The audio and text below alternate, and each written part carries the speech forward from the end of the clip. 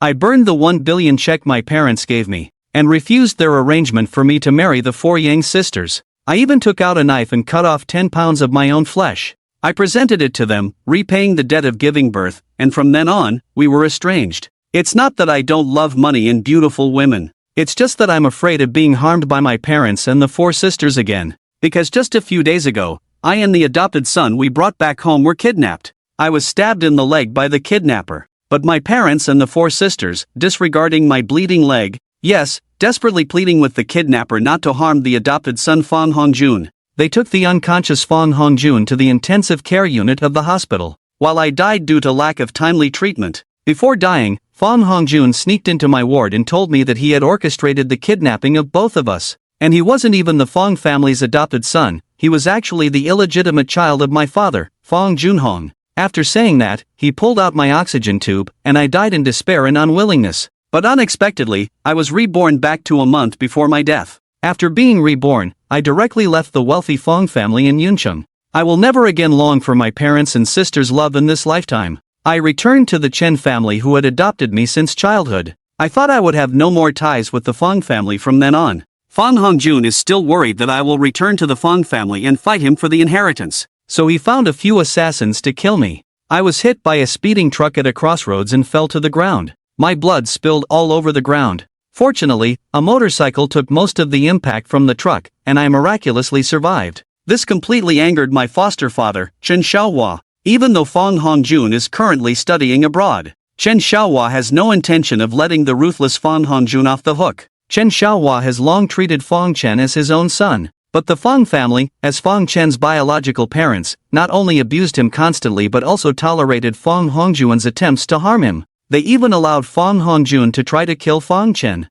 Do they really think Chen Xiaohua has no connections? Unable to bear it any longer, he dialed a phone number. Meanwhile, in the United States, Fong Hongjun was preparing to celebrate his mother's birthday, completely unaware that his retribution was about to arrive. Outside their room, a Lexus parked outside the villa. 3 young men wearing stockings got out of the car. At that moment, Qin Balian and Fong Hongjun had just eaten some cake. When the assassin Xiao Dao appeared, Fong Hongjun was the one facing him. Fong Hongjun's immediate reaction was to throw the bowl and chopsticks in his hand towards Xiao Dao. Then, he reached into his pocket and pulled out a small pistol, which he had obtained without permission to deal with being killed at will. Fong Hongjun, ever since he found out he arranged for Shuesan to run over Fong Chen. After the mishap, he figured out a way to get a gun because he knew that Fong Chen's biological mother, Zhao Wei, had found the Zhao family in the capital to seek revenge on Fong Hongjun for Fong Chen. Fong Hongjun was aware of this. Once the Zhao family really wanted to deal with him, he had almost no way to resist, except to wait for death.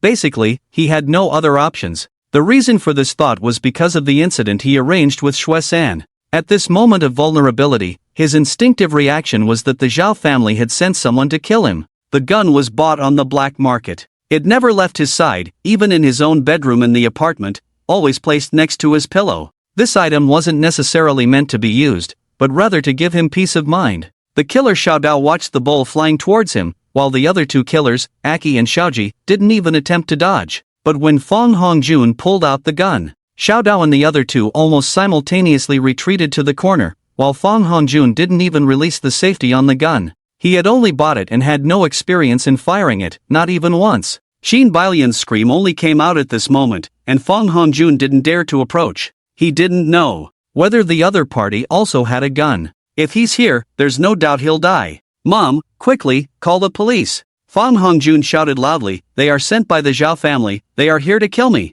Mom, call the police quickly. His hands were trembling non-stop.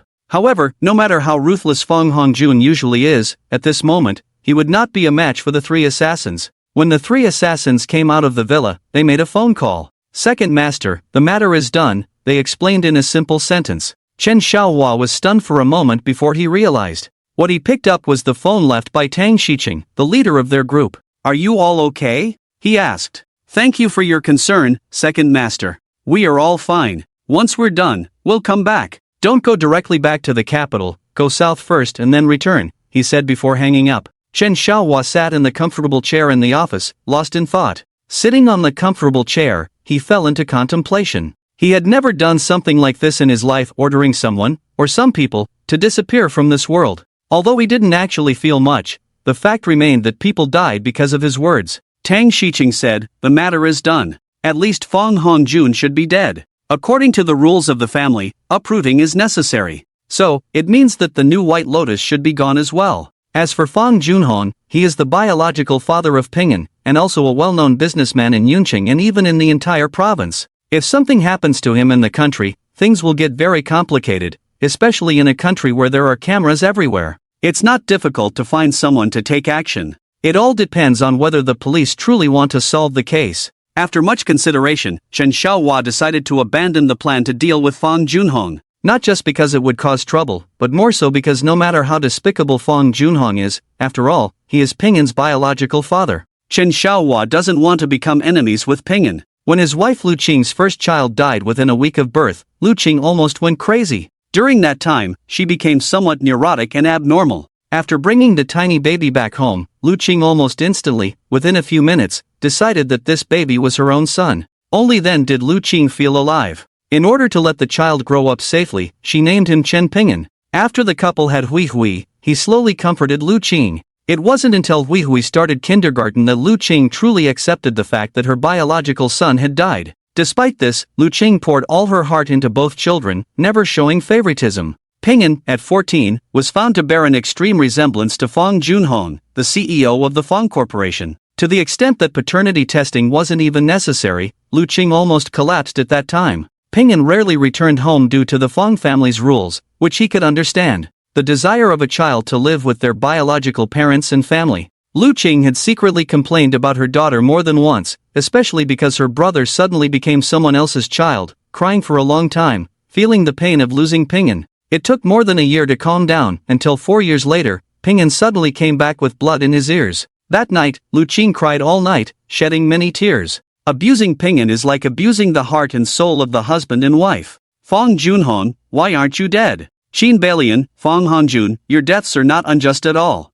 After I completely control the Chen family, Fong Junhong, if you dare to slap my son, I will personally slap you back. Chen Xiaohua suddenly felt restless. He stood up and walked to the huge floor-to-ceiling window. Looking at the night view of the capital, the outside lights are bright, and the vehicles on the street flow incessantly. Standing on the top floor of over 30 stories, he looked down at the street below. Pedestrians and laborers toil day and night for just 2 pieces of silver. He could even see at least 10 delivery workers in yellow, blue, and red vests gathering to have supper. These people work so hard to earn money, simply to survive themselves or support those depending on them. In comparison, the deaths of Fong Hongjun and Qin Balian are insignificant to these lower-class individuals. Regardless of what happens in the world, to a person, as long as it is related to him, the matter is very important. If it is unrelated, apart from internet warriors and mindless critics, the majority probably won't care. The death of Qin Balian and her son may have a significant impact on Fong Junhong,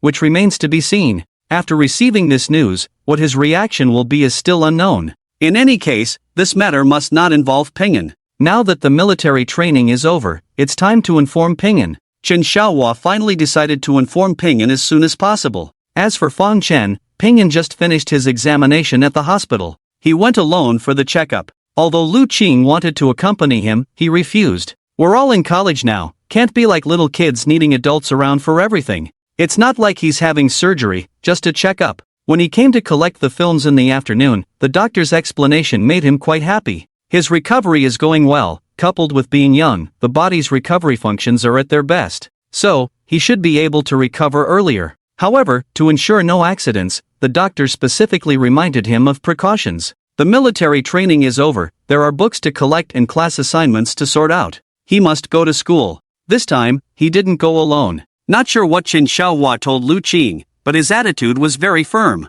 He must be escorted to school by the Chen family's bodyguard, and he has to personally escort him. Ping'an felt awkward and just wanted to scratch the wall. He's not unfamiliar with students who come to military training in luxury cars. It's not surprising to see such things in this place, but the pretentiousness is too strong. Mom, can you take me there? But forget about the bodyguard. Ping'an looked bitter, while Lu Qing had a serious expression, but his eyes seemed to carry a hint of excitement. No, your identity is different now. You're no longer a high school student. You're a college student now. You should know, it's in university where social status is more emphasized. You may not realize this now, but you will understand it after some time. Anything in university, compared to when you graduate and enter society in the future, is no different. It's all about prioritizing interests. I'm not just here to visit the school, but more importantly, to confirm your enrollment information. Has your name been changed to Chen Ping'an? As for safety, of course, the school is safe. I'm very reassured about that.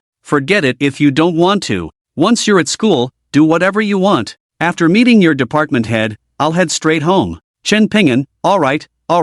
I'm fine with whatever you decide. When Chen Ping'an appeared in room 217, everyone was there. They spent time together, building relationships. Time passed quickly, and the next day, Chen Ping'an received news of Fang Hongjuan's death. It was his physiology father, Fang Junhong, who personally informed him. A fire had destroyed the entire building, and the two bodies were already unrecognizable. The only conclusion drawn was one man and one woman, one old and one young. This was the forensic conclusion. As for the culprit, there were no clues. Chen Ping'an met Fang Junhong in the office of the university class advisor Xiaobo. It was the second week of school, with classes all day on Wednesday. He took the family car to the school gate in the morning, then went straight to the classroom. At noon, Chen Ping'an ate at the cafeteria with his roommates. In the afternoon, he went straight to class. Everything was exactly as expected. Less than 5 minutes after class ended in the afternoon, he and a few roommates on their way back to the dormitory received a call from the counselor Xiaobo. It was for Fang Chen, no, student Chen Ping'an. If you have time now, could you come to my office? Your father is looking for you. Xiaobo's voice sounded a bit tired, and Chen Ping'an's heart skipped a beat. Okay, Teacher Qiao, I'll come right over. He asked cautiously, Teacher Qiao, did he bring any trouble to you? It's nothing, please come quickly. My office is in the tallest office building, 825. Hurry up. After saying this, Xiaobo hung up the phone. Several people looked at him. Chen Ping'an handed his backpack to his roommate Shi Yanghao, apologizing for the counselor's call. I have to go to his office. Could you please help me take my backpack back? Shi Yanghao and the others didn't think much about it. He took the bag and left. Just as he left, his phone vibrated again. Taking it out, he saw a text message from Xiaobo saying, "Your biological father said your younger brother passed away, it might be related to you." Chen Ping'an's pupils suddenly contracted. Enough, this is enough. Nothing else matters now. Isn't his younger brother that sinister guy, Fang Hongjun? Ha, this guy is dead. The way his foster father mentioned handling it, that's what it means. Fang Hongjun died just like that. Because he walked slowly, he had more time to think. He remembered his foster father saying that the person who hit him was arranged by Fang Hongjun. At that time, Fang Hongjun was already abroad, so there must have been someone helping him in the country. As for who it was, it doesn't matter now. It seems his foster father is likely to be the one to succeed as the head of the Chen family. The means and results of handling things are definitely without any problems. Perhaps in the country, the person who handled things for that guy might have already died. When entering the office building, Chen Ping'an suddenly became curious about his own thoughts. He wasn't thinking about the process of things or how it would turn out. He wasn't even thinking about what his biological father, Fang Junhong, would say to him. Interestingly, what he was thinking about was whether this matter had dealt with all the relevant people, such as the person who handled things for that guy in the country, maybe the one who contacted the driver involved in the accident, and also Qin Balian. She still remembered, back at the entrance of the police station in Yuncheng. Qin Balian stared at her with a look that was as willing to read as she was willing to read. Every time she thought about it, she felt a bit of a creepy feeling, her whole body covered in goosebumps. She walked slowly, and by the time she reached the office building, almost another 10 minutes had passed. There were many people coming in and out, teachers or students, mainly members of the student union. Chen Ping'an had no interest in the positions in these schools. He didn't need that kind of background. He also never thought about training in this area. Although climbing the steps was a bit of a struggle, once he got up there, he took the elevator directly to the 8th floor, to Xiaobo's office. In the middle of this curved corridor, it seemed to be for the convenience of those leaders, saving them a few steps. When Chen Ping'an found the office according to the door number, there were several people standing at the door. He could already see Xiaobo bowing his head and writing something inside, not knowing what he was writing. Across from him sat another young teacher, with two girls standing next to the desk, engaged in conversation. Fang Junhong sat on the sofa, head down lost in thought. On the coffee table in front of his mother was a paper cup. Teacher Qiao knocked on the door, then entered leaning on a cane. The sound of the knock drew everyone's gaze in the room, including Chen Ping'an. Xiaobo stood up, stopping Fang Junhong from approaching. Your father is here to see you. I don't care about this. If you have something to discuss, Come with me to the small meeting room or talk privately outside. Upon hearing him mention Chen Ping'an's name, Fang Juanhong's face suddenly turned somewhat pale, then quickly flushed red. The speed was as fast as changing faces in Sichuan opera. The young teacher facing Xiaobo, and the two girls, all looked over. Chen Ping'an smiled apologetically at them. Sorry, teacher. I'll go talk to him privately outside, so as not to disturb you. He glanced at the two girls, a hint of admiration in his eyes. One of them was the senior sister who had hosted the freshman orientation. She remembered her name clearly, Hua Shiyun. That day, just like all the other freshmen, she was in awe of the senior sister's figure and looks. This was a true goddess on campus. The other girl was about the same height as Hua Shiyun, both around 1.7 meters tall. Their gazes held curiosity and confusion. Before this, Fang Junhong said something here. Xiaobo's impatience on the phone became apparent. Chen Ping'an could only nod slightly at them, then said to Fang Junhong, Mr. Fang, let's talk outside. Don't disturb the teacher's work here. Fang Junhong thanked Xiaobo and walked towards him. Chen Ping'an didn't want to talk to him, so he turned and walked towards the elevator with his cane. Fang Junhong didn't shout loudly in the office, but glanced at Chen Ping'an's leg and followed silently. Neither of them closed the office door. While waiting for the elevator, Fang Junhong lowered his voice, Your leg isn't healed yet.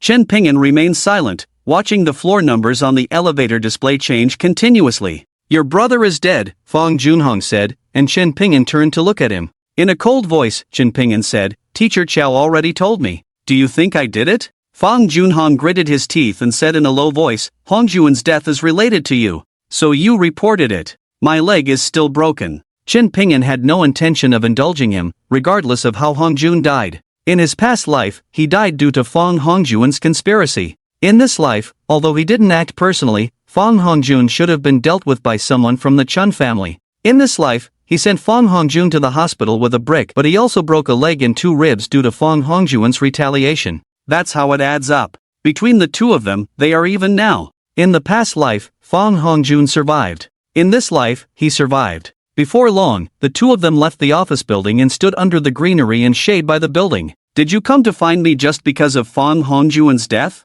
Chen Ping'an carefully scrutinized this father figure. He was as tidy as usual, tall, slightly taller than himself, probably close to 1.9 meters in height. Even though he was older now, he still exuded the air of a handsome middle-aged man who used to lead a listed company, radiating a hint of dignity. But now, he clearly hadn't rested well and flew over from Yunqing to find him. There were many red bloodshot veins in his eyes. Chen Ping'an suddenly thought, could he have just returned from abroad and come to see him directly? If that's the case, he needed to be cautious. However, Fang Junhong clearly managed to remain rational, otherwise, he probably had already received a big slap, probably noticing the cast on his leg. Fang Junhong stared intently at Chen Ping'an's eyes and the subtle expression on his face, trying to discern something. However, this news did not elicit any response, no surprise, no confirmation. There was no anger, just calmness. He took out a cigarette from his pocket, lit it for himself, and took a deep drag. Chen Ping'an took a step back. The one he was helping to contact in China was his high school classmate and a child of the Shui family in Yunqing, named Shui Wenyao.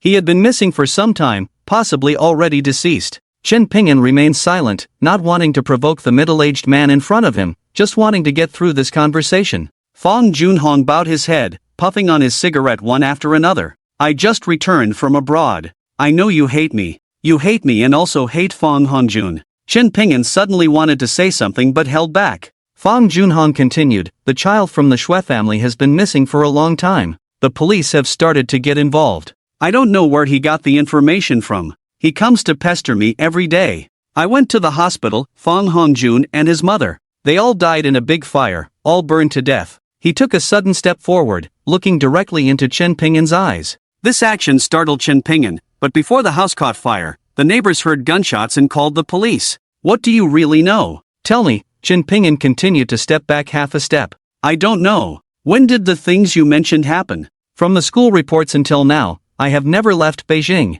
There are countless people who can testify for me, even on the streets. The school and other places' surveillance footage can prove it. I don't know anything about what you said, whether it's about the Shui family or Fang Hongjun. I have no idea. You've got the wrong person. You should seek help from the police. I have no interest in your family matters. Fang Junhong stared at him, then suddenly asked, Your teacher called you Chen Ping'an? Who told you to change your surname? Chen Ping'an's mouth twitched slightly, and he grinned. Mr. Fong, you've forgotten that we've severed ties. Although you are my biological father, in reality, we have no other relationship besides that. Do you have to be this way? Fong Junhong asked through gritted teeth. It's the path you chose yourself. I didn't force you. Chen Ping'an nodded. Yes, it's my choice. I never said it wasn't. And I'm doing fine now. I've never regretted it. Look, I'm following exactly what I told you back then. Let's treat each other as strangers. Never meeting again is for the best. I don't know if you remember what I said at the beginning. Let's part ways amicably, wishing each other well. I will never step into your home again. Fong Junhong stared at him, his eyes becoming more and more frightening. Chen Ping'an smiled. This is a school, one of the top academic institutions in the country. I don't believe you dare to hit me here, like you did at the Fong's house that day. You don't dare. Fong Junhong threw the cigarette butt on the ground and stamped it out. Don't think that changing your surname means you're not my kind anymore. Wherever you go, whatever your surname, you are still my kind. Even if you soar to great heights, you will always be Fong Junhong's son. You can't change this outcome. Chen Ping'an looked at him with a somewhat ferocious expression, feeling somewhat disgusted inside. How incapable must one be to think like this? Yet Fong Junhong seemed to continue as if venting, saying, even if my other sons die, the lineage of the Fong family will not be broken. Your children and descendants are all of my kind. Unless you also die. The last few words, he spoke loudly. Chen Ping'an furrowed his brow. Their location was actually less than 10 meters away from the office building, right next to the green belt in front of the office building. There aren't many people coming and going, but there are some. Chen Ping'an looked at the two graceful figures coming out of the building, descending the steps. After hearing this sentence, colleagues looked over, including Hua Shiyun and another female student whose name was unknown. There were also a few boys heading into the office building. Wan Yan also looked over, the surprise evident in their eyes. There is no concealment at all. Chen Chen's gaze swept over the faces of these people, then calmly turned to Fong Junhong. I won't die. I have loving foster parents, and a sweet and lovely little sister. My life now, compared to the time I spent at your place, is like living in heaven. How could I bear to die? I will live well, even better than most people, much better than you. Look at yourself, which biological father would shout for their son to die? A person like you, claiming to be my father, Fong Junhong angrily muttered, shut up, you shut up. Why should I shut up? I won't be like you, not fit to be a father, even less fit to be someone's husband. Marrying my mother, yet keeping a mistress outside, losing your own son, then bringing back a bastard child to deceive your lawful wife, claiming it's an adopted child. Shut up, nonsense. I'm telling you to shut up, Fong Junhong acted, catching Chen Chen completely off guard. In school, in a public setting, Fong Junhong actually raised his hand and delivered a resounding slap, leaning on his cane. Chen Chen, already not standing very steadily, supported his entire weight on one leg and a cane. A slap sent him falling to the ground. His body instantly lost balance. The cane was ultimately not as good as his own legs, which could adjust based on the body's response, change angles, or take a step to maintain balance. What's worse, Chen Chen's instinct wasn't to land on his shorter leg, he even lifted his broken leg high, causing himself to fall to the ground, avoiding further injury to the broken leg. But because of this movement, his almost healed rib was shaken, a sharp pain radiated from his rib, causing his face to turn extremely pale, and a cry of pain escaped his mouth. Shut up, Fong Junhong growled softly. A faint gasp came from not far away. Then came a clear and bright female voice shouting, what are you doing? The person who hit Chen Ping'an lay on the ground, in pain, his vision darkening, trembling all over, feeling even breathing becoming difficult. Footsteps approached, and Fong Junhong's voice rang out again, get lost, it's none of your business. Wan, call the police. A clear and bright girl's voice sounded a few steps away. Another voice calling the police quickly reached Chen Ping'an's ears. She pushed herself up to sit on the ground, her cane within reach. Sitting on the ground, she looked up and loudly said to the girl standing a few steps away, I'm fine, you don't need to come over. This person was somewhat unable to control their emotions. What caught the eye were a pair of beautiful phoenix eyes, delicate features, and fair skin. She wore a white dress, high-heeled sandals, with her hair coiled at the back of her head. Her earring reflected the sunlight, emitting a dazzling light. Another girl had already taken out her phone, dialed a number, her large eyes showing a hint of nervousness as she looked over. This girl was dressed in a white round-neck short-sleeved shirt, denim shorts, revealing her slender legs. Her appearance was also top-notch, and she was equally beautiful. The two stood there watching this side. Don't be afraid, fellow student. The school's security personnel will arrive soon. Hua Shiyun spoke calmly, without a hint of panic. Fang Juanhong turned to glare at them. Call the police, I am his father. Chen Pingyan knew that even if the police came, it would only be for persuasion and mediation. There was no way they could do anything to Fang Juanhong. But the frustration was building up inside him, he had to let it out. How dare you claim to be my father? He sat on the ground, head held high, staring at Fang Juanhong. Fang Juanhong was furious. All the losses at home, it's because of you. If it wasn't for you, Alien and Hongjuan wouldn't have died. Stop slandering me. What does the life or death of your illegitimate son have to do with me? Chen Pingyan got angry. He instructed a girl named Wan to call the police urgently. Hello, there's a fight at the entrance of the Triplex Academy office building. What? Someone's been killed. Hurry up and come. Chen Pingyan couldn't be bothered. After all, he didn't do it. Fang Juanhong didn't care. He walked up to Chen Pingyan, looking down at his son. Get up and come back to Yun City with me. Provide an explanation to the Xue family. Perhaps he was too angry. The situation had escalated beyond what he had expected. He was so furious that he ended up slapping his son. It was his own lack of stability. Isn't it natural for a father to discipline his son? He hadn't even resorted to family discipline yet, even though he didn't have such things. Yes, this is the capital, but the Fang family's roots are also here. He's not afraid of anyone causing trouble over this. Nobody would meddle in others' family matters for no reason. The Fang family in the capital is not insignificant. Even if the police come, what can they do to him? His anger stems more from Chen Pingyan's disdain towards him. Ever since this child left the Fang family and went to his foster father's house, he is not unaware, just indifferent. Now that he is standing in front of him, this rebellious child dares to speak to him in such a manner, dares to say those things to his face. Does he really think he can't lay a hand on him? After the beating, although some of the pent-up anger in his heart has dissipated, but when he thinks about what he has already faced, as well as the troubles and difficulties he will continue to face in the future, his anger quickly rises again. Although the Xue family is not a prominent clan, they rose from the underworld, using all sorts of methods that someone like him, who walks the straight and narrow, simply cannot handle.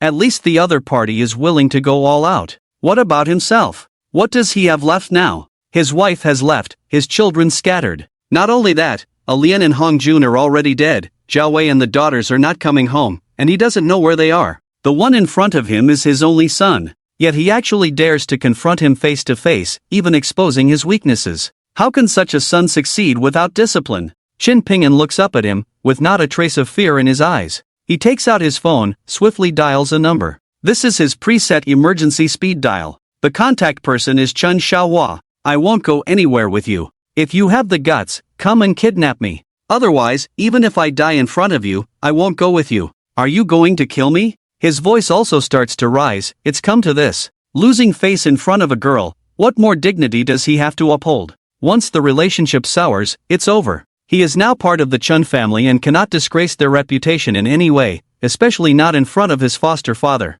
According to his foster father's teachings, if you can't win, find a stronger ally. Fang Junhong pointed at him, his index finger visibly trembling. Don't push me. Hurting each other again. Hua Shiyun and Dong Wanwan have already lost interest. They knew in the counselor's office that this pair in front of them is father and son. The boy is named Chen Pingyan, this year's top scorer in the science department in Southern Cloud Province, as teacher Xiaobo said. And this gentleman's surname is Fong. Although I don't know what exactly happened, I can probably guess some of it now. Just wondering why the security guards haven't come. The police from the police station still haven't arrived. It's so frustrating. Watching that father about to resort to violence. Do you know who my foster father, Chen Xiaohua, is? You may be considered a businessman in Cloud City, but in Capital City, you're nothing. Chen Pingyan had to speak harshly. He couldn't stand up. Faced with a tall and angry father, he, as a son, couldn't possibly fight back. Those two girls can't help her, and around them, several people have started to watch. These people are almost clueless about the situation and won't lend a hand. Otherwise, no one has come over to help her yet. Clinging to someone influential is the only thing she can do now, leaning on a cane. He struggled to stand up, and with that effort, his ribs began to ache again. Fang Junhong coldly watched him stand up. Your foster father is just a small restaurant owner. Do you really think he's someone important? Besides, do you think the police coming can do anything to me? Mom, you are my son. Do you really want me to end up in jail? After Chen Pingyan steadied himself, he brushed off the dust on his body. I know the police can't do much to you, at most just a warning. But you seem to have forgotten. My surname is Chen, and my household registration is also under the Chen family, not the Fong family. You may be my biological father, but you have never fulfilled the responsibilities and obligations of a father. Our father-son relationship was cut off long ago, by a document you signed to sever ties. So, you have no right to hit me. Just wait and see if the police will invite you for a chat after they arrive.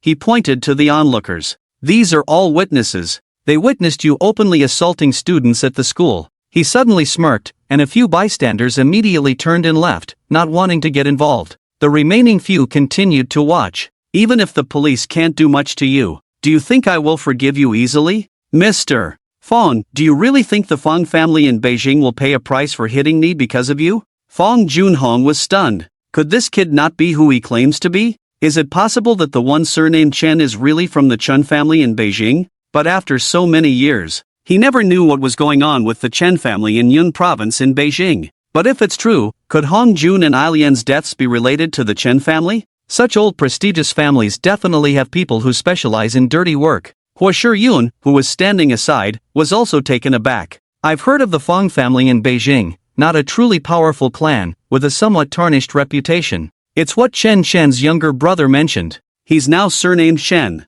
Could it be he's related to the Chen family, married to Chen Xiaoying? He's already a director in a significant department, wielding real power. People like him have been influenced since childhood. Although I know this level of power isn't much in Beijing, real authority is truly impressive. Could this junior brother be using some family connections? A police car drove up, parked in the open space in front of the office building. After the door opened, two officers in blue uniforms got out. Who called the police? Dong Wanwan raised her phone and said, I called the police. The officers in blue approached and said, don't crowd around, make way, make way. The crowd dispersed, some left, while others lingered. Fong Junhong blared fiercely at Dong Wanwan. Shen Chen raised his hand and said, Officer, this person hit me. Everyone present can testify. Dong Wanwan nodded and said, yes. However, an officer in blue walked over and stood in front of Fong Junhong, looking at the father and son. Wasn't the report about a murder? He turned to look at the one who called the police, Dong Wanwan. She hesitantly explained, no, they said someone was killed. The officer in blue became interested, thinking they were in for some major credit. So, it's still ongoing. Hey, after observing the scene carefully, there are no weapons and no bloodshed despite the fight. Let's go back with us, don't cause trouble here. You don't seem like bad people. Explain everything at the station. To Dong Wanwan, he said, this student, you made the report. We'll need you to come back with us to make a statement. Dong Wanwan looked at Hua Shiyun, you made me call the police, come with me. Hua Shiyun nodded, I'll go with you, not leaving you alone. Dong Wanwan finally relaxed a bit. Fong Junhong explained, I am his father, Chen Ping'an. My surname is Chen, named Chen Ping'an. I have cut ties with him for a long time. Let's all go back with us and discuss this further. Don't cause a scene here, disrupting campus order. The phone in Chen Ping'an's pocket faithfully conveyed the sounds from this side. He quickly dialed Chen Xiaohua. The phone rang, and Chen Xiaohua answered, but Chen Ping'an didn't speak to him. He continued arguing with someone else. When Chen Ping'an was beaten, Chen Xiaohua became anxious. Fong Junhong's voice came from the other end. Chen Xiaohua didn't hang up the phone. He took his phone and left the room, bringing two bodyguards to the car, heading straight to Jinda. At the entrance of the triplex school office building, since only one police car had arrived, they decided to let Fong Junhong, who had hit someone, and the injured Chen Ping'an get in the car. The two witnesses and the person who made the report had to walk over by themselves. Fortunately, one of the two men in blue shirts stayed behind. Accompanying the two girls back together, Dong Wanwan, although somewhat unwilling, didn't say anything with Shiyun accompanying. Soon everyone arrived at the school police station. Chen Ping'an also saw it for the first time. The school's police station, what does it look like? It seems larger than the police station on the street, up to now. He didn't even turn off the phone in his pocket. He believed his foster father should be on his way, just unsure how long it would take. The traffic congestion in the capital is very severe. He estimated that when his foster father arrived, everything would be over. However, this is not the main point. The main point is to let his foster father know what happened to him. Fong Junhong's face darkened. There was no explanation along the way, nor did he shout at or lay a hand on Chen Ping'an again. He felt somewhat regretful. Previously, this troublemaker Chen Ping'an's words were not unreasonable. The Fong family in the capital is not considered a famous big family, let alone the fact that he is from a branch of the Fong family in Yuncheng. And just now he heard the bastard talk about how his foster father was doing. This guy was not too worried. Chen Xiaohua has seen him several times. Every time, he gave the impression of being somewhat confident. However, that was just the demeanor of a scholar. In reality, he is just a small restaurant owner who sells snacks. It can't even be considered a restaurant. The scale is not even as big as the restaurant below the office building. As for what might happen if the police really get involved, it shouldn't happen. However, there is still one thing. That is what the bastard said. The Fong family in the capital would pay a high price for themselves. Thinking of this, he glanced at Chen Ping'an, who was walking with a cane on the side. The Fong family would pay the price for themselves. What is this rebel thinking? Relying on a mere restaurant owner, wanting the Fong family to pay the price. Do you really think your adoptive father has any background? Do you think I don't know? His restaurant has been open in Yunqing for at least 20 years. If he really had an impressive background that even the Fong family in Beijing couldn't afford to offend, how could he still be so poor? A guy who reeks of poverty from head to toe. What can he do to me? Because Dong Wanwan brought them here, Lan Chenshert made them sit down and poured tea for them. Before anyone else could, why would you hit a student on campus? He placed the paper cup in front of Fong Junhong. He began to question. Fong Junhong asked, "Is it illegal for me to hit my son?" Hitting someone is illegal, regardless. If no one reports it, it's your private matter. But now someone has reported it, even mentioning the topic of murder. What do you think? He turned to look at Chen Ping'an and asked, "Student? I'm a freshman in the finance department, my counselor is Chao Bo." Chen Ping'an didn't mention his dorm room number, not wanting Fong Junhong to know, nor his roommates to find out. He also didn't want to cause any trouble for them in the future. After all, to him, everyone in the Fong family are not family but trouble. Every time he sees them, it's a hassle. Lan Chenshert promptly pulled out the campus directory to find Xiao Bo's number. Chen Ping'an quickly stopped him, saying, "There's no need to contact our counselor about this, it's not a big deal. He is indeed my biological father, but we have severed our father-son relationship. I now bear the surname Chen from my foster father." Lan, in the blue shirt, widened his eyes, sizing up the two people in front of him. Without saying anything else, they really look alike, to the point of being mistaken at first glance. Lan became interested. Even if it's not a real case, it's always fine to enjoy some melon. Fong Junhong remained silent, while Chen Ping'an explained briefly and refused to say more. Before long, another person in a blue shirt, accompanied by Hua Shiyun and Dong Wanwan, entered. "Sorry, two classmates, please have a seat first. I'll go pour you some water. It's just that I rarely accompany two beautiful ladies on such a long journey." Lan, in the blue shirt, seemed very enthusiastic. As soon as they entered, he invited them to sit down and then went to pour water for them. After a while, everyone was seated together. Chen Ping'an looked closely at the two beautiful women and instantly understood what people meant by that phrase. Beauties always like being together. These two in front of me are clearly school flower-level senior sisters. Their aura is different from freshmen. The one in shorts, her legs are really fair. I'm a bit embarrassed now that I'm all dirty. The sequence of events. Fong Junhong explained it briefly, but he didn't mention anyone dying. What he said was confirmed by the two girls. After all, they were in the office. When they saw Fong Junhong, Chen Ping'an hadn't arrived yet. At that time, Xiao Bo was already talking to Fong Junhong. Although the atmosphere wasn't very pleasant, his identity was unquestionable, and Chen Ping'an didn't refute Fong Junhong's words. Two men in blue shirts, you look at me, I look at you, and suddenly it feels meaningless. As Chen's father, his leg is still in a cast. You shouldn't have resorted to violence. What if the injury worsens? This is a matter between you and your son after all. We can only mediate. Fong Junhong remained silent with a dark expression. Chen Shen spoke up, not only is my leg broken, but two ribs are also fractured and not fully healed. When he hit me, I fell to the ground in pain. I request to go to the hospital for an x-ray. Fong Junhong's anger flared. Repeat that again. Lan Chenyi was displeased. What's the meaning of this? Look carefully. Speak properly. Fong Junhong glared at Chen Shen, restraining the urge to strike him, clenching his fists but not acting on it. Chen Shen didn't care about that. We'll wait until my foster father and the Chen family arrive. It's a fact that my leg is not functioning well. Normally, if I were slapped, I wouldn't fall down. My body's instinct would make my other leg step forward to maintain balance, but now my other leg can't move. When I fell, I truly fell hard. Besides the leg pain, my ribs hurt too. I didn't fight back when he hit me, so he unilaterally assaulted a student on campus. I request temporary detention for him until I go to the hospital for a medical examination. This series of events not only made Fong Junhong's eyes turn red, It really opened the eyes of Hua Shiyun and Dong Wanyan. To think it could be played like this. That's your own father. Chen filed a report. There are police records. The one who was hit did not retaliate. It doesn't constitute a fight. Fang Junhong was so angry he trembled. Unfilial son. You are truly unfilial. I shouldn't have brought you back that year. Comrade police, I am his biological father. I did slap him, I admit that. However, it was also to discipline and educate my own child. Maybe my methods were wrong, but this shouldn't be illegal, right? Chen Ping'an added casually, I have already severed the father-son relationship with him. He personally said I don't deserve to be a member of the Fang family, treating it as if he never had a son like me. So I have no relationship with him. When I changed my surname to Chen, my household registration was not under his name.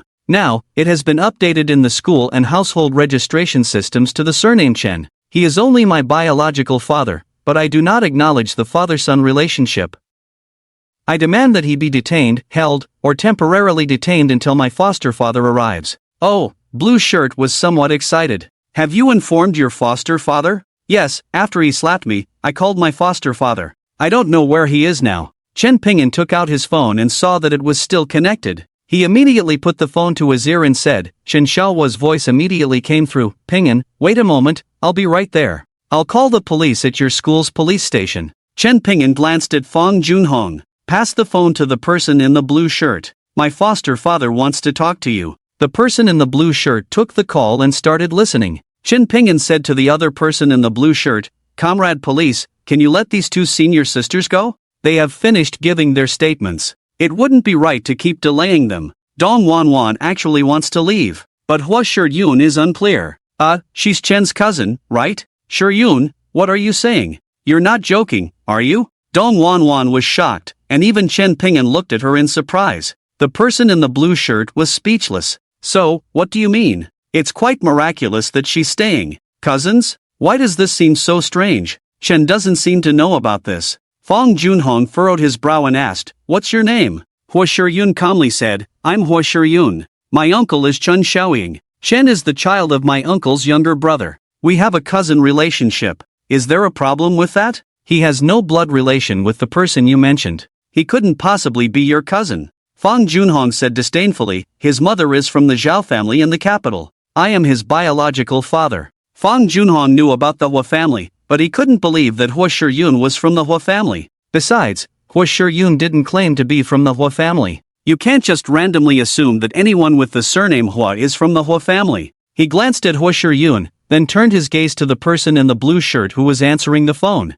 He returned the phone to Chen Ping'an and said to Fang Junhong, Sorry, Mr. Fang, even if you are his biological father, you can't leave now. Chen's legal guardian is on the way, please cooperate with our work. Dong Nuanyuan, with a look of indifference, watches Hua Shiyun and Chen Ping'an. Wearing a faint, inexplicable smile on his face, the man in the blue shirt clearly didn't know that there was such a shelf in the capital. The campus police station couldn't access information of this level. The two men in blue shirts could only let Hua Shiyun stay. Wanwan naturally refused to leave. How could they leave Shiyun alone? Fang Junhong was speechless with anger. He also wanted to see the former small restaurant owner. Now, what new changes have occurred? As for that young girl mentioning herself as some kind of aunt or cousin, he didn't think much of it. However, while waiting for Chen Xiaohua, another question came to mind. The girl mentioned the name Chen Xiaoying, an entrepreneur in Yuncheng. Even though his company isn't large, but its value exceeds 20 billion yuan. For a business owner of this scale, it's impossible not to have knowledge of prominent figures in both politics and business. The name Chen Xiaoying sounds somewhat familiar.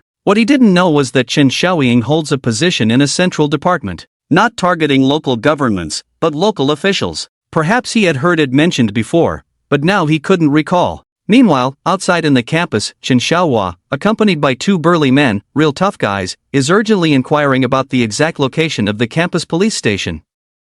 He is indeed worried about Ping'an. What is known now is that Ping'an was slapped by his biological father and fell to the ground. It's unclear if it affected his legs or ribs, causing a second injury. If that's the case, he won't let Fang Junhong off easily. Although he hasn't officially appeared in public yet, everyone in the Chen family knows about the second young master. Similarly, Hua Shiyun is also contemplating. At this moment, he is not 100% sure about his relationship with Chen Ping and his cousins, of course. There is no blood relationship between them. It's just that their uncle and aunt are married, which is why they are linked together with Chin Ping'an. Lanchini is also waiting. They are eager to know the final outcome of this matter. What if there's a big scandal? Wouldn't that add some excitement to the boring daily life? Their principle is to mediate as much as possible and not easily detain people. Although it is a campus police station, it has all the necessary functions and powers. Whether to detain or not depends on the guardian's attitude. When Chen Xiaohua came in, he saw two pretty girls, one with an eating melon expression, the other looking calm. Chen Ping'an sat aside, with dust on his clothes and pants. Fang Junhong, whom he had seen before, was looking at him in surprise, along with the two strong men behind him. Chen Xiaohua glanced over, and the aggressive Fang Junhong turned to look at Lanchini. I am Chen Ping'an's guardian. Hello, Mr. Chen.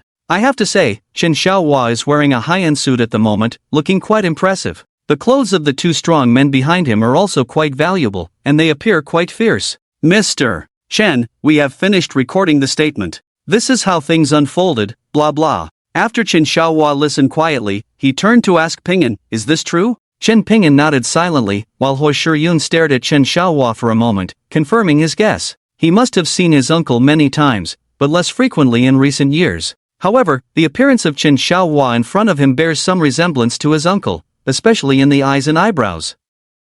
Looking at that pitiful cousin, with a dejected look, wondering if it's genuine. Mr. Fang, what do you think? Chen Xiaohua asked coldly. Fang Junhong snorted, this is between my son and me, what's it to you? Chen Xiaohua sneered, haven't we severed ties already? I remember you were the one who kicked him out of the house. It was just a casual remark. Also, what does it have to do with me educating my son? From a legal perspective, he is my son. Fang Junhong doesn't care about Chen Xiaohua, or what Fang Chen said. In any case, even though Fang Chen changed his surname, he is still his son. From a legal perspective, no one can deny that he is his biological son. However, this former restaurant owner is clearly different now. The previous judgment was wrong. Fang Junhong is slightly nervous. If he is really from the Chun family in the capital, even if the second brother comes, it won't work. It's really a mess. What that kid said is actually true. The Fang family is unlikely to pay any price for themselves. After the previous incident with Zhao Wei, the family already had opinions about him, even alarming the old father.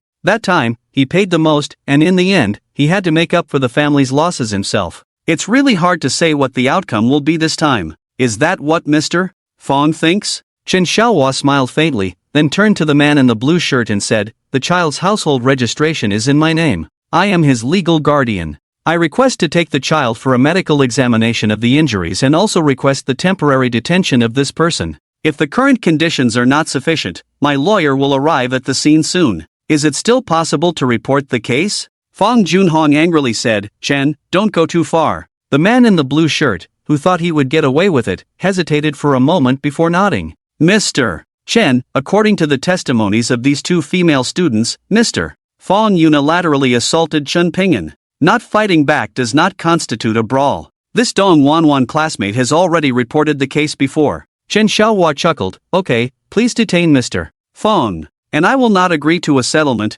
and my son probably won't agree to one either, right Ping'an? Chen Ping'an shook his head, I do not agree to a settlement. When I fell, I only paid attention to my leg. There may be nothing wrong with the leg, but the ribs are definitely injured. I want to go to the hospital to check. Fang Junhong angrily shouted, how dare you? I forgot where this is. The man in the blue shirt chuckled. Chen Xiaohua looked at the man in the blue shirt. Ping'an had a car accident before going to college, with both his leg and ribs broken. This can be proven by the diagnostic report from Yunqing Hospital, this time being knocked down by Mr. Fang, causing further harm. I will not easily let go of this matter. I also hope that the police will enforce the law as required. As for whether to prosecute Mr. Fang, let's wait for the hospital checkup results. Things escalated quickly. When Fang Junhong arrived, everything was fine, but now he can't go back. He will be transferred to the police station on Jinda Street for detention. Dong Wanwan watched the whole situation with great interest. It was really exciting. He Shiyun was even more incredulous. He doesn't know why his cousin isn't willing to reconcile with his biological father. Despite not experiencing hardships personally, he understands the principle of not advising others to be good. He still considers himself a stranger and isn't qualified to judge this matter. Although he knows that Chen is not his true cousin and they have no blood relation, but he still had to address him as his cousin, just a matter of when and if it was necessary. When he mentioned their cousin relationship, Chen Ping'an only showed a surprised expression, then turned indifferent, not saying anything and not looking at him again. His behavior made Hua Shiyun slightly displeased with this guy. If it weren't for him and Wanwan stopping Fang Junhong in time, this guy would have definitely gotten a beating. When Chen Xiaohua heard Lan Qingyi's explanation and that Hua Shiyun and Dong Wanwan were witnesses, he immediately expressed his gratitude. Upon hearing Hua Shiyun mention whose child he was, he couldn't help but glance at him a few more times. So you really are Ping'an's cousin? Chen Xiaohua had a smile on his face. He was well aware that these two children had no blood relation at all. How could such a beautiful girl be from the Hua family? This was not a good situation. He secretly sized up Ping'an. Seeing him looking a bit dispirited, she felt a tug at her heart. Miss Hua, please convey my regards to your father. Miss Dong, thank you for helping to call the police. Come visit our home when you have the chance. I have to take Ping'an to the hospital now. Take care, Uncle Chen. Hua Shiyun and Dong Wanwan behaved very politely. Chen Xiaohua nodded to himself, then left with his people and Chen Ping'an. After Hua Shiyun and Dong Wanwan left the police station, the two walked and talked along Lingyun. Shiyun, is that Chen Ping'an really your cousin? Dong Wanwan has a more carefree personality. Not really, most people just can't see this side of him. Hua Shiyun shook his head. Even if he is Uncle Chen's biological son, I have no blood relation to him, not even a real relative. If we must relate, then I am his cousin. And he is my cousin. But in most cases, people just directly use cousin for such relationships, otherwise it's too complicated. Dong Wanwan is absolutely right. I'm really clueless about this kind of family relationship. If my parents had blood relations on both sides, I could still figure it out. But with your situation, I truly don't know how to address it. Shiyun, you don't know, at that time when you said you were relatives, I was truly at a loss. What should you two call each other? Hua Shiyun smiled and said, why not just call me senior sister? Dong Wanwan followed suit and laughed. Yes, Chen Jr. brother is quite handsome, but he seemed a bit disheveled today. Ha, Fu Shiyun thought for a moment, and asked, you didn't say earlier, whose child are you? Dong Nuanyuan shook her head while holding his hand. My family doesn't have much influence in the capital. Why bring this up? Even if I say it, what if no one has heard of it? It would be so embarrassing. In any case, my dad told me to keep a low profile, so I'll just behave honestly. Even if someone bullies me in the capital, I'll just ignore it. The hospital's test results are out. Chen Ping'an's rib is indeed injured, with a slight crack at the healing site.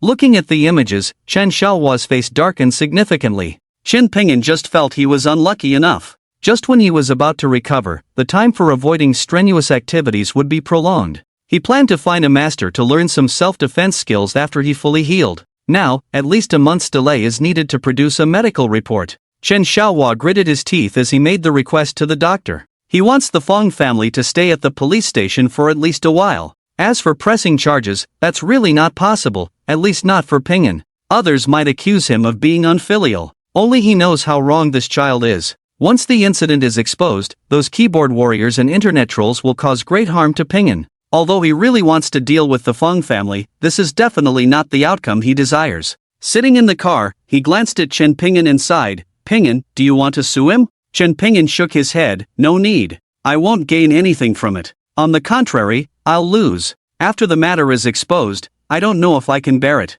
Chen Ping'an knows that if he sues, this bone fracture, although on the basis of the original wound, may not constitute a minor injury. But once sued, his reputation will be ruined. He will inevitably be scolded as unfilial. But this matter cannot be explained, otherwise he will have to start over from scratch. Even the experiences of the Fang family have to be dug up. He doesn't want this, doesn't want too many people to pay attention. At this point, besides discussing conditions, there really is no better way. This is his idea. Chen Xiaohua doesn't think so. Damn it, Fang Junhong, your illegitimate child arranged for the killer to hit Ping'an. He's still leaning on a crutch now, and you have worsened his injury with your own hands. If this grudge is not resolved, he won't need to be the head of the Chen family in the future. Not bad, this matter cannot be made public. You are still young, with a bright future ahead of you. If it goes public, you will be at a disadvantage. How about this? What do you think if I help you get some compensation? For example, 1 million or 2 million. And then settle? Chen Shan burst into laughter. Dad, you are really something. Just a bone fracture, is it worth that much? I thought you would say a few 100,000 would be enough. Chen Xiaohua also laughed. The injury is not serious. I deliberately had the doctor exaggerate a bit. But our relationship has made this matter something no one can ignore. If I don't step in to help you, it would be a disgrace for the Chun family. In this matter, you represent the face of the Chen family, and Fang Junhong represents the face of the Fang family in the capital. After the laughter disappeared, his expression turned cold again. Originally, I agreed to return to the Chen family, partly because of you. Now, this matter just gives the Chen family an excuse, a fact that the Fang family must acknowledge. If they don't show some sincerity, the Chen family doesn't need to bother. Patting Chen Chen's shoulder, he said seriously, to be a good family head, always remember that everything you think about must first be considered from the perspective of the family head. Only by taking care of the family's interests can you also consider your own. For example, in this matter, how much benefit do you think the Chun family can gain from the Fang family? Chen Chen thought for a moment. I don't know much about the Fang family in the capital, so I don't know what their weaknesses are. But now my biological father Fang Junhong has given us an excuse.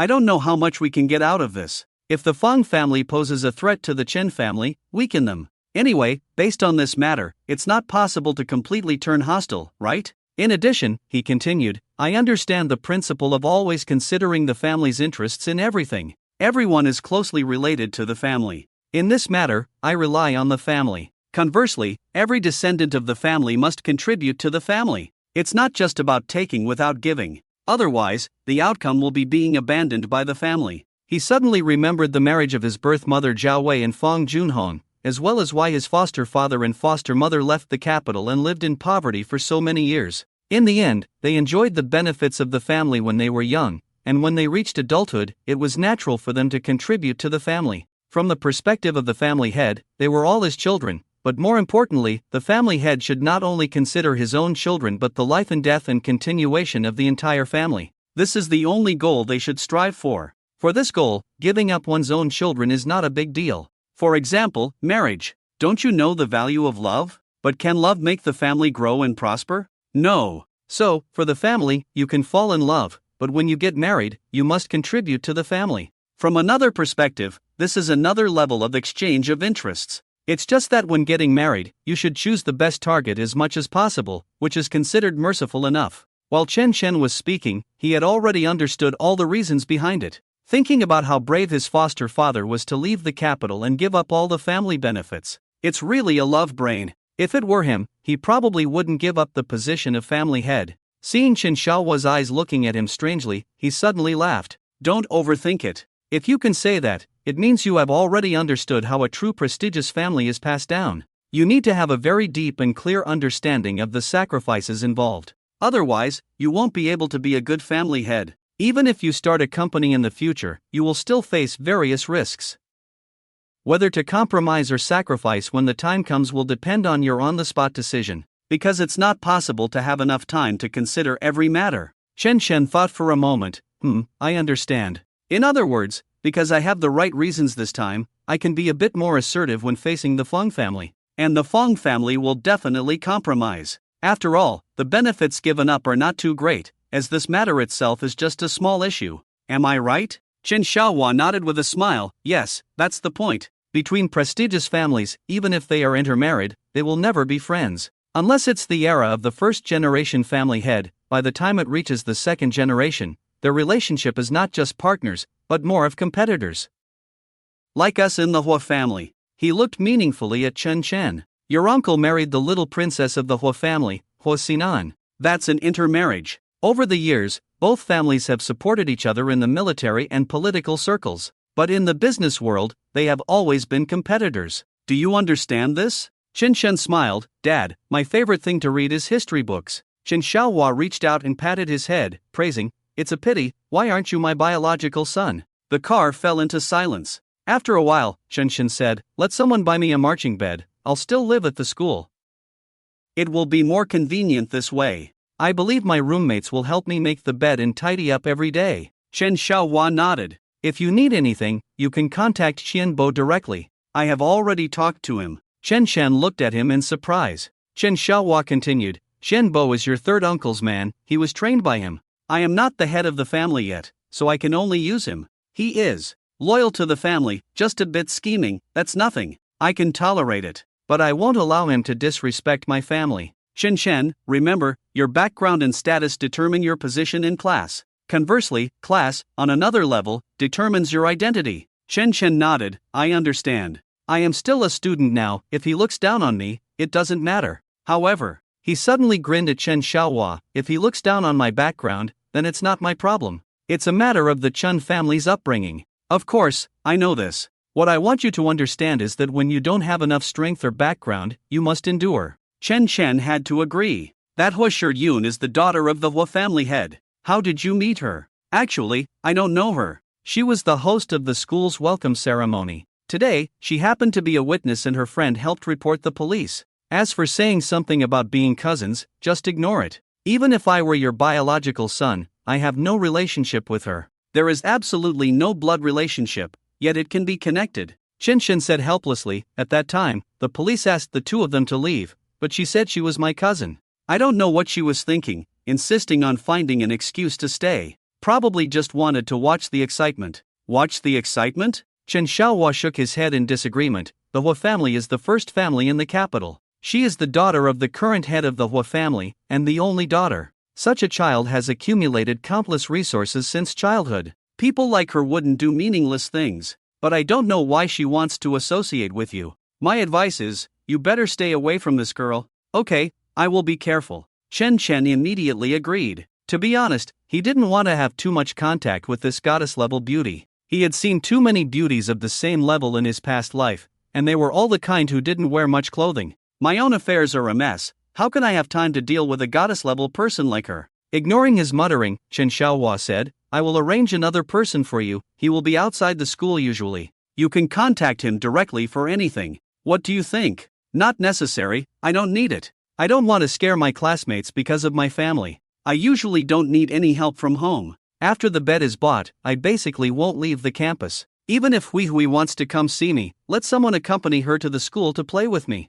I need to work hard, read more books, otherwise, I won't live up to your expectations, right? When Chen Chen returned to school, Chen Bo had already arranged for someone to deliver the folding bed to the dormitory. In addition, there were matching bed sheets, covers, and pillows. It must be said that Chen Bo was extremely meticulous in his work. Whether he came up with it himself or not, Chen Bo had already thought of everything very thoughtfully. Together with the items brought in, there was also a small refrigerator, some precious tea leaves, and coffee. What surprised Chen Chen was that inside that box, there were actually two of the most expensive cigarettes of the moment. This was truly the most astonishing part for Chen Chen. There were plenty of university students who smoked. But fortunately, there were no smokers in room 217, although there were two who could drink. In addition to cigarettes, there were very well-fitting clothes and shoes, including daily necessities, all prepared quite thoroughly. At that time, a total of 4 well-dressed young people brought the items in, and their smiling faces frightened the only person in the room, Shi Yanghao.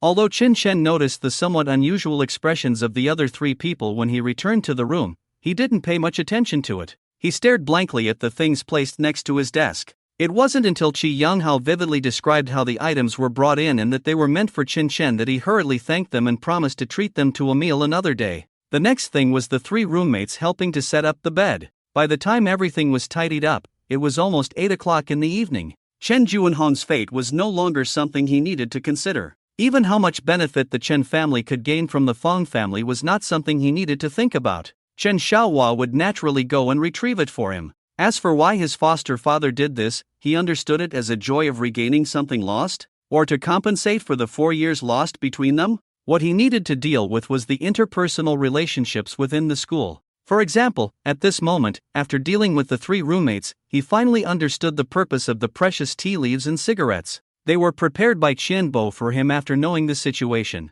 This was his understanding and thoughts. As for what Qianbo truly thought, it was not important. If it were before, he might have called Qianbo to ask. But after chatting with Chen Xiaohua in the car in the afternoon, he understood. The identity of being the foster son of the future head of the family could not be changed, just like his status as a foster son. Regardless of what Qianbo thought, at this stage, it was meaningless to him. If there was something, he would find his father. That was his attitude. He would decide the use of the cigarettes and tea leaves by himself. Guys, I want to make an appointment with our counselor now. Do you think there's a chance? Just as the people in the dormitory had finished setting up his bed, upon hearing this, they put down the food in their hands, which was given by Qianbo. Why do you want to see him at this hour? What do you want to discuss with him? Li Hongzhang licked his lips. Let me guess, do you need to inform him about returning to the dormitory? Chen Chen pointed to the cigarettes and tea leaves. Otherwise? Ding Juinja thought for a moment and said, if Teacher Chow has time, I don't mind treating him to a barbecue or something. But I don't think you need to give him a gift just for this. This bed is yours, whether you stay or not is up to you. Our school doesn't have room checks. Who cares if you are studying or doing something else? You're in college, if you can't manage yourself, then whatever consequences come, you deserve it. You're right, but having the opportunity to get closer to the counselor, I think it's still worth it. Shi Yanghao spoke up, everyone knows what counselors are for. Anyway, I think it's worth it. It's just that this excuse is a bit lame. Chen Shen smiled bitterly, you guys don't know what happened after he called me today. It can't be explained in a few words. I won't say more, I'll make a call. You guys tidy up, I'll change clothes in a while, and get ready to go out. Lao Si, help me pack up the tea leaves and cigarettes in some unused packaging. He walked to the balcony to make a phone call. In the room, the three roommates looked at each other. Li Hongzhong whispered, this guy Chen Chen. He has a big background. Shi Yanghao added. It's not just about being rich at home. Ding Juinja concluded. Xiao Bo did not agree to come out for supper. Chen Chen is not very good at dealing with people, but he has been influenced by Fang Hongjun for more than 10 years, so he naturally knows when to stop. The incident of Fang Junhong hitting someone must have caused some trouble for Teacher Chow, but it shouldn't be too serious. After hanging up the phone, he did not return to his room but stood on the balcony and thought it over. When he received a call from Xiao Bo in the afternoon, his tone was slightly impatient. For a teacher serving as a counselor, it is inappropriate to show this kind of attitude towards students. This is enough to indicate that there might have been verbal conflicts between Fang Junhong and Xiao Bo before his arrival, but it wasn't serious. Understanding this, he knew what to do. If he didn't have enough weight himself, there was no problem in asking someone influential to invite him to dinner. He didn't want to offend a counselor at the beginning of his university life. Since Teacher Chow is not coming, let's go. I'll treat everyone to beer, barbecue, and crayfish. Back in the room, his first words expressed his treat for supper. They were all 18 or 19-year-old kids, growing tall and with a considerable amount of daily activity. Upon hearing about beer, barbecue, and crayfish, the three immediately sprang into action, changing clothes at lightning speed. Shen Shen also intended to change his clothes, but he was too slow in his movements. Besides, no one could see clearly at night, so he didn't bother changing. The snack street outside Shiman had been open since the afternoon. This was the time when the second or third wave of people would come. The four of them sat at an outdoor table, each ordering food and drinks according to their preferences, then started chatting. Chen Shen's favorite was a combination of peanuts and edamame, which he could eat freely, but he wasn't sure about other things. After all, he still had injuries, so he preferred not to eat things whose consequences were unclear. Since he was just treating them, he was responsible for the bill. Although he hadn't spent much time with them, it didn't affect the camaraderie between them. There were no conflicts of interest or ideological differences among them. Chen Shen boldly ordered a basket of beer. Let's drink freely today. Eldest, third brother, you two drink freely. As long as you can walk back on your own, no matter how much you drink, I'll take care of it today. Glancing at Li Hongzhong, he said, fourth brother, drink at your own pace. I'll stick to my limit today, at most 2 bottles. Qi Yanghao chuckled and said, Chen Shen, your leg isn't healed yet. It's best not to drink. You didn't start drinking from a young age, and we don't mind. Have something else. After that, he ordered Chen Shen a chilled plum juice. In a place like this, running a barbecue restaurant not only required good taste and cooking skills but also the speed of serving dishes. This way, they could accommodate more students and earn more money. The food quickly arrived. The four began eating and drinking. Second brother, did something happen to you this afternoon? After clinking glasses, and with the other three finishing their drinks, Ding Juinja suddenly asked, what happened? Shi Yanghao followed up with a question. Li Hongzhong took a small handful of edamame, meticulously peeled them open in front of him, and slowly chewed on them. Chen Shen smiled bitterly, is it that obvious? Ding Juinja chuckled, took another sip. One is your complexion, the other is your clothes, they're dirty. He pointed at Chen Shen's clothes, considering you're the top student in science, definitely not a fool, the possibility of you falling on your own is almost zero. That means someone pushed you. Shi Yanghao scratched his head, picked up his glass, and drank. He wasn't as calculating and didn't bother thinking too much. Chen Shen smiled, yes, I was knocked down. Ding Juinja continued, my dad's factory was right next to the elementary school I attended. Since elementary school, I could only do my homework in my dad's office every day. Later, I learned a lot from my dad. Before you came back, someone delivered your things to the dorm. It was Lao who was there, right Lao? Qi Yanghao sighed. 4 young men came, dressed like bodyguards. Moreover, their smiles made me a little scared. He briefly described, at that time, I knew that I couldn't beat any of them. Chen Shen smiled wryly and asked, "Aren't you a wrestling expert?" Shi Yamhao sighed, took a sip of beer, clinked glasses with Ding Juanjia, and then said, "In a fight, wrestling skills do come in handy. But it requires me to grab a piece of their clothes or a part of their body. What if they knock me down before I can grab them?" He shook his head, "Can't win, really can't win. Quite scary." Chen Shen could only explain, "Well, let me explain." Li Hongzhong said softly on the side, "No need to explain, explaining is covering up is being guilty. Lao, you are not honest with us at all." Before Chen Shen could say anything, Ding Juanjia continued, "In the afternoon, you went out after receiving a call from the counselor. As soon as you came back, you said you wanted to treat the counselor to supper. Do you think there is no connection between these events? What's there to be embarrassed about? If you want to say something, just say it." Shi Yanhao swallowed a piece of meat and bluntly pointed it out. Chen Shen took a deep breath, looked at the three of them, and slowly said, "I have been an orphan since I was a child." Put. Li Hongzhong couldn't help it and burst into laughter. Then, ha ha ha, ha ha ha ha, ha, you're telling a story. In room 217, besides Chen Shen telling a story, the other three also started laughing. Chen Shen picked up a plum juice to try to cover up his embarrassment. He really was an orphan since he was a child. "Okay, let's stop joking. Lao, you speak." Chen Shen said with a wry smile, "I really was an orphan since I was a child. My adoptive father's surname is Chen, and he brought me back from the orphanage. But I was too young at that time and don't remember. When I was 14 in my adoptive father's house, someone said I was from the Feng family." Chen Shen briefly recounted his life story in the simplest words possible. Of course, he didn't mention whether Feng Hongjun was dead or not. He only said that after the truth came out, his half-brother went abroad. When he left the Feng family, the registration for the college entrance examination had already ended, so he couldn't change his name at that time. Therefore, he only recently resumed the surname Chen. As for the counselor's call in the afternoon, it was because his biological father had come. He was also slapped by his biological father because he slipped and fell. After babbling for a while, he looked at the three brothers with a very sincere look. "That's all there is to my story. There really isn't anything else to say."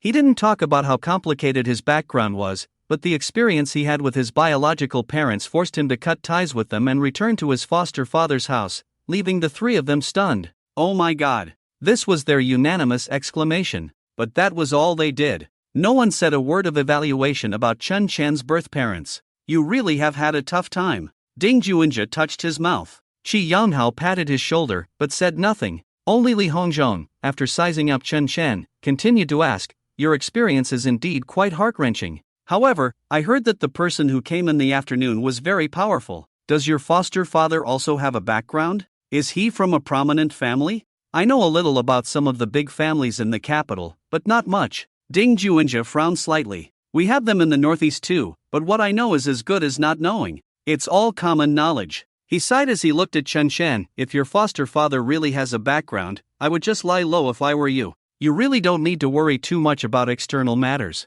Even the few of us can completely ignore it." "Really? But I heard that some things in big families are particularly heart-wrenching." Chen Shen smiled. "You know I'm from Yuncheng. I've been living in Yuncheng all along.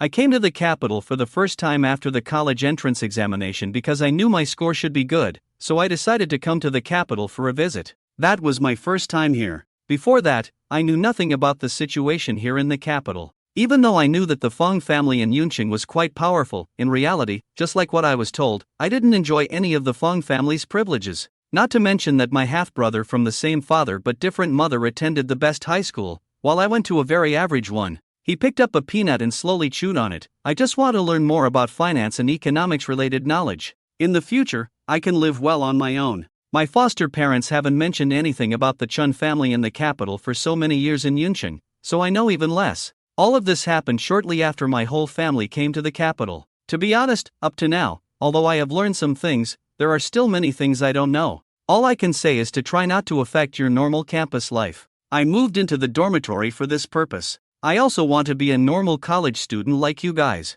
As soon as he finished speaking, Li Hongzhong interjected, "I understand this. For example, most of the children from several prominent families in the capital choose to study abroad, but there are also some who are unwilling to go abroad. Also, from what I heard from my dad, the relationship between several prominent families in the capital is not good. Anyway, they are all on guard against each other. My dad specifically reminded me to keep a low profile at school, be honest, and not cause trouble. Shi Yanghao disagreed, it's just going to college. As long as we don't cause trouble, we probably won't have the chance to provoke such behemoths. What do you think, eldest brother? Ding Juinja nodded. In our place, for real prominent families, the discipline at home is strict, and they absolutely do not allow any misbehavior outside. Those who are disobedient are basically sent abroad to avoid embarrassing the family at home. Anyway, from childhood to adulthood, I haven't had much contact with those people. I haven't heard of anyone from a prominent family. Second brother, rest assured, since we are destined to live in the same dormitory, your business is my business.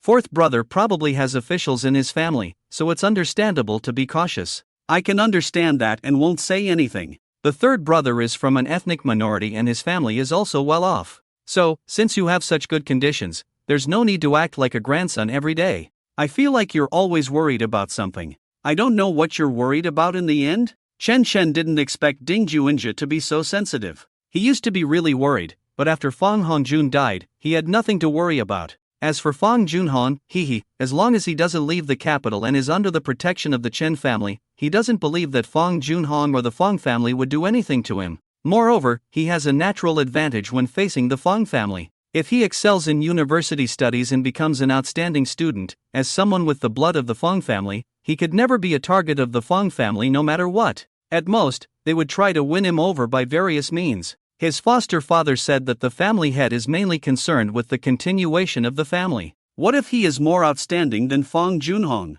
Isn't the choice obvious? As for how he will choose in the future, is there even a need to say? In any case, nurturing kindness is greater than natural kindness, and he understands this principle. Not to mention that it was the Chun family that took him out of the orphanage and gave him a complete childhood. He has lived to this day, experiencing 2 lifetimes, and all the pain comes from the Fang family. Brothers, today I have released all the burdens in my heart. Chen Chen said, I will live in the dormitory from now on, but until my leg is completely healed, it may affect your study in the dormitory, so consider it my apology. I will treat you to a meal every week, I still have the money for that. Li Hongzhong chuckled and nodded, I have the worst conditions in our dormitory, but I have thick skin, so I have no psychological burden in mooching off you guys. Ha ha ha. Shi Yanghao and Ding Juinja both declined. Their family conditions are also good. The dormitory is for sleeping. I would rather go to the overnight study room, study while looking at girls. Shi Yanghao's goal seems to have never changed. Ding Juinja, on the other hand, seemed indifferent. For someone like me, it doesn't matter where I study. I won't be the first, but I won't be the last either. I still have this confidence. Chen Shen smiled and didn't say anything. Time passed quickly. Chen Shen heard news from the Fang family again. It was already a week later. Chen Shuhui shouted for him to come home for a meal. She said it had been a long time since she had seen him, not only her, but also added, Mom misses you too, but she's afraid of affecting your studies and didn't say it, which pressured him, so he went back on the second Friday night. After dinner, Chen Xiaohua called him into the study, and they sat down. There was no small talk. Fang Junhong has left the capital, detained for 5 days. The Fang family compensated you with 1 million. Chen Xiaohua handed him a card. Chen Shen didn't reach for the card. This money, it came so easily. He smiled and shook his head, saying, give it to my mom. If I knew how to shop, I would have bought everything and given it to my mom. Chen Xiaohua sneered and said, if your mother needs money, it's also my money. How could it be your money to use? Besides, we are not short of money now.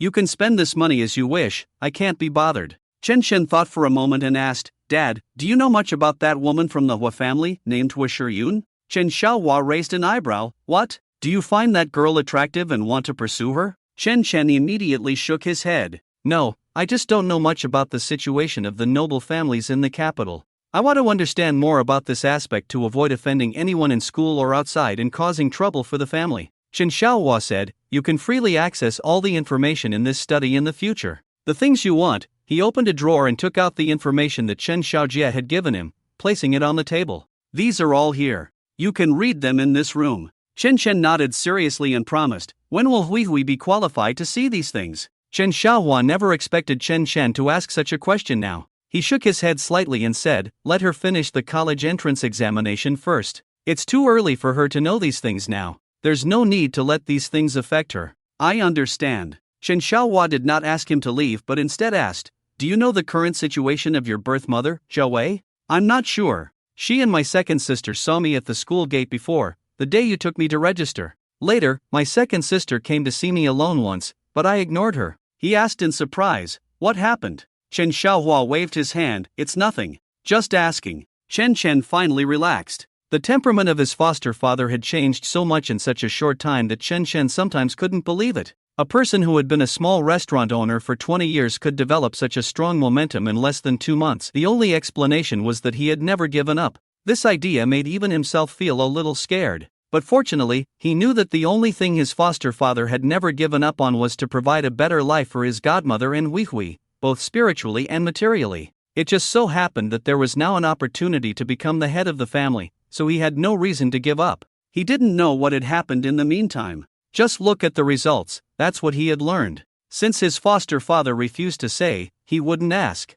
But this incident did arouse his curiosity about the sisters from the Fong family and his birth mother. He really didn't know what these women were doing now. Yun Qing. Since the last time Fong Qingyan and Gu Xiaobai talked, a few days later, Gu Xiaobai dismissed Fong Jidi. As a result, Fong Jidi and Gu Xiaobai had a quarrel in front of everyone at the law firm, which made Gu Xiaobai furious. Maintaining her image, she listened to Fong Jidi's hysterics throughout. Gu Xiaobai couldn't understand. Previously, looking at her school performance and her daily performance at the law firm, Fong Jidi was obviously also a workaholic. However, after the incident in the Fong family, Fong Jidi showed another side of her personality that had not been noticed before, or rather, a character that everyone had overlooked, which was paranoia. Fong Jidi had an inexplicable persistence in everything she knew about herself. In Gu Xiaobai's view, once Fong Jidi accepted any information, it was difficult for her to give up or change her mind. This was an extremely frightening character. After Fong Jidi packed up and left the law firm, Gu Xiaobai returned to her office with a stern face and immediately called Fong Qingyan.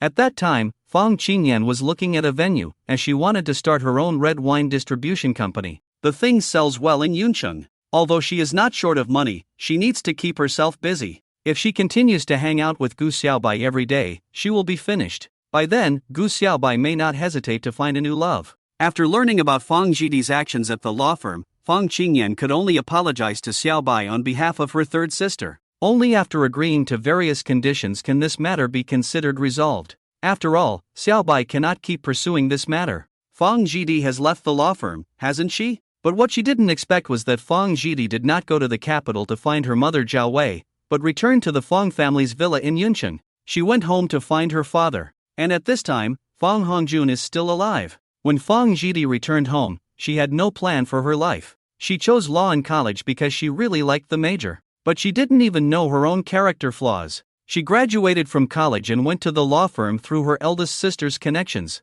It can be said that she has never experienced any setbacks in society, coupled with not lacking money to spend, so she can't even talk about planning her own life. She was very dissatisfied with being dismissed, but she also knew that it was her own mistakes at work that led to this result. Arguing face to face was because she didn't control her temper well at the time, and she also understood that what she did hurt lawyer Gu a lot. After staying at home for 2 days, she didn't receive a call from her eldest sister scolding her, as if this matter had never happened. Where does she know that her eldest sister has paid a price in other aspects? Apart from a few servants at home, only Fong Junhong occasionally comes back, and now she is alone at home. When chatting with friends, she behaved like a normal person. Following her friend's advice, she suddenly decided to develop towards the direction of an artist. Of course, this is just her daily bizarre basic operation. She has studied herself carefully in front of the mirror. In terms of appearance, she is the most beautiful in the Fong family. Even in school, she is at the level of a school flower.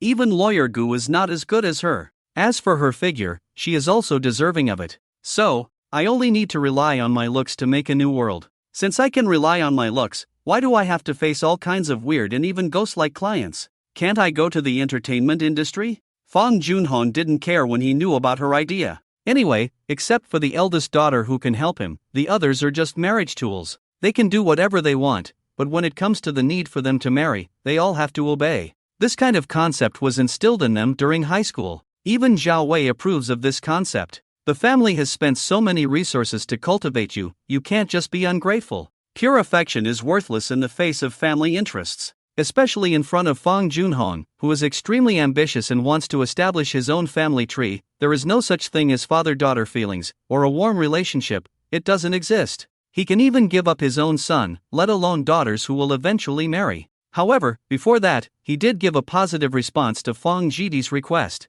No other reason. There are 2 brokerage companies in the Fong family in Beijing. In addition, Jidi's appearance is not bad. Even if she becomes a vase in the future, she is a very expensive type of vase. So, Fong Jidi packed her bags, took all her belongings, and came to Beijing. With Fong Junhong paving the way in front of her, she smoothly signed with the company under the Fong family and became an unknown amateur except for her appearance. Fong Jidi didn't tell anyone. It's not easy to explain to the eldest sister, so she simply didn't explain. As for the second sister and mother, forget it, their minds are already messed up. Hongjun is so good, he has already been forced to go abroad, and they still want her to apologize to Fong Chincheng? Dream on. Hongjun himself is not at fault, the fault lies with the father. She is not at fault either. The fault lies with Fong Chenchang. Clearly, he and Hongjun are just half-brothers. Why can't they get along? Is it necessary? Now the family doesn't even like her, all because of Fong Chenchang. Anyway, he has already severed ties with the Fong family, why should she apologize on her own?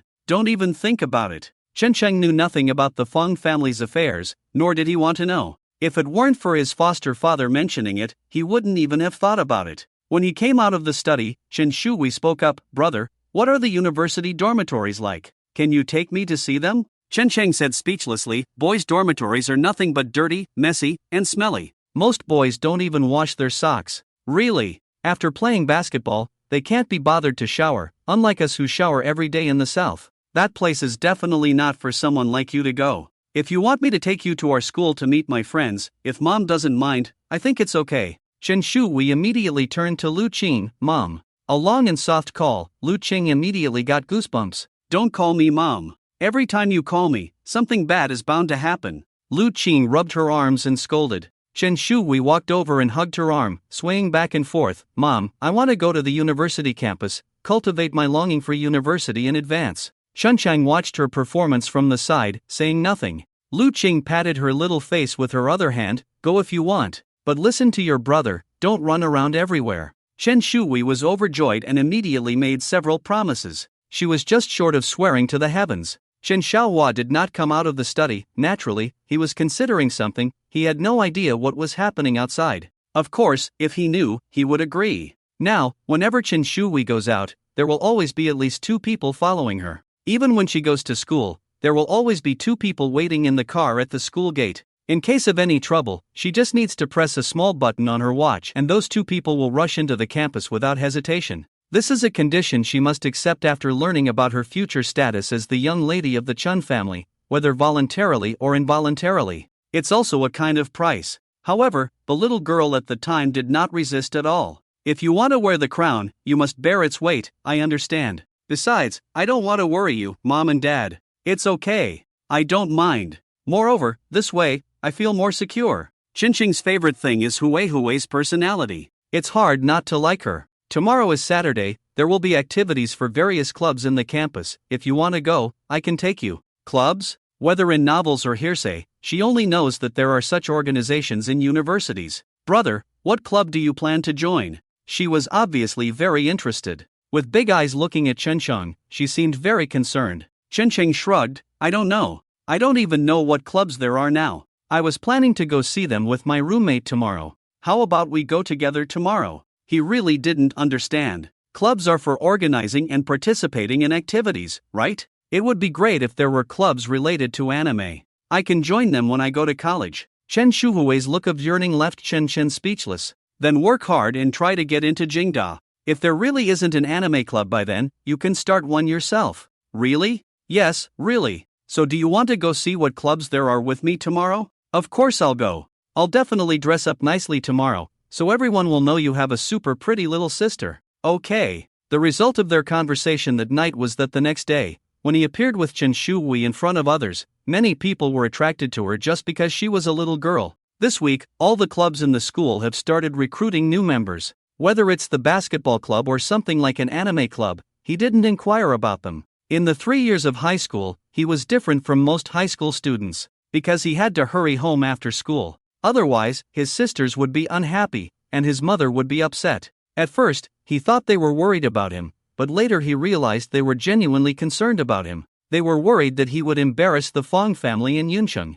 embarrass their prestigious daughters. They were even more worried that he would affect Fong Hongjuan's image outside. What they feared most was him telling his classmates that he was the true young master of the Fong family. Although it was later proven that Fong Hongjun was also a true young master, by then he had already left the Fong family. The 4 years in the Fong family made him lose almost all the typical high school experiences. For example, all his basketball skills were learned in junior high. Since returning to the Fong family in the 3rd year of junior high, he had hardly touched a basketball, because playing would make him sweat and dirty his clothes. Another example, in this era, almost all middle school or college students play games. Poor children at home might not have smartphones, but he didn't dare to play games at school and didn't have time at home. Look, what a poor little guy. Although no one in the dormitory played games, he had yearned for it. He had even forgotten how to play around with male classmates. Besides studying, he had almost nothing. Chi Yanghao had decided to start a wrestling club himself, and he also wanted to join the archery guild.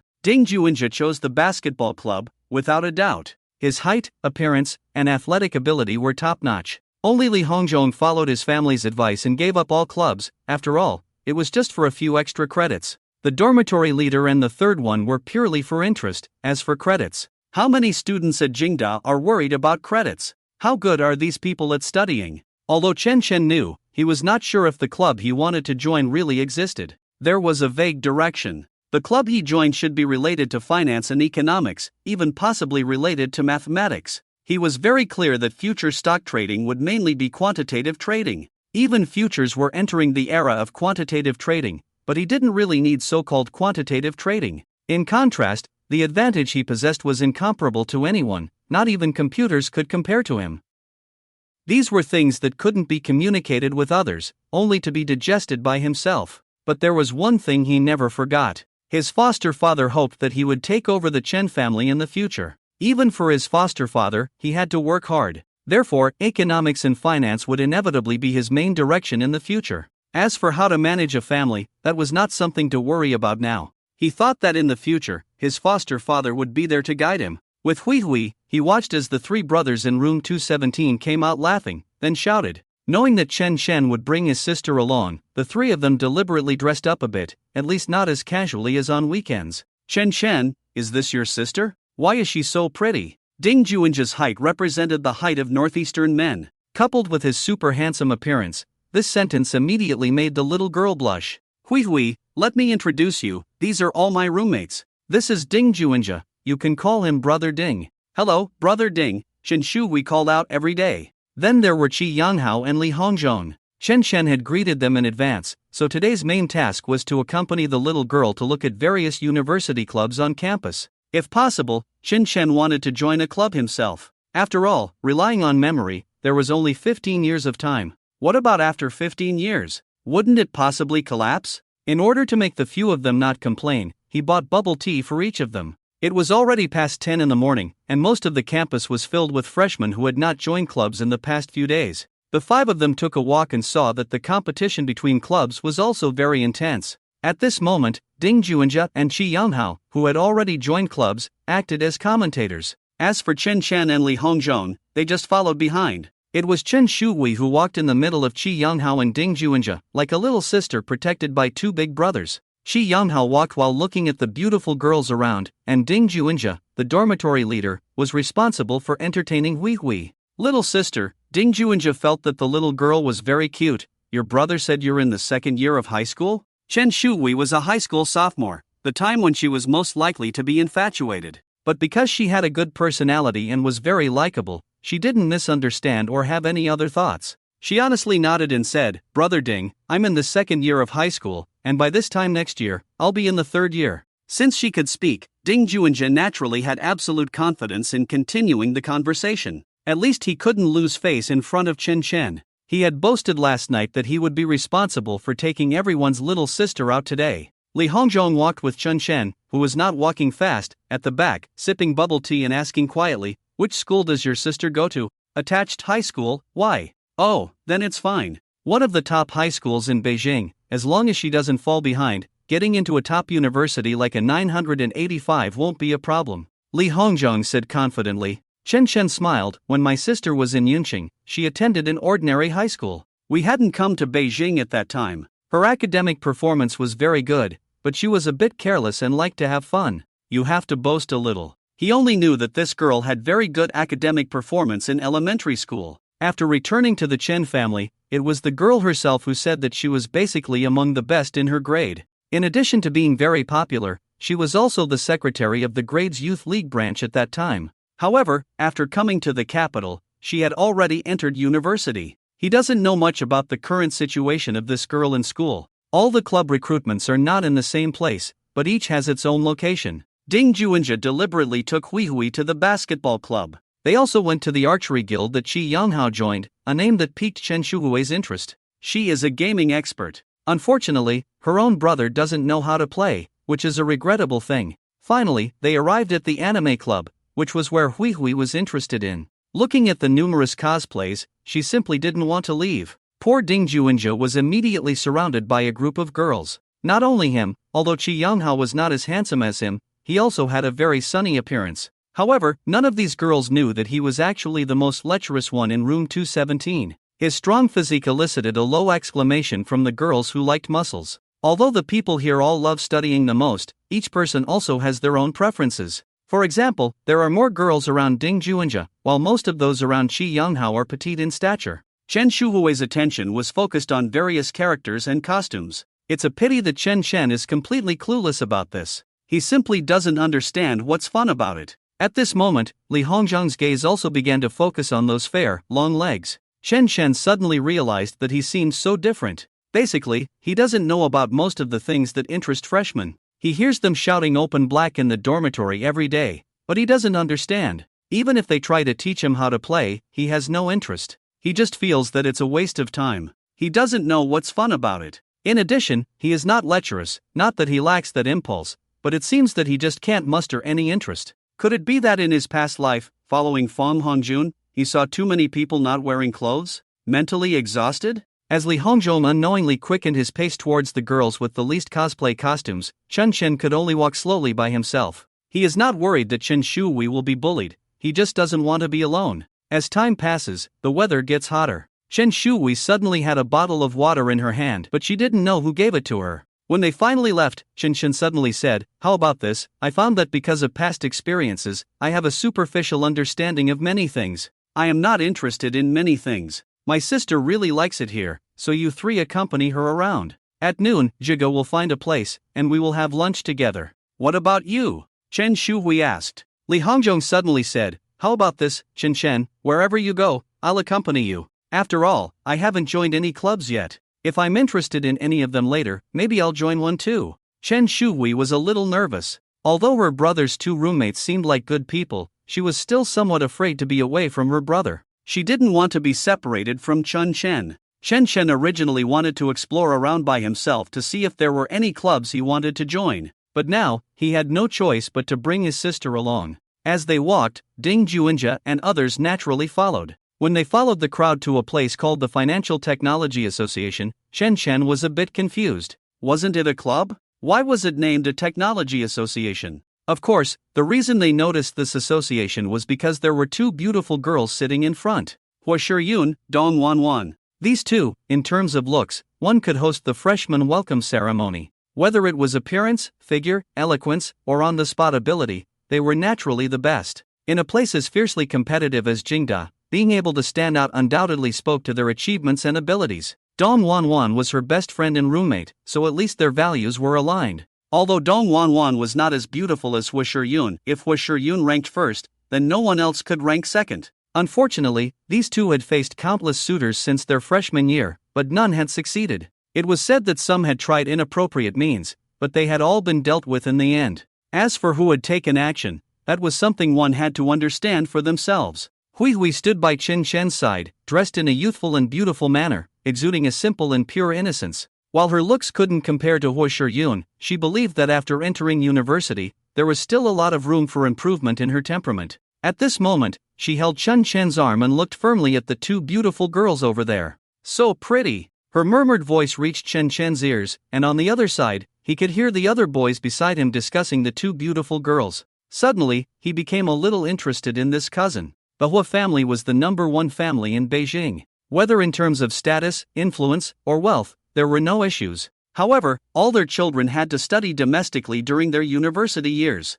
This was the strangest point about the Hua family that his foster father had told him. In this day and age, studying abroad was already a very common thing and couldn't be seen as a stain on a person or a family. But the Hua family had always insisted on this point, which was quite strange. And this cousin in front of him, her temperament was definitely not inferior to that of a senior sister in her 3rd or 4th year. Wearing a white dress, a sky blue necklace pendant, and matching earrings, she sat there talking to Dong Wanwan while assisting with the association's recruitment work. Shi Yanghao leaned over and asked in a low voice, "Shin Chen, why don't you go ask them if they need more people? I'm not very interested in technology, but I'm very interested in beautiful girls." Shen Chen glanced at him and remained silent. Chen Shuhui also pursed her lips. This brother they called Rat, although he seemed very straightforward and gave off a simple vibe, she, who was more perceptive, had long discovered that this guy was definitely pretending. He just simply liked beautiful girls, regardless of what major they were studying. Ding Juinja saw Dong Wanwan for a moment, and his body paused.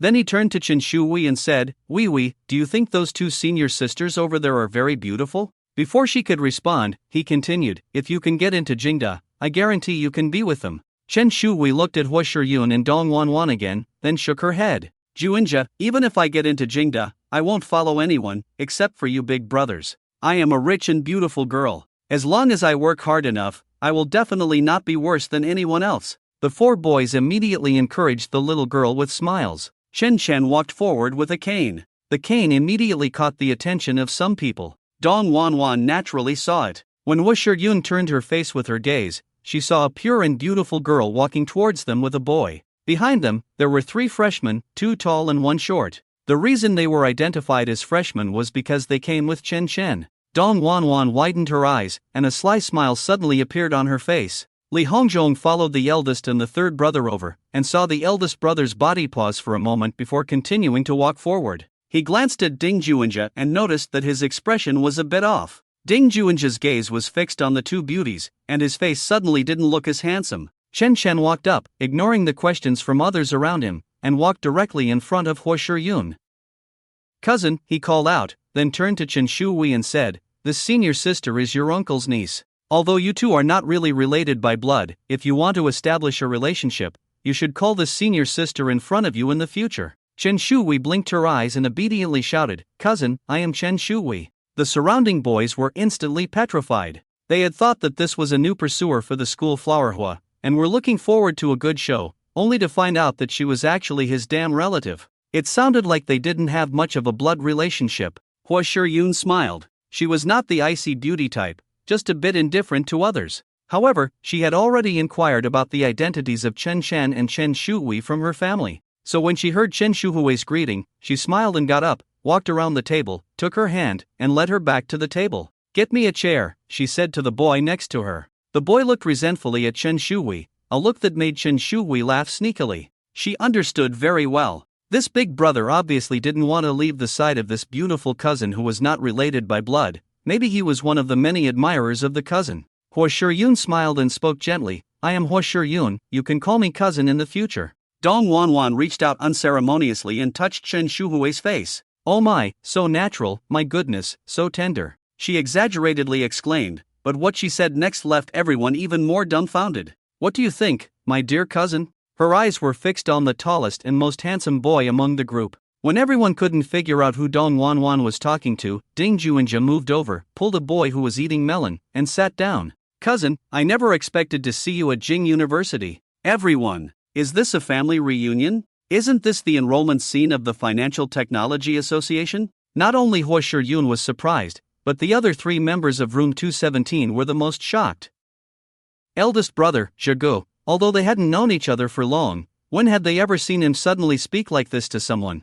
How did this beauty in front of them become his cousin? Shen Shen just got a cousin who was not related by blood, and in a blink of an eye, he went from being the one eating melon to being one of the bystanders. Chen Shuhui sat between the 2 beautiful sisters, not daring to move. At this moment, all she could see were the beautiful sisters, and her nostrils were filled with an indescribable fragrance. "The smell of this perfume is so nice, too bad the school doesn't allow perfume. I must ask later what brand it is, I must buy a bottle. No, I, the rich and beautiful girl, will buy all the perfumes in this series." Hua Shiyun did not expect Dong Wanwan to appear in this situation. She thought she was joking because of the things between herself, Chen Shen, and this little girl. But when the handsome newcomer sat lazily behind the table, she realized that the atmosphere was starting to become funny. Second, don't misunderstand. I didn't mean to make you unhappy. Ding Juinja stared at Dong Wanwan, but his words were directed at Chen Chen. The person in front of me, Dong Wanwan, is the last person I want to see, no doubt. Her mother is my aunt. In other words, she is my cousin, the real kind. Indeed, my cousin, you explained it in one sentence. Dong Wanwan chuckled. To be honest, Hua Shiyun also saw her like this for the first time. They had been together for a year, and Dong Wanwan had always been gentle and low-key. In fact, they both knew that they were not ordinary people that could be cultivated by an ordinary family. Just by looking at their lifestyle habits and some details, it was clear that their living standards were beyond the reach of ordinary people. Sorry, Shiyun, I didn't mean it. This is my cousin Ding Juinja. Come on, this is my good friend Hua Shiyun, call her sister. Dong Wanwan seemed to have received a very favorite toy and had no intention of letting Ding Juinja go. Ding Juinja helplessly said, Sister, Chen Chen and I are roommates. Hua Shiyun's smiling expression remained unchanged. She glanced lightly at Chen Chen, then nodded at Ding Juinja with a smile. Do you have any treasures in your dorm? Introduce them to sister quickly. Dong Wanwan stood up, revealing her sexy waist. Qi Yanghao stepped forward. Hello cousin, I am Qi Yanghao. I am Zhiz and Chen Chen's roommate, the third oldest. Qi Yanghao's skin was not very fair, but his facial features were sharp and sculpted. His eyes were bright, and his teeth were unnaturally white. His smiling face was unforgettable. In comparison, Ding Juinja was not as sunny. Dong Wanwan smiled and glanced at Qi Yanghao before beckoning to Li Hongzhong, who was standing at the back. You are also in their dorm, come and let sister see. Li Hongzhong walked up looking confused, like a child who had made a mistake. To be honest, not only him, even Chen Chen and Hua Shiyun were surprised by Dong Wanwan's sudden change. Dong Wanwan, who had always been a good girl, why did she suddenly become a bit unrestrained? Could it be because of Ding Juinja's presence? Chen Shui actually liked Dong Wanwan's style. She liked Hua Shiyun's beauty and Dong Wanwan's personality. But she hadn't decided who to learn from yet, when she heard Ding Juinja sigh and say, Sister, stop pretending. If you keep pretending, it will be too much. Chen Chen came here to join the club, and I'm here to take care of his sister. I just didn't expect to see you here. Dong Wanwan then restrained herself and coughed. Chen Chen, do you want to join the Technology Association? Heavens, finally, the conversation was back on track. Chen Chen controlled himself from shouting. Well, I want to understand what exactly the Financial Technology Association does. Others are called guild clubs, but here you call it an association. Dong Wanwan nodded. Yes, Shiyun is the vice president, you can ask her. The association was not established long ago, and there are not many people. It mainly focuses on the intersection between networks, finance, and the economic industry. Although it is called research, the real research will be included in the research projects of postgraduates and doctoral students. What we can do is to unleash the imagination of young people, whether it's quantitative models, trading, digital currency, we can put forward for everyone to discuss. In fact, what matters more here is the whimsical ideas and the ability to truly implement them.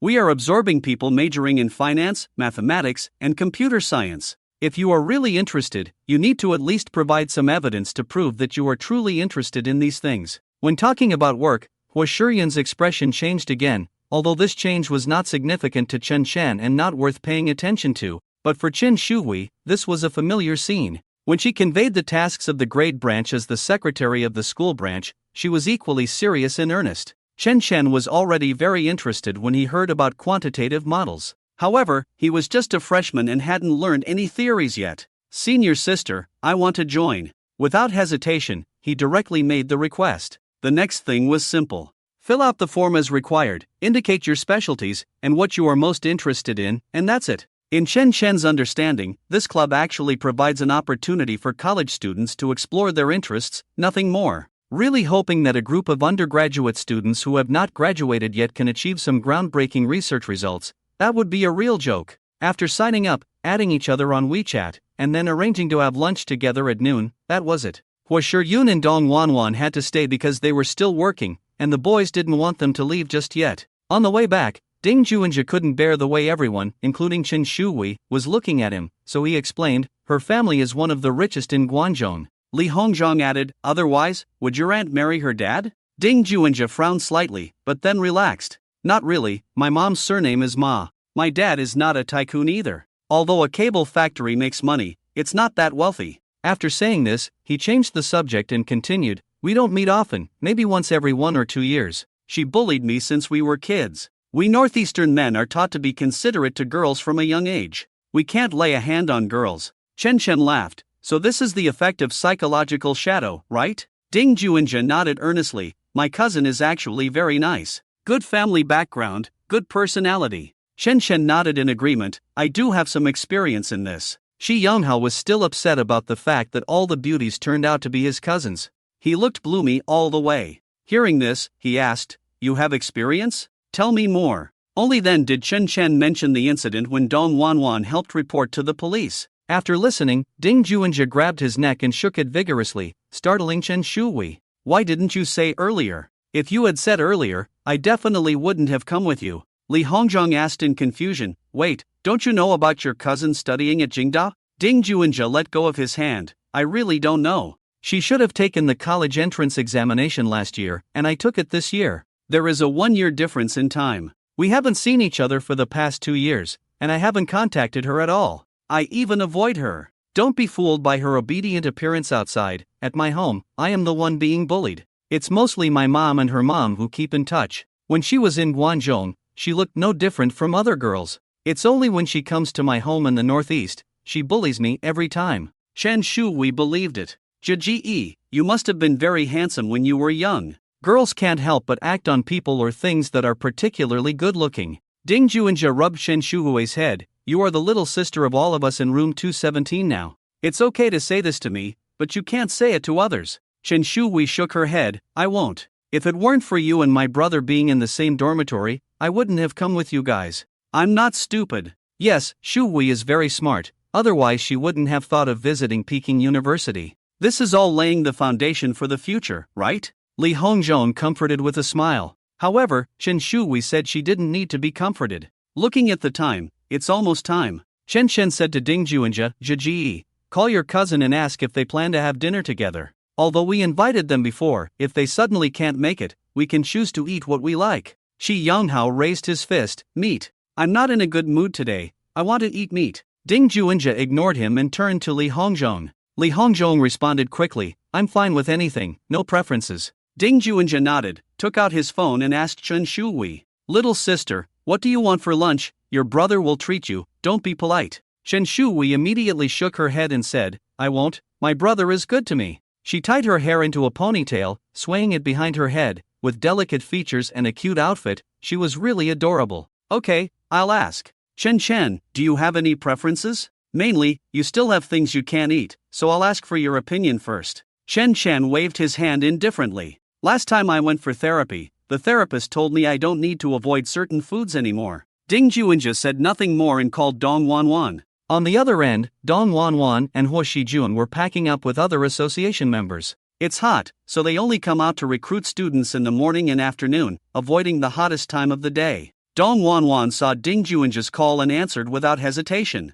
"Dong Wanwan, didn't we agree to have lunch together at noon? Chen Chen asked me to see if you two have any preferences. We're free now and plan to go early." Ding Juinja got straight to the point. Dong Wanwan looked at Huo Shijun. "We're packing up to leave, but Shijun and I need to go back to change clothes. I want to eat Western food." Shijun shouldn't have any objections. Ding Juinja readily agreed and hung up the phone. Dong Wanwan stared at the hung-up phone and muttered, "That Jew is so annoying." She didn't expect to see her cousin on campus. This cousin, who was red-lipped and white-toothed when he was young, everyone would say he was really handsome. She only saw him for the first time when she was 4 or 5 years old. Since then, for many years, whenever there was a chance, she followed her mom to the Northeast. Her mom went home, and she went to see that incredibly good-looking cousin. Every time, she would playfully tease her cousin. Northeastern boys are absolutely not allowed to fight with girls. In addition, Ding Juinja is especially afraid of his mother. Meeting Dong Wanwan results in being tossed around.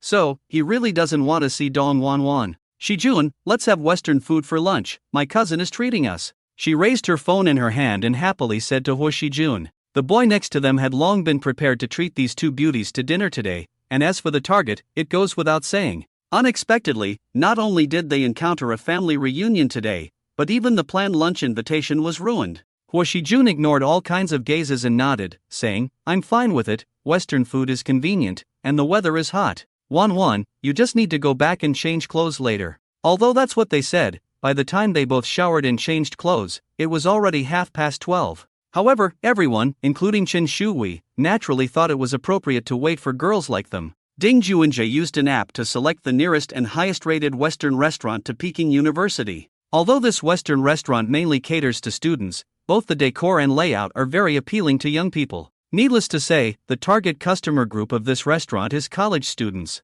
Many boys want to make their goddess smile, and after countless pleas for help from roommates, they muster the courage to invite their crush to this Western restaurant. Whether you have money or not, you're just a scapegoat once you're here. Of course, the term scapegoat refers to boys who really don't have much money in their pockets. For Ding Juinja, a child from a wealthy family, it's just a regular meal. It's just that this meal might not leave him sweating profusely. After all, Chen Shui is there, along with Dong Wanwan and Hu Shijun. Hot pot is definitely out of the question. After sending the location, Chen Chen glanced at Chen Shui sitting next to him and said, after they arrive, you should sit with the girls. Otherwise, it will look weird. Chen Shui snorted from her nose. I knew you would say that. It's unclear what she's thinking as she pouts and stirs her cold drink with a straw. What do you mean by I knew you would say that? Shi Yanghao and Li Hongzhong were playing with their phones, while Ding Juinja's phone was spinning in his hand without saying anything. Western restaurants rarely have such large tables. They had the waiter put 3 tables together to create this long table.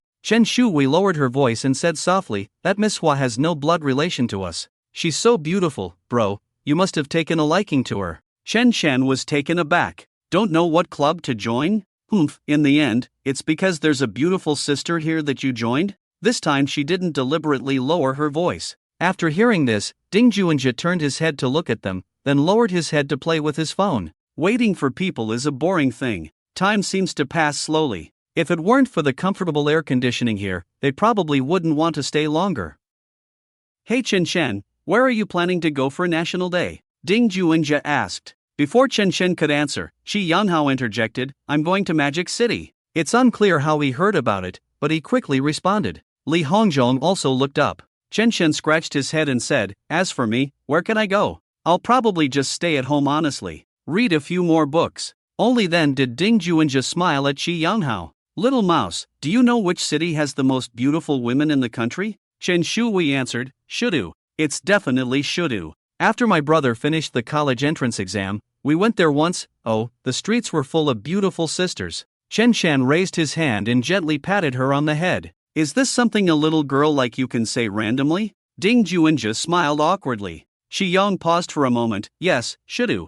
I'm going there to play for a few days during our national holiday. I'll also try out the local snacks. Chen Chen added, I heard that Shudu is the city with the highest beer consumption in the country. I wonder if it's true. Ding Juinja nodded, not only in quantity, but also in variety. Just then, his phone rang. We're on the 2nd floor, sis. Do you want us to come up or should I come down to pick you up? After Ding Juinja hung up the phone, Shi Yanghao looked at him with some anticipation. Do you want to go? He smiled at Shi Yanghao. Is it okay? Shi Yanghao was not afraid at all. Ding Juinja shook his head. No need, they know this place and will be here soon. Soon, they saw Hua Shiyun and Dong Wanwan walking side by side into the restaurant on the 2nd floor. Hua Shiyun changed into a short-sleeved t-shirt, paired with jeans and high heels. Dong Wanwan wore denim shorts, a loose short-sleeved shirt with a large round collar, swinging her straight and slender legs as she walked with Hua Shiyun. Each of them carried a small handbag and another paper bag, the contents of which were unknown. Chen Shen pulled Chen Shui to stand up. Ding Juinja also stood up naturally, not wanting to joke with this cousin in a Western restaurant. Li Hongzhong quickly pulled Shi Yanghao. Stand up and greet them. Shi Yanghao stood up somewhat reluctantly. The 2 women walked over and sat down on the other side. A total of 8 people, 3 tables put together, just enough for everyone to sit down. The waiter came over when the people arrived, took the order on the tablet, and left. Hua Shiyun opened the bag she brought, took out a packaged gift box, and placed it in front of Chen Shui, saying, I didn't know you were coming this morning, so I wasn't prepared. Let's consider this our formal meeting. This is for you. Dong Wanwan then pushed a smaller gift box over, and for me, little sister, a small gift for our first meeting, hope you like it. Everyone's eyes were on Chen Shui. She looked pleasantly surprised and a bit embarrassed. She hadn't prepared any gifts, so she could only look to Chen Shen for help. Hua Shiyun smiled and said, It's okay, just accept it. Don't feel embarrassed. You're still young, no need to worry about these things. Chen Shen was slightly surprised by Hua Shiyun's attitude, but since it was a matter between girls, he didn't intend to interfere. Accept it. He nodded. Chen Shui quickly thanked them and then opened the gift box. Hua Shiyun's gift was a deep blue necklace. You have fair skin, this color looks beautiful on you, Hua Shiyun explained with a smile. Thank you, sister. I really like it. Chen Shui held it in her hand for a while before putting it down. Dong Wanwan's gift was a lipstick, simple and not extravagant, the kind that even a young girl could use. Chen Shui liked both gifts. Chen Chen also expressed his gratitude. This was the first time Chen Shui had met Hua Shiyun, and she would remember her because of this gift. The meal was nothing special, just quite expensive. However, Chen Chen didn't get to pay the bill, as Ding Juinjia insisted on paying. According to Ding Juinjia's explanation, he didn't want to give his cousin Dong Wanwan any leverage. They all understood this reasoning. Back home, Xin Shan returned to his room to study. His plan was quite simple. He couldn't tell anyone about his photographic memory, not even his foster parents.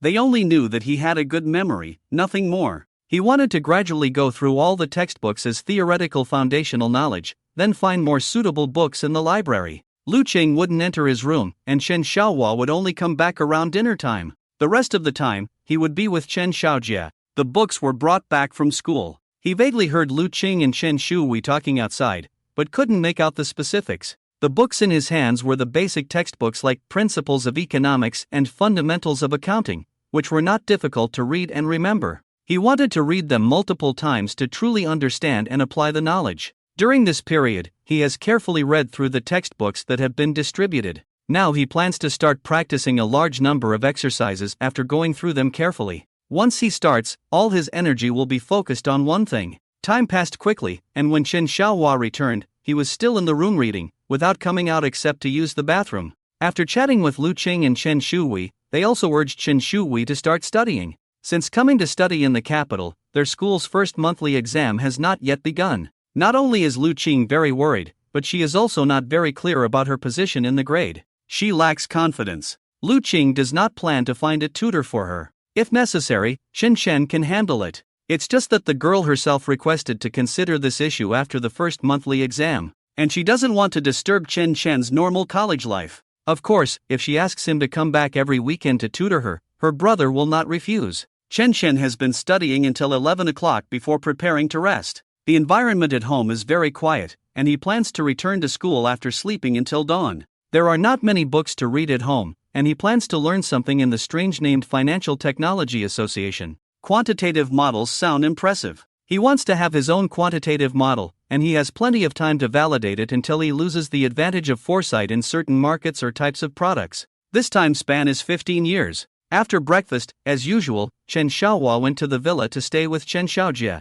He has no rest days now, even busier than when he was running a restaurant. Running a restaurant could take a day off for any reason, but now he has no rest days at all. After breakfast, Chen Shen said he wanted to go back to school to study in the library. He needs to read the textbooks, but he hasn't read some fundamental economics yet. Since the association is related to these, if he wants to smoothly get guidance from senior members of the association, he must have the ability to communicate with them.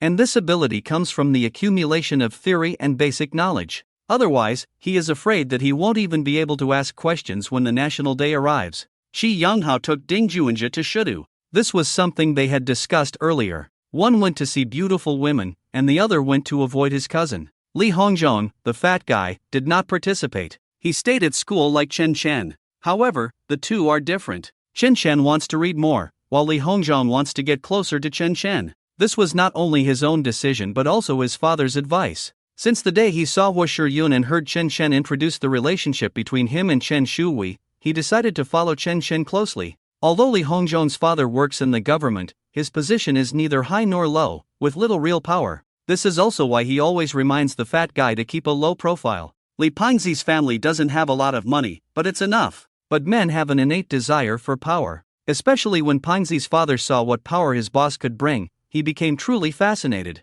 During the holidays, the library is open. The students responsible for providing services are all hardworking and thrifty students. Although it's the holiday season, the number of students in the library hasn't decreased significantly compared to usual. Many are unwilling to go home and prefer to spend their time and energy enriching themselves. When Chen Chen picked up a stack of books and placed them on a huge table, Li Hongzhong was shocked. Chen Chen, Can you finish reading all of these? He glanced at the book spines and found that they were all basic books related to economics and finance. Moreover, none of these books were thin, each one was thicker than the last. Fortunately, they were all in Chinese, otherwise, he would have been dizzy. Chen Shen smiled, no worries, I'll take my time. After all, I'm not going anywhere this holiday. Li Hongzhong said enviously, Chen Shen, I really envy you guys. Chen Shen looked at him puzzled. What's there to envy? Hee hee, Li Hongzhong chuckled, lowering his voice, you have a good family background and work so hard. If I were you, I might just choose to lie flat. Chen Shen thought for a moment before replying,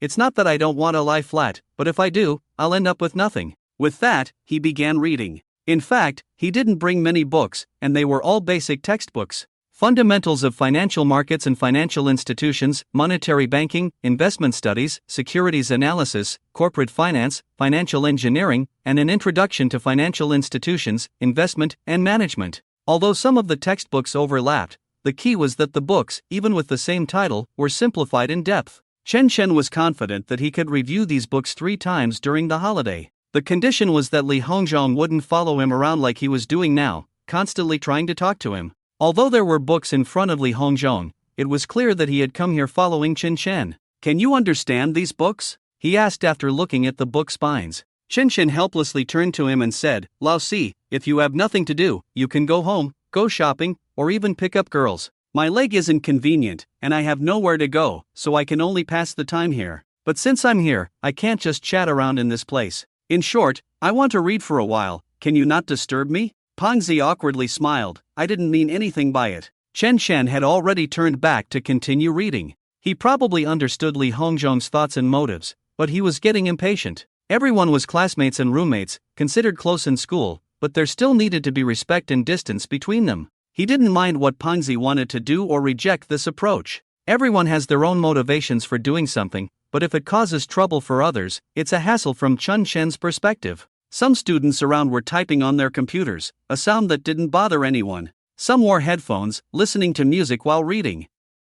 No one paid attention to what was happening in this corner. While Chen Shen was completely absorbed in reading, Chen Xiaohua and Chen Zijie were having tea with a young man. Chen Xiaolong had just returned from Europe yesterday. He had been back at the Chen family's home for less than 12 hours, not even having time to adjust to the jet lag before being dragged here. He was very casually dressed, and his demeanor was not one of respect or reverence for his elders. He casually held a cigarette and drank tea from the cup in front of him. Chen Xiaolong, 18 years old, studying at a well-known business school abroad. Second uncle, I'm really not interested, he said listlessly. Chen Xiaojie sat on the side, looking relaxed, but unlike usual, he had a single crutch beside him. This meant that he was now somewhat inconvenienced in walking. However, this detail did not prompt Chen Xiaolong to say anything caring. He was tired and really wanted to go back to sleep, but he still maintained basic courtesy, just not much. I'm not very interested either, Chen Xiaohua said plainly. I know some things about you, but not much. Your father said you are the best among the next generation, so for now, you can only accompany me for tea instead of going back to sleep.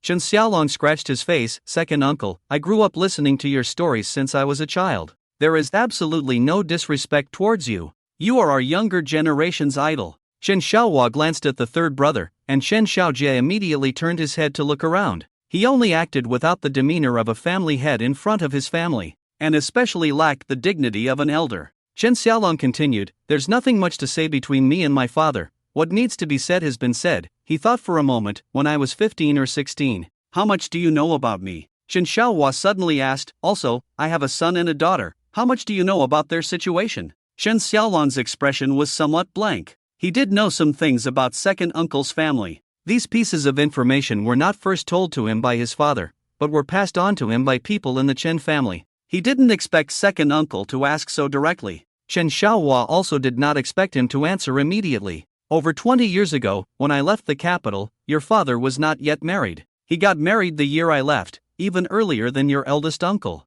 Of course, this was the price he had to pay to inherit the position of family head. After taking a sip of tea, he continued, I once had a son, but he died shortly after birth, not even a week old. It was several years later that I had my daughter Hui Hui. These should be recorded in the family. You should be more familiar with the situation of my adopted son, otherwise, wouldn't it be unfair to your title as the best heir to the family head? Chen Xiaojie laughed and then picked up his crutch, saying, I'll go to the restroom, you guys continue. Chen Xiaolong waited until his father's figure was out of sight before speaking. Second uncle, you don't need to test my attitude towards the position of family head. Unless all of you agree to my conditions, I would rather live abroad like my eldest brother for the rest of my life. Wherever you go, it's all the same. As for the family head position, whoever wants it can have it, I don't mind, and I don't want to get involved. His expression was somewhat disdainful. Chen Xiaowan naturally understood this kind of thinking and mindset. Young people, especially intelligent young people, have some good ideas.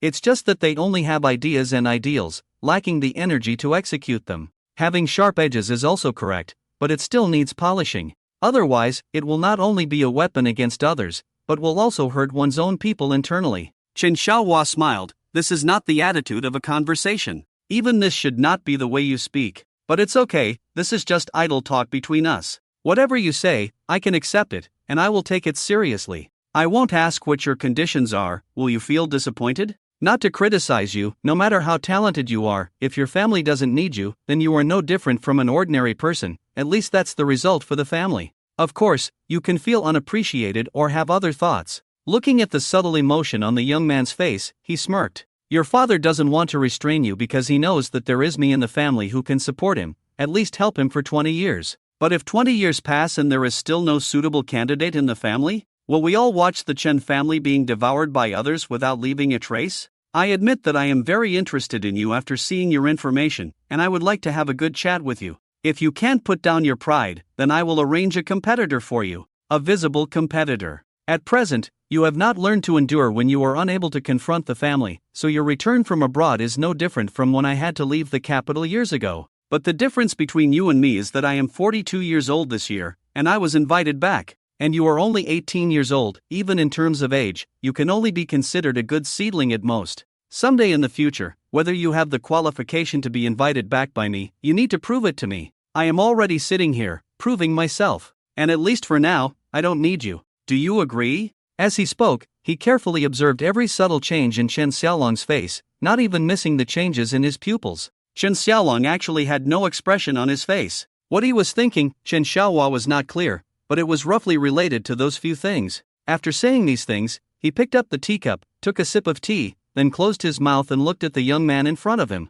The room fell into a brief silence. Chen Xiaojie didn't even go to the bathroom. He just didn't want his son to feel embarrassed and resentful because of his presence. He knew very well what kind of person his son was. It's not easy to make his son obedient. He had heard the previous conversation, but he knew it was useless. He had said these things to his son before. The only difference was who said it, and the attitude of the listener towards the speaker was different. After some thought, he simply turned and left, never returning to that room. Standing on the balcony and looking down, the weather outside was nice, but there was a slight dusty smell in the air. The servants in the garden were taking care of some withered flowers. He took out a cigar and watched the scene in front of him with satisfaction. In the room, Chen Xiaolong did listen attentively, but after listening, he couldn't completely agree with his second uncle's words. The continuation of the family is indeed something that every family head must prioritize, followed by expansion and growth. He also agreed that in such a situation in China, there are inevitably times when compromises are needed to develop and grow the family.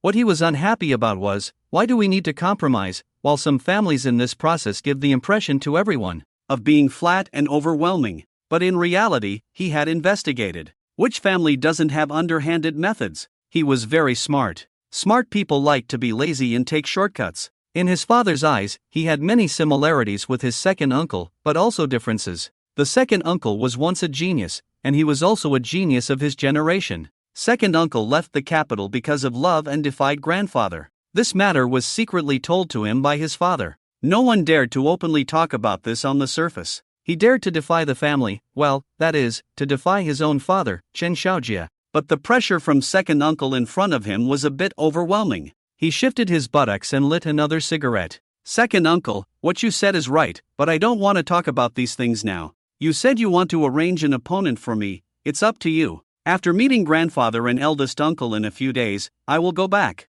I really don't want to stay in the country now. I may not dare to say this in the future, but now I don't think I need to prove anything. Chen Xiaohuan nodded with a smile. Yes, you are still young. You still have a lot of time. You can make a lot of mistakes, while your father and I, we are cautious every day, not daring to make any mistakes. Because once we make a mistake, the loss in business is not the scariest part, but the impression it gives to outsiders that the Chen family is not doing well. Once this influence spreads, do you know how many families in the capital will try to test us in secret? How many outsiders in the country want to enter the circle of the capital? Will they get involved? Chen Xiaolong nodded indifferently. I knew these things when I was 15. Second uncle, if you have nothing new to say, I will go back to sleep. Chen Xiaohua nodded to himself. Well, if you really don't want to listen, then don't. Go ahead. Chen Xiaolong picked up the tea in front of him, drank it all in one gulp, and left. Chen Xiaohua sat still in his place. After a while, Chen Xiaojie came back. Where is he? He looked surprised. Second brother, did you let him go? What do you mean I let him go? He didn't want to listen. Chen Xiaohua said indifferently. Chen Xiaojie sat down with a smirk. Second brother, how did it go? Chen Xiaohua nodded. Not bad. At least he didn't reveal anything to me. Chen Xiaojie laughed. Second brother, do you think this kid might not have any thoughts at all? I don't know if he has any thoughts, but you do. What thoughts could I have? But a piece of news came out from the Fong family a few days ago. Chen Xiaohua smiled and said, I know you must be paying attention to the Fong family, which is related to Chen Shan, so I paid attention to it for you. Chen Xiaohua's expression became more serious. What news? A partner of the Fong family in Yuncheng, for some reason, suddenly started to make a move on the Fong family's business in Yuncheng. Although there is no news outside yet, they have already started in the secondary market. Their stock prices have been rising these days, all caused by the opponent. When it came to business, Chen Xiaojie's expression also became serious. I let them play with fire on this matter. As for the result, it depends on whether you want the business in Yuncheng. Chen Xiaohua asked in surprise, isn't the Chen family unwilling to go to the south? Second brother, that's me who is unwilling, so they think the Chen family doesn't want to go south. Although I am still in this position, didn't we agree? You can go wherever you want, even if you want to develop foreign markets, I have no objection. Anyway, when the time comes, I will retire like the old man and leave. Chen Xiaohua lowered his head in thought, then raised it. Did you make Xiaolong do something over in Europe? Cough. Second brother, Chen Xiaohua smiled awkwardly. Xiaolong is only 18 years old and still in school. What great things can a child like him accomplish in Europe on his own? You're thinking too much. Chen Xiaohua shook his head. Alright, I'll arrange for someone to investigate. If there's nothing urgent for him to do, I find it hard to believe that he has been staying there for 2 years without causing any trouble. And, he hesitated for a moment. Forget it, let's not talk about this. I'll discuss it after I've checked. Chen Xiaojie became even more embarrassed. Second brother, Xiaolong is indeed not suitable to be the head of the family. Even dad made a mistake in judgment. Chen Xiaohua frowned and asked, why are you repeating this to me? I remember you said it before. I asked him to come back to see this child with my own eyes. Isn't it the tradition of our Chen family to designate the next head of the family by the previous one? Even if he's not suitable, what if I insist on him being the head of the family? Chen Xiaojie fell silent for a moment and said, he's too radical. Although this is not necessarily a bad thing, in China, being radical means danger. Although most of the prominent families are recent developments in the past 100 years or so, those families that have been around for hundreds of years do exist. Compared to them, even the Hua family is not much, not to mention our Chen family. Chen Xiaohua looked at him silently, without saying a word. Chen Xiaojie sighed and said, what I envy the most are those ancient families. I really don't know what their elders were thinking. They could make such decisions so early on. Second brother, do you know what I want to do now? When I was around, I didn't want the Chen family to leave the north because I was afraid of losing manpower and reputation. Money and face, I don't really value them. But why do I have to make you the head of the family? One of the reasons is that you have lived in the south for so many years. Even if you run a small restaurant, I know, second brother, you are definitely not just a small boss, right? Chen Xiaohua waved his hand. You're thinking too much. I'm just running a small restaurant. I haven't left Yuncheng for so many years, and you all know that. Chen Xiaojie smiled. It's okay, there's still time. When I really can't do it anymore, I hope to see the Chen family disintegrate. At least, there should be a beginning. When you can't move anymore, the Chen family should become what I want most. No matter what happens, the Chen family will not be destroyed. Chen Xiaohua's expression changed. If you have this idea, why don't you do it yourself? Want to disintegrate and scatter the mess? Do you want to see how many newborns the Chen family has had in the past 20 years? Also, the financial reports from these years, you've been too soft. Chen Xiaojie scratched his head. No, it's not my fault, okay? Many of these are problems left by dad. What can I do? Doesn't dad care about his reputation? Besides, if I were to take action, those bastards would go and mess with the old man, and I would be the one scolded, right? So you let me take the blame, right? Second brother, it's not like that. Aren't there Xiaolong and Chenchens of their generation? Chen. He's not ready yet, he has personality issues, and I've been encouraging him. Damn it, he changed a lot during those 4 years at the Fong family. I raised him like my own son for 14 years, and in just 4 years, the Fong family turned him into that. Your sister-in-law cried to me many times. It makes me so angry. Oh, you mentioned that something happened to the Fong family? Chen Xiaojie nodded silently. Chen Xiaohua slammed the table. Deal with them. Chen Xiaojie smirked. How? Chen Xiaohua pondered. Take it slow, no rush. If it gets too big all at once, it might cause trouble at home. Let's slowly deal with them. Second brother, this is what you said. I'll start laying the groundwork for you now. After you officially become the head of the family, you can do whatever you want. Who hasn't grown from a young person to a cunning old fox? The passion and impulsiveness that young people should have, the ideal of wanting to change the world, are all slowly polished smooth by reality, right?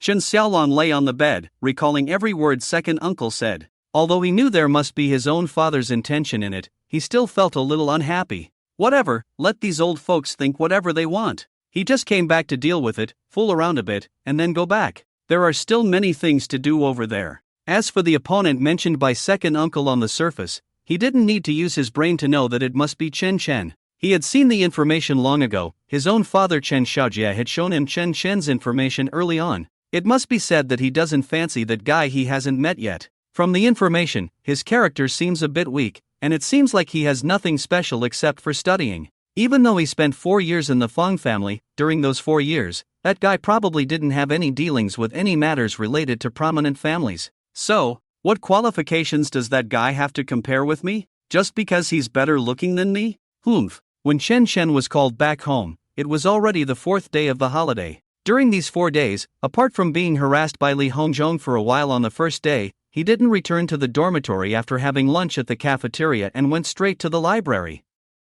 Li Hongzhong had gone home. Not knowing if it was because he felt uncomfortable after being scolded by him, he didn't care. For a moment, he thought that maybe Li Hongzhong also had his own difficulties, perhaps he had to interact with people from various backgrounds at school, but he quickly dismissed the thought. He didn't have time to worry about others. After receiving a call from Lu Qing, he quickly agreed to go back that night. Then, Shen Shui called to say she wanted to drink milk tea, saying that the milk tea made by mom was not as good as the ones outside. She couldn't even drink the one she made herself. Chen Shen looked at his notes, then stuffed all the borrowed books into his backpack. By the time he got home, it was already past 5 in the afternoon. In a little over an hour, he would have to go to third uncle's villa for dinner. Lu Qing sat on the large balcony reading a book. When she saw him come back, she just smiled and asked him to rest for a while, take a shower, and change clothes. Mom, can I remove the cast on my leg? I feel like I smell bad, he complained. Lu Qing smiled and said, you have to listen to the doctor for this.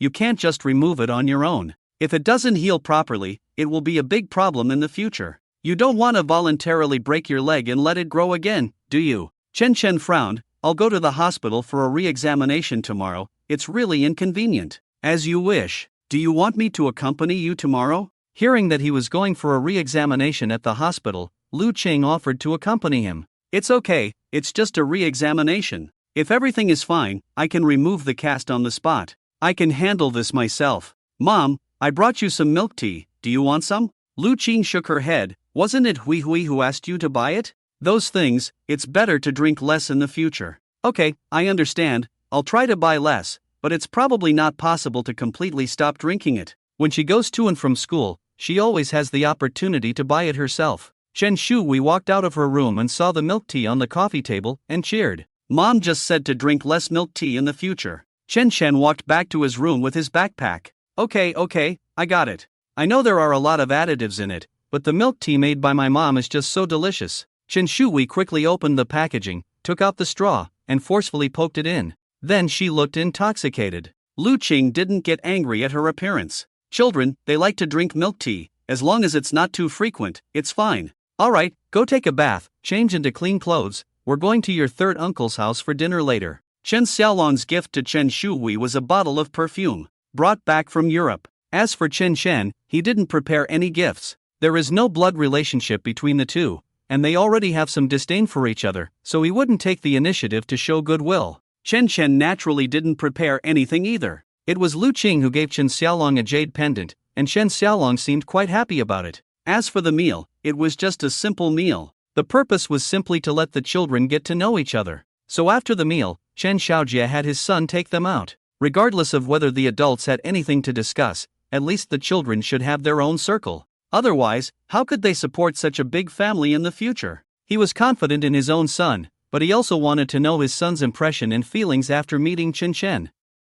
The second brother planned to let these two sharpen each other, wanting to know if they could really achieve what they wanted between them. But no one expected that although Chen Xiaolong was polite to Chen Chen on the surface, when he actually met him, he felt some sympathy for Chen Chen. Although Chen Chen behaved no differently from others, Chen Xiaolong felt that he had no ambitions. Unlike himself, who had read countless books when he was just 14 years old and in the second year of junior high school. Considering Chen Chen's face, he didn't bring up the events of the past 4 years, just treating him as a cousin of similar age. However, it was a different story with Chen Shuhui. Chen Shuhui didn't have any of the problems of a wealthy girl. On the contrary, what he saw was a completely pure young girl. She had a super good personality, completely capturing his heart. This led to him patiently answering all sorts of questions from Chen Shuhui for the next half hour. Although most of them were about his life, studies, and customs in the flagship store in Europe, and even whether he had a girlfriend there, he answered them directly. Chen Chen didn't have any special feelings towards this cousin.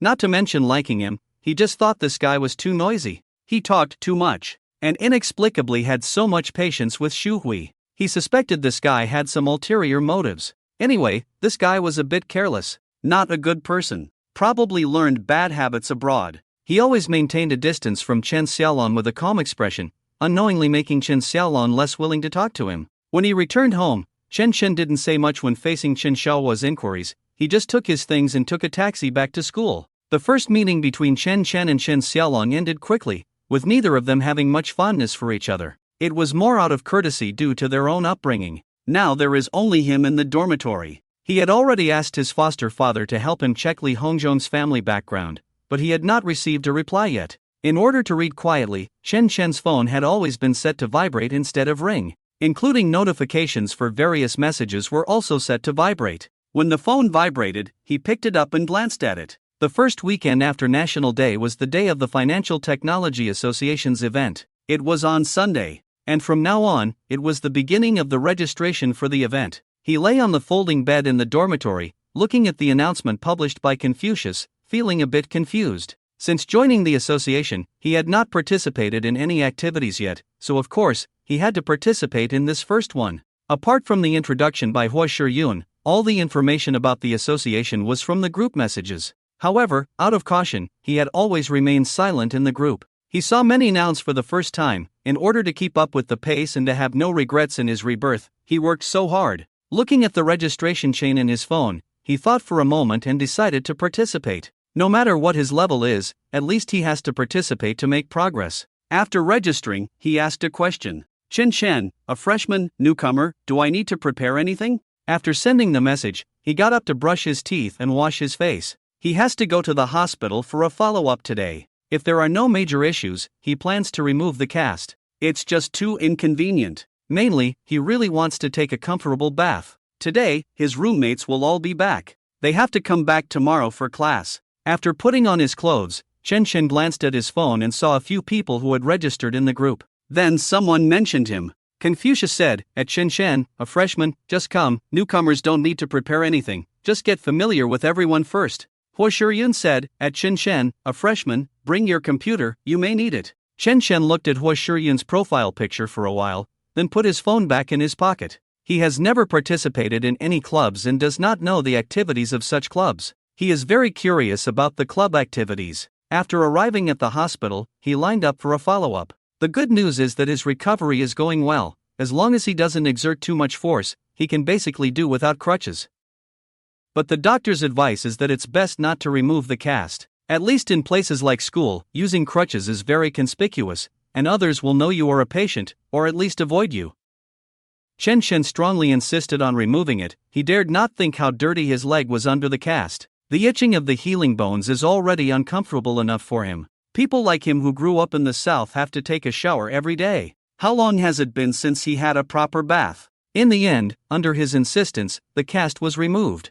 Following the doctor's instructions, he slowly left with crutches. After leaving the hospital building, he tried to walk without crutches, although it was still uncomfortable, he could manage. He didn't go back to school, but took a taxi home. When Lu Qing saw him come back without the cast, she was surprised but also expected it. I see you've removed the cast, I guess the doctor said there's no problem. Do you really want to take a bath? Chen Chen nodded. Yes, Mom, I haven't had a good bath in almost 3 months. Lu Qing looked at him and smiled. Do you know there is something called a bathhouse in the north? Chen Chen also smiled alone. I know, but I don't think there's one near our home. Yes, there isn't one nearby, but if you want, your dad can arrange for someone to take you to a bathhouse. Forget it, I'll just soak in the bathtub at home. The effect is almost the same. Chen Chen felt a bit embarrassed. Lu Qing laughed. You can fill the tub yourself. Fortunately, when we renovated, each room was equipped with a bathtub. Otherwise, I would have to find you a hotel room with a bathtub to let you soak properly.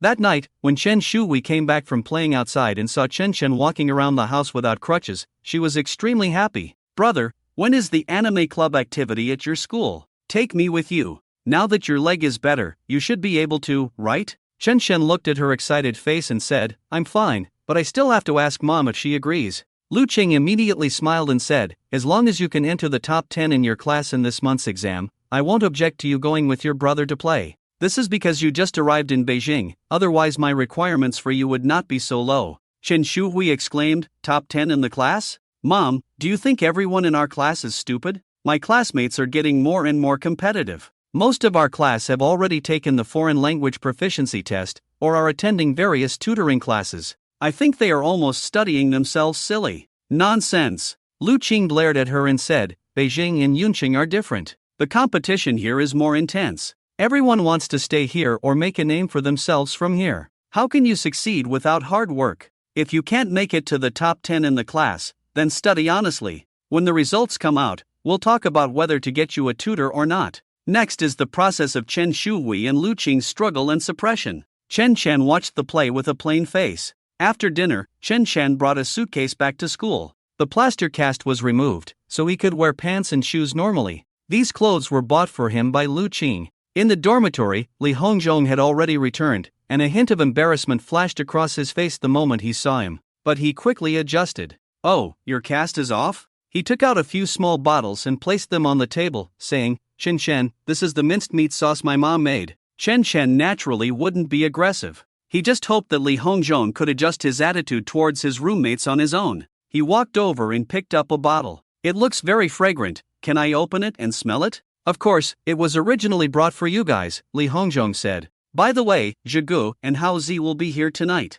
Chen Chen had seen this message in the dormitory group chat. What's your plan then? He asked while tidying up the bed. Li Hongzhong hesitated for a moment. How about going out for supper together? They probably won't be back to school until around 10:30. Okay, Chen Chen said simply. They probably haven't boarded the plane yet. Ask if they want to eat in the dorm. If they do, then order some barbecue or something outside. If they want to go out, then wait for them to come back. Li Hongzhong agreed and picked up his phone to make a call. Chen Chen looked at the folding bed next to his bed and pondered for a moment. He really wanted to climb up to his bed every night like everyone else, but he had never tried to use his injured leg to push himself up the ladder. Li Hongzhong seemed to have noticed his thoughts and spoke up. Chen Chen, none of us mind, you should still sleep on this bed. Your leg should be fine for walking now, but I doubt it can handle the pressure. I want to try. Although he said so, Chen Chen was also a bit hesitant. Seeing his eager expression, Li Hongzhong put down his phone and rushed over. Bro,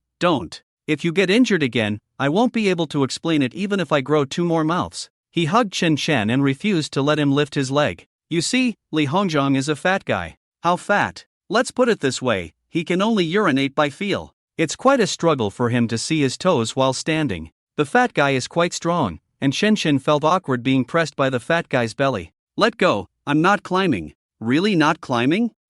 Not climbing. A man of my word. Li Hongzhong let go and took 2 steps back. Why are you so afraid? Afraid that I'll get hurt? Chen Chen turned around and looked at the fat guy. Li Hongzhong's expression was conflicted, mixed with some indescribable emotions. Chen Chen, I'm not afraid you'll get hurt, I'm afraid I won't be able to explain it. If I get hurt, it's my own fault. What does it have to do with you? What are you afraid of? Chen Chen couldn't figure it out for a moment. Li Hongzhong picked up his phone and sent a voice message directly to Ding Juanjet and Qi Yanghao. If you two haven't boarded the plane yet, reply to the message. Are you having supper in the dorm or outside tonight? After that, he looked at Chen Shen and said seriously, Chen Shen, I may have caused some misunderstandings before. No matter what it is, I apologize to you first. Maybe my way of expressing it was wrong and caused some misunderstandings. Chen Shen immediately understood. He quickly waved his hand. No need. It's unnecessary. I just have a habit of being fully focused when doing something, without any distractions.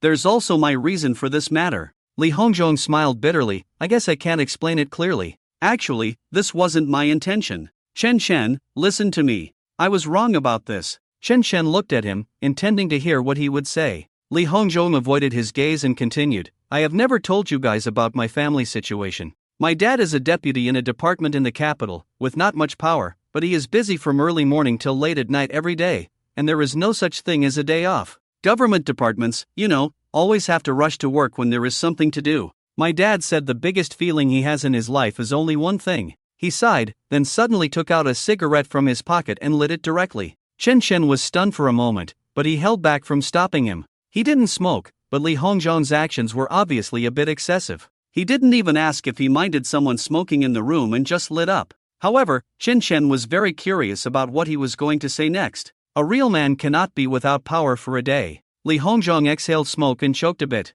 After a coughing fit, he looked at the cigarette in his hand, walked to the bathroom, and threw it directly into the toilet. When he came out, he smiled apologetically at Chen Shen. My dad originally came from the countryside, and my mom is a local who also works in the government. My mom's position and rank are higher than my dad's, but that was when I was in junior high school. My dad was doing pretty well before, but later on, things didn't go well, maybe because someone was jealous of him and reported him several times in private. Then my dad was suppressed. After my mom's rank went up, my dad felt very uncomfortable. Chen Shen nodded but remained silent. Last year, my dad had hope of advancing further, but that position was taken by someone else, so he was very upset. I think you can understand. A person from the countryside who settled down in the capital after getting married here. But in reality, he can be said to have no foundation at all. Apart from my mom's side, he doesn't even have many local friends. Are there any real friends in the officialdom? I don't know how many losses he has suffered over the years before finally giving up. He sighed. It seemed like he was very clear about the troubles that only adults have. Chen Shen thought for a moment and asked, is the relationship between your parents more tense than before? Li Hongzhong shook his head and said, these things don't really matter. What I want to say is, I approached you because I do have feelings for you, and on the other hand, I also intend to make friends with you. There are too many people like me in the capital. Who doesn't want to make some useful connections during their university days? Of course, I am no exception. Although Chen Shen could understand this idea, when it was really applied to himself, and the other party was approaching with a purpose, it was a bit disgusting. I've heard a saying, money is a man's courage. So does your dad earn less than your mom, whether it's from official income or other sources? Li Hongzhong smiled. Regardless of the income on the surface or other sources, he is not as much as my mom. So you see, even though I try to keep a low profile and not cause trouble for them, compared to you who come from generations of wealth, I really feel inferior. Chen Shen didn't want to be a psychologist, but if he left now, what if the sky turned dark? When an olive branch is extended, one must be careful to accept it. It's really speechless. Li Hongzhong chuckled. It's okay, Chen Shen, don't worry. I actually have a strong ability to adjust myself. Otherwise, I wouldn't have been able to get into Peking University, right? Chen Shen could only nod. Although I wanted to get close to you guys, cling to someone influential, but after going back, I also realized. In fact, it's because of my own lack of ability. If I were strong enough, I wouldn't need to cling to others, I would be the influential one myself, isn't that better? The smile on that chubby face seemed much more sincere. Chen Shen was a bit dazed. What's going on here? Suddenly enlightened? Doesn't seem like it, but it's fine this way too. Lao Si, this world is inherently unfair. No matter what our backgrounds are, we didn't choose them ourselves. So besides accepting it, what we need to do is work hard ourselves. Moreover, look at the people studying hard everywhere in the school library, in the self-study rooms. I agree with the saying. Studying is the only chance for each of us to strive for a comeback. Instead of investing in others, it's better to invest in oneself. Really. Take our dorm for example, Zhigu and Hao Zi, they seem carefree, saying they're going to pick up girls and left. They still haven't come back now, but do you really think that for them, it's easy to get into a top university like Jingda? It's just that they didn't lack money at home since childhood and took extra classes to catch up. But not everyone with such conditions gets into Jingda, right?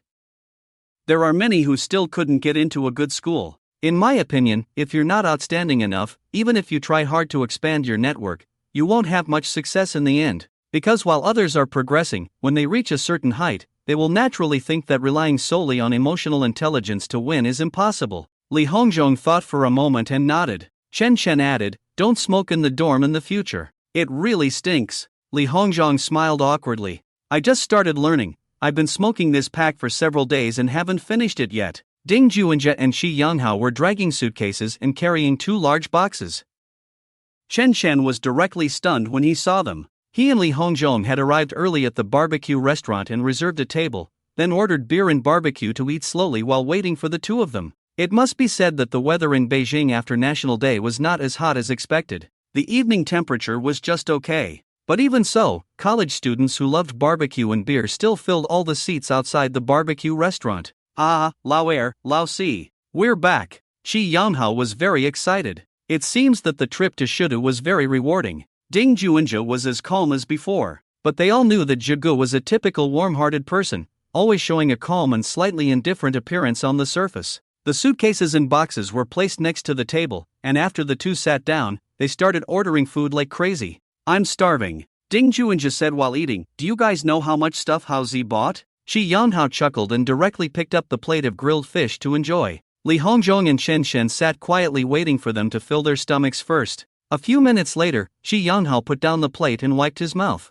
"I'm telling you too, you guys really missed out. The beauties in Shudu, simply." He picked up a bottle of beer and blew on it directly. Ding Juanjie nodded in agreement. "Really, I originally thought that the beauties in the Northeast were more to my taste, but this time in Shudu, I've broadened my horizons." The two chatted a lot, which made Chen Chen see the reaction of a young man who hadn't seen many beauties before after experiencing them. The two especially appreciated the girls in the bars of Shudu. Of course, most of the girls in the bar are from good families. That figure, that taste, that scent, TSK TSK TSK. Ding Juanjie's expression really surprised Chen Chen. "How many beautiful women did you see in Shudu?" Li Hongzhong asked. Shi Yanghao grinned and said, "It's hard to say." Ding Juanjie nodded along, "Hard to say." Chen Chen sneered, "Isn't it just a lot of beautiful women? What's the big deal? You guys look like you've really succeeded." Shi Yanghao chuckled, "Well, it's really hard to say. Anyway, I think it's worth it. Damn, that's what life is like over there. We can only be considered young guys." Chen Chen laughed. "Rat, did you get discovered by an older rich woman and plan to be kept by her?" Li Hongzhong just laughed along and didn't say anything else. Another batch of dishes arrived, and Shi Yanhao picked up a lamb trotter and started gnawing on it. This kind of spicy lamb trotter is not really authentic. Shi Yanhao naturally could tell, but he just liked eating meat, that's how he was brought up. "I can only say, you must study hard. When I can stand on my own, I really plan to work in Shudu." Shi Yanhao sighed as he ate. Chen Chen asked, "Didn't you want to go to the Magic City? The living conditions there are much better, and those socialites are all there, right? And also, places like Sioux City, Nandu, etc. are all places with many beautiful women, and the women in Jiangnan are gentle and charming. Don't you like that?" Ding Juanjie chuckled. "What gentle and charming Jiangnan women, can they compare to the attraction of 34D to Rat? I heard from somewhere that the average size in Sichuan province is the largest in the country. In the past 6 days, to be honest, I've been drinking with this slut every day." Shi Yanghao didn't mind, grinned and said, "That's because you can't hold your liquor. Look at me, when am I not full of energy?" Li Hongzhong couldn't help but ask, "Can you guys describe in detail how many beautiful women you met over there? How beautiful are they? Can't you describe some details? Can't you talk about the details and the process?" Dong Wanwan asked. "In an apartment near Peking University. Hua Shiyun bought an apartment here, which is also where she and Dong Wanwan live together. Whenever she doesn't want to stay in the dormitory, she will come back here." Dong Wanwan had just returned from Guangzhou, and it was Hua Shiyun who couldn't stand it and went to the airport to pick her up. "What details do you want?" Hua Shiyun held a husky plush toy, looking lazy. "Of course, the details of Xiaobo's confession to you." "Don't tell me, although I don't know Xiaobo's family background, at least his appearance and education are enough." Dong Wanwan held potato chips and spicy strips, eating happily. Hua Shiyun's mind suddenly recalled the process of Xiaobo confessing to her, and then she shuddered. No, she simply said. Dong Wanwan pouted and continued eating. Shuryun, I'm not bad either, although I'm not as beautiful as you. I can be considered fair-skinned and beautiful with long legs. Why doesn't anyone confess to me?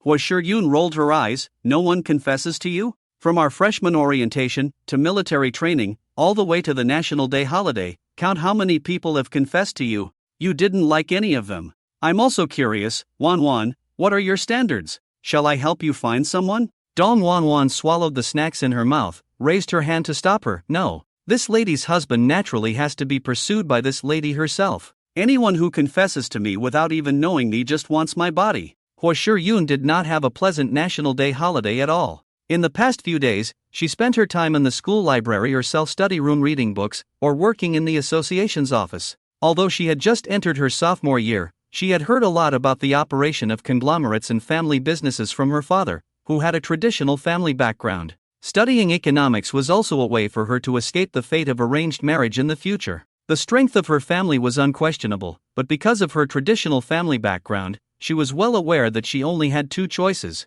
either to shine on her own and choose her own future, or to sacrifice herself for the resources provided by the family over the years and the interests of the family. Even so, the first path could not escape the destiny of creating benefits for the family. In the days following the National Day, she had to return home. Her second brother's birthday party invited many people. Although the atmosphere and process were considered perfect, in Hua Shuryun's eyes, it was undoubtedly a large-scale boutique sales event where families brought their daughters to sell at a good price. It was because of her second brother's birthday party that she felt her time was running out. It was terrifying to think about. Xiao Bo? She had no interest at all. She only saw him as a counselor, while she was just a sophomore student. They were not even in the same major and had very little interaction. Unfortunately, her major advisor and Xiao Bo shared an office. It was really annoying. Wanwan, will you enter into an arranged marriage in the future? Dong Wanwan was shocked to hear this topic. She dropped the snack packaging in her hand.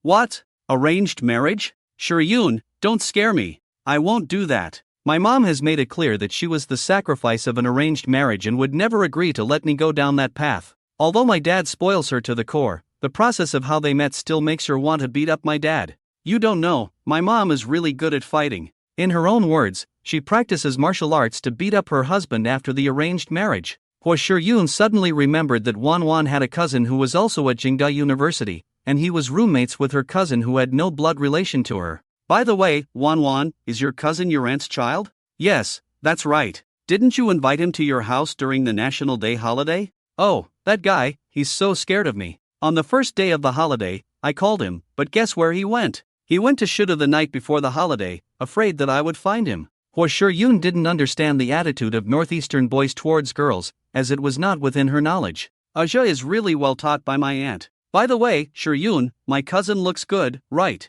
Hua Shuryun nodded. Let me tell you, Shuryun, my mom's family is the Ma family from the northeast. Hua Shuryun was shocked. She really didn't expect that Wanwan's maternal family was such a powerful force. Although they couldn't compare to the Hua family in the northeast, the Ma family was undoubtedly a giant. I didn't expect that, Wanwan, you're so amazing. Hua Shuryun sincerely praised. But looking at your cousin, he seems to be very cultured, not like a child of a wealthy family, right? Dong Wanwan shook her head. My aunt's husband was chosen by my aunt herself. Besides, my aunt's husband is also very capable. He didn't use any resources from the Ma family, but managed to almost monopolize the cable market with his own abilities. Think about it, that's really impressive. Hua Shuryun thought about it and couldn't help but agree. Any product that almost monopolized the market was undoubtedly the result of several factors. The first was the super strong ability in public relations management. The second was product quality. The third is marketing. These three are indispensable. This is still the situation without the help of the Ma family. It can be seen that Wanwan's uncle is not an ordinary person. Thinking of this, she couldn't help but shake her head slightly. Whether it's the Ma family, the Dong family, the Ding family, or the Chen family, including the Hua family, such families are simply incomparable to ordinary people. No matter how hard you work, it is absolutely impossible to establish a new family that can challenge these prestigious families in one generation with amazing talent. There is no such possibility. The cake is only so big. Even with new markets and new tracks, prestigious families need to expand. For example, the Hua family, as long as you are willing to have children, the more the better. Really, the more the better. It doesn't matter whether it's a legitimate child or not, as long as it's a son, as long as it's surnamed Hua, and confirmed to have a blood relationship, then it's all the same. As for his father Hua Jiqiang, who is considered the most ruthless in the Hua family for 100 years, and Hua Shiyun's mother is also the daughter of a real noblewoman, even so, don't even think about turning the Hua family into Hua Jiqiang's Hua family. There is no such possibility. She works so hard, just to fight for a spot in the competition. When she is a junior, with a startup capital of 10 million, if there are no results in 5 years, she will get married. It's a simple rule. When you reach the best childbearing age, if you still haven't achieved anything that impresses the family, then you should marry. You can't blame anyone for not achieving results on your own. Only through marriage can the territory of the Hua family continue to expand and become more solid. Even so, it is the result of pressure from the grandfather. On her own, she would never have the chance to fight for this opportunity. From this matter, she knew that power must prevail over prestigious families. What's your cousin's name? Ding Juinja. Why? Are you really interested? Dong Wanwan became interested. Hua Shiyin shook her head and said, no, I just forgot his name. Ding Juinja, I remember now. Dong Wanwan brushed off the crumbs on her hand and asked with a smile, Shiryun, are you really interested in my cousin? Let me tell you, his family conditions are not as good as yours, but his environment is good. In my uncle's eyes, there has always been only my aunt, and he basically lets my cousin do whatever he wants. Think about it, under such circumstances, my cousin has managed to get into a top university by himself, isn't that surprising? Hua Shiryun smiled and nodded, well, at least it shows that your cousin is very sensible. Dong Wanwan followed with a smile, yes, so since we are in the same school, I will definitely not let him go. My cousin is so tall and handsome, with a good family background, I can't let others take advantage of him. Shiryun, what do you think? Hua Shiryun was speechless. Stop kidding. I'm not interested in him, just curious. I know what I want in my heart. But what about you? What kind of person are you looking for? Dong Wanwan waved her hand, I don't know either, I'll see when the time comes. Maybe my boyfriend is still struggling somewhere, waiting for me to rescue him. Anyway, at least he has to look similar to my cousin. Otherwise, I really can't do it, I just like handsome guys. Well, as long as it's a girl, she definitely likes tall, rich, and handsome guys, there's nothing wrong with that. Hua Shiryun nodded in understanding. The next thing Dong Wanwan said left her stunned. Your cousin, Chen Shen, who is in the same dormitory as my cousin, looks quite handsome. Although a little worse than my cousin Asia at home, I quite like his temperament. Chen Chen? Hua Shiryun was originally chatting with her half-heartedly, but became a bit more serious upon hearing this sentence. Wanwan, are you serious? Dong Wanwan casually picked up another bag of snacks and tore it open. Not really, just chatting. If I really have to pursue a guy, he has to be really outstanding. Otherwise, how can he match up with me? The tuos made Hua Shiryun even more speechless. I thought you were serious with the way you were talking just now. Hua Shiryun joked, do you want me to help create an opportunity for you to spend time alone with him this weekend? Dong Wanwan still didn't mind, saying, I don't care, as long as you don't mind. Hua Shiryun scoffed, what do I care about? We're not even close to him, okay? But his sister is indeed very cute. Dong Wanwan also became excited. Yes, you don't know, I pinched her cheeks that day. The feeling, my goodness, it's simply amazing. Just tell me if you want to go this weekend, I'll help you create an opportunity. Hua Shiryun asked plainly. Dong Wanwan nodded, I've always been with you, so if you go, I'll go too. Cloud City. A private club. Tea room. Fang Junhong looked at the expression on the face of the thin middle-aged man in front of him, suppressing his anger and unwillingness. Shui Zhuang. One of the local snakes in Cloud City, starting from running small gambling dens, he has been making money and building his fortune in the gray area, doing earthwork and some construction and greening projects. Now he can be considered as having a big business, with a lot of underlings. It can be said that within the scope of Cloud City, he is basically the only one who can do all the earthwork projects, even if others win the bid, they can't complete it. Those who understand the rules know. Because of Shui Wenyao's disappearance, it has been such a long time without any sign of life or death. After numerous probes, Shui Zhuang has basically confirmed that his son is gone. Although he has many sons, after all, they are his own sons. So, during this time, he has been causing trouble for Fang Junhong openly and secretly, creating trouble for the projects of the Fang Group. As long as Fang Junhong is unhappy, he is happy. The container yard of the Fang Group always has problems, which he instructed his underlings to do. Smuggling prohibited goods and then reporting it. The methods are very despicable, but extremely effective. Once or twice, Fang Junhong could endure it. He knew that Shui San should have been implicated because of his son. He hasn't even leaked the news of the deaths of Qin Balian and Fang Hongjun to anyone. He alone endures the bone-chilling pain at night. He is not sure if the deaths of Qin Balian and Fang Hongjun are related to that bastard. If they are related, then undoubtedly it was done by someone standing up for Fang Chenchang. Just for one car accident, all the people on this line were wiped out. That's how Shui San died. But Shui Zhuang is not aware of this. He only analyzed a very direct conclusion from the reports of his subordinates about his son's situation during that time. His son Shui Wenyao's death is related to the Fang family. Whether it is true or not is not important. Revenge must be taken. But besides revenge, he naturally wouldn't refuse to take a piece of meat from the Fang group. The first target is the operating rights of a peer of the Fang group. The second target is to find out how Wenyao died, but up to now, Fang Junhong stubbornly refuses to admit it.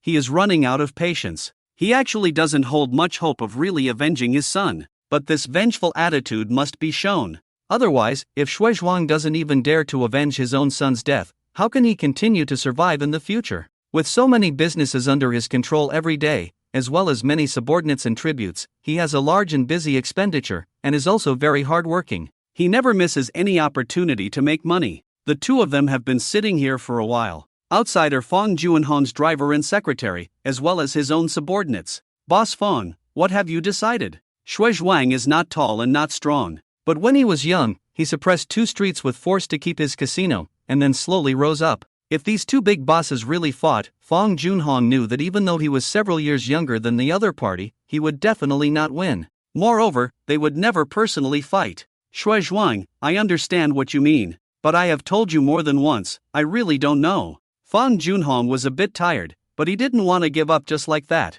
Shui Zhuang picked up the teacup and poured him some tea, then put down the cup. Boss Fang, have you been saying the same thing from the beginning until now? Fang Junhong remained silent. Shui Zhuang picked up the cigar on the side, took a puff, and put it down. He had found some information, but it didn't have any substantial effect. This time, it was still pressure, not a falling out. Yes, I am a civilized person, an upper-class person. Use force? That's something from decades ago. I wonder where the misses of the Fang family are now. I heard that Mrs. Fang has also left Yuncheng. It's been almost 3 months, right? Boss Fang, your confidentiality work is really well done. Seeing Fang Junhong silent, he smiled. Ah, Boss Fang, don't be like this. What can't you tell me? I lost a son. Wenyao was the only child of my old Shui family who went to college. I value him very much. I think Boss Fang also knows how I started back then. For people like us who rose up in the underworld, it's actually very difficult to turn white. But if Wenyao can rise up on his own, then I'll be spared, right?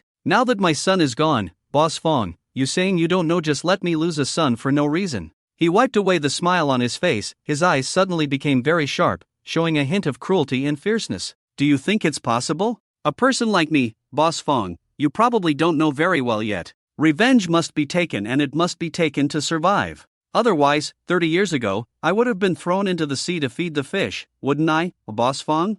Fang Juanhong's face looked very ugly. Although he didn't feel fear at the moment, he could clearly feel Shui Zhuang's determination this time. He was really exhausted during this period. The peer had consecutive incidents, and he had been to the police station several times. He had been detained for a few days in the capital before, which completely tarnished the reputation of the Fang family. What he couldn't accept even more was that Zhao Wei actually refused to come pick him up. Without Fang Qingyan's help, after 3 months, he had slowly adapted to the high-frequency and fast-paced work. But after losing his most promising son, he felt like he had lost the excitement of work. More so, he was being dragged along by work. The impact of Fang Qingyan's resignation was slowly recovering, and the stock price was gradually rising. But he just couldn't muster any interest. I'm tired, he said indifferently. Regarding Wenyao's matter, I really don't know. Even if you ask 100 times, I still don't know, because I really don't know. Do you understand what I mean, Mr. Shui? He raised his eyelids and looked at Shui Zhuang, saying word by word, I don't know.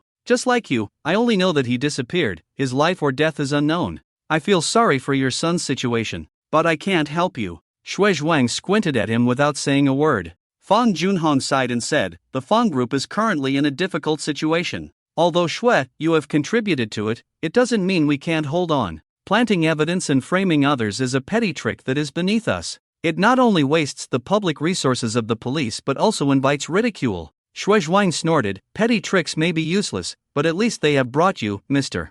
Fong and me together for tea, haven't they? Fong Junhong shook his head. Having tea used to be my favorite thing. Now, I have neither the time nor the mood for it. Shui Zhuang asked calmly. Oh, why is that? Just now, Shui, you asked me where my daughters and my wife have gone. Fong Junhong's mouth twitched, forming an ugly smile. Let me tell you, there is only me left in my house now. If you want to make a move against me, now would be the best time. Besides the servants, there is no one else in my house. Shui Zhuang chuckled. Mr. Fong, you're joking. I am a law-abiding citizen. Ignoring him, Fong continued, whatever you want to do, it's up to you. Your son's death has nothing to do with me or the Fong family. Whether you believe it or not is up to you. Hearing this, Shui Zhuang knew that today might end without any results, but he did not give up. Mr. Fong, Wan Yao contacted someone before. My men saw that person when he met with Wan Yao. Unfortunately, a few days later, that person got into a car accident. I believe you are aware of this.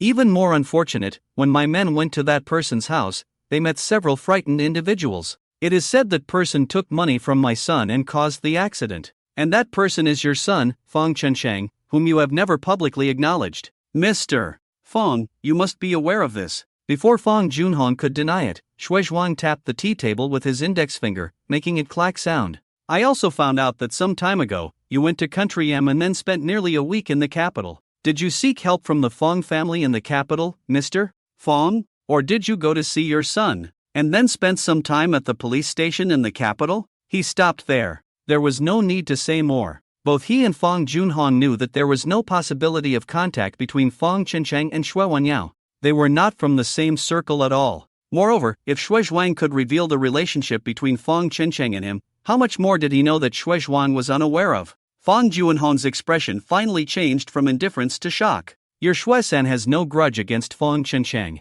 Why would someone be hired to run over my son? His expression showed shock and anger. Although Chensheng is my son, I have never let him appear in public. How did your son know about his existence? Shui Zhuang's face also changed. It became fierce and even more angry. Do you know where the money used to hire the killer came from? It was sent by your Fong Hongjun from overseas. Obviously, Fong Hongjun wanted to deal with your son, but being abroad, he couldn't do it himself. So he found my son Shui Wanyao to be the scapegoat. Isn't that the case? He didn't spend much time and effort finding out these things, but investigating further would require a lot of favors. Fong Junhong, don't think that I can't find out just because I haven't said it. The 4 people who found the driver's family are all northerners. I don't know who Fong Hongjun has offended, but one thing is certain, my son's death is related to Fong Hongjun hiring someone to kill. Whether Fong Hongjun is still alive is another question. Since they can find the families of my son and the driver, even if you hide Fong Hongjun abroad, he will not be able to escape.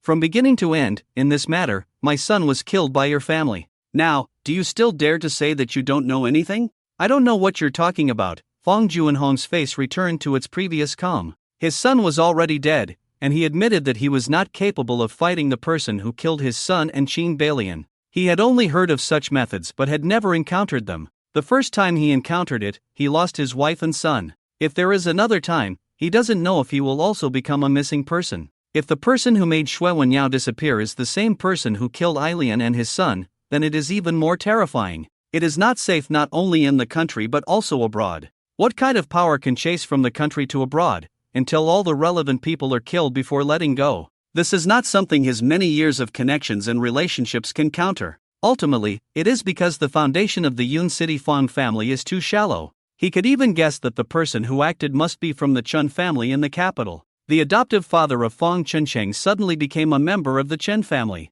This was something that no one had expected. I guess even the Fong family in the capital did not expect it. And Zhao Wei, that despicable woman, I wonder if she regrets it now. While he was thinking about his own affairs here, Xu Zhuang was no longer willing to pretend on the other side. Fong Junhong, I'm telling you openly, you can't escape from this matter. Hand over the doc of your Fong group to me, and this matter will be settled. I will take care of my son's revenge myself. Fong Junhong smirked. You will take care of it? If you have a way, why drag it out until now? It's been almost 3 months. Besides causing trouble for me, have you found any clues about those 4 people? Do you know what they look like? Xu Zhuang's expression froze. What? Do you have their photos? Fong Junhong nodded silently. Xu Zhuang was about to get up, then sat back down. After calming down, he slowly spoke. Mr. Fong, I got carried away. But if my guess is correct, he suddenly laughed. Your son in country M is also gone, right? Ha ha ha. It's really, it's so funny. Although Xue Zhuang was laughing, the malice in his eyes was undisguised. It's really retribution. Fong Junhong tightly closed his eyes. Yes, this is indeed retribution. If it weren't for Xue Zhuang mentioning the 4 people, he wouldn't have said these things. He also wanted to avenge Ailian and Han Jun. They didn't just kill his son. They also killed his hopes for so many years. Although he had taken the time to sow some seeds, there was still no news so far. He didn't even know if he could hold on until the day when these seeds bore fruit and grew enough to take over his Fong group. He opened his eyes and looked straight into Xue Zhuang's eyes. Do you want their photos? Or do you want my doc? Xue Zhuang remained silent. He continued, you being able to find out this information really surprised me. Your son's disappearance should be related to Hong Juan's death. If you want my doc, come and take it with your skills. But as for the information about these 4 people, give up. Leaning forward, he rested his elbows on the table and looked at Xue Zhuang. I really want to know, what will everyone think when they find out that Mr. Xue knew about the clues to his son's disappearance but chose not to avenge him? Will they think that Mr. Xue is only interested in profit, or will they think that if something were to happen to his subordinates, he would also not avenge them? For such a long time, Xue Zhuang has been under a lot of pressure from Fong Junhong. Whether it's overt or covert means, there have basically been various small actions that never stopped. But none of them were serious. Even if they fell out, it wouldn't be a big deal. He never expected Fong Junhong to wait until now to reveal such a big piece of news. If everyone outside knows that he gave up his son for profit, what good would come out of it? His brothers followed him just for money. If he can give up his own son for profit, what about these little brothers of his? Xue Zhuang couldn't stomach this consequence. No leader could stomach it. Even if it costs a great deal, this matter must be borne, otherwise it would end up in chaos. There is no other possibility. This is the only outcome. Fong Junhong, Boss Fong, you really know, Xue Zhuang's smile looked very ugly. Are you trying to roast me over the fire? But I'm not completely clueless. Although the driver is inside, do you know how many people are also inside with me? His family, there are people keeping them company now. Although you may have photos or other things, they are not indispensable to me. But how many people can a doc support? Do I need to consider this? Not to mention, Boss Fong, you want me to step forward and avenge your son. Based on your tactics alone, I know that the other party is not someone I can afford to provoke. I think, let's forget about it. Fong Junhong raised his eyelids slightly and asked with a smirk, what? Mr. Xue, are you not planning to avenge your son? Xue Zhuang shook his head slightly and said, sitting in my position, I am first and foremost a leader, and secondly a father. In order to ensure that my brothers have enough to eat, I will take the doc. Name your price. Fong Junhong sighed, no rush, Mr. Xue. I can offer you a suitable price for the doc. But are you sure you won't avenge your son, even if we join forces? Xue Zhuang remained expressionless, just shook his head and said,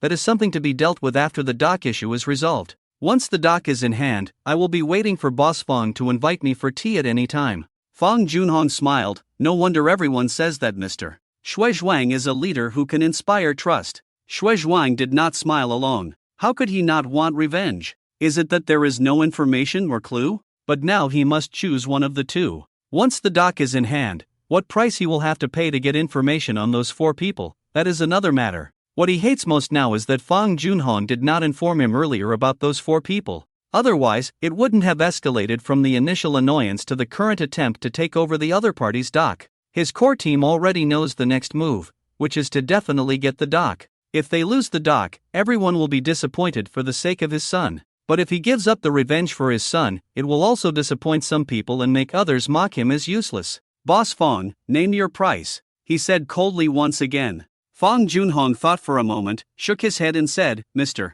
Xue, if you want to acquire it, do it by fair means. At least Fong Group is not solely under my command. What decisions the board makes will depend on what you can achieve. Fong Group will not sit back and wait for death. The doc not only involves our Fong Group and those shareholders. Personally, I advise you to think twice before acting. Xue Zhuang stood up calmly, looked at him and said, very well, Boss Fong. I can wait for my son's revenge. But the next time we meet, it may not be as pleasant as today. Goodbye. Fong Junhong sat still on the chair, watching Xue Zhuang's thin figure open the door and walk out. Immediately, a faint and chaotic sound came from outside, then everything fell silent. The door of the tea room was pushed open the next moment. The secretary walked in, Mr. Fong, are you going back now?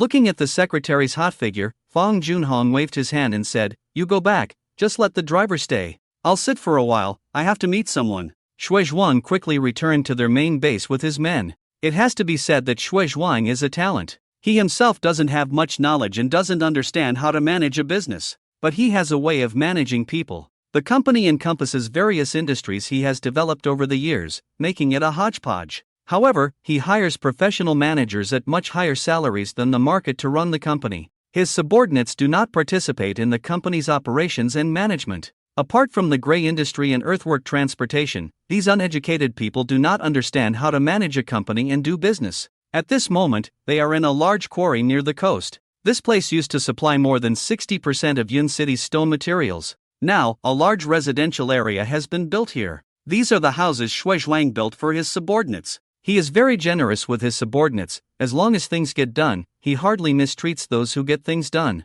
He has been doing this from the beginning. When something has been done for 30 years, it will form a terrifying cycle. From his personal perspective, he no longer has the ability to change the status quo. Although Shui-san is the only college student, he doesn't really expect the son to bring any changes to the current situation. That kid, besides studying, there's nothing else worth his attention. It's the other two sons at home who are now in charge of several major businesses in the company. Mr. Shui, about the dock. The one asking the question is nicknamed Bamboo Pole. The most accurate way to describe a person is by their nickname. Bamboo Pole is nearly 2 meters tall, a rare height in the south, and has been a longtime companion of Shui Zhuang. Arrange for a few outsiders to set fire to the Fong family's dock and then send the people to Zhoushan. After Bamboo Pole nodded, he asked, "Should we get rid of the people at the right time?" Shui Zhuang shook his head. "No need, send them to Zhoushan to keep them, they will be useful in the future." Room 217. When Chen Chen climbed out of the small folding bed, the other three were still fast asleep.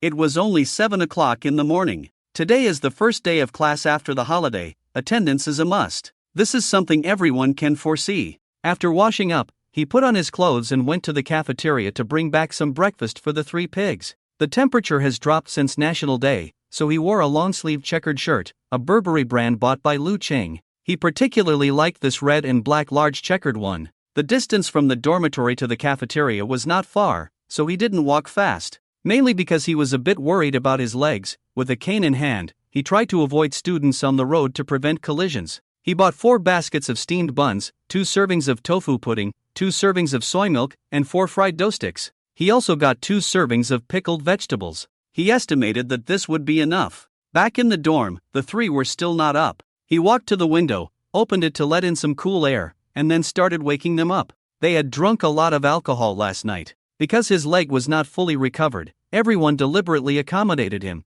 and he only drank less than 3 bottles of beer. He drank the least. Even Li Hongzhong had drunk at least 6 bottles. Everyone thanked Chun Chan profusely once they got up. "If I wasn't afraid you would be late, I wouldn't have brought you breakfast at all." Shen Shen made the bed, sat at the table, and started eating. "Don't worry, I bought plenty, enough for everyone. Each person gets a basket of steamed buns, a fried dough stick, pickles, and soy milk and tofu pudding." Shi Yanghao was the quickest. He rushed into the bathroom to brush his teeth and wash his face, and in less than a minute, he was already sitting at the table. "Wasn't it Fatty who said he brought meat sauce last night? Without meat, how can we eat?" "Eat yours, having something to eat is good enough. Otherwise, you can go to the cafeteria now and buy something yourself." Ding Juanjia came out of the bathroom, picked up his chopsticks, and said. The 4 of them finished breakfast, grabbed their books and laptops, and went to the classroom together. It's just the time of National Day, and Shen Shen suddenly found that it seems like everyone has changed a bit. It seems that after this holiday, all the freshmen have shed some of their greenness and become a bit more mature than before. But it's just a feeling, and I can't really say why. As usual, they sat in the last row. Jingda is one of the top universities, and those who can get in are the pride of heaven. Their self-discipline goes without saying. After the morning classes, they slowly walked towards the cafeteria. Chen Shen felt a bit embarrassed because he made the other 3 have to walk slowly like him. "You guys can go first, save seats and get food. I can just eat when I get there." "That's right, I've been wanting to do this." Shi Yanghao was the first to agree, and he quickened his pace. Chen Shen smiled at Ding Juanjia and Li Hongzhong. "Go ahead, what are you waiting for? Don't let all the good food run out, or you won't get to eat anything later." Watching the 2 speed up and leave, he continued to walk slowly. Jingda Cafeteria is famous for its delicious and cheap food. After eating their fill, they returned to the dormitory. Chen Chen opened his computer and glanced at today's stock market. Continuing the decline before National Day, although there was a slight rebound, another wave of decline appeared before the morning close. He opened the trend chart of the peripheral market,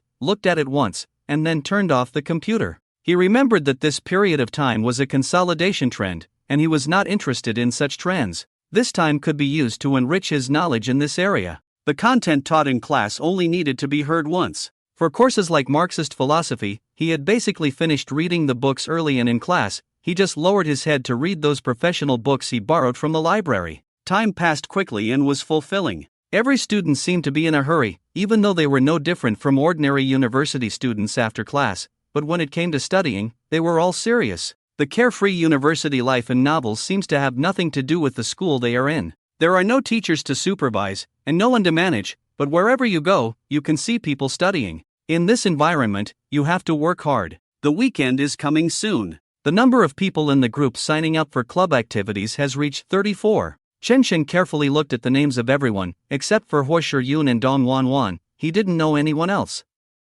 But these are not problems. According to what was said last time when signing up, he planned to bring a computer and notebook and learn from those senior students. Ding Juanjia naturally went to play basketball. This is basically what he does every afternoon when he has free time. Apart from having smelly feet, Chen Chen really thinks that Ding Juanjia, this handsome young man from the northeast, has no shortcomings. Up to now, this guy has been asked for his WeChat countless times, which is truly enviable. But Ding Juanjia also envies Chen Chen sometimes, like on Sundays. On Friday night, Chen Chen went home for dinner as requested by Lu Qing, and brought junk food back for Chen Shui. On Saturday, he studied miscellaneous subjects with Chen Xiaohua for 2 hours, and then read books. Early on Sunday, he rushed to school without bringing breakfast for his dorm mates, and went straight to the location of the club's activity. The Financial Technology Association was supported by the college when it was established, slightly different from other ordinary clubs, in terms of the composition and core members of the club. It is not only a club that freshmen can participate in,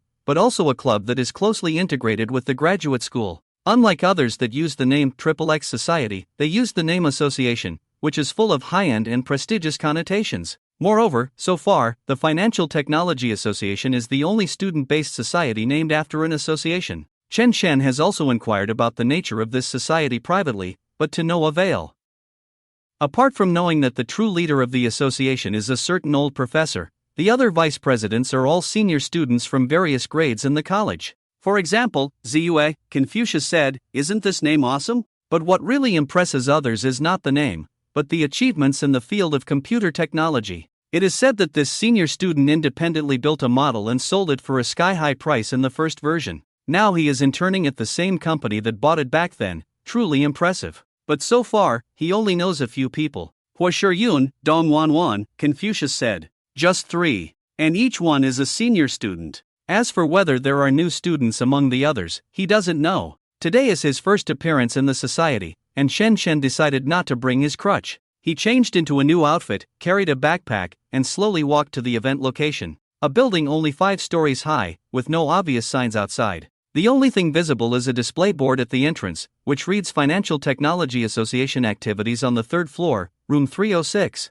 He arrived early, but he also saw others carrying backpacks. Some had water bottles in the side pockets of their bags. He walked slowly, so some people passed him from time to time, even glancing at this new face. Room 306 on the 3rd floor. There was no specific sign on the door. In the large room with double doors, there were already quite a few people. When Chen Chen walked in, he saw Huo Shiyun and Dong Wanwan, 2 people he knew, sitting in front of a computer screen, discussing something. Those who knew each other greeted each other, asking about holiday plans and such. Looking around, that Confucius said did not appear, so he had to sit in the corner of the last row. He took out his laptop, placed it on the table, and then took out a book called Stock Market Psychology Game to read. At 9 o'clock, Confucius said came in with a computer, connected to a huge screen, and some data appeared on the screen. "Hello, how was your holiday?" After a few pleasantries, Confucius said got to the point. "This is the first activity of our society in the new semester. Those who can come are true fans, hee hee hee.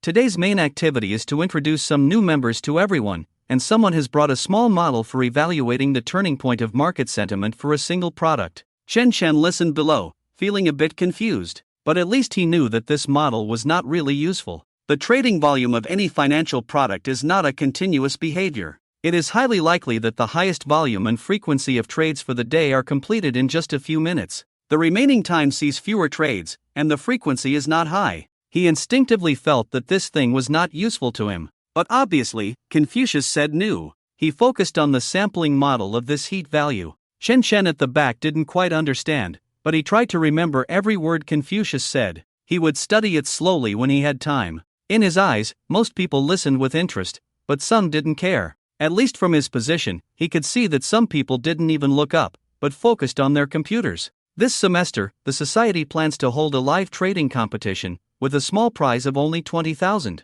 If you are interested, let me know after the meeting, Confucius said in a light tone, seeming uninterested in this live trading competition, which seemed more like a task from above. Finally, he added a sentence. Participation is conditional. If you don't have much strength, don't sign up. After all, real trading uses your own money, and also takes up time. Chen Chen's eyes lit up suddenly. Senior Kong. He stood up and said, besides funds, do we also need to use designated models? His voice made everyone turn their heads to look. Hua Shiyun and Dong Wanwan glanced at each other. Hua Shiyun pursed her lips slightly and said, this is my cousin who is not related by blood. Interested? Dong Wanwan blinked and replied, he's quite cute. He exudes a kind of innocent foolishness all over his body, doesn't he? Both of them smiled silently. Confucius looked at the information in his hand without enthusiasm, raised his eyelids, and said to Chen Chen, there are conditions. If you have a lot of money, you can buy a milk tea for the senior brothers and sisters present first, and then consider whether to use your own money to participate in this competition.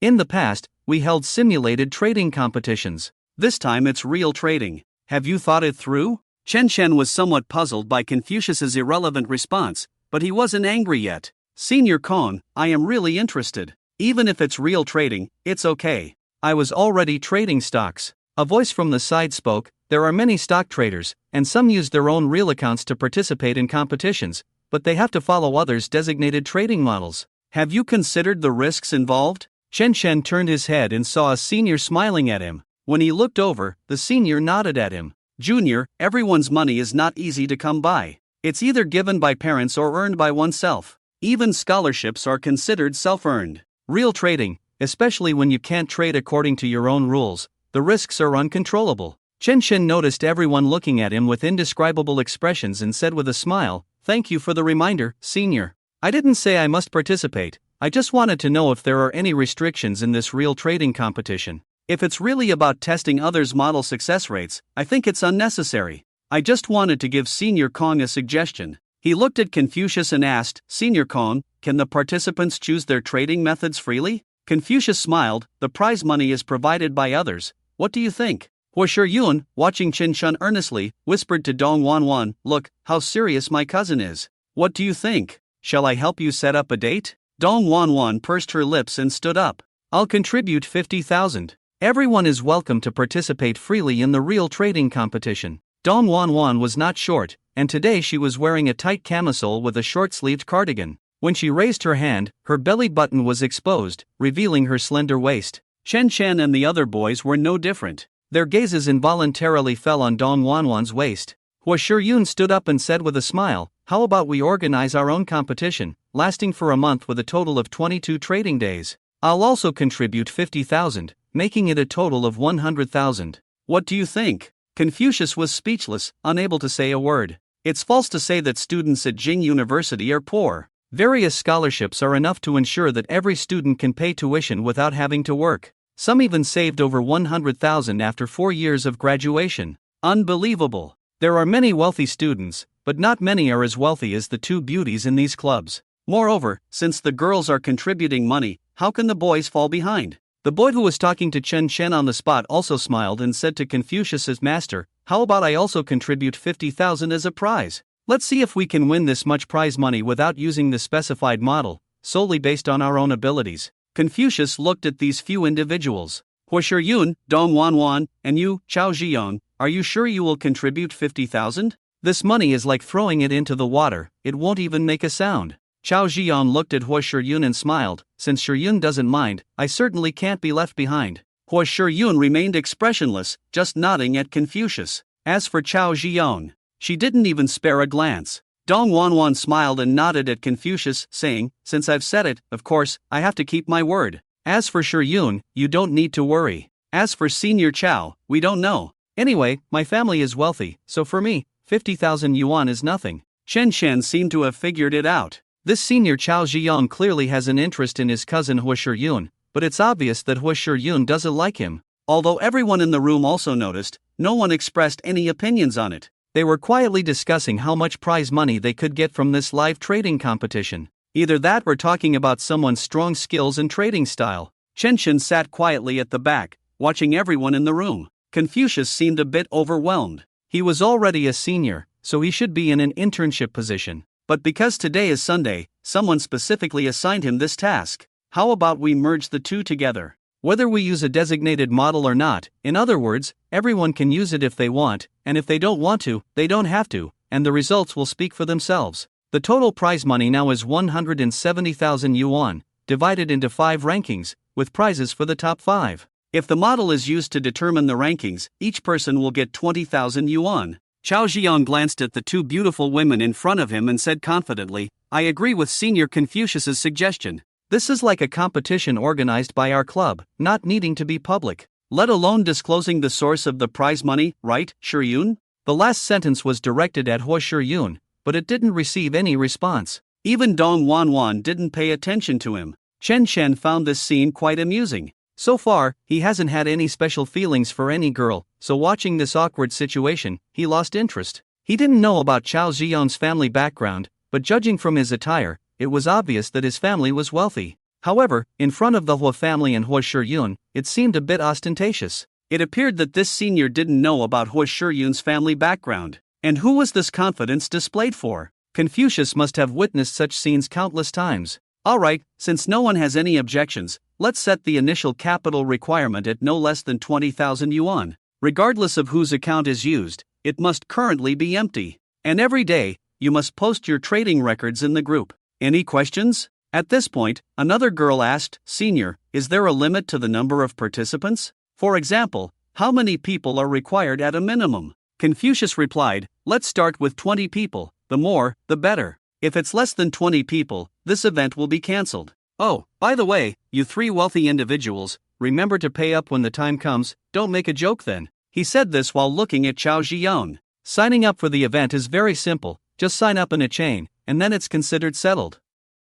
It doesn't matter if someone drops out of the competition halfway. Originally, Confucius wanted to take this opportunity to help someone test a model, but it turned out like this, which can also be considered a small-scale play. The only cost is for 3 students to come up with a total of 150,000. Confucius also had a headache. Chen Shen originally thought that club activities should last for a day, but he didn't expect it to be over in just one morning. He really didn't anticipate this situation. Looking at some people who had already left, and some people gathering to discuss mathematical things, he could understand some of it, but not completely. Apart from Confucius chatting with Hua Shiryun and Dong Wanwan in front, he had just met these people. Although he felt the indifference of these people towards newcomers, he didn't care. He wasn't here to make friends. His original intention was to learn something, but besides some concepts and design ideas for models, he felt he hadn't learned much. As for the competition, he would definitely participate. Taking this opportunity, he could also see the buying and selling points of others.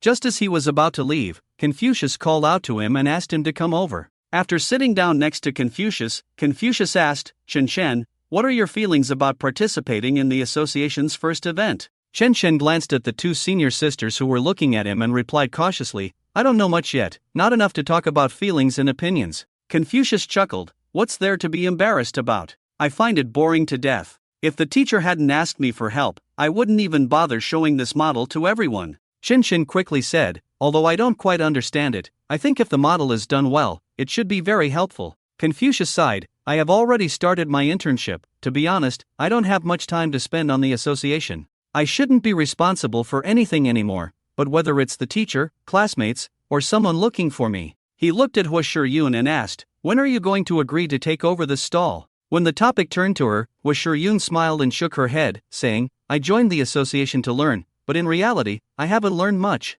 If you, senior, leave, I probably will leave the club too. Dong Wanwan followed, saying, I will advance and retreat with Shiryun, but I'm not here to learn, I'm here to accompany Shiryun. She smiled at Chen Shen and asked, Junior, do you want to learn something?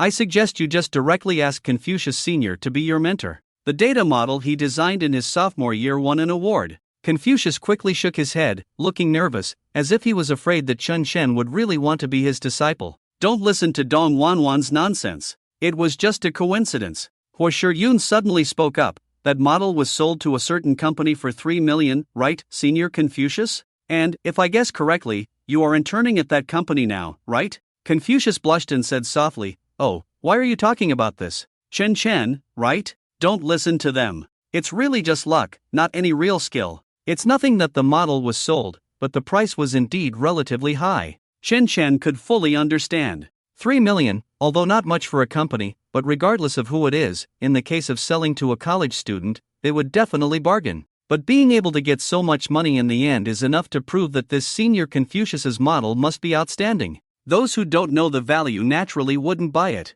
However, Chen was somewhat surprised by the attitudes of the two senior sisters. No, weren't you two big beauties recruiting new club members under the sun not long ago? Why are you talking about leaving the club now? I just came in, and you're leaving already? Senior, He hesitated. Is there any problem with the club? Are you all quitting? Confucius looked at the two girls, then at Chen, shook his head and said, "There's no problem with the association, it's just that I don't have time to manage it. The legitimate president is a professor at the college, so they usually don't show up. Therefore, the daily work is handled by several vice presidents. I'm about to graduate, and for me, internships are more important, so I want to quit. As for them, they're just fooling around." Hua Shiyun looked at the somewhat awkward Chen with a smile. "Junior, although this association has a good reputation, we only joined for some peace and quiet. If you take it seriously, then you're naive. After Senior Kong leaves, there won't be many truly talented people left in this club. Most others,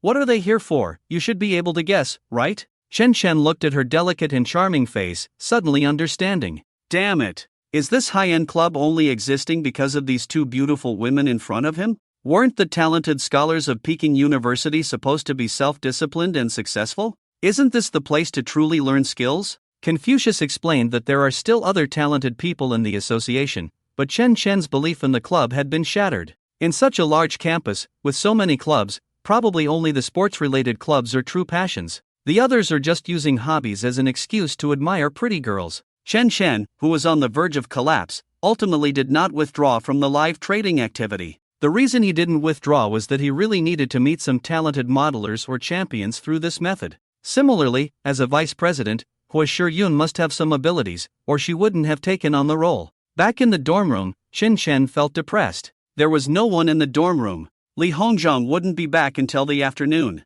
The other two were probably playing on the court. He transferred the extra money to his card, packed up his things, and headed to the library. Some people find life dull. For others, it's anything but dull. Because of the dock incident, Fang Junhong had to remind a few directors after the board meeting. He gave these people a heads up to prevent himself from being passive if the dock really changed hands in the future. The directors appointed by the Fang and Zhao families each reported upwards after the video conference. Fang Junhong turned off the equipment, sat in his huge office, and stared blankly at the darkened screen. Last night, the people from Shuozhuang took action again. He understood that Shuozhuang's purpose in doing so was to continue causing trouble at the dock and make him lose some customers. Additionally, he speculated that Shuozhuang might take the opportunity to acquire some shares in the secondary market. When they reached the critical point of 5%, they would definitely appear in front of him again. As for entering the Fang Group's board of directors, that was absolutely impossible. Neither the Fang family nor the Zhao family would agree. So it was only a possibility, and most likely they would use it as leverage to threaten him. Thinking that the root of the problem was his own two sons, Fang Junhong also felt very uncomfortable. This was entirely his own doing. Who should he blame? Fang Chenchun or Fang Hongjun? As for Xue San, he shouldn't have interfered where he shouldn't have, and without the ability to protect himself, he deserved to die. The phone on the table suddenly vibrated, lighting up. He picked up his phone, and the incoming call was from his eldest daughter, Fang Qingyan. He waited for a few seconds before answering the call. "Dad," Fang Qingyan's voice was calm. "How have you been recently?" Fang Junhong replied coldly, "I'm fine. Do you want to come back?" When his eldest daughter left, he had tried to persuade her to stay. In the end, Fang Qingyan still left, without even giving the board of directors a chance to explain. He had been in a mess trying to sort everything out at that time. Did she want to come back now? After more than a month outside, couldn't make it anymore? He knew that even if he had money, he still needed something to do, or he would feel lost. No, I called to ask if Hong Jun is doing well now? Why are you asking about him? Fong Junhong suppressed a hint of sadness in his heart, trying to keep his voice calm. He didn't want to say that Fong Hongjun was killed by Fong Chencheng. He simply had no evidence. In fact, he was disappointed in Fong Hongjun. How could you fail? Although Fong Chencheng may have attacked you in a dead end, how did you end up dead in such an advantageous situation? Did you not know how to hire a hitman yourself? Is that Shui-san capable of getting things done? It's really disappointing. Now, he's dead. The whole family has fallen apart. None of them are trustworthy. And Fong Chencheng's foster father, who he met in the capital, seemed like a completely different person. He had asked his second brother about the Chun family in the capital. Now that Chen Xiaohua has started appearing at important events in the Chun family. The head of the family, Chen Xiaojie, is called Chen Xiaohua. Do I need to say more? Thinking about this, he felt a wave of powerlessness and had no courage to confront the Chun family. He was afraid of ending up like Ailian and Hongjun. Fong Qingyan responded with a no and then asked, have you offended someone? There have been people near my wine shop recently. Fong Junhong was suddenly shocked. Shuozhuan. It must be Shuozhuan. If it was the Chen family, they wouldn't disturb his daughters. They would target him. And if it was the Chun family, no, if Chen Xiaohua really wanted to harm him, he would have been dead long ago. So it must be Shuozhuan. Someone has been eyeing the company's stock recently. Be careful. I will give them a warning. Besides this, he didn't know what else to say. People like Shuozhuan have no bottom line. What's frustrating is that you know he's behind it, but no matter how much evidence you have, none of it directly links to him. That's the most annoying part. Moreover, this kind of person may have become a tool for others. Otherwise, by general standards, Shuozhuan's power would definitely qualify as a criminal organization. Although the companies under the Shui family's name are legal and numerous, everyone knows how he started. People like him have intricate connections everywhere. Otherwise, after so many years, if something was going to happen, it would have happened already. Fong Juanhong's mind was in turmoil. On the other hand, Fong Qingyan had already understood his meaning, said a few words, and hung up the phone. Although she still had some regrets about leaving the Fong group, as time passed, that feeling slowly faded. Now, her main focus was on her small company and taking care of Gu Bai. She admitted that she had given up on other things. Just live your life well, as for the rest, let it be. She was just a small woman and couldn't control everything. Nowadays, surveillance cameras are everywhere. Of course, her company and storefront were also equipped with them. It's just that this thing can only take effect afterwards. By that time, everything that should have happened has happened. Having served as the company's president for several years, she had seen all sorts of disgusting tactics in the market, which was why she immediately thought of Fong Junhong. This was the first time in over a month that she had taken the initiative to contact Fong Junhong, her father. In recent days, she found that there were some unsavory characters lingering in her store, not buying anything and unwilling to leave, harassing her employees, causing her a headache.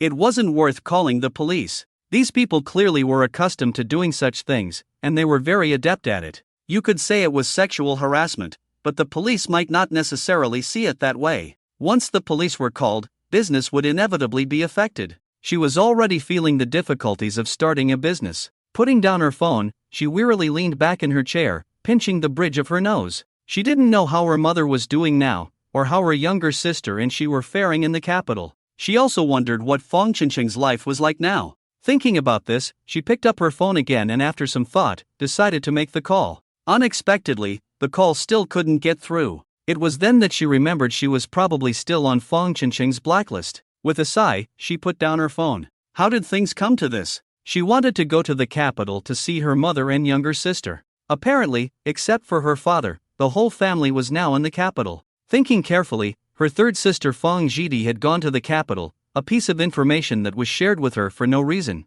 Her fourth sister was already studying in the capital. So, wasn't the whole family, except for her father, in the capital? She wondered if her father regretted anything. Boss Fong, how are you? Do you have any business to take care of me? Shuozhuang's tone was lazy. When Fong Junhong heard this voice, he was certain that the person appearing on Fong Qingyan's side was definitely his man. President Shui, no matter what you think of my Fong group, you shouldn't involve family members. I don't know what you're talking about, Boss Fong. Shuozhuan was still very satisfied with the execution of his subordinates. In just a few days, Fong Junhong took the initiative to make the call. I heard that Miss Fong sells good wine, so I sent someone to buy wine. Did they do something wrong? Oh, Boss Fong, if it's true, I apologize. I'll deal with them and make sure they show more respect to Miss Fong. By the way, Boss Fong, it seems that I haven't seen the other nieces recently. I wonder where they went? Fong Junhong gritted his teeth. Shui Zhuang, don't go too far. Do you think I'm the only one working hard in Yun Province?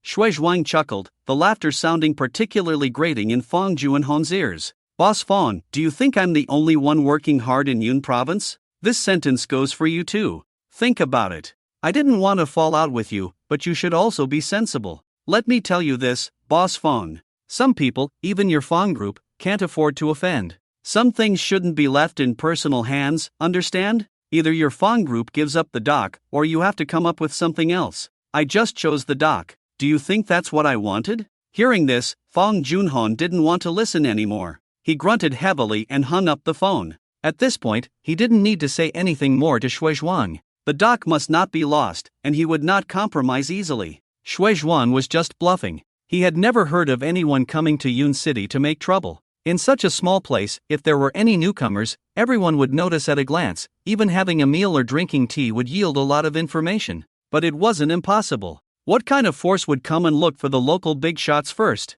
This shows that the other party is not a good person either, and their financial strength is definitely not weak, otherwise they would not have set their sights on the Fong Group stock. It is important to know that the investment in docks is basically state funds. They only managed to get a few berths. These berths and the supporting services are the money tree of the Fong Group. With Shui Zhuang's tone just now, it seems that there is really someone behind the scenes. However, why should everything be borne by oneself alone? I once wanted to establish a vast territory and create a family tree. Now my son is gone, Alian is gone, and even the family seems to have disappeared. He just wants to do nothing but take a break endlessly. Going back to the roots, all of this originated from that old thing that forced himself to marry Zhao way back then. With such bad luck, how can the family in the capital not help? And the Zhao family. Even when there's nothing to do, you still have to find something for yourselves. I am already considered to have lost my family and everything, and yet I have to make money for you vampires. Why? Big sister, we've arrived.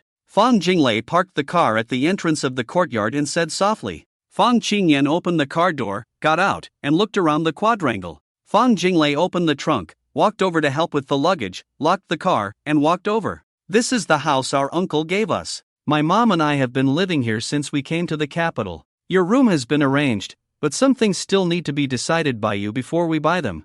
Fang Jinglei explained as she walked. Fang Qingyan followed her across the threshold and into the courtyard. The courtyard didn't seem to be well taken care of, which surprised Fang Qingyan. Has no one been taking care of the courtyard? Look at those flowers. Fang Jinglei said nonchalantly, Mom is not in the mood, and I don't have the time. And now this courtyard is the only thing we have. I earn money through writing. As for Mom, besides compensating her with a sum of money, our uncle seems to give her 200,000 every month. But I don't know where she spends that money. As they walked and briefly discussed the courtyard, they sat down in the room. Fang Jinglei asked, Would you like a cup of tea? She pointed to the tea set on the table. I bought these. Most northerners don't drink gongfu tea, so if you don't mind, I'll just make you a cup in a regular cup. Fang Qingyan shook her head and said, Forget it, I want to take a bath. Let's go, then go straight to your room. There's a bathroom in your room, you can take a bath. But for meals, the kitchen is over here. Or you can order takeout or go out to eat.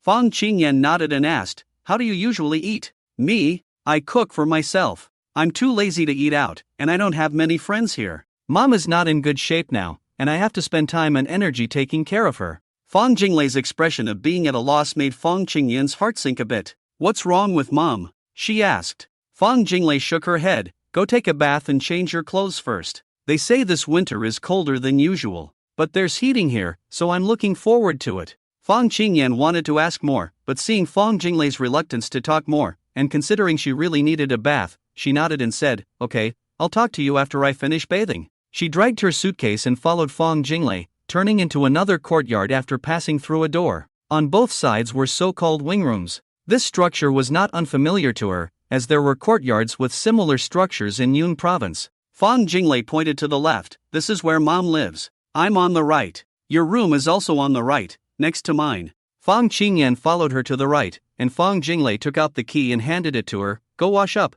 come find me later. What do you want to eat tonight? Fang Qingyan thought for a moment and said, I don't have any special preferences, just something light. Fang Jinglei nodded, turned, and left. Fang Qingyan watched her walk a few steps away, push open her own room, and walk in. During this process, Fang Jinglei did not look back, pause, or even say she was going to the opposite side to call out to her mom and tell her that Fang Qingyan had arrived. She didn't know what had happened between her second sister and mother, but she felt that the family's affection had faded. She thought about this while taking a bath. After changing into home clothes, she walked to Fang Jinglei's room and knocked on the door. "Come in," Fang Jinglei's voice came from inside the room. Fang Qingyan pushed the door open, and Fang Jinglei was sitting in front of the computer working. "Are you living on this now?" Fang Qingyan asked as she sat down on the sofa. "What else? In the past, you were in charge of the family business, and I could support myself. In addition to my own earnings, there was also family money to support my expenses. Now I can only rely on myself," Fang Jinglei said indifferently, with no expression on her face.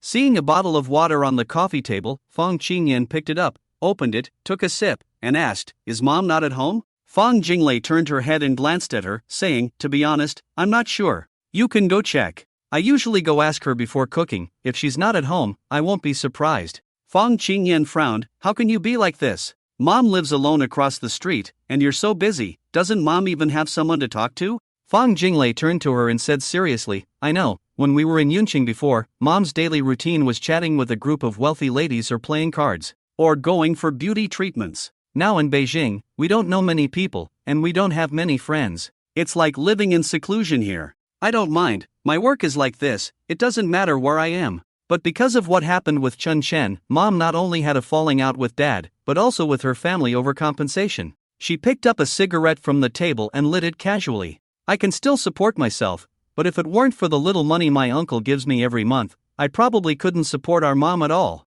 Fang Qingyan was about to say something, but Fang Jinglei continued, "Fortunately, her social activities are now limited, she hardly goes out. She stays at home every day, crying from time to time. I dare not see her. If this continues, she will be depressed sooner or later. Why don't you go see her?" Fang Qingyan felt her scalp tingle and her body go cold. She never expected her mother to become like this, and it was her second sister Fang Jinglei's attitude towards their mother that made her feel cold all over. "Lei, what happened between you and mom during this time?" Fang Jinglei shook her head, clearly not wanting to say more. Fang Qingyan sighed, "If you don't want to say, it means you and mom haven't been doing well during this time. Forget it, I'll go see her." She stood up and was about to leave. Fang Jinglei watched her walk to the door before saying, "Mom may have some mental issues, but as you know, you can't talk to her directly about this. Be careful in controlling her emotions." Fang Qingyan stopped and turned around, asking, "Is it related to Chun Chen? You've been in Beijing for so long, haven't you gone to school to find Chun Chen?" Fang Jinglei took a puff of smoke and said, "I went, but it was useless. Sister, I don't know what you guys think about the matter of Chun Chen, and I don't want to ask. The damn problem is that I only know how to cry. But what problem can crying solve?" She cried for a long time, and besides losing the shares of the Yun City Fongs Group, she got this yard and a monthly living allowance of 200,000. Although she can't use that much now, it's clear that the Zhao family is bullying people. Dad's relationship with her is so tense now that there is no place to vent. The Zhaos are really bullying people. Fang Jinglei's tone was very flat, and her voice had little fluctuation, but Fang Qingyan clearly felt the anger. She was not clear about the situation, as she had been in Yun City at that time, then resigned from her position as CEO and went to stay with Bai Bai for a while.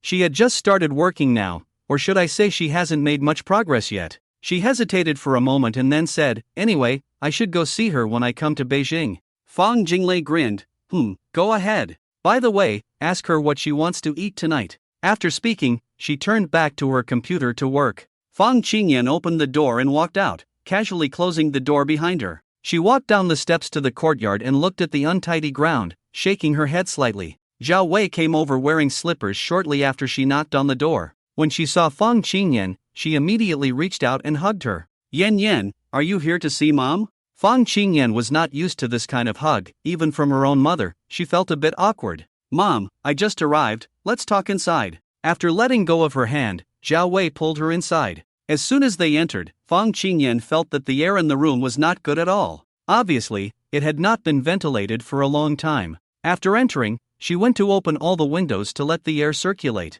She felt much better as soon as she opened the windows. Mom, you should open the windows in this room regularly for ventilation, otherwise the air quality in the room will be poor and not good for your health. Zhao Wei said nothing, just watched her walk around the room opening all the windows. When Fang Qingyan sat down, Zhao Wei followed and held her hand. Yan Yan, are you okay? I'm fine. Mom, why do you suddenly look much older? Have you not been doing beauty treatments recently, or is there some other reason? Zhao Wei's eyes turned red, and tears welled up. Fang Qingyan was at a loss. Her mother was crying so easily now, but she should know that at her age, crying wouldn't solve any problems. Mom, don't cry, crying too much is bad for your health. She could only offer a word of comfort, but she didn't know how to comfort her. Your brother broke his leg, it was that wild seed Fang Hongjun who had someone drive into him. Chen Chen told Lei Lei himself. Although Fang Qingyan was not clear about the specific process, she knew that if such a thing was true, her father must know about it. But she had never heard this news before, and even Fang Jinglei hadn't mentioned it just now. Mom, I know, please don't cry. Let's talk slowly and figure things out, okay? Woo. Yan Yan, Xinshan refuses to see me. I went to their school, found his leader, but... She stopped there. Fang Qingyan waited patiently, and she continued crying, but I was in a bad mood at the time, and the counselor's attitude was not good, so I complained. If Lei Lei hadn't reminded me and I went to apologize later, I don't know if he's still being bullied by Chen Chen at school. Chen Chen refused to see me. Can you help me go to the school to check on him, Yan Yan, please? You help me go see him. Fang Qingyan nodded with a bitter smile and said, Mom, don't worry, I will go to the school to find him tomorrow. I will see how he is doing now, and then I will come back and tell you everything I know, okay? Don't cry. When Zhao Wei stopped crying, Fang Qingyan finally breathed a sigh of relief. It was obvious that the mother's current state was indeed problematic. It seemed that in her consciousness, there was only Fang Qinshan, and others were no longer in her thoughts. The more she thought about it, the more frightened she felt. A woman over 50 years old, staying in her room every day, doing nothing, only thinking about her son. Since she came to the capital city until now, if she hadn't taken the initiative to come over, she wouldn't have made a single phone call. It was clear that Fang Qinshan had become her obsession. If this issue was not resolved, the mother would eventually be in trouble. When are you going? When you go, can you take me with you? I will stay in the car and not get out, so Chen won't see me. He definitely doesn't want to see me, right? Wah! Fang Qingyan could only nod in agreement. Don't worry, Mom, I will drive Lei Lei's car tomorrow and take you to see Chen. Please don't cry, it's really not good for your health to cry like this all the time.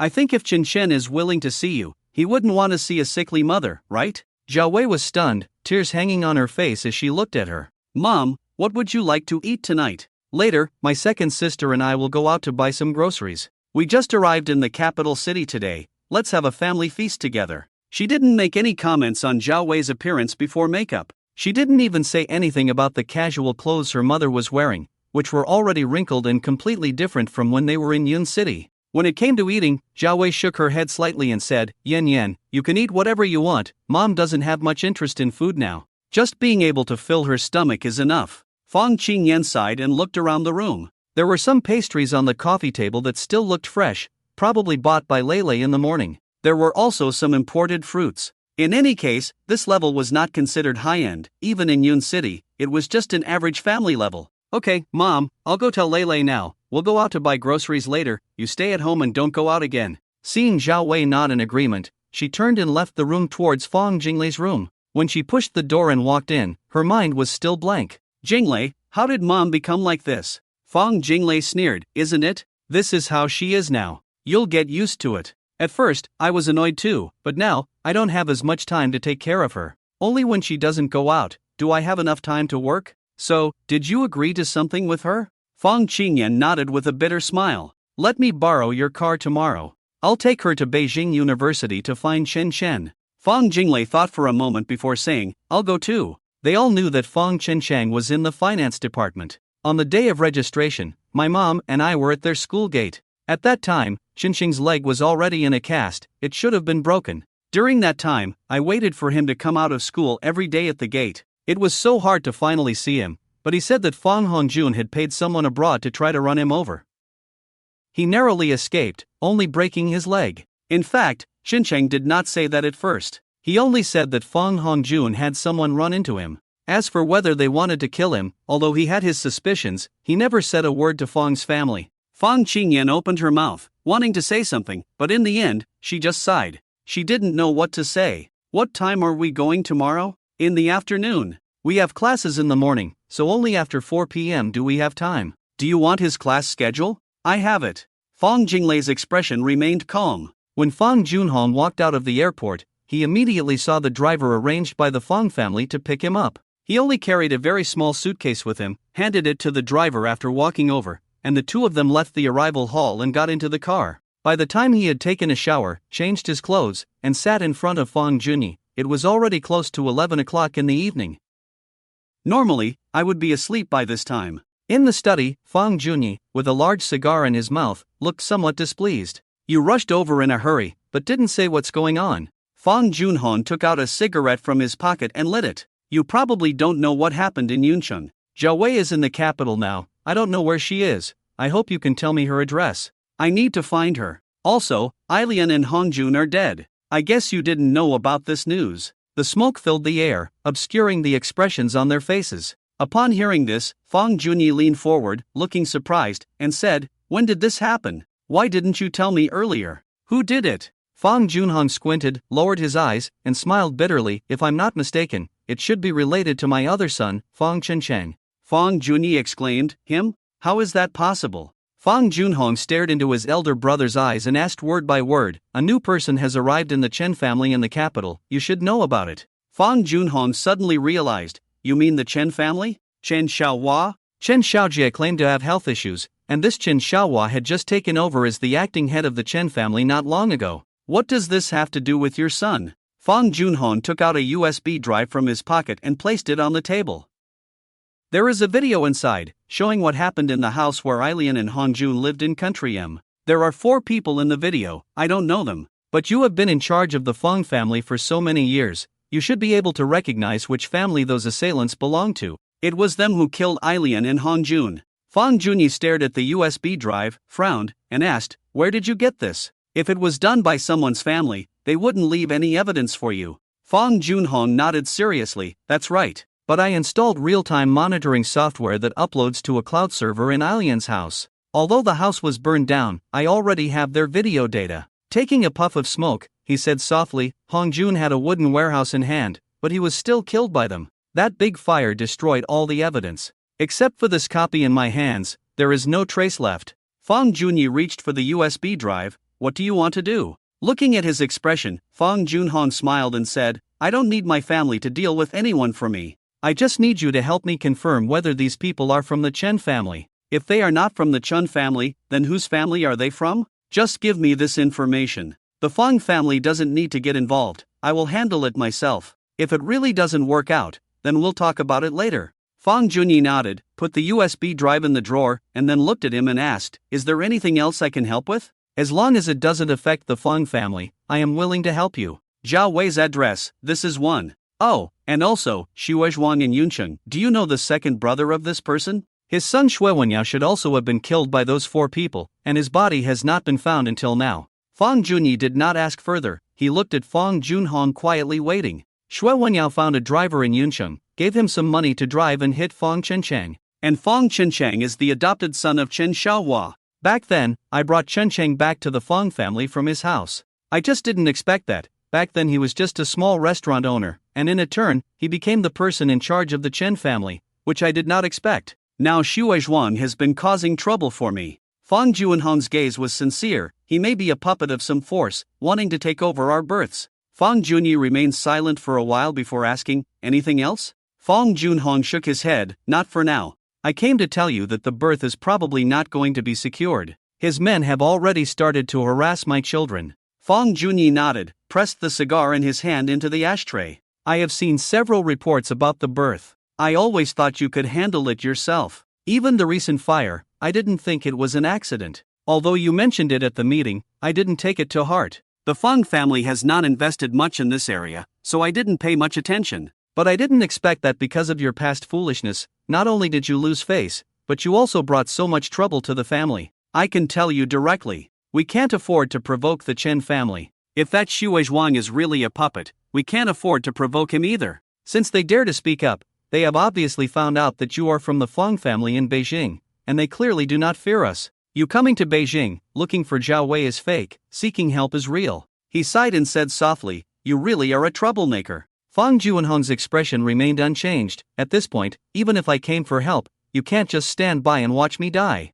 Fang Junyi shook his head. Since it has come to this, we can't just sit and wait for death. We still need to fight back, otherwise everyone will think that the Fang family is an easy target to bully, and in the future, they might directly target our own family. You, go to Zhao's house tomorrow and see Zhao Wei, find out Zhao Yuanlong's thoughts. He stopped there. Fang Junhong understood his second brother's meaning, nodded, and changed the subject. My sister Fang Miaoshuan is also in Beijing, this time coming over. I also want to go see her. Fang Junyi nodded and said, Miaoxian is a good child with very good grades. She came to see me, and I have already told her that she can intern at the company below after she graduates. Fang Juanhong's expression changed. I will tell her to come back to work in Yuncheng. Our family's company also needs her. Fang Junyi didn't say anything more. In fact, it depends on Fang Miaoshuan's own choice. If she wants to stay in the capital, then naturally the company below the Fang family is the most suitable. If she wants to return to Yuncheng, he won't stop her either. She is just a niece, with good grades and some potential. It's not worth arguing over this child at the moment. Zhao Wei and your second daughter are in XXXXX, you can go find them yourself. Is there anything else you want to discuss? Fang Junhong shook his head, indicating that there was nothing else, or he didn't want to say anymore. He had wanted to ask how to resolve the issue with the Chen family, but then he thought that with the personality of his second brother, he would definitely act as if nothing had happened. As long as the Chen family doesn't cause trouble for the Fang family, he won't actively seek them out. After all, aren't businessmen just looking to make money? Given the opportunity, he would definitely try to get to know Chen Xiaohua.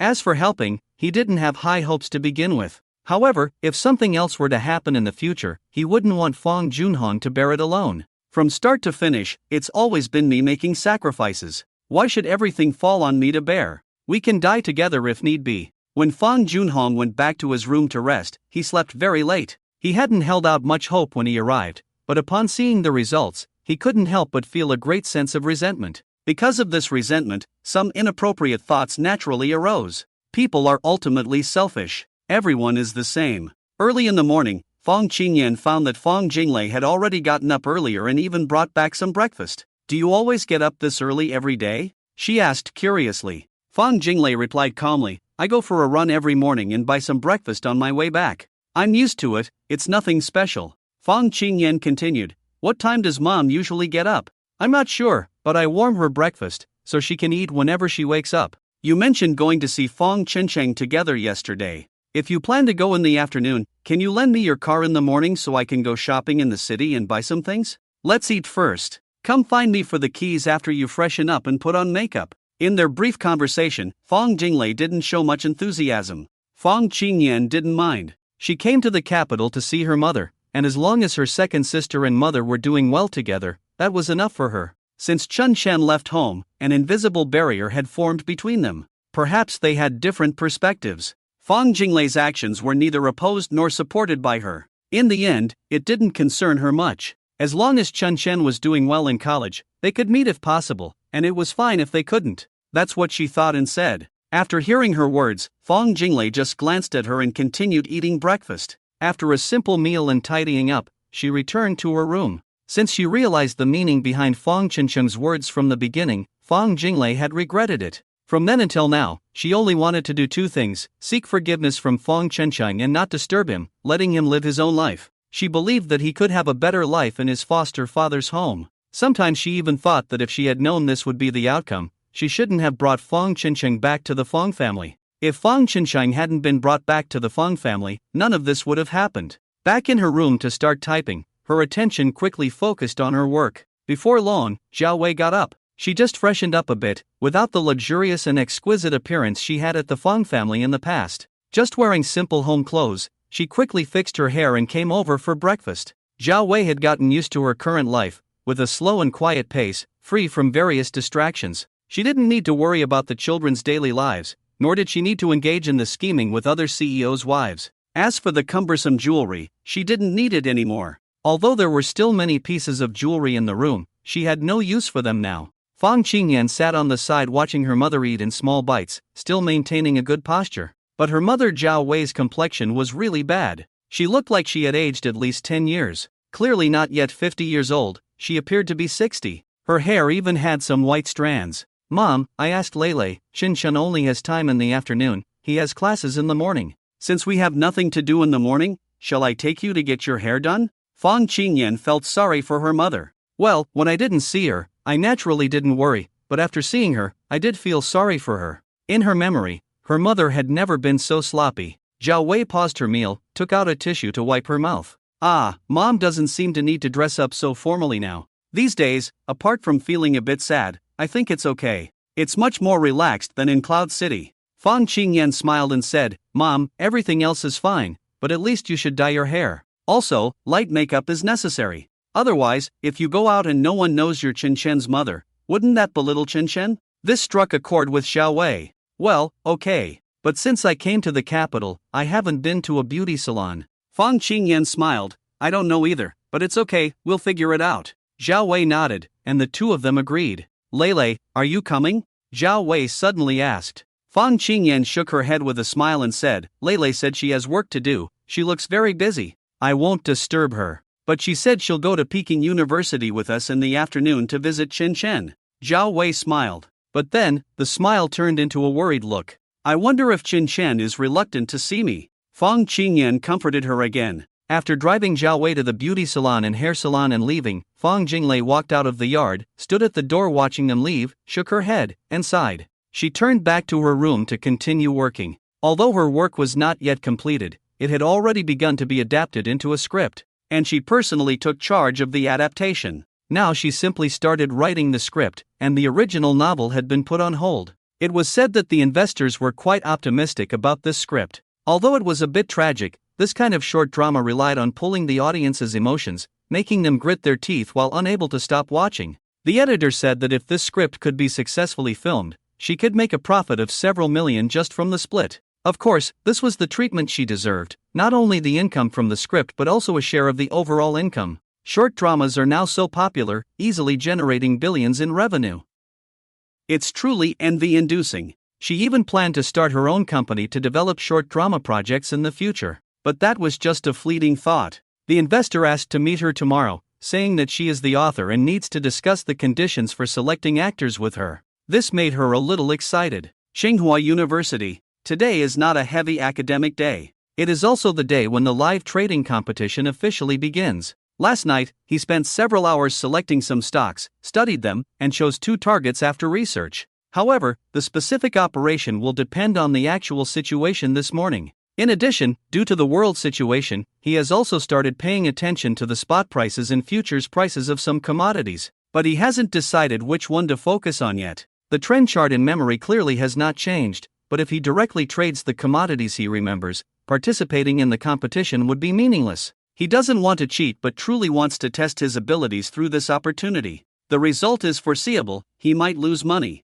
He can afford the financial loss. Isn't this a process of tempering his character? He used to watch Fang Hongjun operate, seeing large sums of money come in and out, but that had nothing to do with him. He couldn't experience that feeling at all. So he just watched, which was completely useless for gaining experience. In the second class in the morning, he sat next to Ding Juanjia staring at the computer, which made Ding Juanjia sneak a few glances. He remained seated without moving until the end of the second class. Every move in the corner of the classroom was clearly seen by the professor on the platform, but he just didn't want to intervene. Tsinghua University is the best school. There are no wasteful people here. Students not paying attention in class represent only 2 possibilities. One is that they already know the subject, the other is that they are not interested in the subject. But even so, it doesn't prevent them from studying other majors. As long as they earn a certain number of credits, they can graduate. Moreover, can Tsinghua University students really not find a job after graduation? The professor doesn't care about this, so naturally he won't mention several students who are not attentive in class.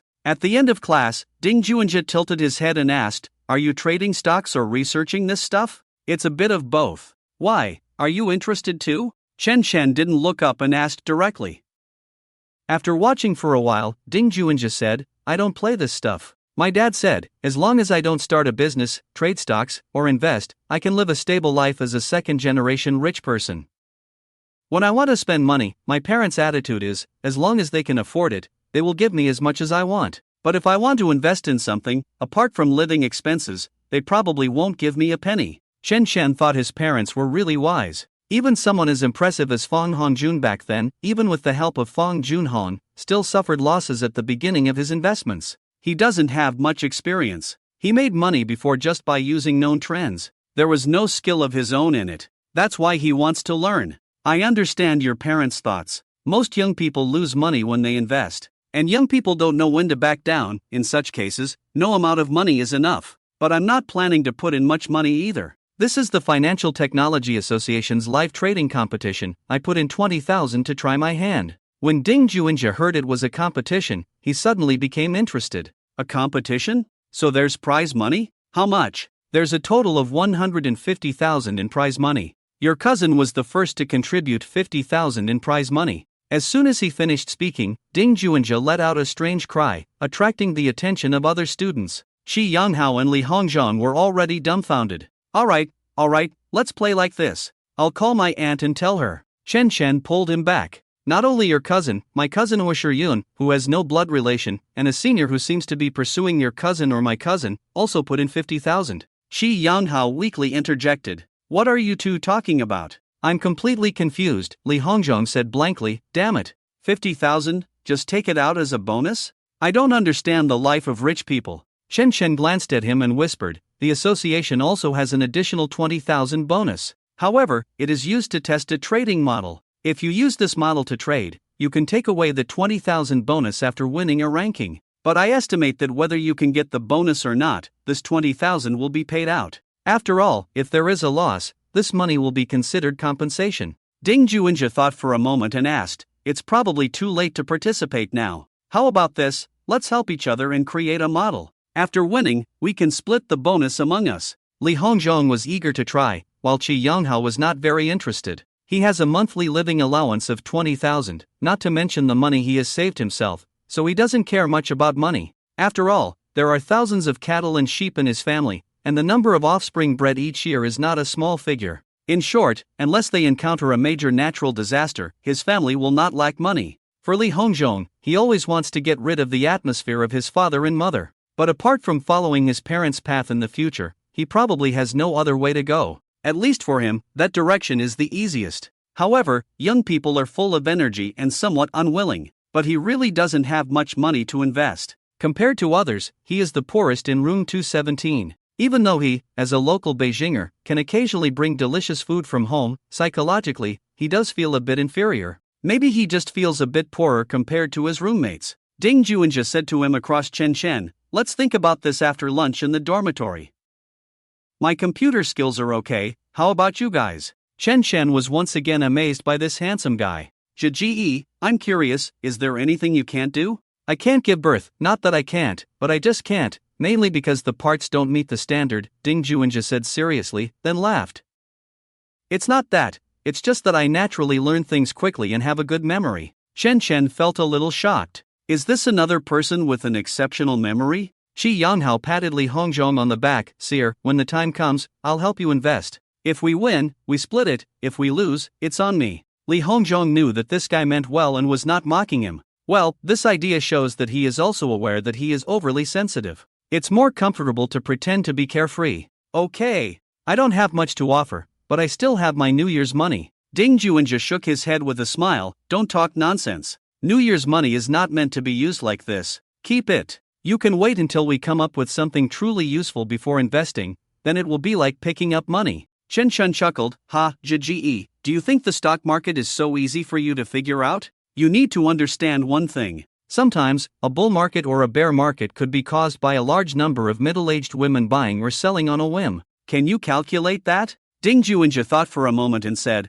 although I don't speculate in stocks, I know there are many experts in the stock market. They always act one step ahead, whether it's setting up in advance or liquidating in advance, they are always one step ahead of others. What you said cannot be calculated, I don't think so. Everything in the world can be calculated with mathematics. If someone says it can't, it's because they lack the ability. I'm not saying I'm great, but I want to give it a try. Chen Shen still shook his head. This competition is only held within the association. Since you are not a member of our association, you definitely cannot participate. Even if you participate, there is no prize money. Ding Juinja smiled. Who said I must participate? Isn't it you who is participating? Let us help you analyze. At this point, he also shook his head. No, it's too late. I don't know how long this competition will last. None of us have dealt with stocks before. We are not familiar with the trading methods. We don't know the rules inside or what information is included in the charts. Li Hongzhong pointed to Chen Shen and said, no wonder the books you were reading in the library last time were related to this. Brother Zhe, don't worry, read some books, download one yourself, study it, and you'll understand. After saying that, he took out his own computer and started searching for stock trading software on the table. Ding Juanjia also opened his computer. Only Qi Yanghao looked at the three of them, feeling like he was looking at fools. What's the point of speculating in stocks? Feels like gambling. Ding Juanjia didn't even look at him and said, although I don't understand it well, my uncle speculates in stocks. I remember when he was bragging to me, he said that our stock market is not a free trading market. It's not completely market-oriented. This needs to be traced back to when the exchange was established decades ago. What do you mean by that? Chen Chen's interest was piqued. While asking, he had already started searching for relevant terms. Look up what was said when the exchange was established years ago, and you'll understand. So this market is not a completely free market, but precisely because of this, my uncle said it's exploitable. However, regardless of the market type, strength is key. Whether it's financial strength, tracking hotspots, or position control ability, my uncle said so much back then, and I remembered some of it. At that time, I was only a teenager, without even the qualification to open an account. Otherwise, I might be a stock market expert by now. Ding Juanjia spoke without blushing or skipping a beat. The ubiquitous Wi-Fi was very efficient, and the software was quickly downloaded. Li Hongzhong and Ding Juanjia began to study the software. Qi Yanghao disdainfully got up to go to the bathroom. Time passed quickly, and before they knew it, it was time for class. During this class, except for Qi Yanghao, the other three were all looking at their computer screens. When a person is immersed in something, time passes quickly. The morning passed like this. At lunchtime, the four naturally sat together. Ding Juanjia said while eating, before I started speculating in stocks, I also read some news reports. Our stock market is actually closely related to foreign stock markets, but I don't quite understand the reasons behind it. I'll talk about it after I figure it out. I say, second brother, how long have you been speculating in stocks? Chen Shen smiled, I'm a few months younger than you, so I started after my birthday. So it's only been a few months? Yeah, otherwise, do you think I'm an old hand? Ding Juanjia chuckled, I'm starting to get interested in your association now. When there is an event, take me with you to see the ins and outs of your association, Chen Shen said while eating. The name sounds fancy, but I don't think it's anything special. But that Senior Kong inside is really amazing.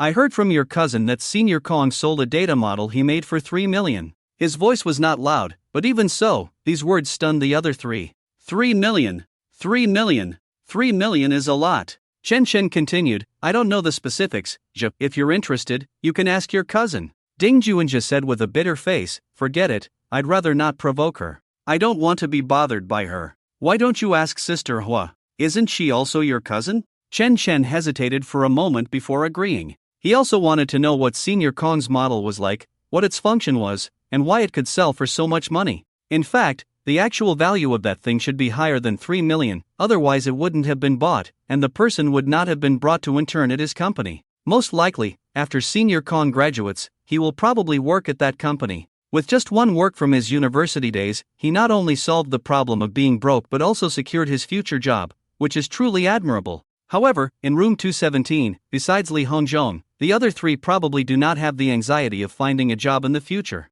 Thinking that Hua Shiyun and Dong Wanwan are in the association and have participated in competitions, Chen Shen agreed after a brief thought. After dinner, the group returned to the dormitory. Chen Shen lay on the small bed planning to take a nap. He still had 2 classes in the afternoon, and then he would be free. The competition had already started, but he had not bought any stocks yet. Because of this, he didn't need to keep an eye on the stock market all the time. He didn't even think about winning the prize. Learning something was more important. It's a pity he didn't have the chance to learn something from Senior Kong. Ding Juanjia did not rest. He sat in front of his desk, focusing only on the various functions of the software on the computer screen. He was constantly testing all the keys and functions of the software to familiarize himself with it as soon as possible so that he could further understand the meaning of each pattern on the chart. Ding Juanjia had no intention of stopping his research from the beginning. He even planned to skip classes in the afternoon to continue studying this thing. Of course, he was eventually dragged to the classroom by others. In the afternoon, after Chen Shen finished class, he planned to return to the dormitory to continue his research. Ding Juinja was naturally happy because after studying for most of the day, he found this thing really interesting. He randomly chose a stock with significant fluctuations to observe and found that some people in the market started operating after being persuaded by others. Combined with what he saw on short videos of those crying bloggers, he felt he could make some money here too. He didn't plan to invest much money, but he could still afford 20 to 30,000. As they walked and chatted, when they reached the entrance of building 27, Chen Shen suddenly stopped. "You guys go back first, I'll go up later," he said to Zhu and the others. Standing less than 20 meters in front of them were three women, Zhao Wei, Fang Qingyan, and Fang Jinglei. "My birth mother is here to see me," he said softly. Ding Juinjet and the others saw the two beautiful women and a middle-aged woman in front of them, and upon hearing Chen Shen's words, they immediately understood. "When you need backup, just chirp in the group," Ding Juinja patted his shoulder and said, leading the other two directly into the dormitory building. There was no way to avoid it. If they appeared here, it meant they already knew his dormitory. And they only need to register their identity information. They can also enter the campus casually. Chen Shen walked slowly forward. Fang Qingyan and Fang Jinglei supported Zhao Wei, watching as the young man, with a sunny face and three other youths full of youthful vigor, walked towards them. Their feelings at this moment are hard to describe, as various emotions surged in their hearts, making it difficult to discern the most dominant one.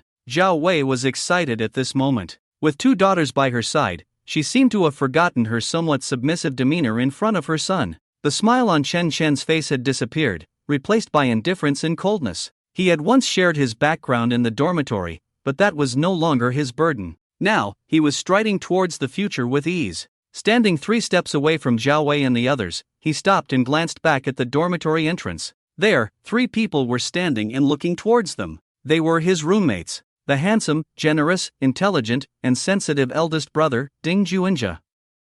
The bold, unpretentious, yet extremely righteous third brother, Shi Yanghao. The somewhat scheming but cautious and thoughtful fourth brother, Li Hongzhong. He gave them a smile, nodded, and then turned to ask, "Is there something, Miss Zhao, Miss Fang?" His face still bore a smile for his roommates, looking as if he was smiling at the 3 of them. Zhao Wei nodded, full of joy, but remained silent. Her gaze greedily scanned Chen Chun from head to toe, pausing briefly on his previously injured leg, then broke into a smile. He was her son, the provincial top scorer, and a top student at Beijing University. In the future, he would surely make a name for himself and have a brighter future. She dared not speak, fearing to upset her son. Fang Jinglei looked calmly at her younger brother. Although she had met Chen Chen more times than anyone in the Fang family, the memory of his once submissive, cautious, and deliberately pleasing demeanor was completely gone. The young man in front of her had a firm gaze, gentleness, and exuded strong confidence. Unfortunately, she knew that Chen Chen's smile was not meant for them. After sizing up Chen Chen, Fang Qingyan asked, "Is your leg better?"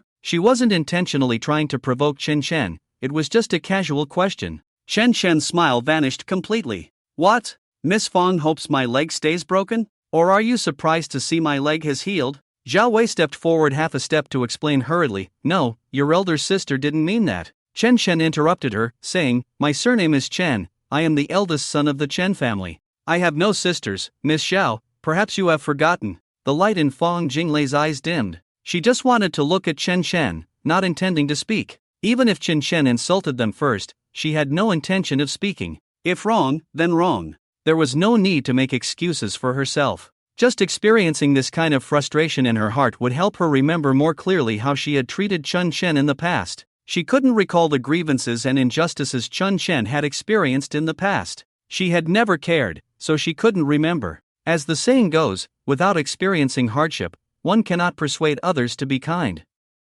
Just as her elder sister finished speaking, she felt that her elder sister had misspoken. If their relationship was still good, this statement would be nothing. Their relationship was not yet at a point where they could discuss Chen Chen's leg like this. She couldn't help but glance sideways at Fang Qingyan. Upon hearing Chen Chen's words, Fang Qingyan was momentarily stunned, a strange sense of anger rising in her heart. Almost instantly, she suppressed her displeasure and said as calmly as possible, "I know you're not happy. Whether you are happy or willing to admit it, you are still our brother. You are a member of the Fang family." Chen Chen looked coldly at the tall Fang Qingyan in front of him. In the past, she was the president of the Fang group, holding a high position and being busy with work. Basically, she didn't pay much attention to him. No matter how others treated him, she mostly didn't care or pay attention. Now, it seems that there has been some change in her temperament. Specifically, Chen Chen couldn't describe it. If you're blocking the dormitory building entrance just to confirm our blood relationship, congratulations, you've done it. After saying that, he turned around to leave, with the 3 people in the adjacent dormitory still watching. He felt embarrassed. Yes, it was that kind of embarrassing feeling. After all, this was originally his privacy. Even though he had mentioned it in the dormitory, it was just a few words that were quickly passed over. Now, discussing these things in the sunlight really made him feel awkward, with a sense of embarrassment. Before Fang Qingyan could continue speaking, Zhao Wei eagerly said, "Chen Chen, don't be angry. Yan Yan didn't mean that. She just hasn't seen you in a long time and is concerned about your leg." Fang Qingyan took a deep breath and slowly exhaled. This was really not her intention. She had originally wanted to bring her mother to see this guy together. But how did it turn out like this as soon as she opened her mouth? She hadn't realized that she was no longer the high and mighty president and eldest sister. At least, in Chen Chen's eyes, she was no longer like that. "Chen Chen, Mom wants to see you. We also want to see how you're doing now, if there's anything you need help with." She struggled to speak, but before she could finish, Chen Chen interrupted again. "Thank you. I don't need anything. I'm doing well. Better than ever before. Much better than when I was in the Fang family." Fang Jinglei couldn't help but speak up. "Chen Chen, please don't be like this." Fang Qingyan continued, "I know you resent us and don't want to have any dealings with us. But after all, we are siblings, blood is thicker than water. What grudge can be greater than the blood relationship between us? Mom has been in tears for you all day, and in a short time, she has aged a lot." Chen Chen glanced at the hopeful look in Zhao Wei's eyes, his expression unchanged. "Since you know I don't want to see you, why did you come? Now that you've seen me, are you satisfied? Can you leave now?" His tone was calm, and his eyes were fixed on Fang Qingyan. Zhao Wei felt extremely bitter in her heart, her eyes couldn't help but turn red again. Fang Jinglei gently patted her hand with her other hand to comfort her and said, "Chen Chen, we are not enemies, right? Why can't you forgive Mom? The past is in the past. We still have to look forward. Anyway, you should at least give us a chance to change, Chen Chen. Do you really want to hurt each other and be like enemies? Do you want to make Fang Hongjun, who is far away abroad, see the joke between us?" Fang Qingyan also followed, "Yes, Chen Chen, you are our real younger brother. Although Fang Hongjun is our half-brother, compared to you, you are definitely closer to us." As soon as the words came out, she immediately knew she had said the wrong thing. But isn't that the case? Isn't the whole family closer to Fang Hongjun than to Chen Chen? If it weren't for Chen Chen's reminder, they might still be in the dark. "Chen Chen, we also want to thank you for telling us about Hongjun's true identity. Otherwise, Mom wouldn't know how sad she would be." Chen Chen nodded. "Is that all? If that's all, please go back.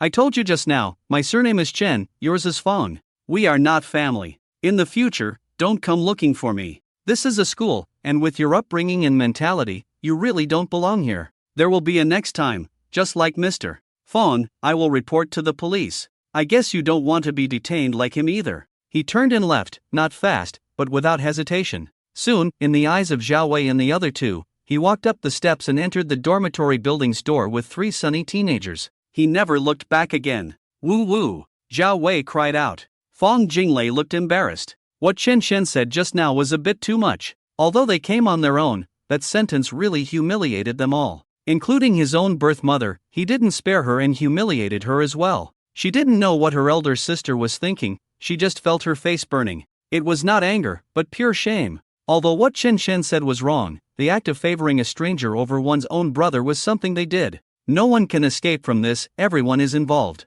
This matter cannot be whitewashed in any way. Everyone present was involved, the mother has always been confused, which the whole family knows. However, every time she thinks of her mother's behavior when Chen Chen left that night, she just wants to bury herself somewhere. Being humiliated by Chen Chen face to face is not the first time. Just like how they endlessly humiliated Chen Chen for 4 years. They say do not do unto others what you do not want done to yourself. But after causing irreparable harm to the other party, facing their accusations now, is there any other way than to accept it? She didn't know how to respond. Zhao Wei just kept crying, making Fang Jinglei increasingly annoyed. Fang Qingyan seemed calm, but no one knew what she was thinking. Besides comforting her mother, Fang Jinglei didn't say anything else. Regardless of whether what her elder sister said to Chen Chen before was right, she didn't intend to judge. Her elder sister was only staying in the capital for a few days before leaving. She wouldn't stay in the capital for long, so she was just a passerby. There was no need to further provoke Chen Chen because of her words and actions.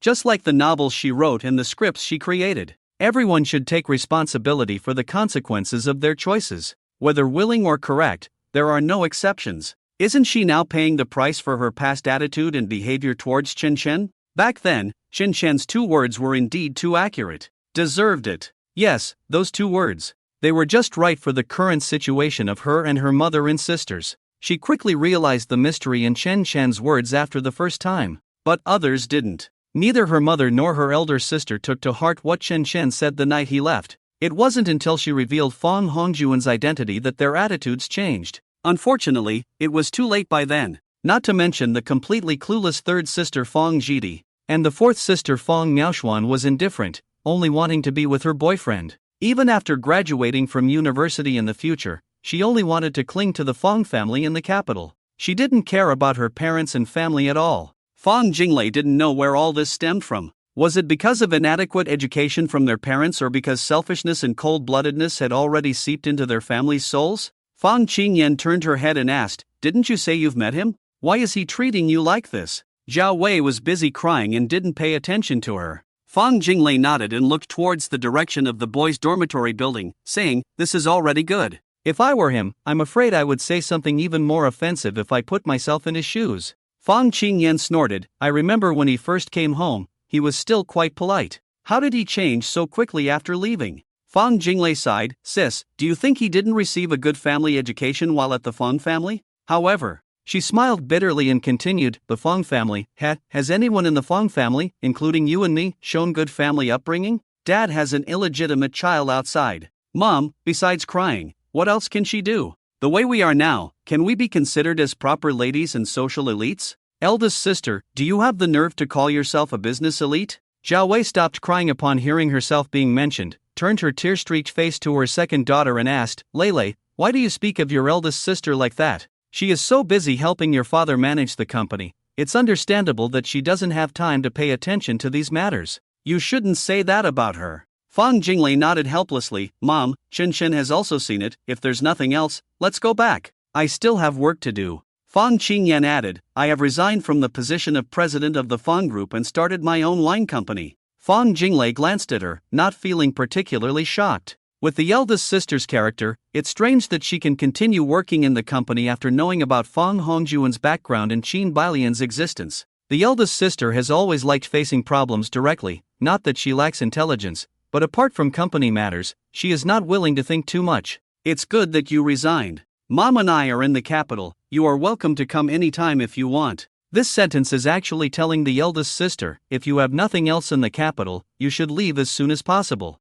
Mother has finally become more ordinary during this period, and you come here to get your hair done and go for beauty treatments. Isn't life lively enough for you now? Fang Qingyan looked at her watch and asked, the third sister has come to the capital. I heard she went to the Fang family in the capital, do you know? Isn't she at Sister Gu's law firm? She has left. Do you want to go to the Fang family with me? I tried calling her, but she didn't answer. I don't know how she is doing now. Fang Jinglei shook her head and said, the third sister has always been very determined. Once she makes up her mind, no one can persuade her. I am too busy with my own affairs, I don't have time to manage so much. And, I have to take care of Mom. If none of you care, if I also don't care, do you think Mom can still be like this? Zhao Wei looked very aggrieved. Lele, am I causing trouble for you? If you don't care about Mom either, what should I do in the future? Fang Jinglei just wanted to leave this place as soon as possible. There were many students coming and going, all looking at them with curious eyes. Let's talk about it when we get back.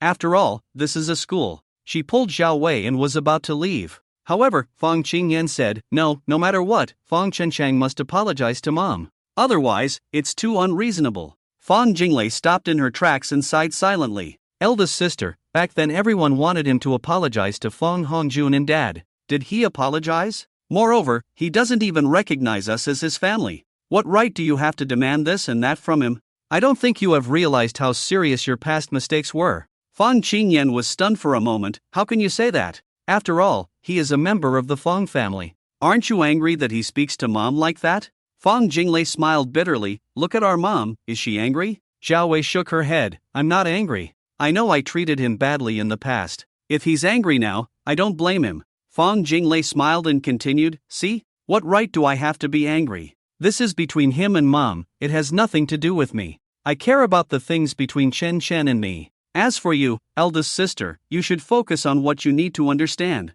If you can't figure it out, don't meddle in my affairs. She pulled Zhao Wei and continued to walk outside. Fang Qingyan stood in place watching them. After a while, she stomped her foot hard before catching up. Upstairs, Chen Chen stood by the window watching their figures. In the room, the other three sat quietly together, drinking beverages from the fridge without saying a word. 144. Until their figures completely disappeared from view, Chen Chen turned around and sat back at his desk. There was a moment of silence in the room. After a while, Chen Chen took out his computer from his bag and started to check the stock market trends. Ding Juanjia dragged his chair over and sat next to him. I studied all morning, to be honest, I don't feel anything. Just as Ding Juanjia finished speaking, Li Hongzhong followed, saying, I knew that the trends of stocks are all built on money. I don't understand anything else. Chen Chen turned his head and smiled. You are absolutely right. The trend chart is indeed built on money. The level of the trend chart corresponds to the level of funds. If you want to participate,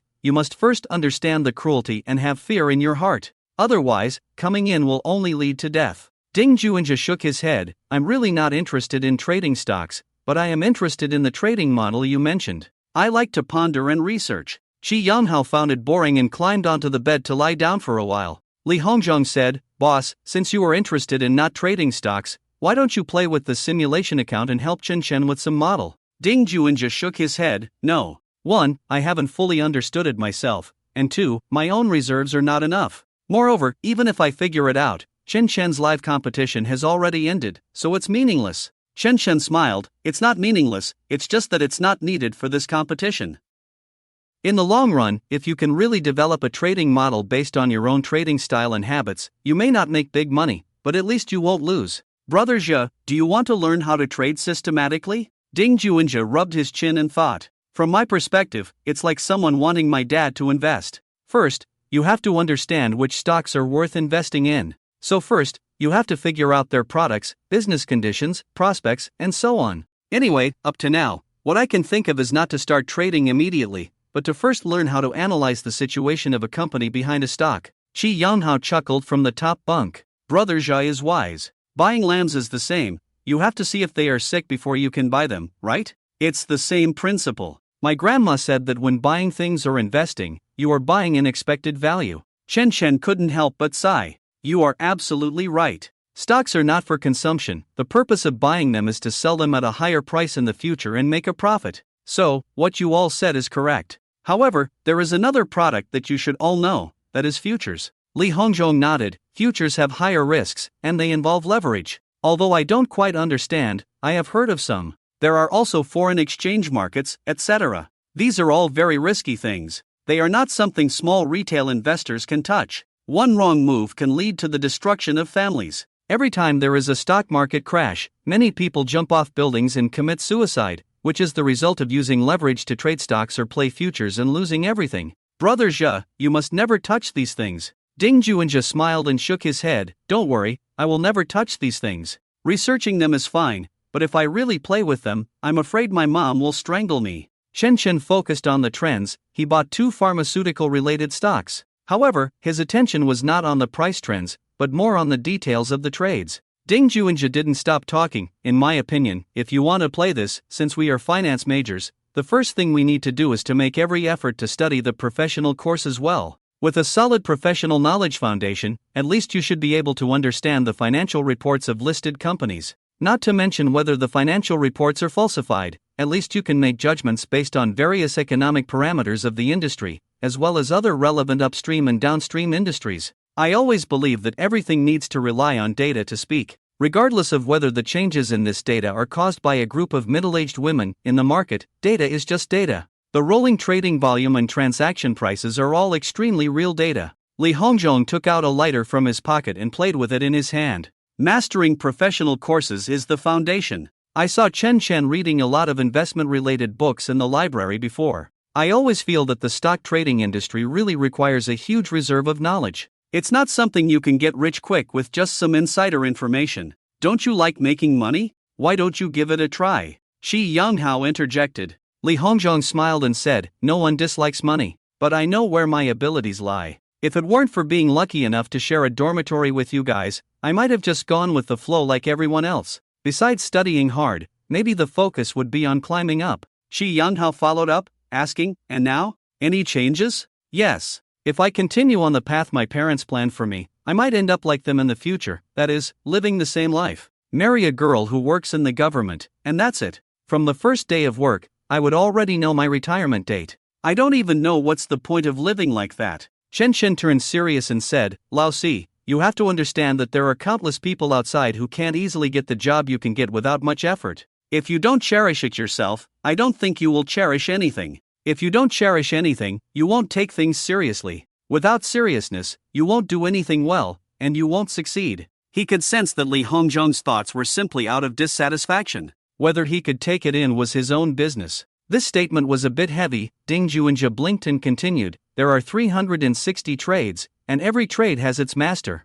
Although this saying is common, it is indeed true. Lao Si, if you don't plan to work in a government office, you should start planning early. Some of us are different from you, although it's not our own choice, we are also following the plan of our elders at home. Look at Lao San, besides being a playboy, does he have any other bad habits? Before he finished speaking, Qi Yanghao shouted, I have too much positive energy, it's a physical issue, not a mental one. What do you know? Besides, what's wrong with men being a bit lustful? Ding Juanjia laughed, it's okay, you do your thing. I'm also a bit lustful, there's no man who isn't. That's true too. But we still have reason, right? At least we won't see a pretty girl and rush in with a gun. Oh, off topic. What I want to say is, Lao San didn't go around causing trouble all day just because he's good at wrestling, right? Just like what Chen Shen said just now, he should also have a sense of awe towards everyone. For those who speculate in stocks, they should have a sense of awe towards the stock market. I have read this statement countless times myself.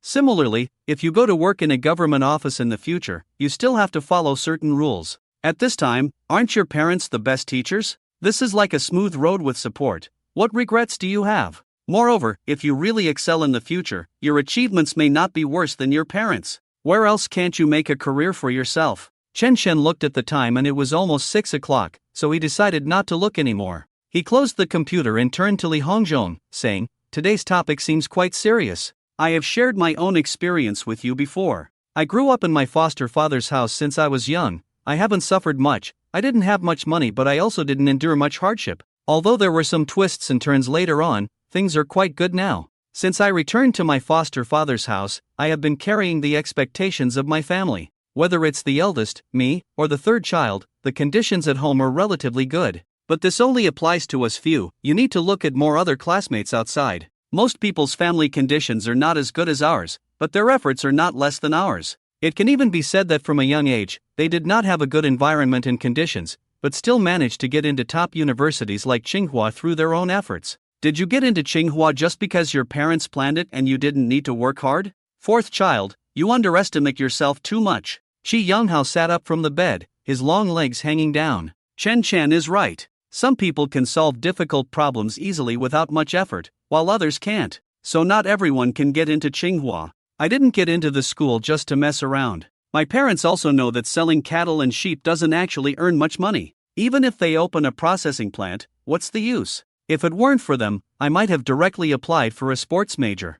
I just want to set up a large meat processing factory when I go back in the future, like abroad, separating and selling meat by parts. Although I can do it now, I can't sell much, and the cost of the factory is also high. So everyone has their own worries. What bothers me may not be worth mentioning to you. Similarly, what bothers you is a future that seems clear at a glance, but there are countless people across the country who envy and resent you. Li Hongzhong looked at one person, then another, and burst into laughter. I'm telling you guys, I just find those days quite boring. Without your big burdens, besides work, there's not much fun. Apart from flattering leaders and doing your job well, there's not much excitement. He was still a bit touched inside. Although they expressed different things, they all cared about him. Jiga, it seems like he didn't really do that, Qi Yanghao said from above. Chen Chen also nodded. Ding Juanjia stared at Li Hongzhong. You don't talk nonsense in the future. You made us think you were going down the wrong path. What wrong path? Big brother, don't talk nonsense. I am the most obedient in my family, Li Hongzhong responded with a smile.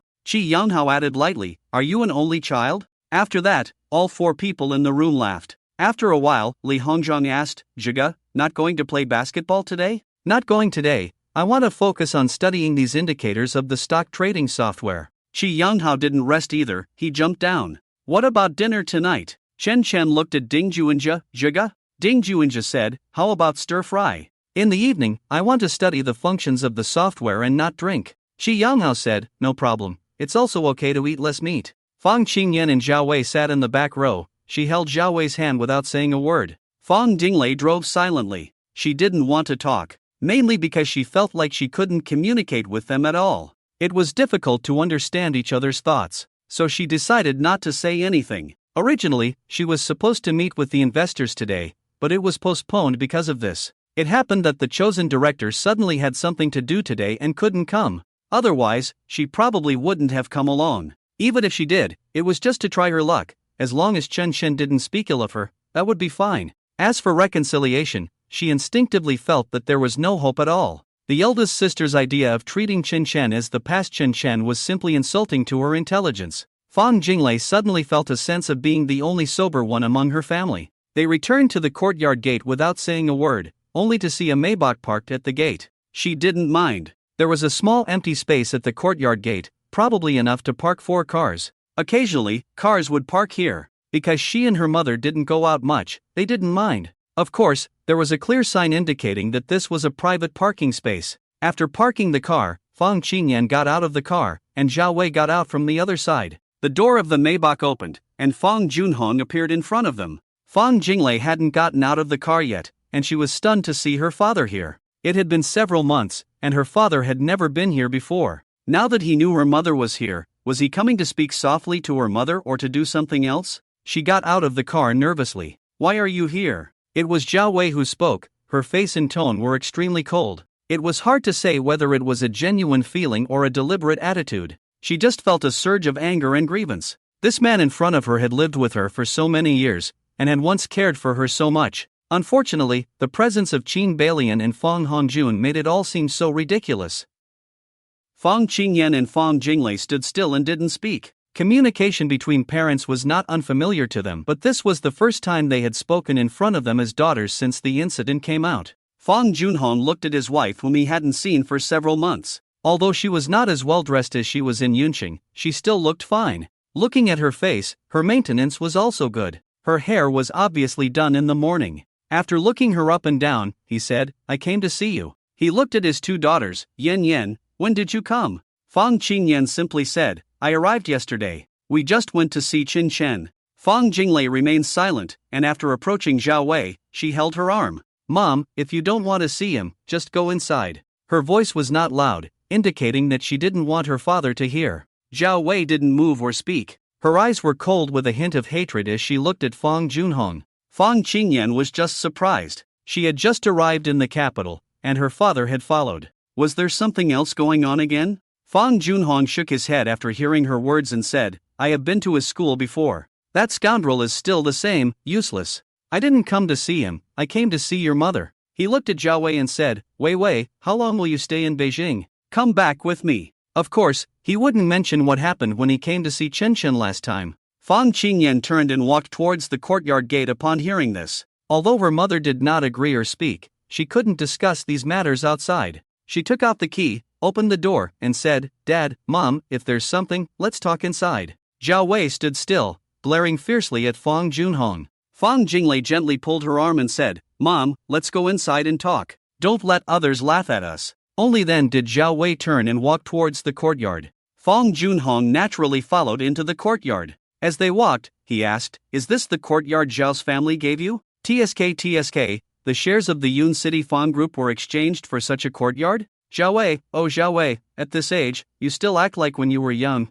Zhao Wei didn't want to talk to him at all and followed Fang Jinglei through the first courtyard into the floor they lived on. At the door, she stopped, turned to Fang Junhong, and said, I don't want to talk to you. If you want to talk to your daughter, go find them yourself. My room is not welcoming to you. With that, she took out the key from her bag, opened her room, walked in, and closed the door behind her. Fang Junhong naturally didn't mind her attitude. Xinyan, Lele, I have something to tell you. He raised his voice, making the 2 women stop in their tracks. Fang Qingyan and Fang Jinglei glanced at each other. Fang Jinglei nodded and said, The main room is not usually used, it may be dusty. Why don't we talk in the eldest sister's room? My room is not very convenient. Fang Qingyan frowned slightly but didn't say anything. She pushed open the door and walked in. The room was a small suite. Outside was the guest area, like a small living room. Inside was the bedroom. Fortunately, everything was still neat. Fang Qingyan went over to start boiling water for tea. After Fang Junhong followed in and sat on the sofa, he looked around the room. The room is not bad, he said, trying to make conversation. Fang Jinglei sat on the opposite sofa and casually placed her bag beside her. Dad, do you have something to tell us? Fang Qingyan sat down and asked. Looking at his two daughters sitting in front of him, Fang Junhong couldn't help but think of the times in Yun City when the whole family would sit together like this. But back then, they still had their son, Fang Hongjun, and their third daughter. Now, their son was gone. I came to Beijing this time not just to see your mother and you. Fang Qingyan narrowed her eyes. Is it about Xue Zhuang? Fang Junhong nodded. It's not just about Xue Zhuang. Fang Hongjun and his mother have passed away. He lowered his voice slightly, with a hint of sadness. It may be related to Fang Qianchen. What? What? How could it be related to Qin Chen? The two women exclaimed in shock, sitting up straight on the sofa. Their eyes were fixed on Fang Junhong, showing expressions of disbelief. Fang Jinglei leaned forward and asked, what's going on? Chen Chen has always been at school. With his background and connections, how could he find someone to target Fang Hongjun abroad? Fang Qingyan added, yes, he only interacts with ordinary people. How could he have such connections? Fang Jinglei continued, even if his leg was broken by someone Fang Hongjun hired, it wouldn't lead to hiring someone to kill. Besides, Fang Hongjun is abroad, so far away. Does he have acquaintances there? I don't believe it. Fang Jinglei's tone was very firm. She didn't believe at all that Fang Qiancheng could have done such a thing. From his upbringing, classmates, and friends, it just didn't seem like he had the capability. Fang Qingyan added, if you say Fang Hongjun arranged for someone overseas to deal with Qiancheng, I might believe that. Fang Junhong sighed and said, Qiancheng himself certainly doesn't have the ability. But his foster father, Chen Xiaohua, although he used to be a breakfast shop owner, his identity is not simple. He is currently the spokesperson for the Chen family in the capital. Do you know about the Chen family? I do. Even if our Fang family in the capital, along with the Zhao family, joined forces, we wouldn't be able to contend with the Chen family in the capital. Do you think if the Chen family intervened, is it possible? Fang Jinglei fell silent. She didn't know, but she was starting to believe a little. She had seen Qiancheng's foster father many times. The last time was the day Qiancheng signed up. That day, she noticed a significant change in the man's aura. If he really became part of the Chen family in the capital, such a change wouldn't be impossible. But to send someone overseas to kill Fang Hongjun and his son for Qiancheng, that was a bit too terrifying. What era are we living in now? How could such a thing happen? It's unbelievable. She refused to believe it. No matter how you looked at it, Fang Qiancheng was not that kind of person. It was even less likely that he would let his foster father send someone to kill Fang Hongjun and his son. Fang Junhong looked at the subtle changes in his two daughters' faces. He deliberately paused for a moment, waiting for them to fully digest this information before continuing. Although I don't have enough evidence, I do have images of those 4 killers. Once I find a connection to the Chen family, this matter will be related to Fang Qiancheng. I don't know what you said to him when you went to see him today. I only know that your brother killed your other brother. After a moment of silence, Fang Jinglei spoke up. If Fang Hongjun hadn't tried to run over Qiancheng, he wouldn't have ended up like this. I can only say, he brought it upon himself. Whether or not the Chen family killed him and his son, it has nothing to do with me. I don't care, and I'm not interested. Anyway, he's just a bastard child. Fang Qingyan hurriedly said, Lei. She seemed to want to stop Fang Jinglei from continuing, but after Fang Jinglei finished speaking, she got up to make tea. The water was already boiling. She brewed 2 cups of tea and brought them over to Fang Junhong and Fang Qingyan. After sitting down without preparing tea for herself, she continued, in the past, emotionally, I also said that I only had one brother, Hongjun. But that was a false impression he created for me under deception. In terms of blood relations, only Fang Qiancheng is my full-blooded brother. Even if what you said is true, I would still stand by Qiancheng's side. Also, Qiancheng has already changed his surname to Chen.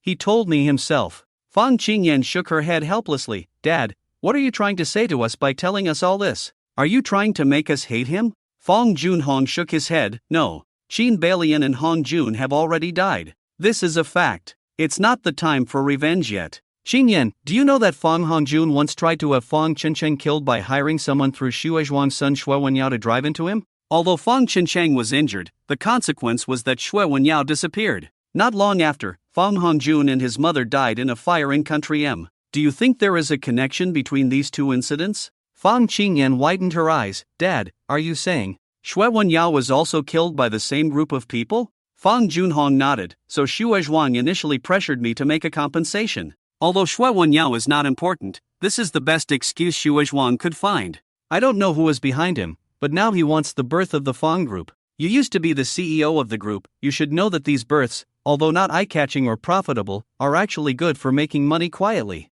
I don't know who is interested in these births. Xue Zhuang wants them, but I refuse to give in. He is using the incident between Hongjun and Xue Wenyao to blackmail me. Then he sent people to harass you, all with the aim of taking over the births as soon as possible. I came to the capital just to remind you to be careful. Another reason is also because I'm worried he might target Chencheng. After all, he is my only son now. Fang Jinglei interjected. So, Dad, you knew that Hongjun had Xue Wenyao hire someone to kill Chencheng? Fang Qingyan looked at her, her expression changing. Dad, is that true? Did you know? Fang Junhong waved his hand impatiently. What's the point of talking about this now? Chencheng is fine, just a broken leg and some rib injuries. Hongjun and Qin Balian are already dead. Xue Wenyao still doesn't know where the body is. The focus now is on your safety. That person from Xue Zhuang has a background in the underworld, with many means and subordinates. If there are really people behind him, they may become more reckless. I'm worried about your safety, that's why I came to tell you.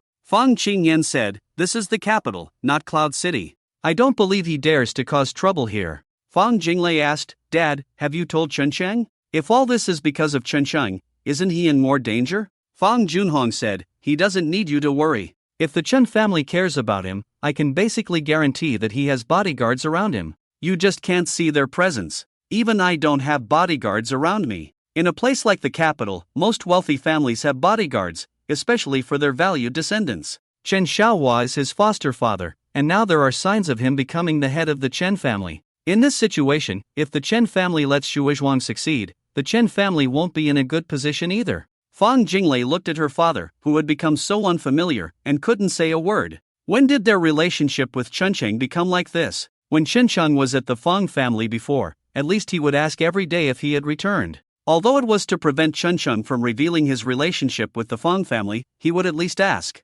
But now, just because Chencheng went back to his foster parents, he no longer cared about the safety of his biological son? Can they rely on the Chen family? Fang Qingyan didn't know what she was thinking and asked, Dad, do you think Xue Zhuang will come after us? Are the Fang and Zhao families not on Xue Zhuang's radar? Fang Junhong said, I don't know who is behind him or which family. I have already told your second uncle about this. He is the head of the Fang family and should be prepared. The Fang group in Yunqing, apart from us, the Fang family and the Zhao family are the major shareholders. If the birth is lost, they will also suffer losses. I suspect your second uncle has already contacted the Zhao family. As for what they plan to do, I have not received any information yet. The things Xue Zhuang did at the pier before did not have much impact on the company's stock price. The real losses are suffered by the shipping company, which is not closely related to us. Fang Qingyan thought for a moment, this is not a solution either. If the shipping company knows that these things are caused by the Fang group, they will also claim compensation after resolving the matter.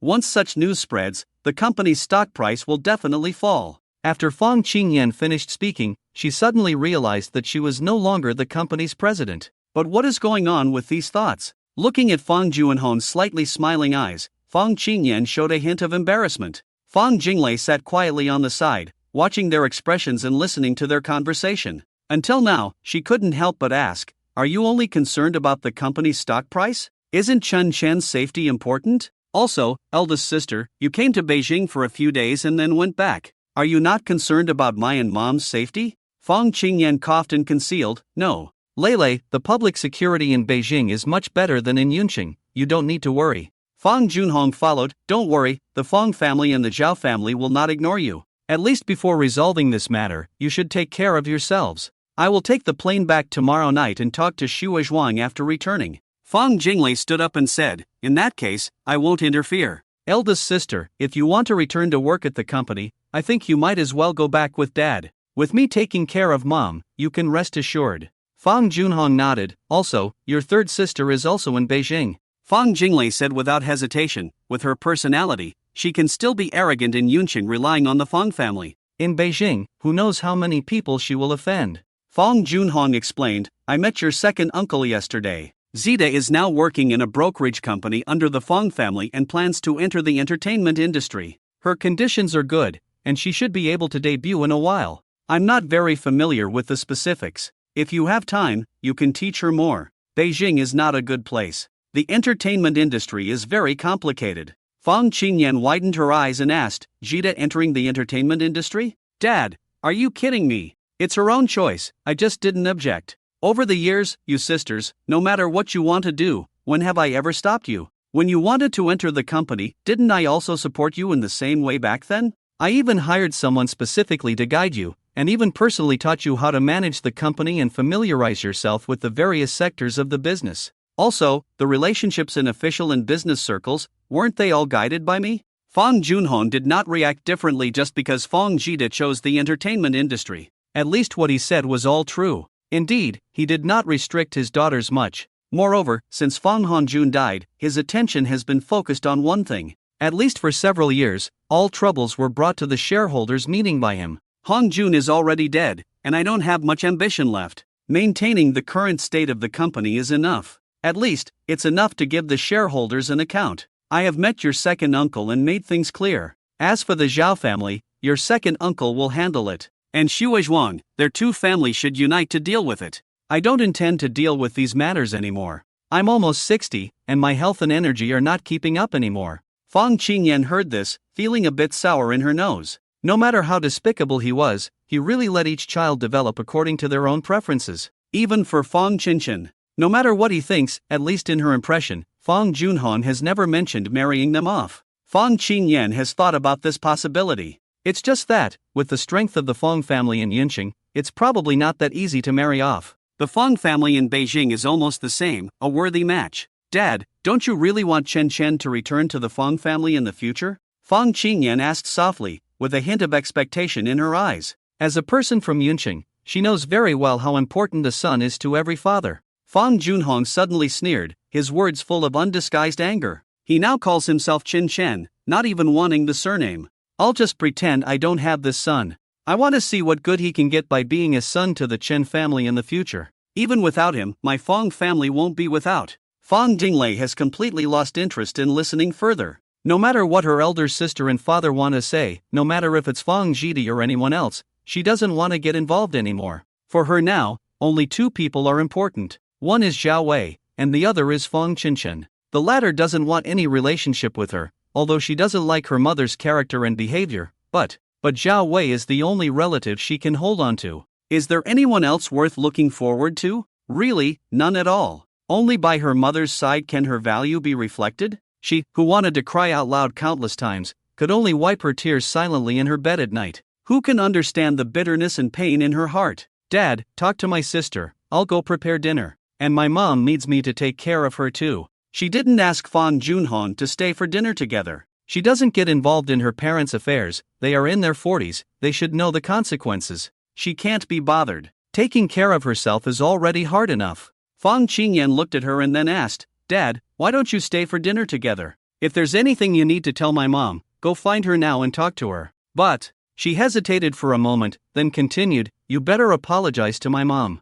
Regardless, what happened between Hong Jun and Qin Balian was your fault. At least, you shouldn't have let my mom take care of your illegitimate child. She said with some difficulty, but Fong Junhong didn't think he was being blamed. Another thought came to his mind. It seems that the appearance of this illegitimate child of Fong Hongjun is acceptable to all of them. The only thing that is unacceptable is letting Zhao Wei raise Fong Hongjun. Although at the beginning, whether it was Uncle Zhao Yuanlong or second brother Fong Junyi, they all said the same thing. But from his point of view, he didn't think he did anything excessive. Should his son be raised outside? As long as he doesn't say it, Hong Jun can keep his mouth shut, and no one will ever find out about this. If it weren't for Fong Qinchen, this unfilial son, none of these women in the family would have found out. Everything is Fong Qinchen's fault. This rebellious son is the main culprit who caused him to fall into this situation. What's even more troubling is that this rebellious son is now his only son. The other pregnancies haven't shown any signs yet, and even if they do, it will take time to confirm if it's a son.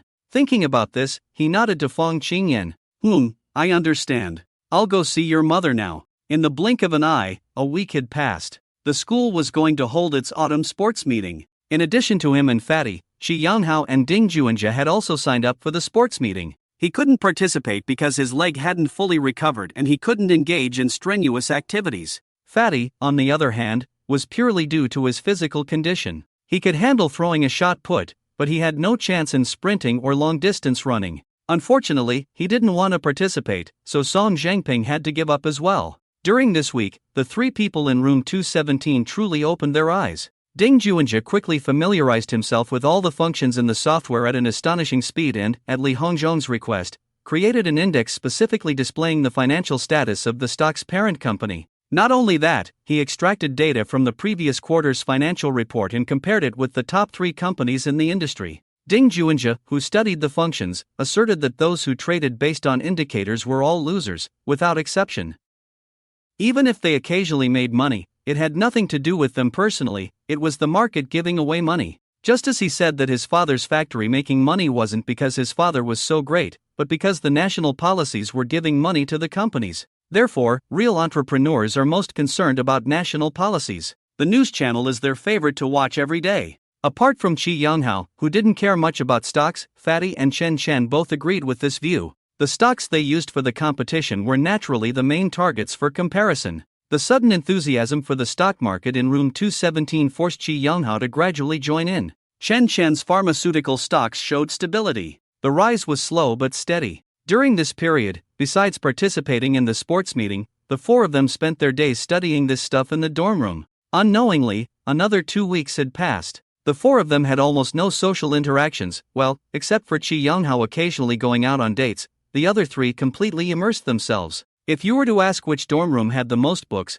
probably no one would dare say there were more books in room 217. In addition to textbooks in their major, books on securities, finance, economics, political economics, and professional books could all be found in this dorm room. What's even more frightening is the astonishing memory Chen Chen displayed when the 4 of them went to the library together. He read at an extremely fast pace. Basically, after reading it once, he would set it aside. People who read novels know that a book with tens of thousands of words can be finished in a day. However, after finishing it, many details are forgotten, and only the main plot and characters are remembered. But not for Chen Chen. Every book he read was completely stored in his mind. It was during this period that Ding Juanjia suddenly realized that Chen Chen might have an extraordinary ability. That is, the ability to remember things at a glance. The competition of the Financial Technology Association was originally conducted on a small scale. No one would openly declare that they were trading stocks, especially students. Within this small scope, around 4:30 p.m. every day, participants would post screenshots of their daily transactions in the group. This gave everyone a chance to assess the actions of others. Not only the trading time but also the trading quantity and amount were included. Even if there were cases of order cancellations, they would be truthfully reflected in these screenshots. Because it was a competition, almost everyone did not mind submitting the screenshots truthfully, and there were no cases of image editing. There's no need, Chen Chen said naturally. The 4 of them came out to have barbecue. When the final results come out, Senior Kong and the others will still check the original records. Your order cancellation records will definitely be seen. Moreover, the competition ultimately looks at the profit ratio. Even if you earn more, you still need to see if the principal is the same as others. So there's no need to cheat. Ding Juanjia nodded with a smile. If you have to cheat even in this kind of competition, then when you really invest a lot of money in the future, you might end up losing big. Last time you said that senior in your club sold a model for 3 million? Chen Chen smiled. What? Are you tempted? Well, a little bit. It's worth millions, and you don't need to spend money, and you can learn something in the process. I think it's worth a try. Brother Zhe, if you really want to do it, even if you start learning now, it will probably take 2 to 3 years to figure it out. Li Hongzhong listened in and chimed in. Chen Chen nodded in agreement. Yeah, this thing, I listened for a while last time and didn't fully understand it. It's not just about being good at math, but also requires knowledge of many other disciplines. Ding Juanjia shrugged. It doesn't matter, anyway, I don't rely on this for a living, I'm just very interested. If it works, I'll make some money and show off to my mom when I go home. If it doesn't work, I won't lose much, right? Shi Yanghao took a sip of beer, wiped his mouth. Let me tell you, it's completely meaningless to go through all this trouble. Of course, if it's a hobby, that's another story. If it were me, I'd just invest in the best performing fund company. Having to check the market every day, review it, and learn so much, staying up late every day, it's just not worth it. With that time, it's better to do something else. If not, with money, why not just invest in some gold? Li Hongzhong vigorously nodded. Yes, I support Mouse. Back then, someone invested in a factory during an epidemic and became rich overnight. As long as you can catch the opportunity, it really is an overnight fortune. Ding Juanjia smiled, took a sip of beer, and said nothing. Chen Shan thought for a moment but didn't speak. Shi Yanhao patted Fatty's shoulder. Lao Si, what you said is still useful to me. Look at the two of them, they probably won't invest. Of course, if they are confident, they will invest, but the kind of opportunity you mentioned, they probably won't participate. Stability is what people from such big families consider. Even if they study models, it's just to make money steadily and continuously, not to get rich overnight. Li Hongzhong sighed, and the barbecue in his hand didn't taste good anymore. I knew it, only I think about getting rich overnight, but I also have a way out. After graduation, I can just go sit in an office, eat and drink without worries. It's just. His chubby face squeezed together, hesitated for a moment, then continued, there are many things that you guys can do that I dare not do. Shi Yanghao laughed, of course, like having a mistress in the future, can you do that? I don't think so. Besides, the two of them can also live extravagantly in the future, can you? Others casually stroll on the street with beautiful women, you can't. Looking at Li Hongzhong's somewhat distorted face, the three of them burst into laughter. Although it was a joke, if Li Hongzhong really went to work for the government, even if it was just a small urban management position, there would be many things he couldn't do. What if I were also very rich? The chubby guy asked discontentedly. Shi Yanghao immediately said, then you can do whatever you want. Your parents won't force you to do a job you don't like. Anyway, I really like the rhythm of life in the pasture. I usually live in the city, and when I have free time, I drive to my own pasture to take a look, and spend a few days living outdoors. The sky is high and the land is vast, who will control you? Shen Shen smiled and said, but you still need to find a wife who is willing to go to the pasture with you. Shi Yanghao waved his hand and said, piece of cake. Everyone laughed again. Before they could finish laughing, a sudden commotion came from a few tables away, about 10 meters apart. Shen Shen happened to be facing that direction. After a few men cursed each other, they started fighting directly. The barbecue table was overturned, and things were scattered all over the ground. Plastic chairs were lifted and thrown. The people around immediately shouted and dodged. The four of them looked over. A plastic stool flew towards them, and Chen Shen shouted, quick, dodge. Shi Yanghao raised his arm to block the flying stool and shouted loudly, damn. If you want to fight, then fight, but don't harm innocent people, okay? Most of the people at the barbecue stall had already run away. Onlookers were standing far away watching two groups of young people fighting. Li Hongzhong and Ding Juanjia each grabbed one of Chen Shen's hands, regardless of whether their hands were greasy or not, and ran. Shi Yanghao was still standing there cursing at the other side. Howsy, hurry up and go. Chen Shen shouted loudly. The barbecue stall owner ran out of the store, pushed through the crowd, and shouted, stop fighting, stop fighting. The police will be here soon. Shi Yanghao heard someone calling him, then turned around to run.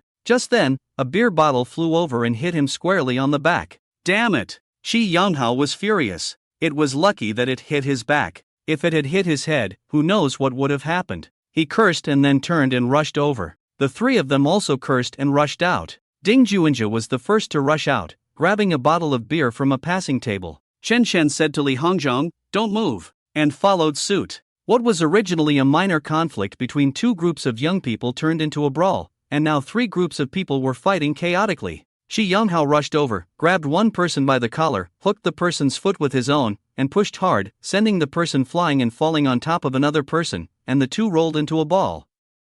Ding Juanjia, holding the bottle, smashed it down on the nearest person's head. With the sound of the bottle shattering, the person staggered, then slumped down. When it came to fighting, Ding Juanjia was very experienced. An empty bottle could injure someone, but a bottle filled with alcohol was harmless. Chen Shen was still a few steps away, and the people on the other side had already realized something was wrong. Damn it! Where did these little bastards come from? Get them! Amidst the cursing, one person threw a punch at Ding Juanjia. Ding Juanjia dropped the bottle mouth in his hand and dodged to the side. Shi Yanghao stepped forward, grabbed the person's hand, pushed his foot forward, and pulled his hand. He took a big step back in response. His movements were as smooth as flowing clouds in water. With a push of his foot, he hit the side of the person's knee, immediately causing him to lose balance. With a strong pull of his hand, it was pure brute force. Taking a step back, he used the weight of his body to make the other person lose balance in the upper body. With just this simple action, the person was pulled down to the ground.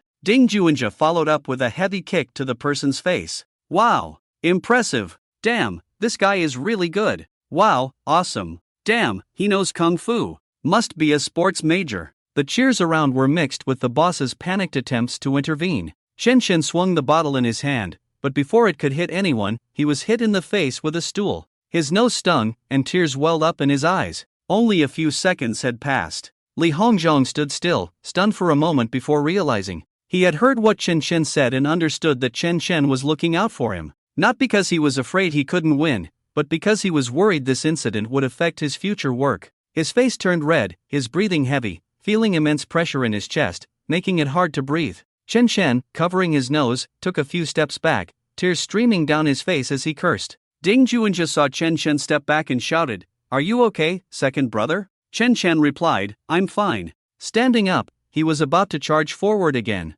A furious roar came from behind, F***CK. Li Hongzhong's chubby figure rushed forward, passed by Chen Chen, and tackled the person, knocking them down and starting a fight. Where the hell did you guys come from? The 8 or 9 people who were fighting were dumbfounded. Everything was going fine, then suddenly 4 lunatics appeared, attacking anyone they saw. What the hell was going on? Qi Yanghao remained silent. Whoever he grabbed immediately fell down, as if possessed. Those with sharp eyes dodged him, knowing that his body movements could disrupt the opponent's balance and throw them off. The ground was littered with glass shards, and several people were already bruised. The person who was knocked down by Ding Juinja with a bottle also got up. Chen Chen picked up a stool from the ground and started smashing it around. Step by step, he approached the center of the fight. Over a dozen people completely destroyed the barbecue stall. Tables, chairs, and stools were overturned everywhere. On the ground were grilled meat, vegetables, beer bottles, and glass shards. The two sides who were fighting now not only had to fight each other but also faced the other 217 lunatics on this side. The chubby guy was actually not short, standing at 178 centimeters tall and weighing nearly 200 pounds, so he could knock anyone down. The onlookers were cheering loudly, while the barbecue shop owner shouted, "Stop fighting! Stop fighting!" 7 or 8 minutes later, the police car arrived. Naturally, the fight stopped. The boss tried to calm one person after another, but also got hit a few times. In fact, the police station was only a block away from here. In total, 13 people, each with a hint of cumin and chili on them, were taken to the police station. The cause of the fight was really a trivial matter. It was just that one person had drunk a lot of beer and wanted to move the chair back a bit. The person behind him was sitting on a plastic stool, and after the chair back hit him, they got into an argument. It could have been resolved with a simple apology, but unfortunately, no one said those 3 words. And so, the fight broke out. If Qi Yanghao had followed Ding Juinja earlier, he wouldn't have been beaten up when they left. This guy is tall and strong, never afraid of fighting one-on-one with others. This was his first time getting into a group fight. It was quite thrilling, but he also had some bruises on him. On the other hand, those who were knocked down by him had more serious injuries. Ding Juinja didn't get hurt much. Comparatively, among the 4, the one who seemed to be the most injured was actually the chubby guy, not like Chen Chen who had injuries on his face and a nosebleed.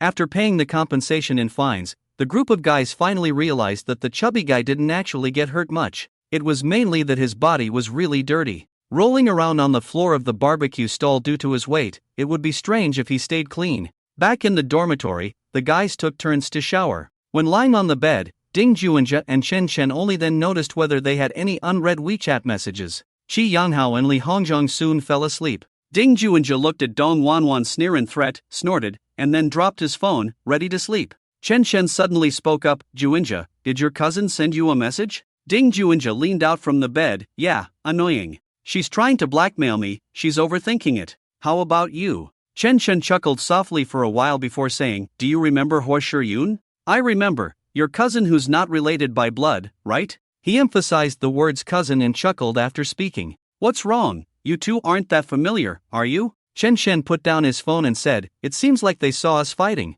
"I'm not afraid. Even if she complains to my mom, so what? Can my mom fly to the capital to scold me? At most, I'll be scolded a few times. Besides, which college student doesn't get into fights? My mom won't care about this, as long as I'm fine. Why are you so unlucky? Every time something happens, she sees it." Ding Juinja became interested. What else did she see before? How do you think she found out that we're distant relatives? When my biological father came to school, I happened to go to Xiaobo's office to see my biological father. Your cousin and she were in the office. After briefly recounting the incident, Ding Juanjia was also surprised. Damn, your father is something, and you're tough too. Did you really get detained for a few days? Yeah, otherwise why should I suffer this injustice? If your cousin hadn't called the police, I might have been beaten up again. In the darkness, Ding Juanjia sighed and said, Chen Shen, it's not that I'm saying this, but you're really unlucky. Chen Shen smiled silently. It's nothing, I'm used to it.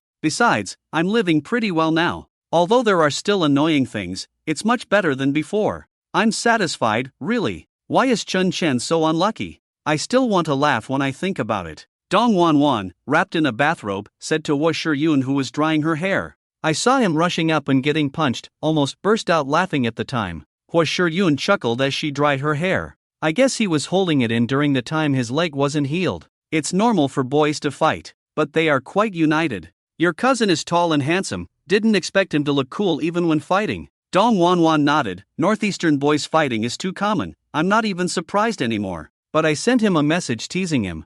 Wu Shiyun paused in drying her hair. Yeah, I also greeted my cousin. What did you say? Dong Wanwan asked. Nothing much, just curious why they got into a fight with others. Dong Wanwan said without much thought, we didn't see what happened at the beginning. Your two roommates just kept screaming, quite scary. The reasons for boys fighting are all sorts of strange, I only saw the process and the result. The reasons are not important at all. They've already fought, I just don't know if they will come out. Wu Shiyun put down the towel and said, it should be fine. There are too many students fighting at barbecue stalls. The police station usually calls them over to ask about the situation, make the fighters pay for the losses of the barbecue shop owner, fine them a bit, and then release them. It's not right for young people to fight impulsively, but they won't easily detain them, as it would have a big impact on students. Dong Wanwan picked up her phone and glanced at it, then snorted. Humph, not even replying to my messages, I'll tell my aunt about this. Anyway, if he doesn't shed some blood this time, I won't let him off easily. I'll make fun of him every time I see him. What's so funny about this? You said it's normal for boys to fight, right? Wu Shiyun dried her hair and walked over to sit down, picking up a glass of water to drink. Although I don't feel like laughing, it's quite funny that my cousin was beaten up and had a nosebleed as soon as he went up. Her tone sounded indifferent, making Dong Wanwan look over involuntarily. Your tone doesn't sound right, are you concerned? Not really. I'm related to him, but it's just a formality. Are you going to the club activities this weekend? Dong Wanwan changed the topic. Wu Shiyun shook her head, not going. The competition hasn't ended yet, let's wait until the results are out. I'm not interested in the competition anymore, haven't been following the market for the past few days. How about you? Dong Wanwan was surprised. My dear, we invested a whole 100,000 yuan together. Are you saying you don't want to anymore? She regretted immediately. If I knew you weren't interested, I shouldn't have pushed it. Now it's all gone. Dong Wanwan also participated in the competition, but she had no interest in stock trading at all, just playing along with Wu Shiyun. Wu Shiyun smiled. The most useful result of this competition is being able to see the true nature of many people. Don't you think so? Dong Wanwan shook her head after some thought. Shiyun, don't you feel tired living like this? Wu Shiyun's smile remained on her face. Do I have a choice? If I can't go out independently, I can only get married, or even lose the qualification to fall in love. Others only see my family background and wealth, they can't see the traditions and rigidity of families like ours. It's suffocating. If I don't find something exciting to do, I'm afraid I would have gone crazy long ago. Dong Wanwan looked at her sympathetically. Ah, I understand. When you put it that way, I'm also worried that my family will end up like this in the future. Wu Shiyun remained silent. To reach this level, perhaps Dong Wanwan's family's strength was not enough, or they had already surpassed this level of strength. She only knew that Dong Wanwan's family was involved in black minerals and non-ferrous metals. As for whether there were other industries, Dong Wanwan had never mentioned it, and she had never asked. On the other hand, the specific industries that the Hu family was involved in were not a secret at all. After a while, she suddenly spoke. Do you know Chen Chen's adoptive father? Didn't we see him that day? He looks like a successful person, even brought a few bodyguards. Dong Wanwan certainly remembered. Wu Shiyun smiled. Chen Xiaohua, the second young master of the Chen family. After seeing him last time, I specifically asked my dad, do you know who Chen Chen's adoptive father was back then? Dong Wanwan shook her head cooperatively. Tell me quickly, is there any earth-shattering and soul-stirring story? Not really. Hua Shiyun tucked her fallen hair behind her ear. Over 20 years ago, Chen Xiaohua was the most famous young genius among the wealthy families in the capital. He met a girl in college, and they dated until graduation. And then, she hesitated before continuing, and then, Chen's grandfather disagreed. Originally, he was supposed to marry my aunt, but he refused. In the end, he left the capital with his girlfriend and went to the south, where they opened a small restaurant in Yuncheng. They only returned to the capital recently. Dong Wanwan looked amazed. Wow, that's amazing. Giving up the status and wealth of a wealthy family for love. Over 20 years, their love must be unquestionable. Hua Shiyun glanced at the somewhat infatuated Dong Wanwan and continued, it is said that Chen Chen was adopted by them in Yuncheng. Later, his biological father, the man who beat him that day, found him. Chen Chen lived with the Feng family for 4 years, and then returned to the Chen family. He came to the capital to attend university. That's the simple process. Dong Wanwan asked, wait a minute, didn't you say that your aunt married Chen Chen's eldest uncle, who was his adoptive father's older brother? Could it be that, after Chen Xiaohua went to the south, your aunt married their eldest son? Hua Shiyun nodded. My aunt is now also a government official. She was also known as a talented woman back then. Even so, she couldn't escape the fate of arranged marriage. Do you think I have any hope? This was what she wanted to tell Dong Wanwan. Wanwan, if I can't truly be independent, you should be able to guess my fate. Dong Wanwan looked at her steadily before speaking. Shiyun, maybe my family hasn't reached the height of your Hua family, at least not in my generation. Besides, I'm the only one in my family, so I shouldn't have your concerns. Hua Shiyun smiled. I know. I'm just getting more and more anxious now. After my second year of college, I realized that it's really difficult for women to be independent. Once you lose the support of your family, it's hard to achieve anything. In comparison, families like yours are happier. You don't have to worry about money or unhappy marriages. She lowered her eyes, looking at her delicate and fair hands. Dong Wanwan, however, had no intention of stopping. Once the topic came up, she wanted to discuss it thoroughly, or else there might be misunderstandings between them. Shiyun, is your aunt happy now? I mean, from the time you can remember until now, not what others have said, but what you have seen and heard with your own eyes and ears. Do you think your aunt and Chen Chen's eldest uncle are happy in their marriage? Have your cousins ever talked to you about this? This is a serious discussion that has never happened between Hua Shiyun and Dong Wanwan. Although it started as a casual chat, as the topic changed, both of them realized that it was no longer just a casual chat. It seems to be a cognitive analysis. After Dong Wanwan finished speaking, there was a brief silence between the two. After a while, Hua Shiyun shook her head slightly and said, I have never heard such words, and I don't think that the relationship between my aunt and my uncle is bad. But this does not mean anything. The marriage between the wealthy families did not consider the feelings of the children at all.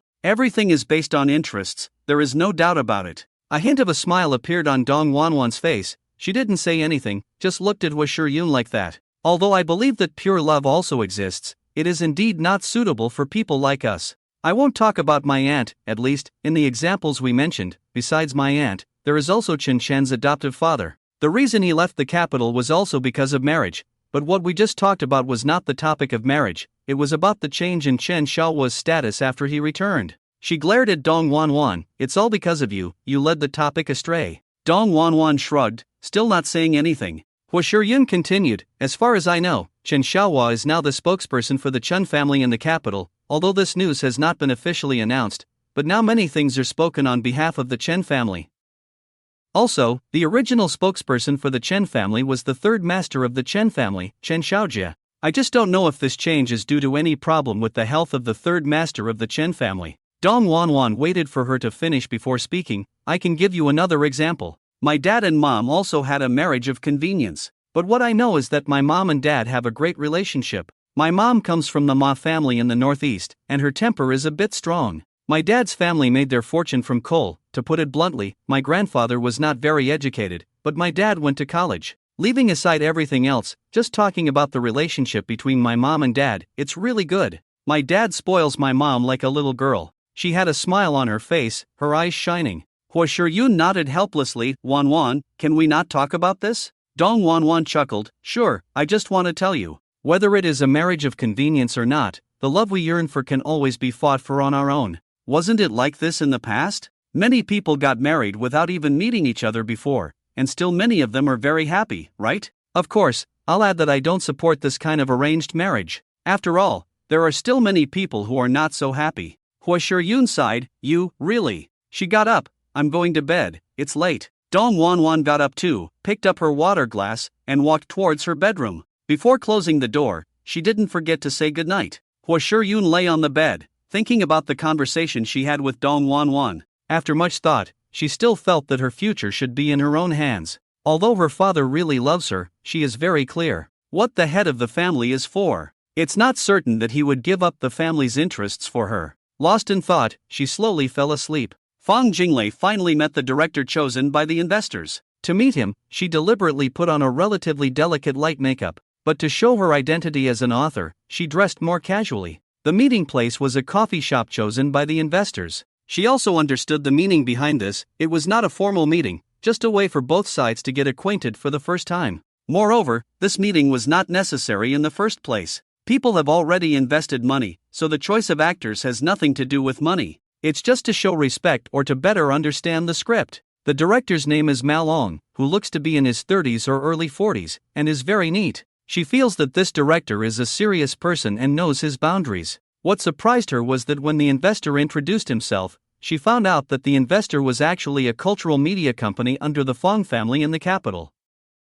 It wasn't the company's general manager who came, but a vice president. Although the vice president appeared mild and not aggressive, the implications in his introduction of the company's background and strength were quite clear. Fang Jinglei is not a naive girl. She has met many people from the upper class in Yuncheng. She has seen many people who deliberately pretend to be low-key, so she didn't take him seriously. She is also from the Fong family, the third generation. In terms of status in the Fong family, a vice president of a subsidiary company is not comparable. With this psychological advantage, she couldn't help but raise her posture a bit. Mao Long, the director, made her look at him differently. Most young directors exude a literary atmosphere, but Mao Long doesn't. He earnestly discussed the main roles with Fang Jinglei. Unlike novels, scripts have limited descriptions and rely mainly on dialogues. This is not enough for the director to fully understand the script. They had a smooth conversation. Mao Long didn't show any other intentions towards Fang Jinglei's appearance. He just briefly admired her at first sight and then naturally discussed work. Fang Jinglei was satisfied with Mao Long's professionalism and that he didn't ogle at her chest. Of course, this was just her self-perception. In reality, the investor doesn't need to consider the original author's feelings. The meeting was just to help the director understand the author's intentions better and make the short play more successful. That's all. The discussion ended with the deadline for submitting the script, making an agreement. When Fang Jinglei returned home, she didn't see her mother Zhao Wei or her older sister Fang Qingyan. She sat in front of her computer and read the script from beginning to end again, which took her most of the day. The characters in the script are actually based on her family. Except for Fang Chanshan, she is familiar with everyone. After changing the gender of the characters to female, everything changed. The female lead became a weak character, and the male characters and the fake rich girl became the main characters she focused on to evoke emotions. Regardless of the actors Mao Long chooses, it doesn't matter to her. She not only has a fee but also a share, which is enough for her. The fact that the investor is a company under the Fong family in the capital has no impact on her. Business cooperation is just business. The vice president clearly doesn't know her identity, and they still use her pen name when they meet. She checked the company's situation on the computer and then checked the company's reputation on Weibo. Time passed slowly during this process. When her mother and sister returned, she was about to cook. "Mom, sister, are you eating at home or going out later?" Fang Jinglei had no intention of asking them where they were going, nor did she intend to tell them that her own script was about to start filming. After all, they had never asked her about any of her works. Zhao Wei's face turned pale, looking a bit listless, as if she had been frightened or saddened. Fang Jinglei took a closer look and noticed that not only her mother Zhao Wei, but also her elder sister Fang Qingyan had a somewhat pale complexion. The two walked quickly, entering Zhao Wei's room together without answering her questions. Fang Jinglei felt a sinking feeling in her heart, set aside what she was doing, and hurriedly followed them. "Sister, what happened?" Fang Qingyan shook her head, gesturing for her not to ask, and helped Zhao Wei into the bedroom, comforting her after she lay down. When she came out, Fang Jinglei noticed that even her hands were trembling. "What exactly happened?" Fang Jinglei asked in a low voice. Fang Qingyan pointed outside the door, and the two walked out of Zhao Wei's compartment all the way to the middle of the courtyard. Jidie was beaten, and Mom was scared. Looking at her elder sister, who had just been calm and comforting their mother, Fang Jinglei couldn't help but feel that nothing was going smoothly. Jie? What happened to her? The reason is not clear yet, but she was pushed down the stairs and broke her arm. When Mom and I received the news, she was already in the hospital. Fang Jinglei asked casually, did she call to inform you? Fang Qingyan shook her head, no. It was her colleague from the company. Fang Jinglei didn't like this dragging out the story way of speaking. Can't you just tell me everything at once? Who pushed her down the stairs? Who took her to the hospital or called 911? Did you report it to the police? Was her colleague from the company present at the scene? Fang Qingyan seemed to remember something, her face turning pale. I need to call Dad. After saying that, she went straight to her room. Fang Jinglei stood still for a moment before following her. In the room, Fang Qingyan didn't seem upset that she had followed. She just drank a large glass of water first, then called Fang Junhong. Put it on speakerphone. Fang Jinglei whispered. Fang Qingyan glanced at her, switched to speakerphone mode, and placed the phone on the coffee table. The two sat on the sofa, staring at the screen of the phone. Hello. After a while, Fang Junhong's voice came through. Yan. Fang Qingyan said, Dad, Jia had an accident in Beijing. She was pushed down the stairs and broke her arm. When did this happen? This afternoon. The person who pushed her was a man, but we didn't get a clear look at his face before he ran away. Dad, is this incident related to the company in Yuncheng? Fang Qingyan's voice carried a hint of anger and fear. Fang Junhong's voice came through, I'm not sure. I'm busy right now, so you guys need to take care of yourselves in Beijing. Jidia's company is part of the Fang family, so there should be people protecting her. It shouldn't be a big problem. I'll take care of things on my end after dealing with this, so don't worry too much. After that, Fang Junhong hung up the phone and returned to the meeting room to face the tax inspection team. He thought that having Xue Zhuang send someone to follow Fang Qingyan as a way to pressure him was already acceptable. Although the port fire turned out to be a false alarm, it had caused many logistics companies to reduce the number of containers stored, especially smaller companies that couldn't afford such risks. After this incident, he went to Beijing to meet with Fang Junyi and Zhao Yuanlong, and had to work hard to persuade the Zhao family to help. Up to now, he had not seen any action from the Zhao family or the main family in Beijing, only to be faced with a joint inspection by the industry and commerce and tax authorities. Although it was only targeting his construction company, it was not a good sign. When Fang Qingyan called, he was dealing with the inspection team. If he hadn't been specifically asked to come forward, he wouldn't have appeared in such a situation, which was quite embarrassing. After receiving a call from his eldest daughter, he suddenly understood. The inspection team was not there to inspect, but to slap him in the face. It was already time to leave work from this morning until now, but he lingered in the company. To be honest, he didn't believe that Xue Zhuang would lay a hand on Fang Jidai. Such behavior was inconsistent with Xue Zhuang's status. In any case, Xue Zhuang was considered one of the entrepreneurs in Yun City, paying huge amounts of taxes every year and making a significant contribution to the local government's tax revenue. It was Fang Qingyan's call that made him suddenly realize that behind Xue Zhuang was not some force, but the local government. What was the reason for reclaiming his berth? According to the agreement, they also had to pay the government an annual contract fee, which increased year by year. Everything had been fine for these years, so why suddenly involve Xue Zhuang? Why not talk to him directly? He left the meeting room and returned to his office, closing the door behind him. He called Xue Zhuang. Xue Zhuang answered the phone very quickly, as if he had been waiting for him to call. Mr. Fang, why do you have time to call me? Xue Zhuang's voice was calm, without any hint of mockery. Xue Zhuang, my daughter in Beijing was pushed down the stairs and broke her arm. Someone told me it was you, but I don't believe it. Fang Junhong spoke slowly, not rushing. After listening, Xue Zhuang fell silent for a moment, then laughed. Yes, I had my men do it. Mr. Fang, if you want someone, I will hand them over to you, how about that? Fang Junhong also laughed. Xue, it's not interesting anymore. I'm sure it wasn't you. A few small berths wouldn't make you lose face to do such a thing. My daughter in Beijing is taken care of. I'm just letting you know, someone is causing trouble and using you as a scapegoat. Xue Zhuang's voice turned cold. Then Mr. Fang, I have something to ask you. Was it you or someone you hired who had my 2 ships detained by the Coast Guard in Zhoushan? I've told you, I didn't ask for the berth. If you want to play hardball, then wait and see. I heard the inspection team went to your group's headquarters. I wonder if your group's companies can handle it. Xue Zhuang hung up after speaking. Fang Junhong was stunned.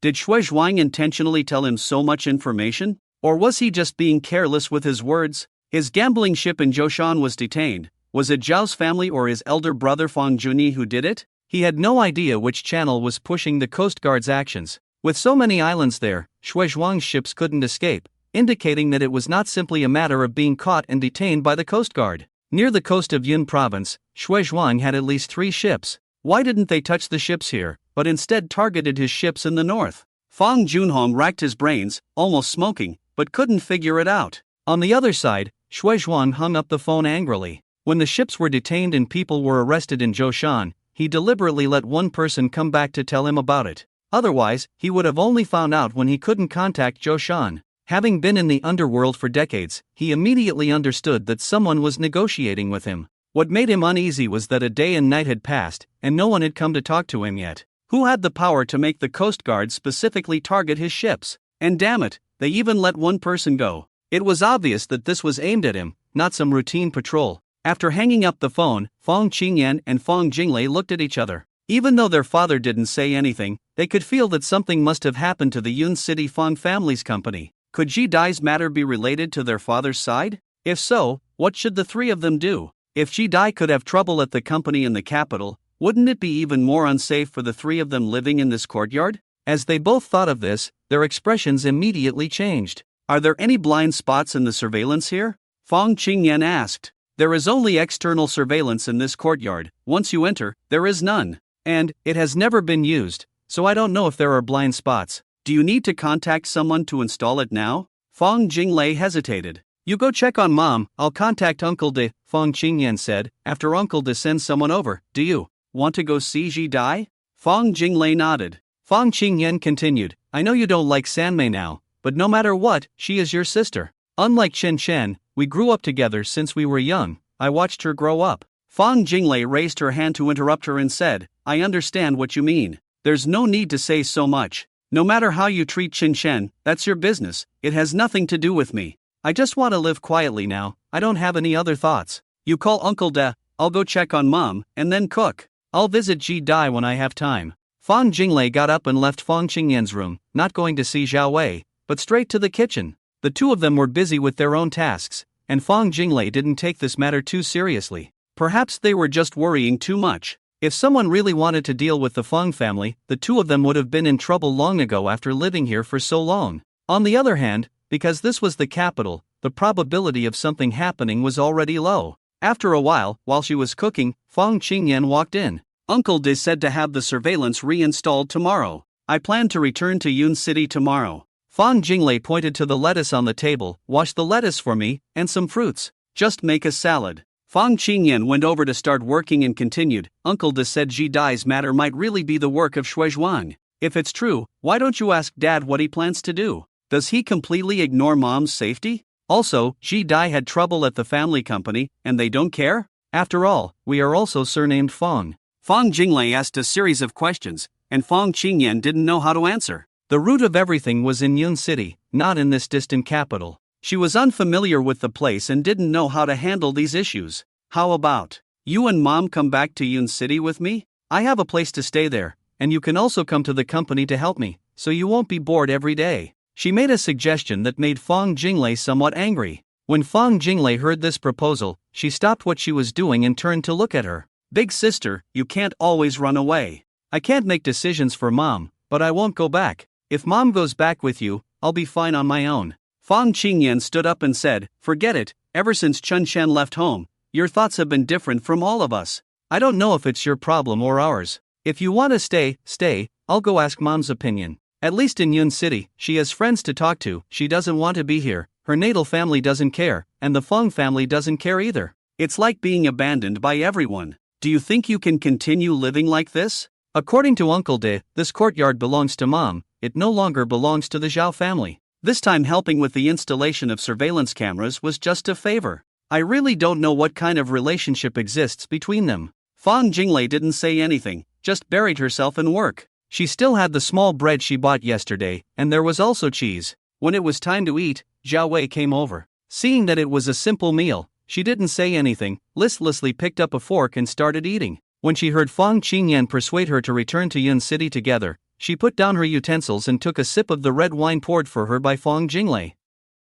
I'm not going back. Fang Junhong is not a good person. There is nothing good about the Fang family either. They all knew about Qin Bailian's situation, but no one reminded me, and no one controlled him. I'm not leaving. I want to stay in the capital and watch how the Fong family falls apart. Zhao Wei was not in high spirits, but she was very clear when she said this. She knew what she was talking about. Fang Qingyan was surprised and said, Mom, although this is the capital, it's not safe for you at all. I asked Uncle De, and he said it might be the work of Xue Zhuang, and it's very likely to affect you. If something happens, what should we do? Zhao Wei clearly didn't know who Xue Zhuang was and why they were targeting the mother and daughter. She asked right away. Fang Qingyan began to explain, telling the whole story from beginning to end. Fang Jinglei quietly ate, saying nothing. No matter what her elder sister and mother said, she would only eat unless asked. She couldn't say harsh words to her own mother. As for her elder sister, she didn't quite understand why someone who had been a CEO of a listed company, although a woman, acted like a brainless person when it came to family affairs. Well, she was better than Fang Jidi, that idiot. In comparison, only the fourth sister Fang Miaoshuan was the most clear-headed.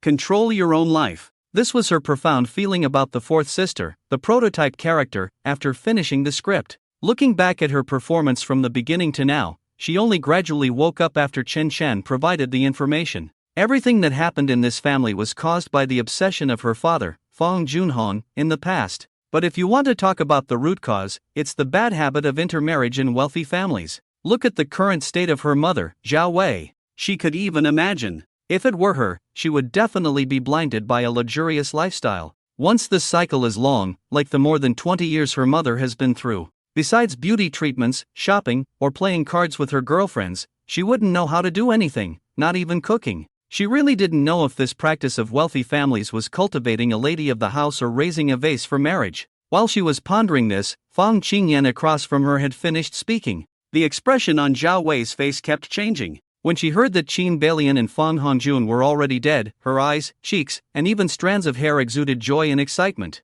When she heard that Fang Hongjuan's death might be related to Chen Chen, she looked worried again. It wasn't until she heard that Zidi's injury was because Xue Zhuang's son Xue Wenyao's death might also be related to Chen Chen that she immediately shouted, "Nonsense, Chen Chen couldn't have done such a thing. He has been studying at Jingda University. He is so well behaved, how could he possibly hire someone to kill? Only that bastard Fang Hongjun could have done it. It's good that he and his fox-like mother are dead. Good riddance." Fang Jinglei couldn't hold back anymore when she heard this. She silently praised her own mother. "Mom, you are the ancestor of double standards." Fang Jinglei just thought about it. She wouldn't say such things, after all, that was her mother. Fang Qingyan was stunned. Zhao Wei had not spoken before, although her face kept changing like a kaleidoscope, she could still hold back. Why couldn't she hold back suddenly at the end? "Mom, whether it's related to Chen Chen or not, the key is that Xue Zhuang thinks so. Now he wants to threaten my dad through various means, wants to get the birth of the Fang group at a low price." Zhao Wei interrupted her with a cold smile. "What does it have to do with me? I wish the Fang family would collapse now." Fang Qingyan smiled bitterly and advised, "Mom, no matter what, after so many years of feelings with my dad, can you really let go so easily? You are alone in the capital, and Lele can't accompany you for a lifetime. She will also get married. Even if Sanmei and Simei are in the capital, they will get married in the future. Do you want to stay in the capital alone for retirement?" Zhao Wei continued to sneer. I can go back to my natal family. I don't believe that the Zhao family can't accommodate me alone. Besides, Chen Chen is in the capital, I won't go anywhere. Yan Yan, you are the eldest sister, why don't you care about Chen Chen? He is your blood-related brother. Don't be so narrow-minded." Fang Qingyan hurriedly said, "Mom, it's not like that. Chen Chen is not willing to see us now, you have seen that too. It's not that I don't want to help him, but he simply doesn't need it. His adoptive father, Chen Xiaohua, is very likely the current spokesperson for the Chen family. In terms of strength, even if the Zhao family and the Fang family are combined, they are not at the same level at all. With his adoptive father there, no one can harm him. I don't care, I'm not going back." Zhao Wei's attitude was very firm. "You don't need to persuade me. If you want to leave, just go by yourself. Lele and I are living well here. In the future, this courtyard will also belong to Chen Chen." Seeing that Zhao Wei was unyielding, Fang Qingyan could only look at Fang Jinglei. "Don't look at me. As a daughter, I can't make decisions for our mom." Fang Jinglei directly refused. She had been eating all along and was full now. Fang Qingyan and Zhao Wei didn't eat much either. She didn't care, stood up and said, "I'm done eating. After you finish, leave it here, I'll come to clean up later." After that, she went back to her room. She didn't want to hear the conversation between her elder sister and mother anymore. When Xue Zhuang entered the tea room, it was the third time he had seen the person in front of him. Although they didn't meet often, the connection between them was not small. In the tea room was a young man who looked definitely under 40. He had an elegant temperament and was dressed casually. He was none other than the current popular big shot secretary, Zhao Jidong. Zhao Jidong politely let him in before closing the door. After they sat down, Secretary Zhao did not insist on being courteous and let Xue Zhuang take the main seat to start boiling water for tea. People in Yun province liked to drink tea, and basically every local was good at brewing tea, and Xue Zhuang was no exception. Secretary Zhao took out his own cigarettes from his bag, offered one to Xue Zhuang, and then lit one for himself.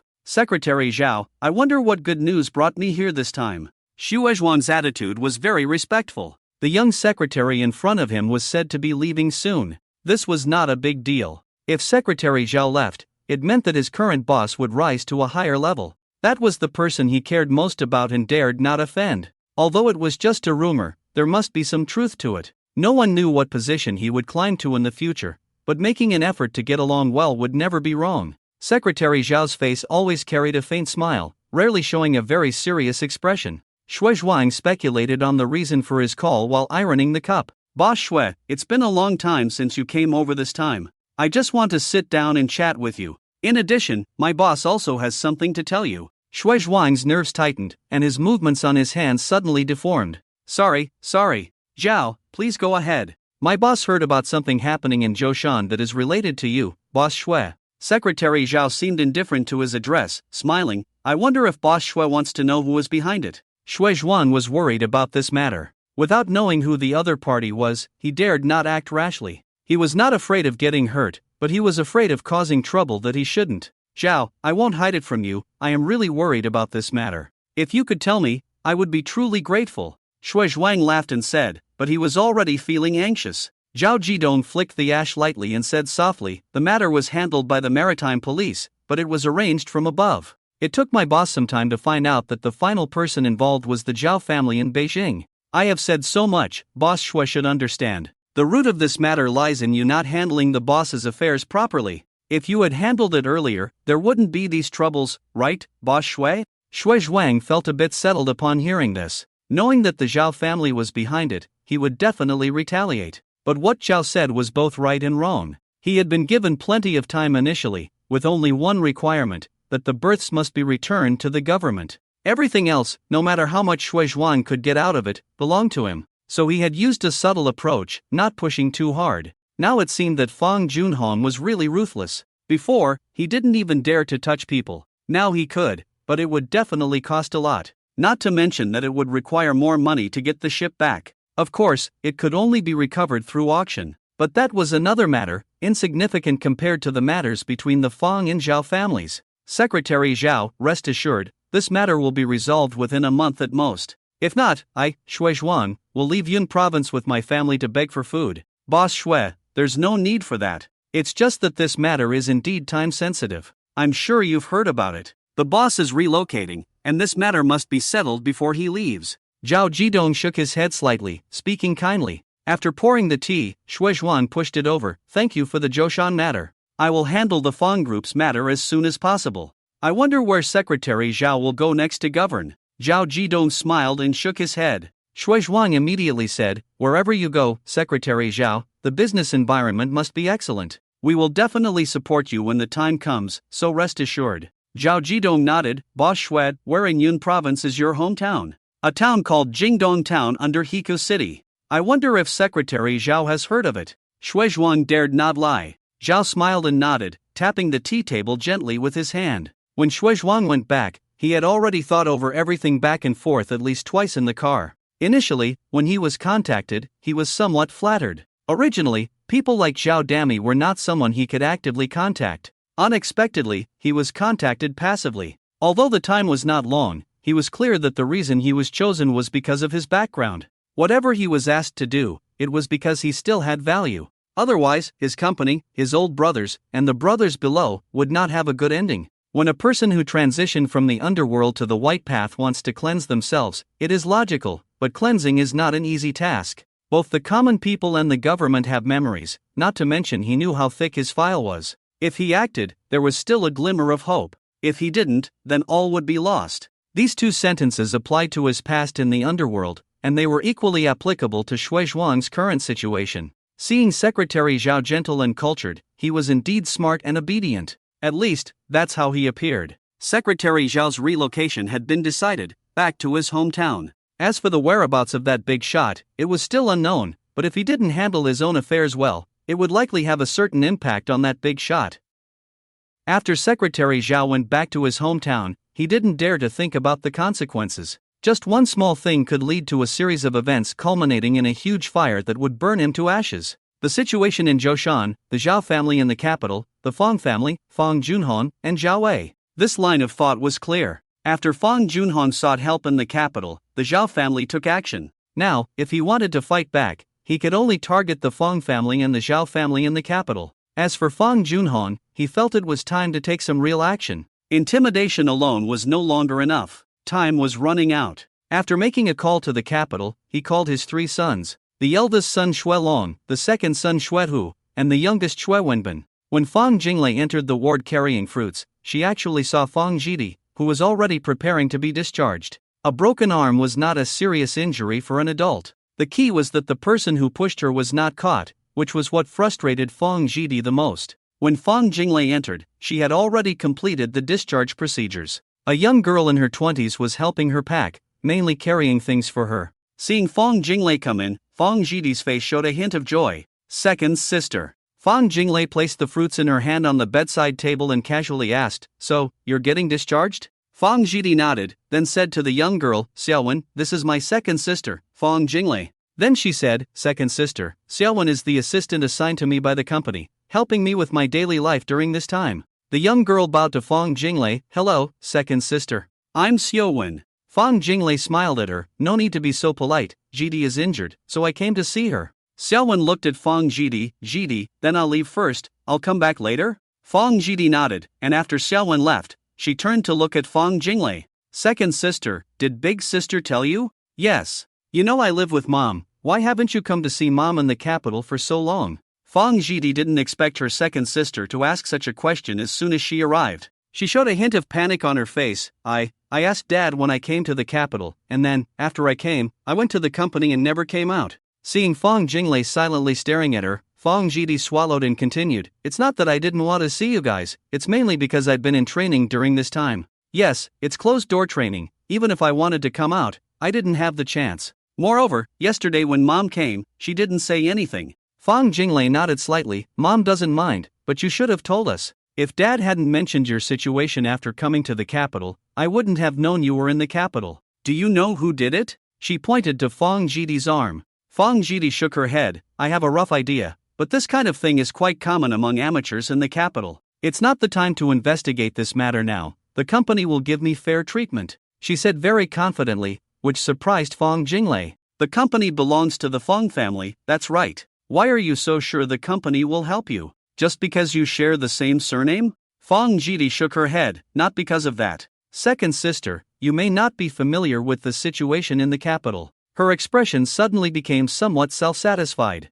"I'm about to star in a short drama soon, I've passed the audition, for the role of the second female lead. Although my arm is broken, it won't affect my filming." The second female lead in that drama was supposed to get injured, attracting the care and attention of everyone in the family, making the first female lead feel that she no longer has hope of receiving care from the family. "Second sister, do you know? The character I play, the second female lead, is a fake rich girl who grew up in a big family. The director said my temperament and image don't need much effort to portray the second female lead well, so this role is basically mine." As she excitedly rambled on, Fang Jinglei's expression became increasingly strange. However, Fang Jidi was immersed in the excitement of being able to play the second female lead right after her debut and didn't notice her sister's expression. Fang Jidi naturally understood that the second female lead in movies and TV dramas had more influence than in short dramas. But now short dramas, being short in duration, were more suitable for the fast-paced demands of society, and the speed of attracting fans was quite astonishing. So she didn't mind, and was even happy about it. After Fang Jidi finished speaking, Fang Jinglei asked, "What's the name of your director? Also, which company are you currently with? Can you tell me?" Fang Jidi's expression was relaxed. "The director's name is Malone, and he is said to have a good track record in the short drama industry. The company's name is Shangsheng Culture Media. I specifically investigated, The company is under the Fong family, but the boss is not from our branch. The boss and dad are of the same generation, named Fong Junsheng. His father and grandfather are real brothers, also our granduncles. This information was much more detailed than what Fong Jinglei knew. It seemed that although Fong Jidi had changed professions, she had done a decent job in her foundational work. Just as Fong Jinglei was about to say something, Fong Jidi suddenly said mysteriously, "Second sister, do you know how perfect this script is for me?" Fong Jinglei looked at her helplessly, not breaking her excitement. The number of episodes in this short drama is still unknown, but as of now, there are already 42 episodes confirmed. We still have to see how many the original author can write. This story is most suitable for me. It's basically similar to what happened in our family. In other words, the character I play is basically like Hongjuan's younger brother. Her expression made Fong Jinglei feel uncomfortable, and she spoke, "Did Dad not tell you that Hongjun and his mother died in Country M?" Fong Jidi's expression suddenly froze. She really didn't know. No one had told her. "Second sister, what you said, is it true?" Fong Jidi's voice trembled. Fong Jinglei looked at her pale face quietly and nodded. How could this happen? Fong Jidi's speech suddenly accelerated. Who did it? Have they found out? Dad didn't say. We don't know either. This is not something we should worry about. You probably don't know yet. After going abroad, he also hired someone to kill Chen Shen. Fong Jinglei briefly explained the situation and also mentioned Shui Wenyao and Shui Zhuang. Originally, Big Sister thought your incident was related to Shui Zhuang, but Dad couldn't confirm. He just asked us to be careful in the capital. You didn't explain clearly before whether the person who pushed you was related to your role or to family matters. Fong Jidi's expression changed, then said, "I got injured, it has nothing to do with family matters. In fact, I saw that man clearly, but I won't directly confront him. He is just being used by someone. The company will handle this matter, and there is another actress behind it." Then why didn't you tell Big Sister before? Do you know that if you don't explain the real situation, Big Sister and Dad will think it was Shui Zhuang? If there is a real conflict between the two sides, can you bear that responsibility? Why are you so selfish? Fong Jinglei was a bit angry. Fong Jidi's face turned pale. How would I know about these things? You know, why didn't you tell me in advance? When Big Sister and Mom came, they didn't mention a word. I didn't know anything. Of course, I had to think from my own perspective. Besides, I said from the beginning that the company would handle these things. You guys just overthought it. What does it have to do with me? Fong Jinglei felt speechless. Well, if you feel innocent in your heart,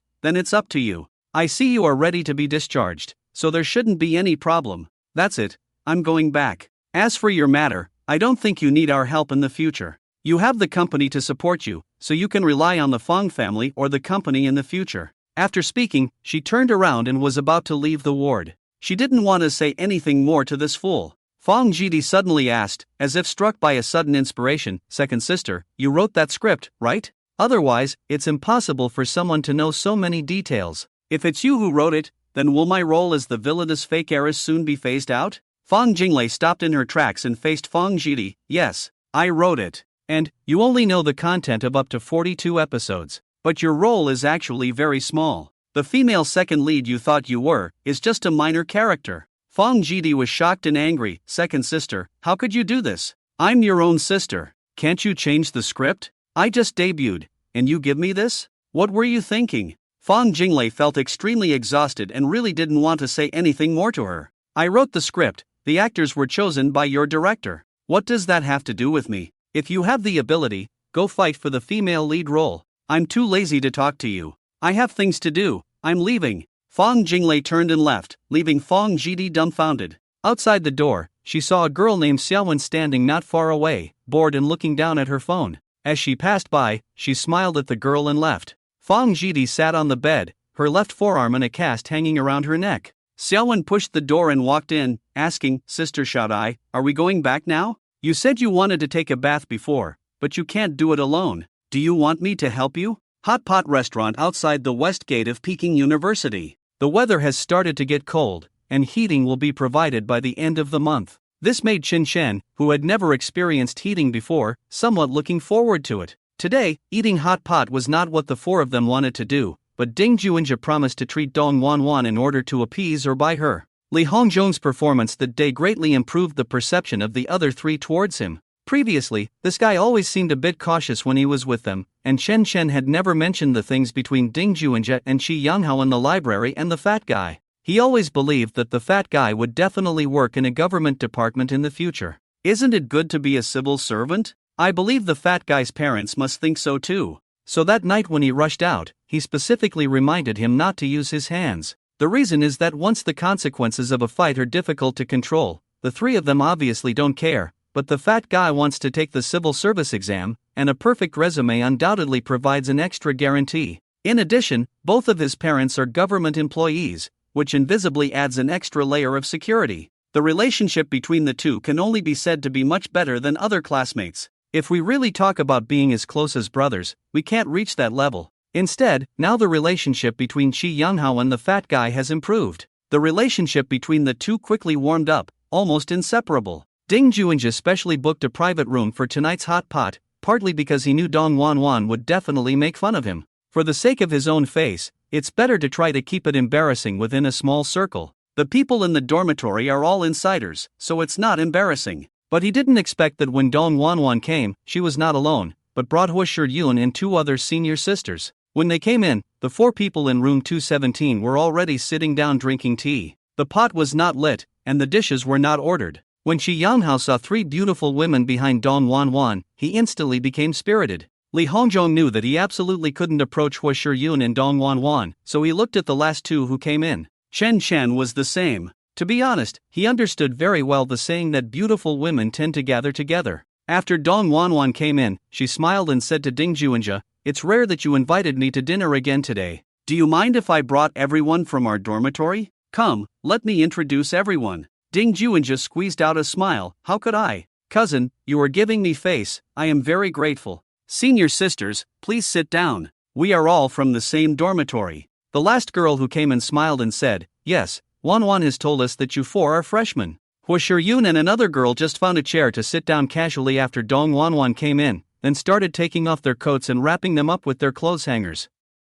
Dong Wanwan said, "Aja, Shiyun and I have met you four, but the other two beautiful senior sisters don't know you guys, so introduce yourselves." Ding Juinja stood up, "I am Wanwan's cousin, and the senior sisters should already know. These few are from the same dormitory as me, Chen Chen, Chi Yanghao, and Li Hongzhong. May I ask how the two senior sisters would like to be addressed?" Dong Wanwan introduced. "The one sitting next to Shiyun is Jian Yedong, and the other one is Xia Qingyue. They are also in the same dormitory as us. Today, even the senior sisters are taking care of you all, so bring the menu quickly." Facing the beauties, two of whom are relatives of his brothers, Shi Yanghao did not relax too much. He was only interested in Jian Yedong and Xia Qingyue. Li Hongzhong naturally followed. Dong Wanwan and Hu Shijun were obviously not from the same social class as him, which he had long been aware of. Xia Qingyue, who was called out earlier, also took off her coat and sat down. Dong Wanwan smiled and said, "Our Qingyue is a local from Shudu. When it comes to hot pot, she is the expert." Xia Qingyue seemed to have a very cheerful personality and said with a smile, "No worries, a hot pot in the capital is a bit different from our place. You treat Wanwan to a meal, and Jian Yedong and I are just here to freeload. We're fine with anything." Hu Shijun and Jian Yedong also said, "No problem, we'll go with the flow." Chen Chen and the others looked at Ding Juinja. Ding Juinja hadn't even sat down yet and said, "A few senior sisters are roommates with my cousin, so they are all my sisters. Since it's our first meeting, let's start with a Mandarin duck hot pot, and it's best to choose the dishes you like. This way, I won't have to make any difficult decisions. What do you think?" Dong Wanwan squinted and smiled, "Sure, let's go with the Mandarin duck hot pot." She said to Xia Qingyue and Jian Yedong, "Ding Juinja is my cousin. Don't be polite, just order whatever you want to eat." Jian Yedong and Xia Qingyue both smiled. "Don't worry, our cute little junior brother, we won't hold back." After ordering, the pot and vegetables were served. The hot pot in the capital was different from Shudu, and Xia Qingyue had been studying at Jingda for a year,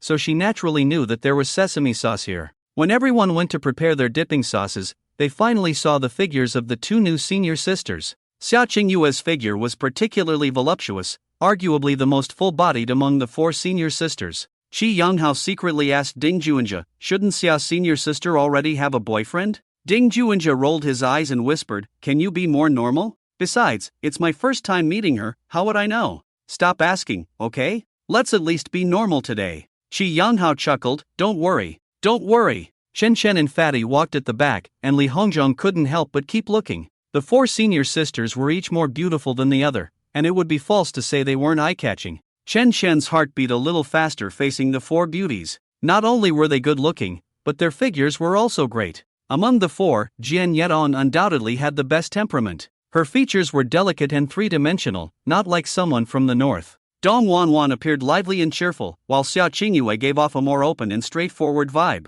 Only Huo Shijun remained calm. Every time she saw this cousin, she was always calm, as if nothing could faze her. He knew that Huo Shijun came from the Huo family, raised in luxury and received elite education since childhood. As for her looks and temperament, needless to say, she was outstanding in all aspects and could be considered the school flower. After everyone sat down with their dipping sauces, Ding Juinja asked, "Senior sisters, would you like some drinks?" Dong Wanwan said, "I'll have some beer. What about you?" She looked at the other three girls.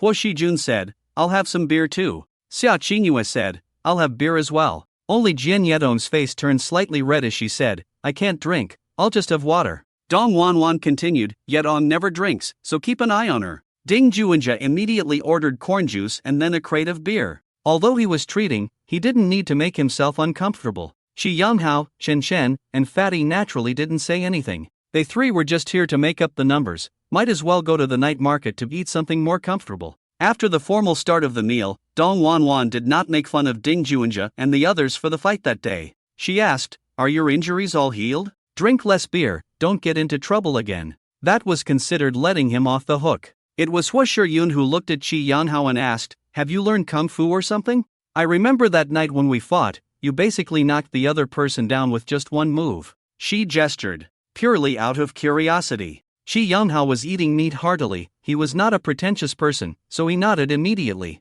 "I am a special recruit, considered a wrestler, a first-class athlete." Jin Yedong heard this and stared at his burly figure for a few moments, whispering, "Oh, is it true that you can knock someone down with just one move?" Xiao Qingyue smiled and asked, "What, interested in the junior brother? Let him take you to wrestle someday?" Jian Yedong blushed and retorted, "Hey, what nonsense are you talking about? I'm just curious. I've only ever seen those scenes on TV." Ding Juinja put his arm around Qi Yanghao's shoulder and said, "Our dormitory's third brother, Qi Yanghao, is a national first-class wrestler and also a first-class archer. It's really like a martial arts master. If you've read those martial arts novels, you'll understand. We call him Stain 18 Dad. If you get involved in a fight with him, as long as you get stained, you have to be thrown down and call out Dad 18 times to be done." Although it wasn't a joke, the girls heard this kind of saying for the first time and couldn't help but laugh together. The four girls sat opposite, laughing uncontrollably. The four boys on this side suddenly felt overwhelmed. After this little joke,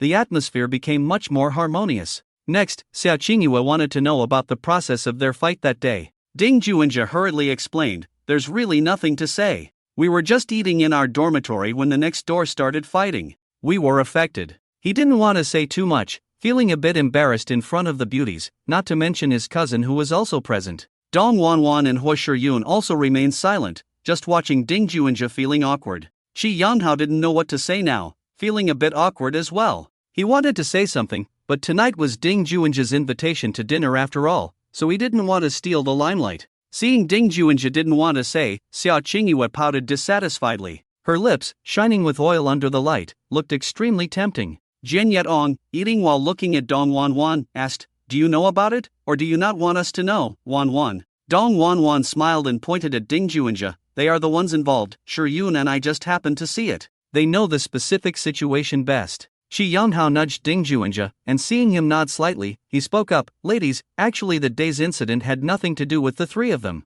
It was the table next to us that started the fight. They had already moved away at the time, but I couldn't bear to leave the grilled meat on the table and got involved. When I got into a fight, Zhuge and the others came over to help. It wasn't that we caused trouble ourselves, we were really affected at the time." He didn't go into specifics, but at least made it clear that they didn't actively cause trouble. Huo Shiyun waited for him to finish before saying, "Then you all went to the police station. I heard Wanwan say that you ended up paying money and being fined before coming out. But the fight didn't reach the school, right?" Qi Yanghao and Ding Juinja nodded together. Chen Shen explained, "It wasn't our fault in the first place, so we didn't inform the school." This meal was quite enjoyable. This is the first time that Chen Shen and the other three people have met Jian Yeding, a beautiful senior sister from Province Z. Of course, there is also Xiao Qingyue, a senior sister from the capital city. After exchanging contact information and green bubbles with each other, they finally escorted the four senior sisters back to the dormitory together. After watching the four senior sisters enter the dormitory building, the four of them slowly walked towards their own dormitory. "Zhigu, are you interested in the two new beautiful senior sisters?" Li Hongzhong didn't say much all night, although he didn't feel neglected, but he always felt that there must be a reason to meet the two senior sisters tonight. After asking a question, he was interrupted by Qi Yanghao, who continued the topic. "Zhigu, I also think that Jian and Xia are quite interested in you. Which one do you like?" Chen Shen hadn't spoken yet. Ding Juanjia looked at him and asked, "Are you also thinking about asking me this?" Chen Shen chuckled and said, "Zhigu, you misunderstood me, I didn't think so." They both were just a little excited after seeing the beauties. "I'm different. I guess you must be feeling quite awkward today." Ding Juanjia sighed and nodded. "You're right, it's really awkward. Just a fight, the dead girl Dong Wanwan has already taken advantage of me several times. Fatty, Mouse, let me tell you my feelings. Those two senior sisters probably see that I can fight and still look handsome, so they are interested in me. But you two should understand the reason behind it. Why not let Chen Chen teach you?" Li Hongzhong was surprised. "What reason? Is there something to study about having a meal? I have attended many social events with my parents, but after I go, it's just about eating, nothing else." Qi Yanhao remained silent. He drank a lot of beer at night, but it didn't affect him. Chen Chen sneered, "Zhigu, don't be so profound. I can understand what reason you're talking about." Ding Juanjia looked at him seriously. "No, you must know. I can see it, you shouldn't be unaware. Besides, Fatty, I think it's normal, but you definitely know." Chen Chen chuckled softly and said, "Actually, I think Wan Wan and my cousin brought those two over. It's like introducing you to potential partners. Just don't know which one you like. Xia and Jian should come from relatively good families, but there's definitely a gap compared to your family. Fatty, you're silent, you're going to pursue an official career in the future. Mouse's family is so wealthy, but he didn't behave normally tonight. Usually, when he sees a beauty, he's not like this, right Mouse?" Qi Yanghao chuckled. "Xia has a really big chest, but she's not my type. Jian is nice, but somewhat insincere. I don't like her much." He was very straightforward, gave no face at all. Chen Shen smiled bitterly and said, "Although relationships between people are not entirely based on interests, they are already in their second year. School time passes quickly, in 2 years they will be interning and then working to support themselves. This amount of time is actually very short for them, maybe even not enough." The four of them walked and talked, their voices not loud, but clear enough to hear. He couldn't help but think of all the beautiful women he had seen in his past life. This world is so vast, with all kinds of people. It just depends on who you meet in your life and what kind of interactions you have with them. No matter who the other person is, he wouldn't mind, he could just keep his distance. If they are smart and calculating, they probably have already started looking for long-term or short-term meal tickets. Although the two senior sisters are not there yet, I guess it's because Zhigu, your face is too handsome. I won't say much about the others. Anyway, I only appreciate their figures and looks. Even if it's just looking, it's very pleasing to the eye, and it makes me feel good." Li Hongzhong sighed, "Damn, it's really different. How did you rich kids grow your brains? I also think I'm not bad, but why do I always feel inadequate in front of you guys?" Qi Yanghao and Ding Juanjia remained silent. Chen Shen pondered for a moment and slowly said, "Lao Si, I have an idea, I don't know if it's right, listen to me. You all know about my background, my feelings are, how should I put it? The feeling you have now may last for a while. When you climb to a certain position and have a certain amount of fist strength, you will find that no matter how beautiful a woman is, in front of money and fist strength, nothing matters." He glanced at the other two who were walking silently, seeing that they remained silent. "Fatty, you don't have much hope of being a second-generation rich. You can only choose to be an official second-generation or a first-generation rich. As for other things, I can't say for sure. In your situation, these are the only things I can think of. As for beautiful women, I like to see their pretty faces and figures, but when it comes to dating in college, I think it's a waste of time." Li Hongzhong smiled silently and didn't speak again. Ding Juanjia spoke up, "It's getting colder at night now, it's already snowing in the northeast. Let's go back quickly. We still have classes tomorrow." Chen Shen nodded and asked, "Haozi, can I learn wrestling from you?" Qi Yanhao chuckled, "That's nothing, the key is to practice continuously." "Do you have that much time?" Chen Shen quickly nodded, "I must have, I've been envious for a long time. If it weren't for the atmosphere today, I wouldn't have dared to make this request." Qi Yanghao smiled, "Alright, I'll start teaching you some human joint structures tomorrow, then we'll start with techniques to disrupt body balance, and the rest is a process of continuous practice." Ding Juanjia and Fatty immediately said, "I want to learn too." Time goes back 2 days. Shui Zhuang immediately contacted his two sons after meeting Zhao Dami. At that time, Xue Long was watching over the stone material factory in the mine, while Xuehu was enjoying himself in the city. It's not that Xuehu is worthless, but he is in charge of this kind of business. Xue Wenyao has been missing and his body has not been found yet. They have given up. In a place like Yunqing, if a person goes missing, as long as a certain amount of time has passed, there is no need to search anymore. By the seaside, it's impossible to find someone once they are thrown in, not to mention that the two brothers have done such things before. Xue Zhuang looked at his burly eldest son and his somewhat charming second son, pondered for a while, and finally said, I have two things, you two discuss how to divide the work. One is about the Fong family, you both know about it, but now there is pressure from above, it must be resolved within a month. So far, Fong Juanhong's wife and child are still in the capital, I will give you the information later. Don't touch the woman. I want you to take his other son, Fong Chencheng, and lock him up.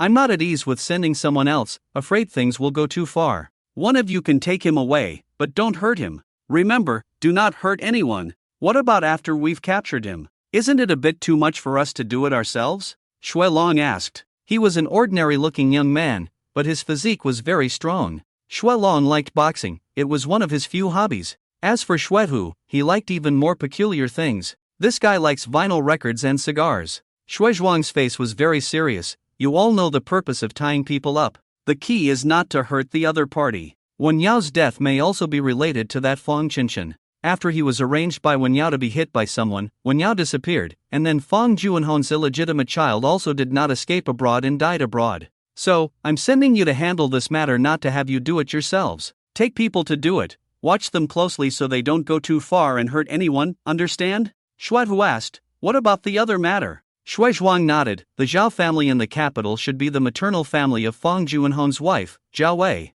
The matter in Zhoushan was done by the Zhao family. Maybe we can't afford to provoke them, but this matter cannot just be left like this. You go to the capital to investigate the background and business of the Zhao family, let people from Zhoushan handle a deal, and then send the person out of the country. The two brothers didn't say much at first. In terms of intelligence, these two were not lacking, the only downside being that they didn't study much and never went to college.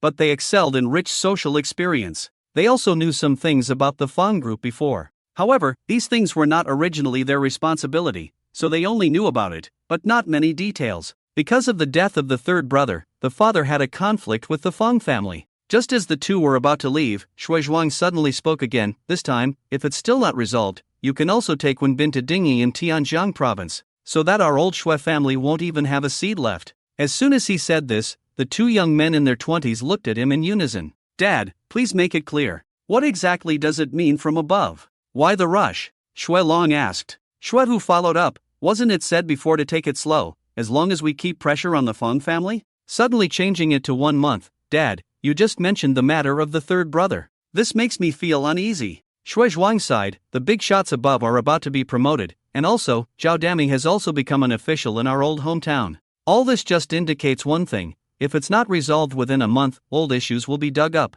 Anyway, you two must hurry and get it done quickly, and come back as soon as possible. Xue Long stepped forward, if the Fong family delays for a month, won't that directly lead to the demise of our whole family? Xue Zhuang shook his head. This matter shouldn't have been entrusted to people like us in the first place. But who chose me? When I was young, who wasn't full of youthful vigor, made many mistakes and took the wrong path. Now that the handle is in their hands, I can't just watch you all go in. However, it's also possible that this is just my speculation. If it fails, maybe nothing will happen. Anyway, there's still a month's time, you just need to hurry, I have other arrangements at home. He sighed, lamenting, I shouldn't have been greedy in the first place. However, he continued, I think this matter is related to the inspection from above. Otherwise there wouldn't be a sudden demand to speed up. It's probably also related to the time of that person's promotion. Fong Qingyan and Gu Baibai stood side by side, watching her employees loading goods in the warehouse. After returning from the capital, Fong Qingyan had not made up her mind whether to go back to help her father,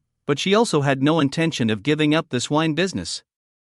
Although this industry didn't earn much, it was definitely enough for her. When she was the president of the Fong Group before, she didn't have much expenses, and when she was busy with work, she really didn't have time to spend money. Gu Baibai complained softly, I still feel a bit sore. Fong Qingyan's expression remained unchanged as she replied softly, you deserve it. Let you play. Do you think I'm not sore? Gu Baibai smiled contentedly, Qingyan, as long as I know you're having fun, I'm satisfied. Yesterday I was really happy. Fang Qingyan glared at her and said, I told you not to come, but you insisted on coming over. You go back to the office and wait for me. I'll come over to accompany you after I finish my work here. Gu Bai Bai hummed softly and walked away. After nearly an hour, over 100 boxes of wine were loaded onto the truck and sent out, and she also planned to return to the office. While walking halfway, her phone rang. Looking at the screen, it was a call from Fang Jidi. After some thought, she did not answer the call. Due to previous incidents, Gu Bai Bai was not fond of Fang Jidi.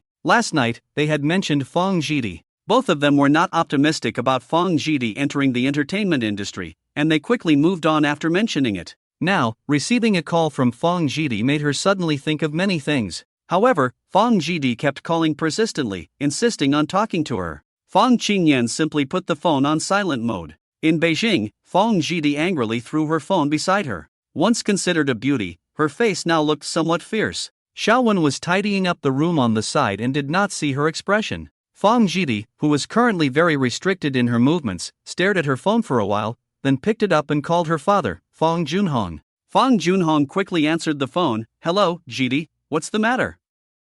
Dad, my eldest sister is not answering my calls. I've been calling for a long time, but she doesn't pick up. Xiaowen heard her making the call and immediately left the room. This was the only request Fang Jidi had made to her when she arrived, which was to respect her privacy. Fang Junhong sounded a bit tired. Oh, have you not explained it to her yet? Oh, Dad, my arm is broken, so many things are more troublesome. I've been busy for a few days and only now have time to call her. Fang Jidi acted a bit spoiled. Alright, I understand. Fang Junhong didn't dawdle. You find a way to contact her. I'm also very busy. Take care of yourself, and when you have time, go see your mom. Do you know where your mom lives? Forget it, I'll send it to you later. After saying this, Fang Junhong hung up the phone, quickly located Zhao Wei's address, and sent it to Fang Jidi. He decided to meet at Shuozhuang, so that both parties could settle the matter decently. Although both the Zhao and Fang families had taken action, he had also heard that Shuozhuang had suffered heavy losses outside, but he did not feel safe himself.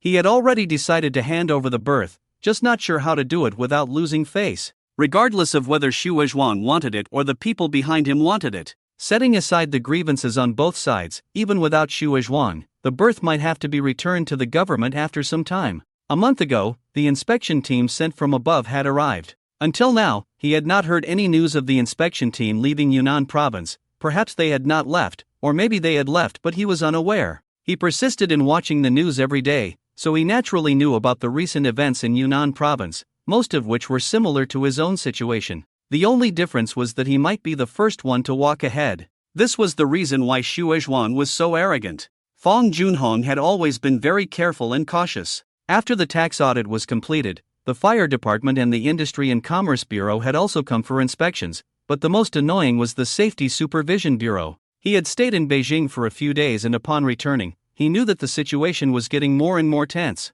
He did not go to the companies below him. He let his subordinates deal with the various departments. Both sides knew that this matter had nothing to do with their relationship, and it was not a real investigation. The company would continue to operate as usual, and they would cooperate with any necessary investigations. The situation was quite mysterious. In a certain hotel in Yunqing, someone answered a call and after listening for a while, replied, "The task you entrusted me with is in progress. I just found out about this matter too. The person he hired is called Shuozhuang." On the other end of the phone, there was immediately a burst of laughter. Fang Junhong did not expect that when he saw Shuozhuang, this guy was actually beaming with joy. "Manager Shui, did something good happen?" He was somewhat surprised and couldn't help but ask. Shuozhuang smiled and looked at him, sitting down on the chair opposite him. "Nothing, just feeling good today. Why did Manager Fang have time to invite me for tea today?" Fang Junhong changed the tea and started brewing. "About the birth issue, I believe Manager Shui also didn't intend for it to happen, right?" Shuozhuang nodded. "I've told you, it's not something between you and me." Fang Junhong waved his hand. "I've lived to this age, if I can't see through things, then it would be a waste. Manager Shui, tell me the truth, you can't just let me bear the consequences for nothing." Shuozhuang played with a bracelet, smiling. "Manager Fang, now is not the time for you to set the price. How do you plan to compensate me for the losses in Zhoushan? Don't tell me you don't know. Once your Yu family took action, it ruined my business in Zhoushan. It's impressive, honestly, I was scared." Fang Junhong remained expressionless, feeling quite surprised as well. The Zhao family actually didn't inform him of the outcome of their actions? What does this mean? I have no relationship with you, I'll accompany you for tea. Fang Junhong said with a smile, then asked, for the incident in Zhoushan, go find the person who took action. You have no reason to come to me. Whoever took action, you find them, isn't that the least you can do? Shui Zhuang stared at him, slowly nodded. Yes, Manager Fang is right. Whoever took action, I will find them, of course, I won't let the mastermind behind it go. But Manager Fang, remember, you said to find the one who took action. Since you know it wasn't me, then you shouldn't come to me. I have a company to establish, quite busy. He stood up, as if to leave. Fang Junhong smiled and said, establishing a company is something that can be done at any time. Since you're here, it wouldn't hurt to have a cup of tea before you leave. Manager Shui, why not give me a hint? Shui Zhuang shook his head. Manager Fang, why should I give you a hint? From the beginning until now, you have never given me any hints, why should I tell you? If you're willing, just turn yourself in. If you're not, then delay, how about that? Isn't that giving you a hint? If Manager Fang is unwilling, what can I do to you? Do you really think I want to get involved in this kind of thing? Fang Junhong brewed the tea and placed it in front of him. Manager Shui, I invited you here today just to ask, what does the person behind you mean? Shui Zhuang picked up the tea and sniffed it. You guess for yourself, I'm here for tea. Even if we talk, let's discuss the compensation for my losses in Zhoushan. How about that? There are over 100 brothers on my ship. If the ship stops for a day, I lose tens of millions. How do you plan to compensate me? Fang Junhong shook his head. I have no knowledge of the Zhoushan incident. This matter really has nothing to do with me. Regardless of how you want to deal with my Yu family, I have no objections, do as you please. But if someone gave you a task and you didn't handle it well, I believe you're not feeling good either. Maybe you're more anxious than me, isn't that right, Manager Shui? Shui Zhuang didn't even lift his eyelids. Since Manager Fang said so, then I'll consider the Zhoushan matter unrelated to you. I will naturally seek justice from the Zhao family. I can just leave my ship in the international waters, but are both your family's businesses also in international waters? Fang Junhong said calmly, I don't care. Shui Zhuang finished the tea in the small cup, put it down on the table, and stood up, saying, Manager Fang, if our words don't match, there's no need for more words. This is where it ends. He stood up and walked away. Fang Junhong sat in his seat, staring at his back without moving. This negotiation had collapsed. Shui Zhuang left the tea house and got into the car, telling the driver, back to the company. In the tea house, Fang Junhong slowly sipped his tea, lost in thought. As the days passed by, the live trading competition of the Financial Technology Association was coming to an end. Chen Chen and Ding Juanjia were basically always together now. During classes, both of them were reading various heavyweight books related to economics and financial investments. Describing their dedication as working day and night might be an understatement, but they indeed devoted all their spare time to this. He had already switched his pharmaceutical stocks to new energy with Ding Juanjia's involvement. Together, they attempted fast-paced short-term trading. October had just ended, and the stock index futures were bottoming out, so he needed to wait for the right timing. Apart from trading in overnight foreign futures, he didn't dare to invest in anything else. He would only act when he was certain about the future trends. The more books he read, the more he realized how reckless he had been. The overall situation wouldn't change significantly due to his rebirth, but for those around him, their life trajectories would naturally be influenced and different from their past lives. Fortunately, he didn't know these people in his past life, so he didn't know the extent of his impact on them. However, he was certain that the global economic trends wouldn't change because of one small college student like him. That was why he started to intensely enrich his mind now. The other roommates didn't know why, but studying hard was always the right choice. As a result, they also started working hard like those senior students who were crazily immersed in studying. Since the last hot pot meal with Dong Wanwan and others, the scene of the two dorms eating together hadn't happened again.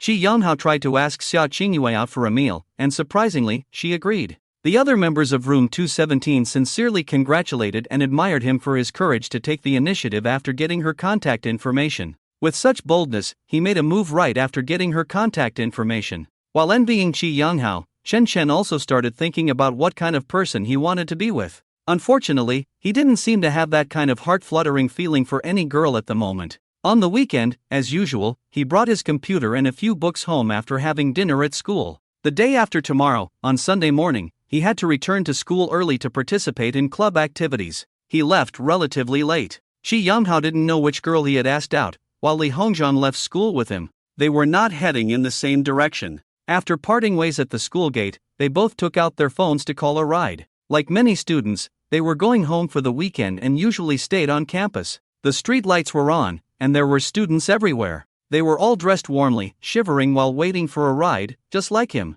It was indeed cold outside. There was a line of cars parked by the roadside, waiting to pick someone up. There were also luxury sports cars, which belonged to a different group of people picking up certain female students. He had seen this scene many times before. After calling a ride, he put away his phone and suddenly felt something pressing against his lower back. A familiar Yun province accent speaking Mandarin came from behind him. "Don't struggle, or I'll stab you and you'll need a new kidney at least. I won't hurt you, but don't speak, just come with us." Chen Chen was shocked and angry. The top priority was to ensure he wasn't harmed. That was the most important thing. Everything else could be figured out later. He had thought about such a situation before, but that was when Fong Hongjun was still alive. Since that guy died, he had let go of those concerns and naturally relaxed. He didn't expect such a thing to happen. One person had their arm around his shoulder, leading him towards the car parked by the roadside. Another person followed on his other side. It looked as if friends had come to pick him up to hang out.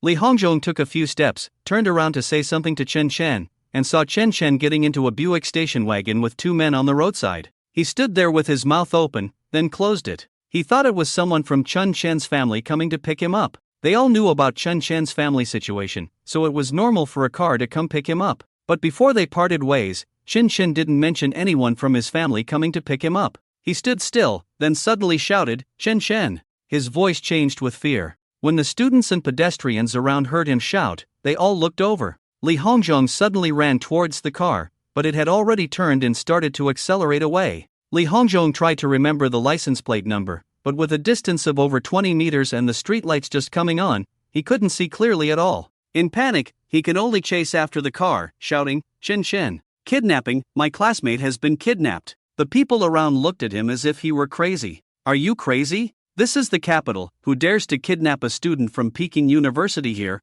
Are they not afraid of death?" After chasing for tens of meters, Li Hongzhong was panting heavily, took out his phone and called the police. Chen Chen heard Li Hongzhong's voice calling him, but he didn't dare respond. He was afraid that they would both get into trouble. As long as he didn't agree, he hoped that Fatty would notice something and then report it to the police. In the capital, the Chen family still had a lot of influence, and he hoped to be found as soon as possible. But memories of being kidnapped in his past life suddenly came back to him, and now he was trembling all over. He was really scared. He numbly got into the Buick with the two men, not even noticing the license plate number. When he sat down, he saw 3 more people in the car. They were all wearing masks, so he couldn't see the faces of the 2 men clearly. Only after sitting down did he see that the 2 who had put him in the car were also wearing masks. Although most people like to wear masks now, he really didn't know these people. His heart was racing, and the dry feeling in his mouth made him want to speak, but he found his throat was too dry. "Gentlemen, I don't know you." His voice was hoarse. The person next to him said, "Don't worry, we just want you to come back and stay for a few days. As long as you cooperate, we won't hurt you." The person in the front passenger seat said without looking back, "Fong Chen Chen, someone just called for Chen Chen. We know about your background. This is because of your father, Fong Junhong. So don't blame us for taking you away. But rest assured, we won't harm you unless you resist." Chen Chen was puzzled and angry. Both of them were speaking the Yun City dialect, which he naturally understood. Not harming him made him feel a little relieved. But the words that followed made him very angry. "Brother, since you know about my relationship with Fong Junhong, don't you know that I have already severed ties with him? My name is now Chen Chen. My father is Chen Xiaohua, the spokesperson for the Chen family in the capital." He didn't know what to say next. After some thought, he continued, "Forget it, you're using me to threaten Fong Junhong, right?" The person in the front row smiled, "Kid, not bad. But it's just a threat, we won't really hurt you. We're just doing this for money, we have no grudge against you. If you don't cause trouble yourself, a few days will be enough. Don't pressure us with the Chen family, although we don't want to confront the noble families of the capital, since we took you away, you should understand what it means." Chen Chen remained silent. They had made themselves clear, and if he really shouted and resisted, he would definitely get beaten up. If it was one-on-one, he would dare to try to use some of the techniques he had learned from Qi Yanghao to resist. But now there are more than 4 people in the car, and he is squeezed in the last row, unable to exert himself at all, and is not likely to be the opponent. His phone was taken away, and there was no way to inform his foster father. His situation, really powerless to resist. Taking the bottle of water given by others, he unscrewed the cap and took a sip. His heart was filled with mixed feelings. These kidnappers are really quite bizarre. Kid, what do you want to eat tonight? The person in the front row asked again. Chen Chen smiled bitterly. I've eaten, but it's okay to eat a little more. KFC, simple and convenient. After Li Hongzhong reported to the police, he immediately called Ding Juinja from the dormitory. In an emergency, the only person he could think of was Ding Juinja, whose cousin is Chen Chen's paternal cousin's close friend. He remembered this relationship clearly. In addition, Hua Shiyun is not an ordinary person. The position of the Hua family in the capital is extraordinary. If Hua Shiyun is willing to help, Chen Chen should be able to be found quickly. Ding Juinja was studying in the library and had just arrived. When his phone vibrated and he saw that it was Li Hongzhong calling, he answered and heard Li Hongzhong's gasping voice. Yonga! Chen Chen has been kidnapped, Li Hongzhong said clearly. But Ding Juinja didn't react at all. What? Kidnapped? Is this real or fake? Where are you? I'm at the school gate. I saw two people taking Chen Chen into a Buick, but I didn't see the license plate clearly. Ding Juinja got up to pack his things. He then asked, Are you sure he was kidnapped and not taken away? I'm sure, Li Hongzhong said. I called out to him. He should have heard me, but he didn't react. So I followed, but the car drove away directly. By the time I thought of remembering the license plate, I couldn't see it clearly. Ding Juinja picked up his things and headed towards the library's main entrance. Did you call the police? His voice was not loud, and Li Hongzhong immediately replied, I called the police before calling you. Have your cousin and Hua Shiyun together. Let your cousin inform Hua Shiyun about Chen Chen's kidnapping. She is from the Hua family in the capital, and their influence in the capital is extraordinary. The police may not act as quickly as they do. And with both families informed, the police will not delay. Li Hongzhong's thinking was extremely clear at this moment. He knew he had no way to handle this situation, but there were plenty of people who could. This was not something they, a few college students, could deal with. Calling the police was the first choice, followed by getting influential people involved to ensure that Chen Chen could be quickly found. Ding Juinja's mind reacted very quickly, and after hearing this, he immediately said, You stay with the police at the school gate. I'll come over now to meet you. After hanging up the phone, he called Dong Wanwan. Then he ran straight to the school gate. As a key unit, the first responders at Peking University were the campus police station, followed by the local police station. It was somewhat absurd to say that a student had been kidnapped, but responding was necessary. When Ding Juinja arrived at the school gate, the police had already arrived. At that moment, they were questioning Li Hongzhong. On the other side, after hearing Dong Wanwan's message, Hua Shiyun was stunned. She quickly called her father, Hua Jiqiang, the head of the Hua family, and then called her aunt, Hua Sinan. The purpose was to have the Hua family inform Chen Chen's foster father, Chen Xiaohua. After making the two calls, she sat blankly on the sofa for a while, then got up, took her coat, and said to Dong Wanwan, who looked worried, I'm going to the school gate to see what's going on. If it's true, it will be a big deal in the capital. My dad said he's not very clear about the Chen family's background. I don't know how extensive the connections would be if Chen Chen's foster father decides to escalate the matter. Dong Wanwan stood up and said, I'll go too. Asha should be at the school gate as well. Chen Chen still didn't get to eat at KFC. When the car stopped, he got out and remembered the license plate number. The car was parked inside a yard, and once the gate closed, nothing could be seen from outside. It was already completely dark, and if not for the lights on the two-story building in the yard, he might not see anything clearly. Let's go inside. He was pushed, feeling a bit unsteady. Standing up straight, he took a deep breath and walked towards the door. This seemed to be a farmhouse yard, or something like a rural resort. He estimated that at least 2 to nearly 3 hours had passed since he arrived, possibly even more than 3 hours. His phone was taken, so he didn't know the current time. Inside the room, he saw 2 young men standing next to the sofa, looking at him. This is Fang Chen, also known as Chen Chen. We waited for more than a week to finally meet you. One of the men who followed them spoke, The situation at the school is not good. I'll go handle the car in a while. Chen Chen remained silent, sat down on the sofa, and said nothing. There were still people outside the yard, probably dealing with clues. After the 2 men in the room sat down, one of them spoke. We invited you here to stay for a while. Our workers have been instructed not to harm you, so don't worry. It's just a matter of skipping classes for a while. If Fang Junhong cooperates, you can probably return to class next Monday, and we will leave. Let's just consider this a misunderstanding. He said it lightly, but Chen Chen felt unjustly treated. You are targeting Fang Junhong, why involve me? I have no relationship with the Fang family anymore. The young man chuckled. Fang Junhong is your biological father, you can't deny that. If you want to blame someone, blame him for being your real dad. Another young man added, "It's time for dinner, the food is average, hope you can adapt." Indeed, dinner was instant noodles and self-heating rice. Chen Chen had already eaten, so he didn't touch the food. No one paid attention to him. It seemed that the few people who brought him back hadn't eaten dinner yet, hence the meal. While everyone gathered for dinner, Chen Chen remembered the faces of everyone. He could only hope that Li Hongzhong would come to his rescue. He heard someone calling him, but didn't turn around. He hoped that person would be smart enough to think of him as a kidnapped scion of a wealthy family. Otherwise, when his family found out he was missing, it would be. No, they were probably already worried. He had told Lu Qing that he would return home at night but not for dinner. It was already past 10 o'clock. His phone was naturally turned off, and he didn't know if there was a way to track his phone. Lost in his thoughts, after dinner, he was locked in a room. The anti-theft windows dashed his escape plans, making it extremely difficult to leave. Besides waiting, he had no other options for now. Li Hongzhong explained the situation in detail and his suspicions,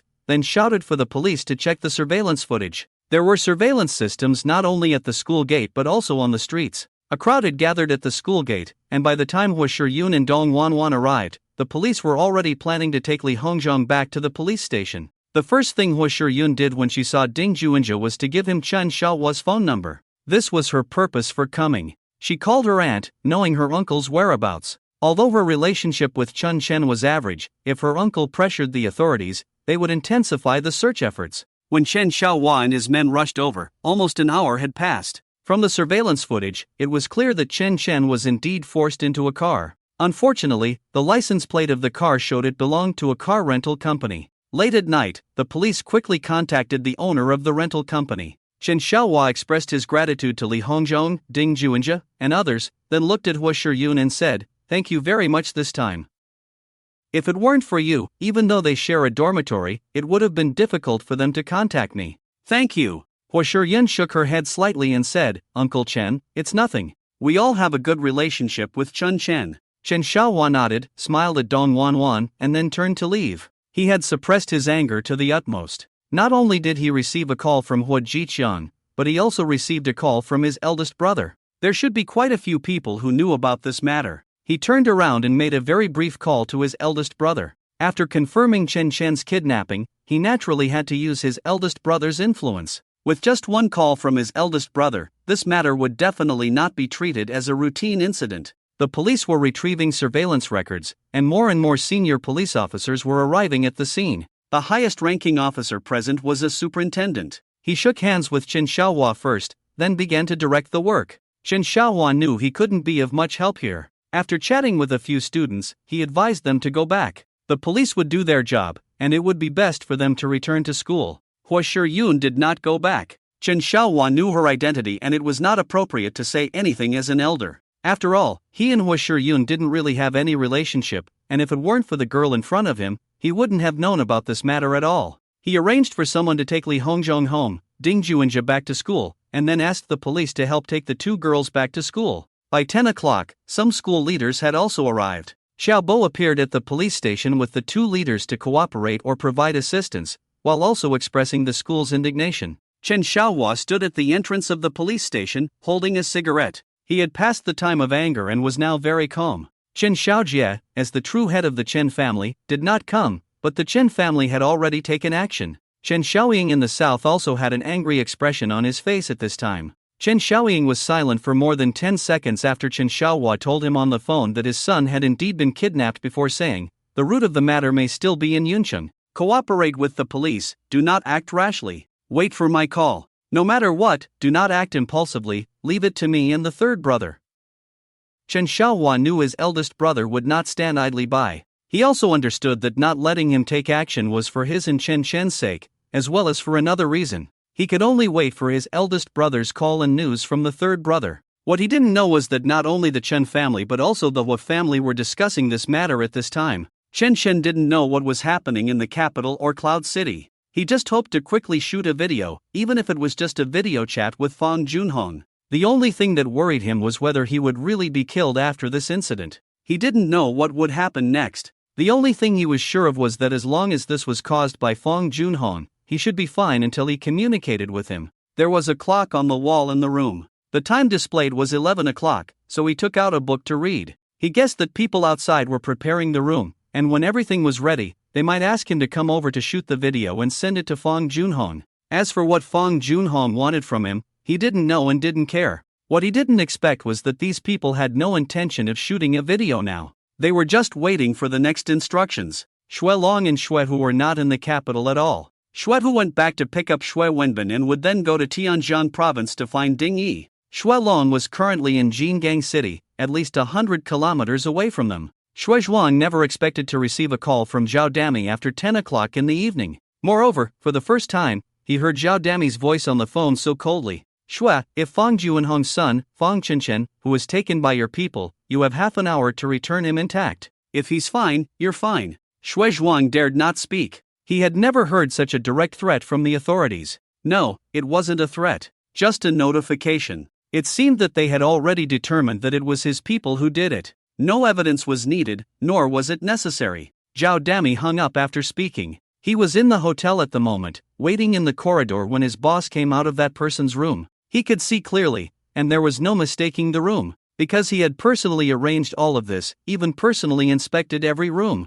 Some things were better left unsaid, and he had always kept to his duties, never causing any trouble for his boss. But after the boss came out, he only said one thing to him before leaving. Fong Junhong's son, Fong Chenchen, now called Chenchen, is the nephew of the person inside. Zhao Jidong, Zhao Dami, known as the Smiling Fox, turned pale as paper. With his intelligence, he roughly understood the situation in just 3 seconds. The boss came out of that person's room and said this to him. He thought of the boss asking him to find a way to get back the operating rights of the Fong Group's birth. He had no idea why. The rumors were just rumors, and no matter what the boss said, he just followed orders. Choosing Xue Zhuang was just a flash of inspiration at the time. In the end, it was at most Xue Zhuang's means. When the birth was recovered, Xue Zhuang would naturally be compensated. As for Fong Junhong, he never thought of compensating him because the boss never mentioned it. This was aimed at Fong Junhong. Who cared whether Fong Junhong was wronged or targeted? Even if he dared to speculate, he never thought of handing the birth directly to someone like Xue Zhuang.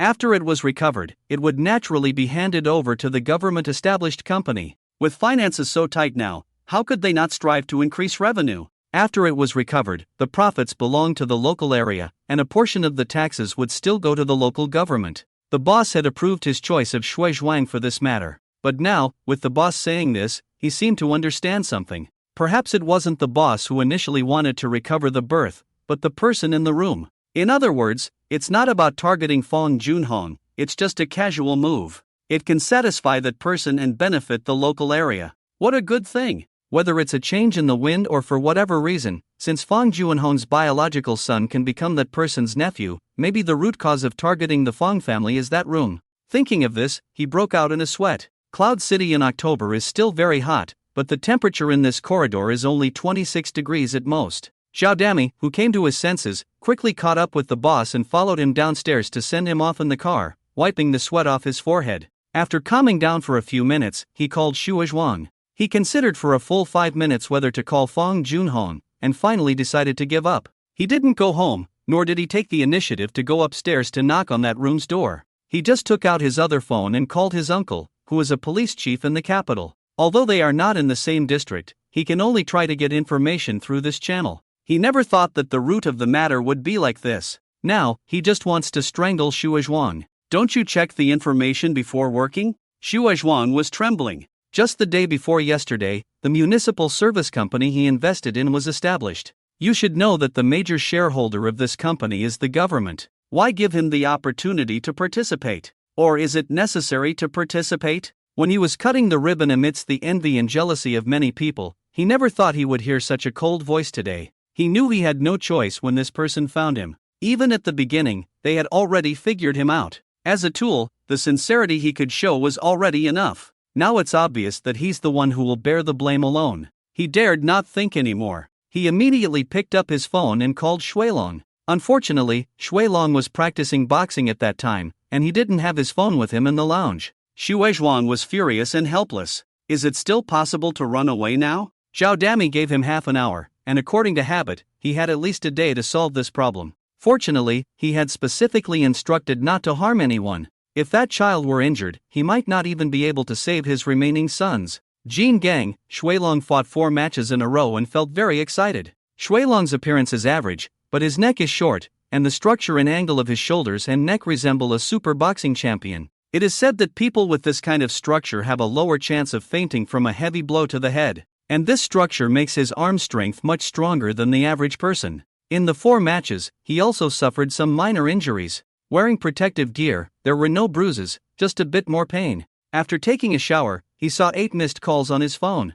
There was also a message, "Call back immediately." Shuilong was a little anxious when he saw this. He had been playing for over an hour, and his brain was still excited. He had planned to ask the people below if they had managed to get someone this weekend. "It's me." Shuizhuang answered the phone as soon as it rang. "Shuilong, quickly send Fong Chencheng back. Things have gone south here." Shuilong looked incredulous. "I was boxing just now, I don't even know if they succeeded." Shuizhuang whispered, "The provincial big shots have been alarmed. What do you think? Quickly notify your people, send Fong Chencheng back to me safely. If our people can be saved, then save them, if not, we'll have to give up. If this matter isn't handled well, I'll be in trouble tonight." Shuilong was shocked. In Cloud City, they were still considered someone, but it's different in the Cloud Province. They are still playing at a low level. "Okay, I'll send the person back right away. I'll call you later." Chen Xiaohua didn't bring many people, just 2 cars in total. In order not to disturb Lu Qing and Hui Hui, he just said he had something to do and came out.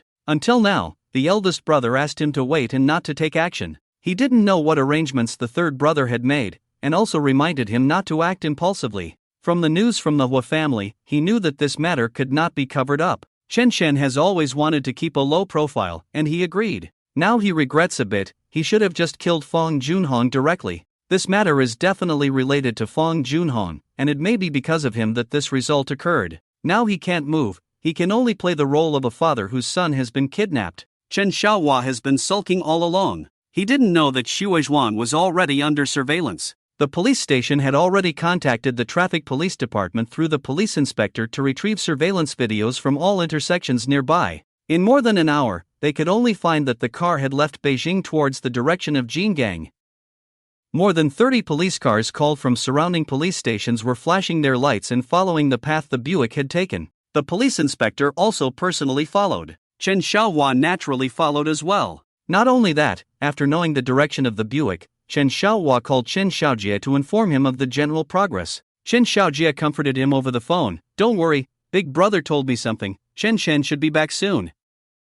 This is also your chance, seize it yourself. I will contact the people in Jingang immediately and start searching together." Chen Xiaohua asked somewhat aggrievedly, in the direction of Beijing, "Arrange some people for me to go together." Chen Xiaojie reassured him, "Don't worry, people have already been sent out. They are from Zhao Shu's side." Chen Xiaohua was taken aback. "Zhao Shu? The one by Dad's side?" "Yes. My advice for you not to act rashly is to avoid the branches of the Chen family and the Hua family. It wouldn't be good if you were taken advantage of." Chen Xiaohua gritted his teeth and angrily said, "If they dare to harm my son, then they can all go to hell." Chen Xiaojie paused for a moment before saying, "The main thing is to guard against others. Chen Shen should be able to come back on his own, don't act impulsively, just let the police handle the search." After hanging up the phone, he sat in the car looking at the night outside, pondering. After a while, he directly called his eldest brother Chen Xiaoying. It was not yet 11 o'clock, and his eldest brother should not be asleep yet. The call went through, and he was quickly connected. "Xiaohua, it's me. Big brother, do you have any news on your end?" In a room at a hotel in Yunqing, Chen Xiaoying sighed and said, "It should be Shuizhuang who sent someone to do it, to put pressure on Fong Junhong. This matter was done by me and the third brother. You are not clear about the ins and outs, but rest assured, the child should be fine. My suggestion is for you not to get too involved, just act normal. Apart from the Hua family, the others are not worth worrying about." After hanging up the phone, Chen Xiaohua became even more worried. Both the eldest brother and the third brother had been immersed in this world of fame and fortune for decades. They both said to be on guard against the Hua family, which means that the relationship between the Chen family and the Hua family is not as harmonious as it seems. Whether it's positions in officialdom or projects in the business world, they should all be competing. And they also need to be wary of the branches of the Chen family. In comparison, he is more worried that the branches of the Chen family will take the opportunity to directly harm Chen Chen. This is the biggest risk at the moment. The eldest brother said that Chen Chen would be fine. Based on the relationships in Yunqing, this could be a misunderstanding. Unfortunately, he doesn't have his own people now. Hatred. He hates that he doesn't have anyone he can trust completely. He doesn't have a single person. It's impossible to cultivate them now. It's still necessary to start from a young age. Chen Xiaohua leaned back in his chair and sighed deeply. Now he could only rely on Lao San's people to keep an eye on the sidelines and see how things turned out for Chen Chen. Shuelong not only made phone calls to the few people guarding Chen Chen, but had also set off. Late at night, things like speeding were completely out of consideration. Chen Chen had just fallen asleep not long ago and was trying hard to fall asleep when he heard a chaotic footsteps rushing to his room. Sitting up, he had only taken off his coat, not his clothes or pants. The door was opened, the room light was turned on, and the glaring light made Chen Chen squint as he looked at the three people rushing in. Among these three people, two were the ones who had been waiting for him in the room before, and they should have a relatively high status in this group.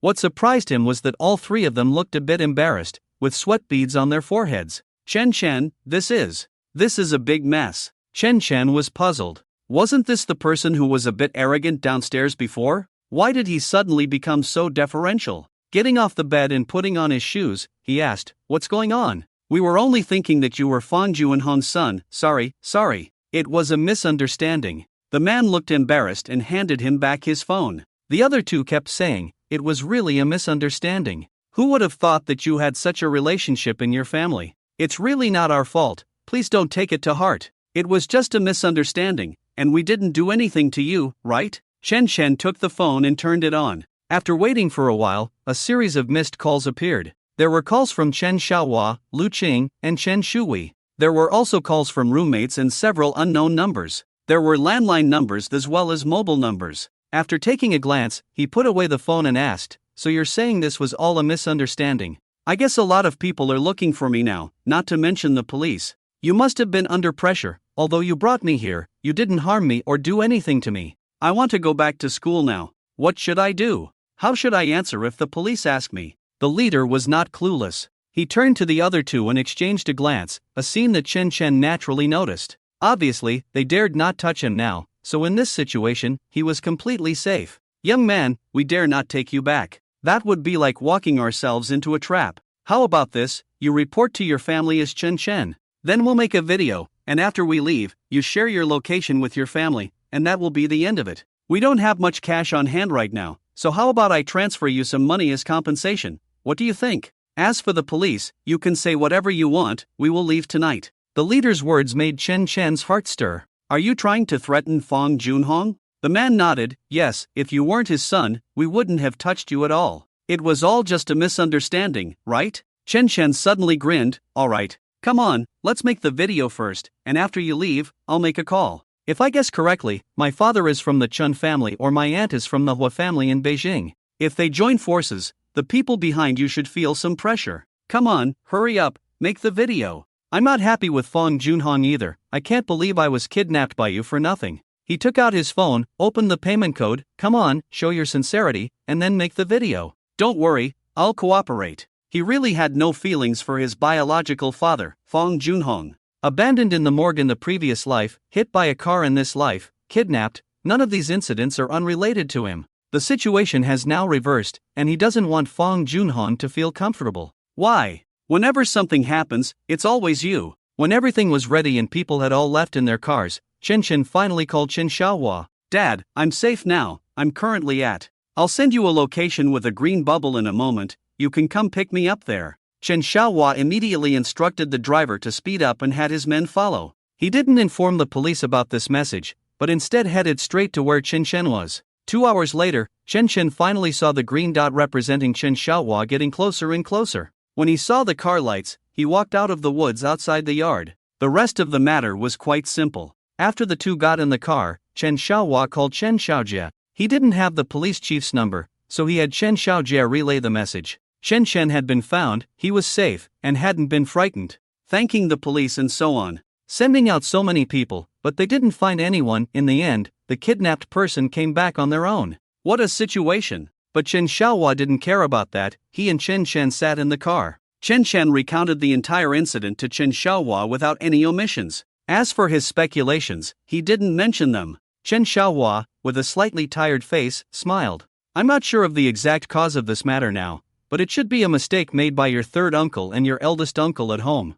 When we get back and see your third uncle, he should give us an explanation. I don't want to tell the police everything, is that okay? Chen Chen asked with a frown. Chen Xiaohua chuckled softly, it's okay, if you don't want to say, you must have your own thoughts. But if your thoughts could be dangerous, it's best to let me know. Chen Chen nodded and asked, how will the family react to this matter? Chen Xiaohua pondered, we can't act rashly for now. Your eldest uncle and your third uncle both said not to act impulsively. Let's ask them when we get back, and I'm not sure what your eldest uncle and he are up to. I only know that this matter is definitely related to your eldest uncle. Curiously, Chen Chen asked, what does the eldest uncle do? Chen Xiaohua smiled, he's currently in Yun City, working for the government. So, you didn't have any contact between you all these years? It's not like that. It was after you went to college that he went on a business trip there. Chen Xiaohua didn't explain his eldest brother's position. It's not that it couldn't be said, but it's better to ask his eldest brother's opinion first. Your eldest uncle and your third uncle have both asked me to be careful. There are always some incompetent things in the family trying to take advantage of various opportunities, so your safety is even more important now. Especially, he emphasized, in a year at most, I will officially take over the position of the family head. By then, I can legitimately deal with them. And the Hua family. The girl from the Hua family at your school, this time when you had an accident, she informed her father, Hua Jiqiang, the head of the Hua family. Then Hua Zikong called me to let me know. But don't think the Hua family is necessarily well-intentioned. If you really get into trouble. Chen Chen interjected, so, does that mean the Chen family will have no one to succeed? Chen Xiaohua nodded. This kind of thing, no one can say for sure. Until they make a move, we can only try to maintain the marriage alliance as much as possible. Anyway, your eldest uncle's mother is ultimately from the Hua family. Chen Chen's curiosity about the eldest uncle's mother grew heavier. If it weren't for Lu Qing back then, this eldest uncle's mother might have been Chen Xiaohua's wife. But if that were the case, he wouldn't have had the chance to be adopted by Chen Xiaohua. So the relationship between the Chen family and the Hua family is actually more of a competitive one, right? He stated his conclusion. Chen Xiaohua sighed, yes, everyone wants to fight for more resources to strengthen themselves, and then they can keep these resources. In this process, it is a cycle of progress, otherwise in the future, it will be like those families that have already disappeared, and no one will remember their goodness. Only countless people rush to try to swallow the fattest piece of meat. Chen Chen whispered, Hua Shiyun is still a decent person. At least for now. Chen Xiaohua turned his head to look at him, not saying anything more. After a while, Chen Xiaohua said, you should rest for a while, it's almost a 2-hour drive to the capital. When we get back, we still have to make a record. You can say whatever you want, but remember, you can hide the truth, but you can't fabricate it, understand? Chen Chen thought for a moment before answering, I understand. Is it because uncle is also involved in this matter? Chen Xiaohua did not answer, closing his eyes to feign sleep. Seeing this, Chen Chen also leaned back and closed his eyes, quickly falling asleep. By the time they returned to the capital, it was already past 1 in the early morning. Chen Xiaohua took Chen Chen back to the police station to make a record of the incident. He accompanied him throughout, but he never spoke. Chen Chen's account was very simple. Although he remembered everyone's faces, he claimed that he was suddenly released after being locked up, filmed, and then given back his phone, after which everyone drove away. As for where they went, he didn't know. He also mentioned that the conversation with the other party had been dealt with. He only mentioned that the other party asked if he was Fang Junhong's son, and during the video, it was clear that they were threatening Fang Junhong. The content was also straightforward, Mr. Fang, is this your biological son? We have finally managed to bring him here. As for what we want from you, we will inform you by phone. The recording process was not long, and after the 2 police officers completed the record, they let them leave. This case was considered closed. However, there was still work to be done on another level. But that was the police's job and had nothing to do with Chen Chen. On the way back to the capital, Chen Chen had already informed his dormitory brothers, but he didn't have time to explain to them now. After leaving the police station and getting into their own car, he suddenly remembered how to explain the situation to Lu Qing when he got home. Dad, how should I tell Mom about this? Does she know about this? Seeing his slightly nervous expression, Chen Xiaohua felt a warmth in his heart. It's okay, just go back to your room and sleep, I will talk to her. It's better not to hide it, otherwise she won't be able to bear it when she finds out later. Chen Chen let out a sigh of relief and nodded. What about Hui Hui? Can you take care of that too? He was most afraid of seeing Lu Qing and Hui Hui cry. The reason for this was that he cared. Otherwise, why wouldn't he care about Fang Junhong's feelings? He even cooperated with those people to make a video. It was just that he didn't consider the other party as his own. Chen Xiaohua shook his head and said, "If you don't want to face it, I don't want to either. Either go home and get some rest, or explain it to them early tomorrow morning. I can help you soften the blow." Shuelong got off the highway halfway and found a place to wait for his people to meet up with him. What surprised him was that these kids actually made a video, and it didn't make Chen Shen unhappy. When he saw the video that was sent over, he suddenly felt happy. It has to be said, this kid named Chen Shen is quite interesting. Shui Zhuan was right to insist that he shouldn't hurt anyone at the beginning. Although this kid was scared, he was not injured. He also seemed quite calm. Interestingly, this video was willingly cooperated by that kid. Sitting in the car watching the video, he couldn't help but think about what Fang Juanhong's reaction would be after seeing this. Shui Zhuang asked him to release the person over the phone, and then explained his experience and speculation for the night. Not to mention, Shuelong admitted that he was not a good person, but after listening, he really felt like collapsing. When Shui Zhuang said that he had just partnered with the government to set up a municipal company, Shuelong was stunned. "Dad, don't you know that's a trap?" Shui Zhuang sighed on the phone. "How could I not know? I knew it was a trap, but I still had to go to the ribbon-cutting ceremony with a happy face. Every penny that should be paid must be received. Son, you don't know, when I heard who that big shot was, my hands were shaking." Shuelong looked at his phone speechlessly. His understanding of all business was built step by step. Although the gravel quarry made money, the risks were also high. In addition to this part, he was also responsible for the transportation of earth and stone, which was his most profitable business. But in this process, how much money could actually be obtained? Except for them father and son, others were not particularly clear. But now he understood. Because their family used to be in the dark, emotions could be manipulated to take advantage of the Shui family. "Dad, what are your plans? What plans can I have?" Shui Zhuang said with a bitter smile, "We are now in business. Gray business is not local, and they don't control it. But to survive here, the roots must be preserved." Shuelong looked at the time. "Dad, I'll send you the video, you figure out how to use it. They are almost here. After changing the car, we will go to Zhoushan. They won't be back to Yun province for a short time. I'll go see CD and then come back." Shui Zhuang asked a little worriedly, "Really didn't touch that Fang Chen? Really didn't? You can understand by watching the video, they really didn't lay a hand on anyone. They're lucky they didn't lay a hand on you." Chen Shuhui waved her thin arms and shouted loudly, "Hui, pay attention to your image, okay?" Lu Qing reprimanded her, then turned to Chen Shen and asked, "They really didn't hit you?" Chen Shen held a bowl, drinking the soy milk made by Lu Qing, swallowed it before nodding. "Mom, really didn't. It's not like when I used to cause trouble and lie to you." Lu Qing glanced at Chen Xiaohua, who was also having breakfast, and tapped the table.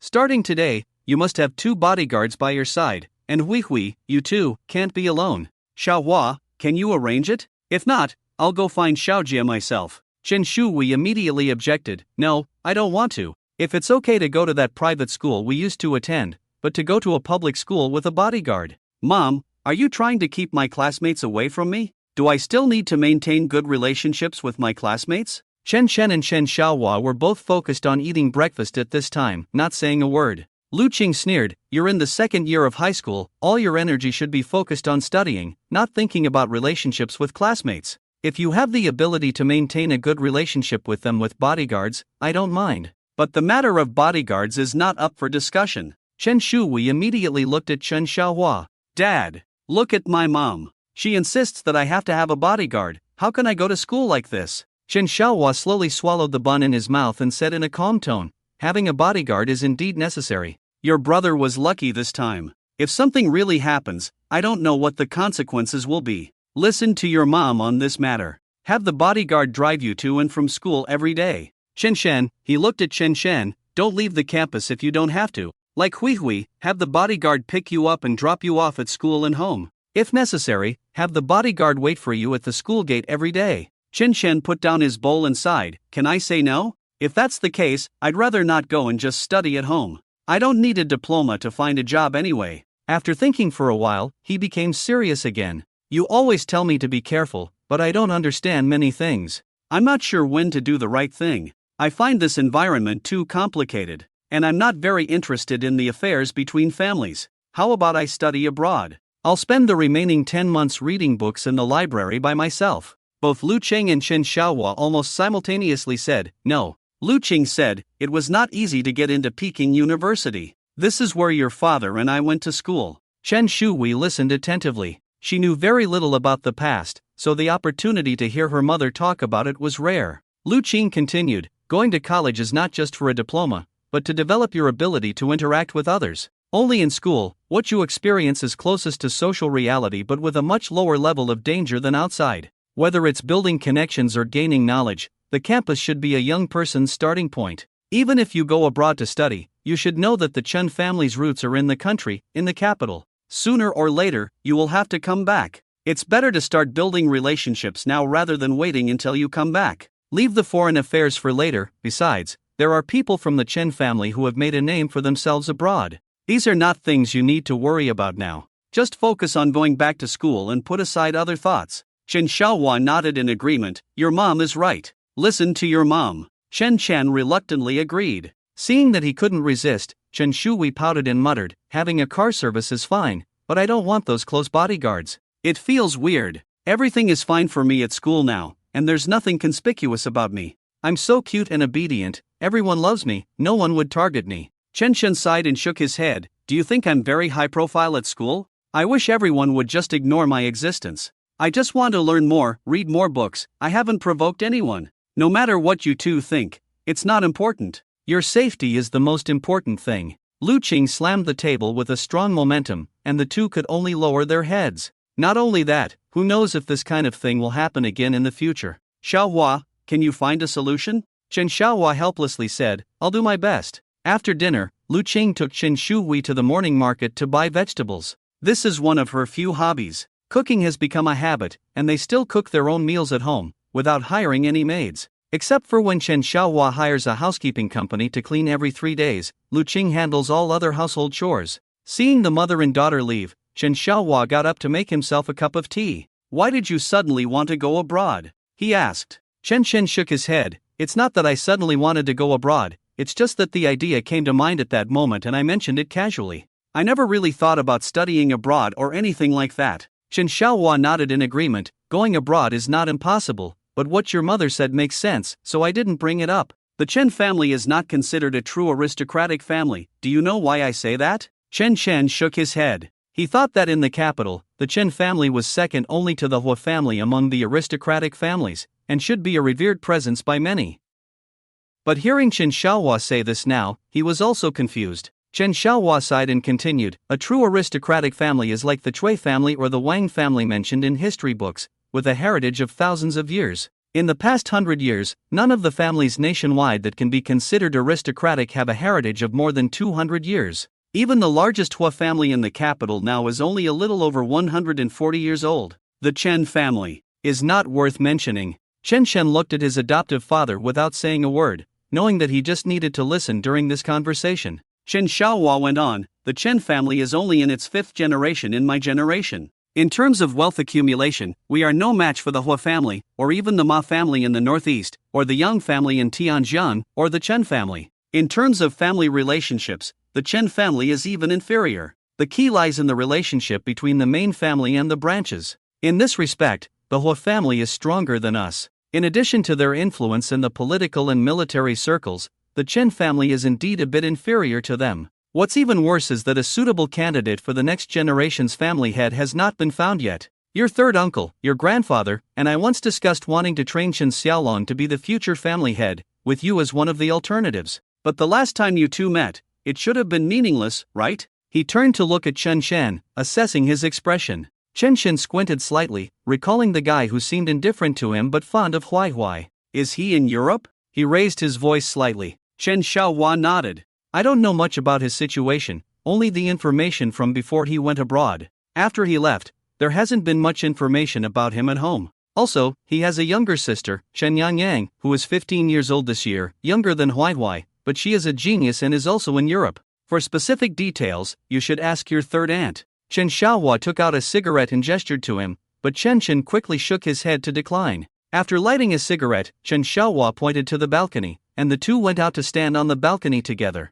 Before Huai Huai, we had a son. Chen Xiaohua's voice was somewhat hoarse, but he passed away less than a week after birth. Adopting you was because at that time, Lu Qing couldn't bear the blow and had some mental issues. He pointed to his head. After I brought you back, Lu Qing almost immediately treated you as our first son. She protected you very well. She thought everything outside would harm you, and even I couldn't get close to you and your mother for 2 full years. Chen, do you know what kind of feeling that is? Chen was shocked. He stood there blankly, not knowing what to say. He has no memory of this at all. Chen Xiaohua continued, when she gradually recovers, we will have Hui Hui. The two of you are everything in her life. When have I ever been angry with you two? When have I ever hit you? I haven't even touched you, let alone Hui Hui. Lu Qing couldn't bear to see me hit you. Even when you were mischievous as a child, I never laid a hand on you. He took a deep breath and said, I can't bear to see your mother sad. Chen felt a sourness in his heart. My biological father burst my eardrum, my biological mother raised me as a waste, my biological sister treated me as a thief. Dad. He wanted to say something, but didn't know what to say. Chen Xiaohua waved his hand, it's okay. I just want to tell you that Louis Qing and I have never treated you as an adopted son. From the beginning, Louis Qing has regarded you as our son. So I want you to work hard, harder, and even harder. Just like I have been working hard for more than 20 years in Yuncheng. You have to work hard to be worthy of being the future head of the Chen family. You have to make the Chen family capable of becoming a true aristocratic family, but not the kind of aristocratic family in history. You have to support this family, but without harming the interests of the country. You have to love your country and your family. Without the foundation of patriotism, a family will soon disintegrate, which is a cruel but practical reality. This is what a qualified head of an aristocratic family should do. I left the capital for your mother back then, partly because I didn't want to marry into the Hua family, and partly because I looked down on the ways of aristocratic families. There is no bottom line for the sake of interests. But looking back now, my father did nothing wrong, nor did I. Your mother did nothing wrong. So when we returned to the capital, the old man apologized to your mother, and she could only accept it, but couldn't say that my father was wrong. Can you understand the reason behind this? Chen nodded slightly. The reason is not complicated. It can even be said to be very simple. Any family cannot be separated from the soil of survival. The quality of the soil determines whether the family can grow smoothly. Chen Xiaohua continued, you should quickly adapt to the future identity of the head of the Chen family. Even if you don't need to be high profile, all your efforts should be towards this direction. Even if you have other ideas, when you become the head of the family, won't you have the final say? Look at your third uncle, he looks like a successful entrepreneur, but he has done a lot of bad things. Who knows? Chen couldn't help but complain, Dad, I'm not that bad, and I didn't study family management, I studied finance. I don't like dealing with people much, you know that. Chen Xiaohua chuckled, that's why you need to develop your ability to deal with people. Otherwise, you may not even be able to hold down a normal job in the future. I won't talk about big principles anymore, just hone your skills well at Jingda University. Start building your network. Even if you don't need to please anyone, for your own future, you should know what to do. He finished speaking and turned away. Chen stood on the balcony, looking at the scenery and the sky outside. What is this? Isn't this forcing me to be the head of the family? Since you favor Chen Xiaolong, then cultivate him. Why drag me into this? I just want to read more books and live on my own in the future. I can't handle the complicated relationships of such aristocratic families. While worrying, his phone rang. He glanced at it and saw that it was Ding Juinja calling. Brother Zhe, not sleeping in on the weekend? He asked with a smile. Well, I didn't sleep much, I was really worried about you. Ding Juinja's voice sounded unchanged. Chen was touched. Zhe good, thank you. I'm fine. Last night, I was with my family and talked a lot, plus I had to go to the police station to make a statement, so I didn't explain in detail to you guys. I got home after 2 in the morning. If this incident hadn't really shaken me up, I would probably still be sleeping now. Ding Juinja said, it's okay. Last night when I received a call from Ponzi, I was really scared. Many years ago, there were kidnappings in our northeast, but they were all resolved. It's really hard to prevent such things. I don't know how you became a target, and doesn't your family have people to protect you? Chen explained, it's not aimed at me, it's aimed at my biological father. Taking me away is to threaten him. I really. Sigh. What an innocent disaster. Ding Juinja explained how Ponzi contacted them, that's how things unfolded. Ponzi must have been scared too. Huzi doesn't know about this yet, I haven't told him. Chen nodded, okay, got it. Since he doesn't know, let's not tell him to avoid scaring him. I'll rest at home for a few days before going back to school. After chatting for a while, the two hung up, and Ding Juinja finally felt relieved. After washing up, he took his books and laptop to the library. Chen Shan returned to his room and lay down to rest for a while. When he didn't think about it, he felt like he hadn't slept enough. Chen Xiaohua changed his clothes and saw him sleeping in the room, so he didn't disturb him and went out directly. He had a few questions to clarify, or he wasn't sure if his next plan would work. After finishing the call with Shuelong, Shuezhuang considered whether to call Zhao Dami. He knew the other party was waiting for his call. After thinking for a long time, he decided not to call. If he did, it would undoubtedly prove that he, Shuezhuang, was involved, a self-incrimination. But what if that kid went home by himself? Even if everyone knew he did it, he had never admitted it. Several people had already gone to Zhoushan to handle the matter, and they went overnight without stopping on the way. With hundreds of small islands, it was easy to hide anywhere. Go find him. Anyway, I don't know, I didn't do it, I'm not sure, I just heard about it.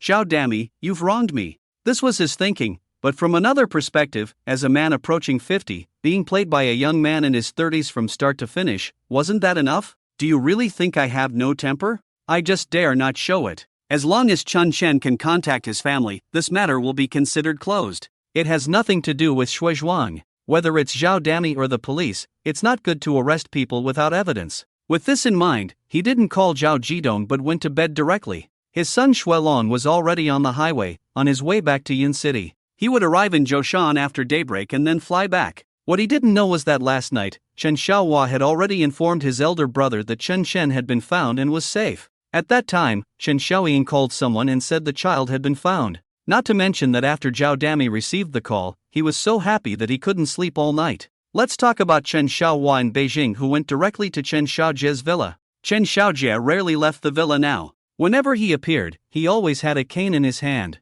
Most of the time, he was in the study. For matters that needed his attention, he would mostly handle them via video. Chen Xiaohua also spends most of his time with him every day. The two could spend a whole day in the study. Chen Bo carefully knocked on the door and brought in freshly brewed tea, then quietly left. Chen Xiaohua couldn't get used to cigars, and only started smoking after coming to the capital, with not much of a craving for cigarettes. Early in the morning, Hua Jiqiang called to congratulate. Chen Xiaojie leisurely smoked a cigar and said. Chen Xiaohua nodded. This time, we should show our gratitude. It's nothing, I've already said. I'll donate 20 million to the schools where his two nephews are studying. Chen Xiaohua smiled. You're still using a small amount of money to do big things, and you're keeping the benefits within the family. Big brother and sister-in-law will probably scold you when they find out. Chen Xiaojie laughed heartily. Am I afraid of being scolded? Let them scold, I don't care. Besides, Harbin Institute of Technology and Zhejiang University are not short of money, but no one minds having more money. If it weren't for his eldest nephew being in the army, I wouldn't be able to intervene, otherwise I would donate as well. He. I'll show him some favor for Chen Shen's matter, but when it comes to spending money on our Chen family, Hua Jiqiang will have to acknowledge this favor even if he pinches his nose. After all, his own younger sister is my sister-in-law, right? Ha ha ha. Chen Xiaohua hesitated a bit and asked, aren't you afraid of being scolded by your sister-in-law? In my impression, your sister-in-law is a very upright person, just like your big brother. One is an official, the other is a teacher, but all three children want to join the military. I don't know how they were raised. Speaking of this, Chen Xiaojie also sighed. Yes, with Big Brother's abilities, any one of his three sons entering politics in the future would be beneficial for our old Chen family. But the two of them just don't care. The children do whatever they want, and after the eldest son joined the army, the two younger ones also wanted to join. Why don't they think about contributing to the family? Really? At the very least, they could have a daughter to stay at home. Would you dare say that to Big Brother or sister-in-law? Chen Xiaohua immediately mocked. Chen Xiaojie waved his hand indifferently. What would I say to them? I wouldn't say anything. The old man doesn't say a word. How could I have a say? Love it or leave it, I don't care. Besides, sister-in-law has already promised to help me. You'll see the results in a while. By the way, I came mainly to ask you about one thing. Chen Xiaohua's expression was somewhat serious. Is Big Brother in Yun City by any chance? He told me that the root of this matter is in Yun City. What does that mean? I believe that the people who took Qin Chen are not from Fang Junhong. Chen Xiaojie shook his head, a smug look on his face. Of course not. Fang Junhong wouldn't have time for this. He should be busy dealing with other matters. Chen Xiaohua glared at him. What exactly did you and Big Brother do behind my back? Can't you just say it directly? Stop beating around the bush. Chen Xiaohua chuckled. I speculate that the matter of Chen Shen should have been done by Shuezhuang in Yun City. Isn't Big Brother just inspecting Yun City? I've told you before, laying some groundwork in Yunnan province, providing some convenience for you when you have trouble with the Fong family in the future. It just so happens that there is now an emphasis on the recycling of state-owned resources. You should know this. Chen Xiaohua nodded and said, I know. This rumor started not long after I came back, but there hasn't been much movement. I thought we didn't have such a thing, so we didn't pay much attention. The main thing is even if the company gives up, we won't benefit from it. Chen Xiaojie continued, the Yun City Fong family occupied several berths back then, making a fortune every year. Just taking this opportunity, my eldest brother told the local authorities to take them back as soon as possible. In fact, my eldest brother can handle this matter or not. Whether he handles it or not, no one will say anything. After all, when he leads the team, it's like an imperial envoy. It's not easy for the local authorities to openly back out, so they have to find someone to act as an intermediary. But my eldest brother always asks about it when he's free. His smile grew on his face. Unexpectedly, the local authorities found Xue Zhuang, and I know his son has already been thrown into the sea by Tengu and the others. If you talk about being ruthless, I think those local tyrants who have been in one place for a long time are formidable. Xue Zhuang rose in the underworld in earlier years, and the local authorities probably plan to discard him after using him up. It also depends on that guy's luck. My eldest brother joked about this matter with me before, but unexpectedly, the pressure from the local authorities was too great for him. Coupled with his son's death, which is related to Fong Junhong, and Chen Chen is Fong Junhong's biological son, so it's reasonable for him to take this step. Yesterday, my eldest brother should have informed the local authorities after receiving the news, so Chen Chen could come back unscathed, which is enough to prove that Xue Zhuang must be behind this. Do you understand now? Chen Xiaohua had thoughts in his mind long ago, and hearing this was almost a kind of confirmation. What did you say your sister-in-law promised you just now? Chen Xiaojie thought for a moment before saying, I can't tell you, but you have to promise not to leave Beijing, not to get involved personally, otherwise it won't be fun. Chen Xiaohua asked, is there something going on in Yun province again? It's not about causing trouble, just want to invest and make money. The expenses at home are so high, and I have to support so many people, it's really hard for me. Chen Xiaojie shook his head and didn't look like a head of the family at all. This time it's not about causing trouble, it's about seriously investing. Since we've already started dealing with Fong Junhong, let's just finish him off and make him leave Yun City for Beijing.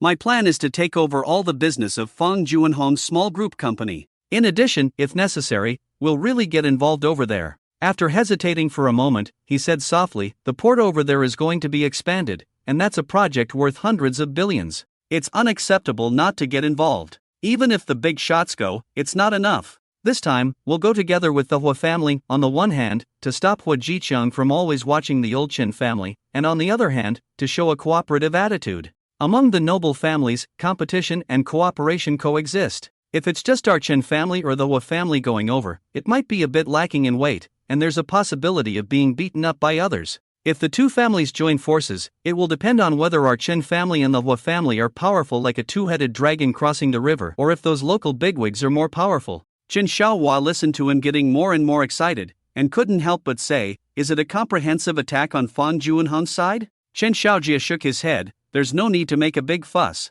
The port berths are a treasure trove, otherwise why expand them? There are too many ships coming in and out from there, and the berths are not enough. Taking back the berths is just the appetizer. Since I, as the head of the Chen family, want to deal with him, naturally, it won't be just a one-time thing. The berth income is additional income. The main business is still construction projects and real estate, international trade, and logistics. These areas, we'll take it slow. If he can win the bid for the port project as well, then just make it impossible for him to complete it on time. On the real estate side, although I haven't talked face-to-face with Hua Jiqiang yet, I already have some ideas, and most of the information has been collected. The data is being calculated, and we will see how much funding is needed. He smiled, looking gentle, but the words he spoke made Chen Xiaohua feel a bit cold. Is this about dealing with Fong Junhong? It's clearly about setting the pace for the Fong family in the capital through Fong Junhong. You don't want to work with the Hua family to get rid of the Fong family in the capital, do you? Are you too greedy? Chen Xiaojie shook his head with a smile, then his expression turned somewhat serious. If the Chen and Hua families join forces, we won't directly kill them. But it's no problem to make the Fong family lose face. Don't you want to cultivate Chen Chen? When everything starts, I will call Xiaolong back, and then let the two of them try their hand. Chen Xiaohua was surprised. Are you kidding? Both children are still in school. How can they be involved? This is not child's play. Qin Shaojia chuckled, second brother, don't misunderstand me. What I mean is, by the time they should have graduated. It will take a few years to achieve these goals, let them see how we of this generation do things. At least let Xiaolong know that things cannot be done according to his own wishes, otherwise it will only attract more powerful opponents. As for Chen Shen, let him experience a complete process and understand the way of doing things. I see him as a soft-hearted child, which is not a good thing. Chen Xiaohua smiled. A person's growth and maturity require environment and time to settle. Although certain events may make a child mature quickly, I do not want Chen Shen to experience those things. Not to mention he has never had such an environment and opportunity since he was young. I don't have much time left, second brother, you know that. I don't have much time left. I will do what I can before I leave. Not only my son Xiaolong, but also Chen Shen and their children, all need to be prepared. Because, no one knows if the Hua family has allied with other families, they might strike at us at any time. This sense of crisis has been with me since the day I became the head of the family. For so many years, it has never weakened, second brother. Even when my eldest brother got married, I still couldn't sleep peacefully. Chen Xiaohua did not think it was necessary to be so serious, and the situation was not as serious as he described. You are exaggerating. I had no intention of coming back before I returned. Neither Chen Shen nor Hui Hui have been exposed to this. If you rush things, aren't you afraid of backfiring? Chen Xiaojia pursed his lips, and the cigar in his hand wiped off the ash on the edge of the ashtray. After a while, he said in a low voice, second brother, sometimes, none of us have a choice. If he can keep up, he has a chance to become the head of the family. If he continues to be a softy like now, he might as well be an ordinary person. The Chen family does not oppose the children being softies, but if a softy wants to be the head of the family, it's simply suicide, my second brother. So, either become strong, or just be an ordinary person. Chen Xiaohua said in a low voice with a serious face. So, is this the reason you arranged these two for me? Chen Shen looked incredulously at the two seemingly shy young people in front of him. Chen Xiaohua nodded woodenly. Well, I don't know them either. Chen Shen widened his eyes, watching Chen Shuhui and Lu Qing laughing and shaking their heads. Dad, you don't even know them? Are you kidding me? Chen Xiaohua awkwardly stepped aside, and Tang Shicheng behind him smiled and stepped forward. Chen Shen, I'm Tang Shicheng. They are called Aki and Xiaoji, both very nice young people. In the future, they will be by your side, but they will not disturb your normal study in life. Usually, they will be outside the school. But you need to wear this watch. Also, according to the head of the family, you must come back home every Friday night. The weekend is the time for you to practice some basic skills. Please remember this time, Chen Shen, otherwise, they will go directly to the campus to find you. Chen Shen immediately understood. These two were not only bodyguards but also his coaches. Is it traditional kung fu or free combat? He started practicing with Qi Yanghao, focusing on basic body balance. That guy often had no time, so he practiced with the fat guy in the dormitory every day. Aki stepped forward with a smile and said, I practice traditional kung fu. Xiaoji stood in place listlessly and said, I guess I practice free combat? Chen Shen looked them over, neither of them seemed very robust. Unlike Qi Yanghao, who looked strong but never weighed over 200 pounds. That was already quite rare.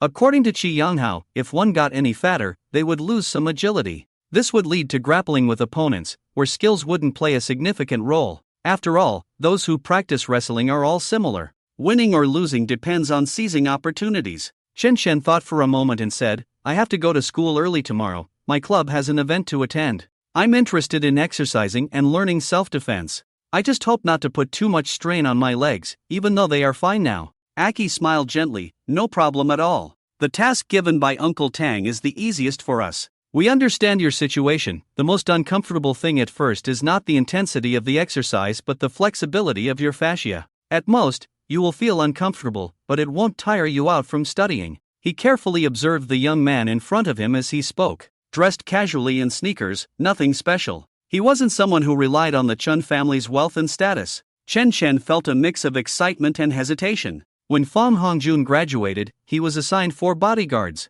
Before Zhao Wei's death, she might have also asked the Zhao family for help. Fang Hongjun had been in a car accident but came out unscathed. After that, Fang Hongjun and his father, Fang Junhong, paid a considerable price to get through that time. Chen Shen was excited that he could learn some real skills, at least increasing his chances of escape in similar situations. However, he hesitated because he had never seen anyone bring bodyguards to school at Jingda. Even Hua Shiyun, the daughter of the Hua family head, didn't have bodyguards with her. What did this make him? Being too high profile wasn't a good thing, but compared to safety, he would definitely choose safety first. So, shall we go to school together tomorrow? Will you wait for me at the school gate or go in together? But we need to register at the school. Chen Xiaohua interjected, it's okay. When you were taken away, the school leaders and your counselor had already come. After they start work on Monday, just inform them and make a report, that should be almost enough. Tang Xicheng had been observing Chen Shen for a long time. Chen Shen, don't worry, they won't cause you any trouble.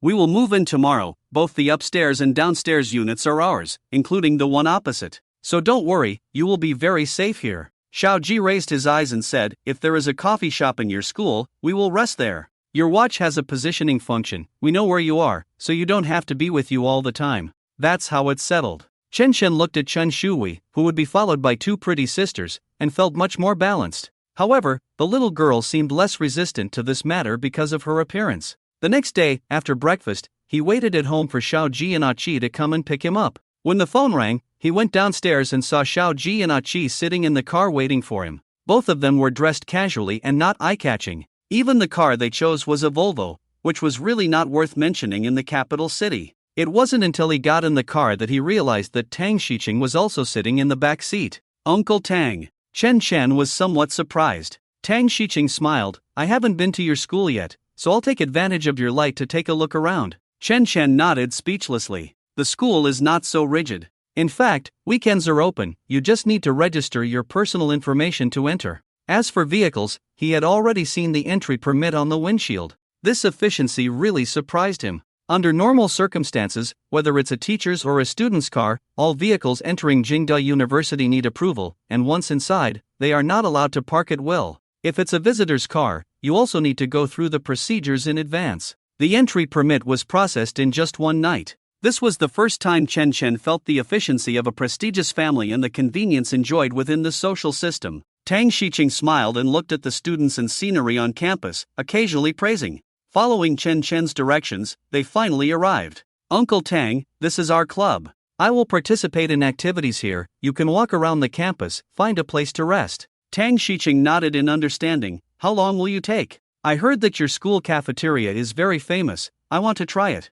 It will probably end in about 2 hours. Okay, you go ahead, we'll wander around. When the car left, Chen Shen glanced at the license plate and didn't think there was anything special about it. He wasn't late, but when Huo Shiyun and Dong Wanwan, two idle people, saw him, they couldn't help but exchange a glance. This looks like nothing happened? Shouldn't normal people take a few days off to rest? Cousin, thank you. After taking the initiative to greet and thank them, Chen Shen opened his mouth. He had heard about the process, so it was necessary to thank them in person. The classroom heating is very good. The temperature is slightly high. He sat down next to two senior sisters. Hey, you're really lucky. Dong Wanwan spoke up. Huo Shiyun glanced at him, didn't get beaten? Chen Shen was a bit speechless when he heard this. No, I was lucky. If I hadn't moved out of my aunt's house, I might have been beaten. This makes sense. Huo Shiyun and Dong Wanwan didn't say anything, just continued to size him up.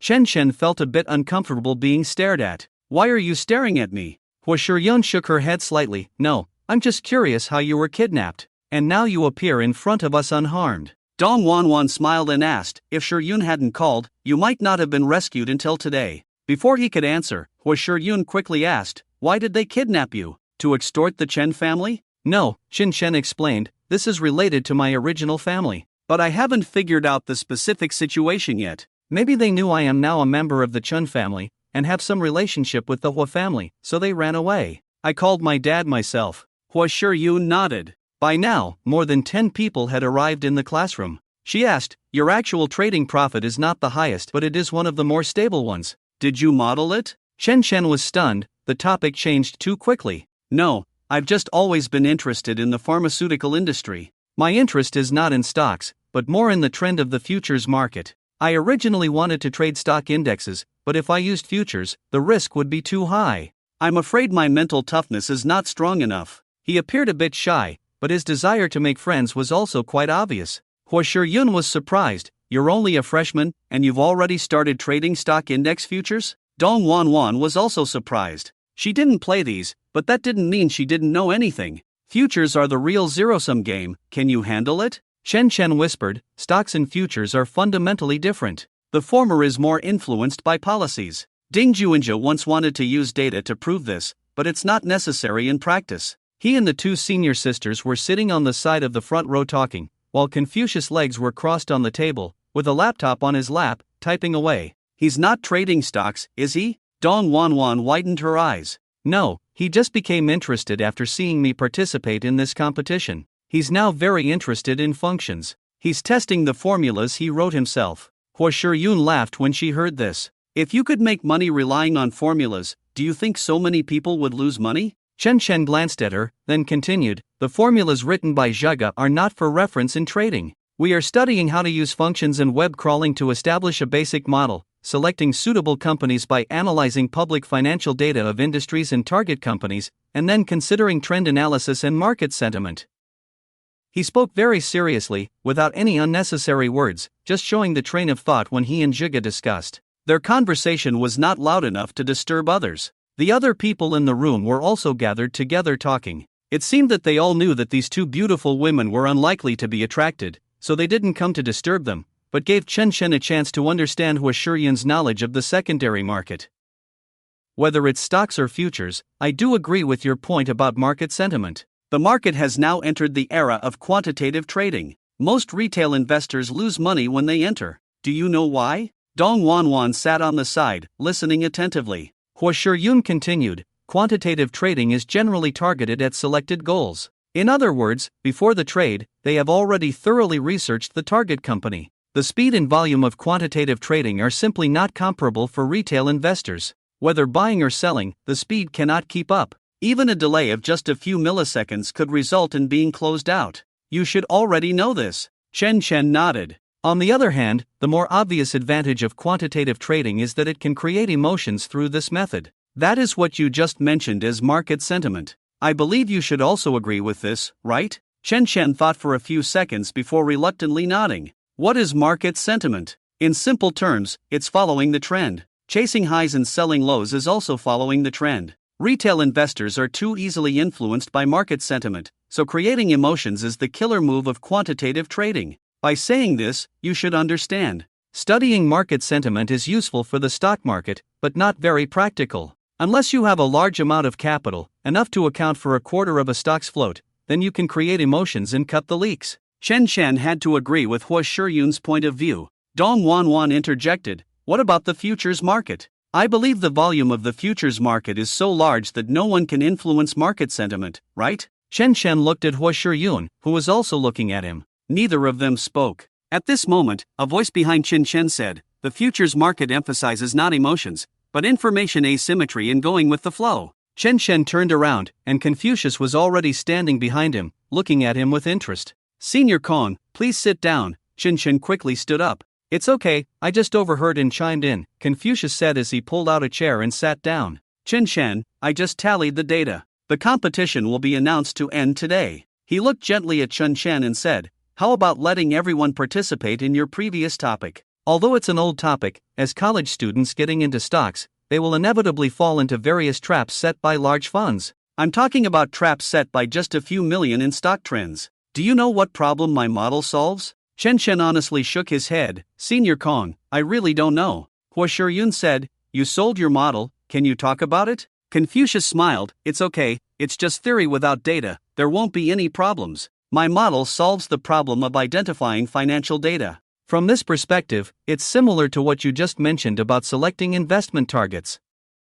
So I think you are on the right track, I just don't know how good you are, can you show me? Chen Chen explained somewhat awkwardly, no, Senior Kong, the model wasn't created by me, it was made by my roommate, but it probably hasn't been completely successful yet. I can't say for sure, I was just showing off earlier. Confucius looked at the time, okay, let's talk about it after it ends. Why don't you contact your roommate to see if he's free to come over and chat together? Chen Chen was delighted. This was a rare opportunity. He was lucky. Hua Shiyun smiled and said, how did Senior Kong suddenly become so kind? We've never encountered such an opportunity before. Confucius said with a smile, let's meet later, this is not some top secret matter, just a matter of depth of research. Chen Chen immediately called Ding Juinja. The club activities have started. That old man Chao surprisingly didn't show up. Confucius didn't say anything specific about this. He just used the screen to display the profit ratios and profit fluctuation curves of everyone during the competition. Throughout the process, what Chen Shen was most concerned about was that Confucius selected a transaction from each person's data and provided comments on that transaction. The so-called comments were not about the timing, price, and profit or loss of the transaction, but rather a comparison of the market conditions of that transaction and similar stocks at the same time. It further extended to stocks in the same industry, comparing which one had a higher profit ratio for the same buying and selling time points. Needless to say, this was definitely generated after extracting data using something he designed himself. Chen Chen was interested in this thing. This thing was the result of a program written by Senior Kong himself. Now it seems to be just a tool for post-event analysis, but the effect is really good. He wanted it. This event lasted nearly 3 hours. Confucius said that such seniors are really rare. This person, I don't know what he's thinking, doesn't mind sharing his thoughts at all. Not only Chen Chen, but almost everyone listened very attentively. Some people even started recording audio and video directly with their phones. You have all studied advanced mathematics, so I know your mathematical abilities are very strong. Modeling to a certain extent may not help you make money, but its advantage is that it can help you reduce losses. Whether it's economics or finance, there are too many aspects involved, almost presenting every aspect of human society. What we can participate in is stocks or futures. As a competition, I hope you don't care too much about the result. As individuals, what we can do is to think more and act less. When you haven't bought in, your money is still yours. Once you buy in, it's hard to say. After talking nonsense for a while, Confucius announced the names of the winners. Not surprisingly, Chen Chen did not win. After the event ended, it was almost time for lunch. Ding Juanjia sent a message saying he wouldn't come because he didn't want to meet Dong Wanwan. They would meet at the entrance of the second canteen during lunch. Chen Chen was a bit worried because he had promised Uncle Tang to take the three of them to experience the Jingda canteen together. Here were Senior Kong, Hui Shiyun, and Dong Wanwan would definitely follow. Every time Dong Wanwan saw Hui Shiyun, it seemed like they were always together. On the other side was Ding Juanjia. After leaving the building with Confucius and the two senior sisters, Chen Chen was relieved to see that Hui Shiyun and Dong Wanwan had actually returned to the dormitory. Senior, my roommate is waiting at the entrance of the second canteen, and my family also wants to try the Jingda canteen. Should I call them over, and we can go together? Confucius nodded, no problem. When my parents came to see me at school, we also ate at the canteen. It's cost-effective. He raised a thumbs up, cheap, delicious, and diverse. It's simply a paradise for poor students like me. Ha ha ha. Chen Chen was speechless. Bro, what about your 3 million? He called Tang Xiqing, then stood in front of the building chatting with Confucius. He felt that he had read too few books, so he asked Confucius what types of books he should read while waiting for the car. Confucius smiled and shook his head. What aspect of your knowledge do you want to enrich by reading? If you want to play futures professionally in the future, then spend all your time reading. You should know about scholars, farmers, artisans, and merchants, as well as history, geography, politics, and economics. There is also the upstream and downstream industries involved in each variety. Futures are the most difficult, because the required accumulation is really not something an ordinary person can achieve. Moreover, it also involves leverage. But you should know that you can never finish reading books. Chen Chen nodded in agreement. My favorite is gold futures, because it doesn't involve much. Kong Zi shook his head and said, I have done very little research on futures. One reason is lack of time, and the other is that I didn't have money back then, my junior brother. I couldn't even afford to open an account. Although I can open one now, I still don't have time to try. Just as he was speaking, a Volvo drove up. Tang Xiqing saw Chen Chen with another person, waved after getting off the car, and said, Get in, let's go try the legendary canteen at Peking University together. Kong Zi also didn't stand on ceremony, and the three of them squeezed into the back seat and went to the canteen. Ding Juanjia stood at the entrance of the canteen with a bag, and when Chen Chen got out of the car followed by Kong Shuachang, he came forward to greet them. After Tang Xiqing and Roast Chicken also got off, Chen Chen turned and said, Brother Zhe, you and Shuachang find a place to sit. I'll say hello to my family first, and then come find you guys. He came over only after parking the car. Chen Chen took them to get food, explaining that he would go back to the dormitory with his classmates later. Tang Xiqing smiled and said, Got it, I'll go back after eating. If you need to leave the school, just call them. I probably won't come to school in the future. After Chen Chen finished his instructions, he ran to find Ding Juanjia and Kong Zi. When he went over, Kong Zi and Ding Juanjia were eating and chatting, not wasting any time. The meal didn't last long, and his attention was focused on what the three of them were talking about. His own math was also very good, and Ding Juinja was naturally not bad either. Kong Zi was about to graduate, and upon learning that Ding Juinja was pondering a model, he pointed out some details that needed attention. To be honest, Qin Shen didn't think it was very profound. The impressive part was that if no one pointed it out, he really wouldn't have thought of it. It's like a layer of window paper. Once you break through it, you understand, but when you don't, you have to rely on yourself to think, and first you need to have the right direction. Ding Juinja felt that he had benefited a lot and was convinced by Kong Zi. It was only after adding Kong Zi's green bubble that it was considered complete. As he watched Kong Zi leave, he asked, "What about Haozi?" Ding Juinja said, "He went out in the morning, said he was going shopping with his girlfriend. Let's go, back to the dorm." "I still don't know what happened after you were kidnapped, tell me in detail." Why are you so interested in this? Shouldn't you be happy that I, Qin Shen, am back?" Ding Juinja chuckled. "Being happy is one thing, knowing the process is another. Just thinking about it is exciting, but are you really not injured?" On the way back to the dorm, Qin Shen packed up his things. "Are we going to the library?" Ding Juinja nodded. "Of course. We just finished eating, there should still be seats available." The two left the dorm and went to the library. After Huo Shiyun and Dong Wanwan returned to the dorm and packed up, she left. She didn't have lunch with Dong Wanwan. When she briefly mentioned being kidnapped by Qin Shen before, she suddenly realized that what her father had told her before was indeed reasonable. If she were kidnapped, would it also be because of her identity? But is this identity the reason she was kidnapped, or the reason she was returned unharmed? She didn't know. Also that noon, her biological father Huo Jiqiang, the head of the Huo family, was having a vegetarian meal with a normal cripple. "Why did you drag me to this remote place? What's going on? And what's the deal with the crutch?" Huo Jiqiang looked at Chen Xiaojie in a strange way. "Are you seriously ill and behaving badly?"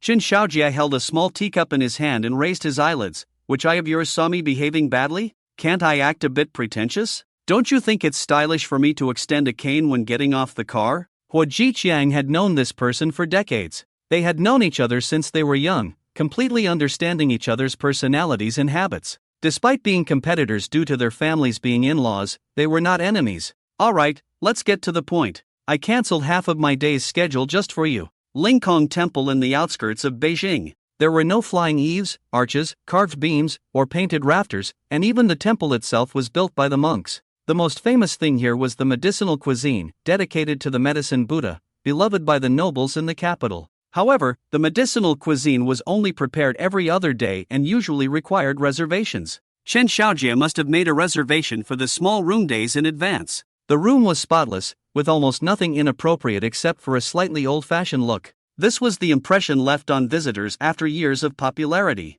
"There's nothing urgent, but I feel it's necessary to talk to you about family matters." Chen Xiaojie put away his smile and became serious. The imposing manner of a family head emerged instantly. "You should be familiar with my second brother. He has been back in Beijing for several months, and to make good use of his talent, our old man intends to let him take on some family responsibilities." Huo Jiqiang nodded. "I know. Wasn't it me who told you about his adopted son Chen Shen? Inviting you for a meal isn't enough to show my gratitude?" Chen Xiaojie casually remarked, "But with our identities, just having a meal is meaningless. It's a waste of life. There are other things I need to discuss with you." "What things?"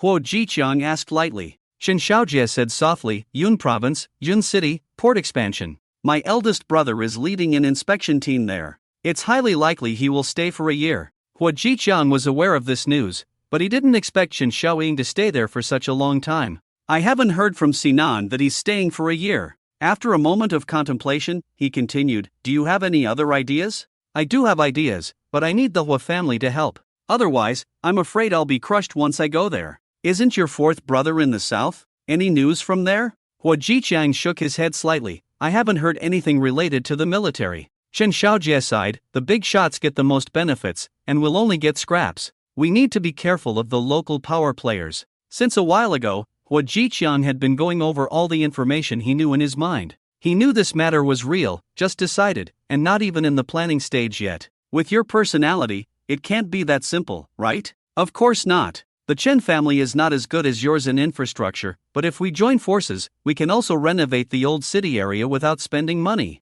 The port construction takes too long, and once it's completed, the area will prosper in a few years. What do you think?" Huo Jiqiang squinted and nodded. "I've also thought about this, but I won't commit unless you clarify. Are you targeting the Fong family?" Chen Xiaojie laughed. It's just a side issue, not worth mentioning. Moreover, the benefits are sufficient. As long as we get rid of them, the Fong family in the capital will not take a single cent from the Chun family. How much you can eat depends on your ability. So, am I sincere enough? Hua Jiqiang raised his head fiercely and looked at Chen Xiaojie opposite him. Are you serious? Do I look like I'm joking with you? Chen Xiaojie asked in surprise. Although this was a sudden idea, all the conditions are met. If it weren't for Chen Shen's matter, I wouldn't have thought of so much. But now my eldest brother and your brother-in-law are over there, what's impossible? Regarding the matter of Fong Junhong and Zhao Wei, I believe you may know more than me. Cutting off one leg of the Fong family and Zhao family in the south, such opportunities are really rare. Hua Jiqiang suddenly smiled. So everything in the south belongs to the Chun family?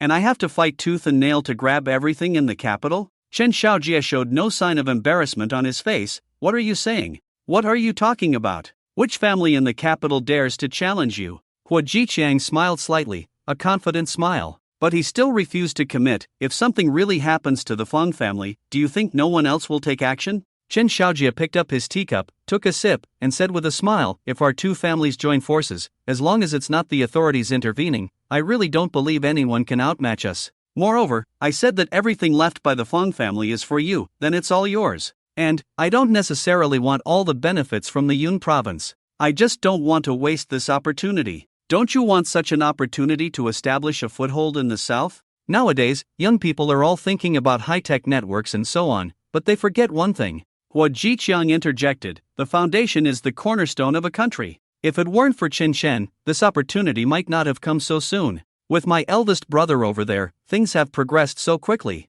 Even Chen Shen's incident was because of this. It's because they have already started taking action against the Fong family in the Yun province that he was kidnapped. Although nothing serious happened, it has given me an excuse to act. So, are you in or not? What are the chances of success? Hua Jiqiang pondered for a moment and felt that it was worth a try. At least he wouldn't lose. Even if it came to a head-on confrontation, he wouldn't lose. It's just that the benefits may not be significant enough. Chen Xiaojie chuckled, the chances of success are not that important. What's important is to get involved. I invited you here because I don't want any future conflicts of interest. I don't want any misunderstandings. It won't come to that. Hua Jiqiang shook his head, neither of our families can afford to fail. Who does the Chen family plan to send to the south? Chen Xiaojie laughed heartily, of course, I will personally go. My second brother will also go. He has been living there for 20 years, so he is more familiar with the customs and habits than I am. What about your side?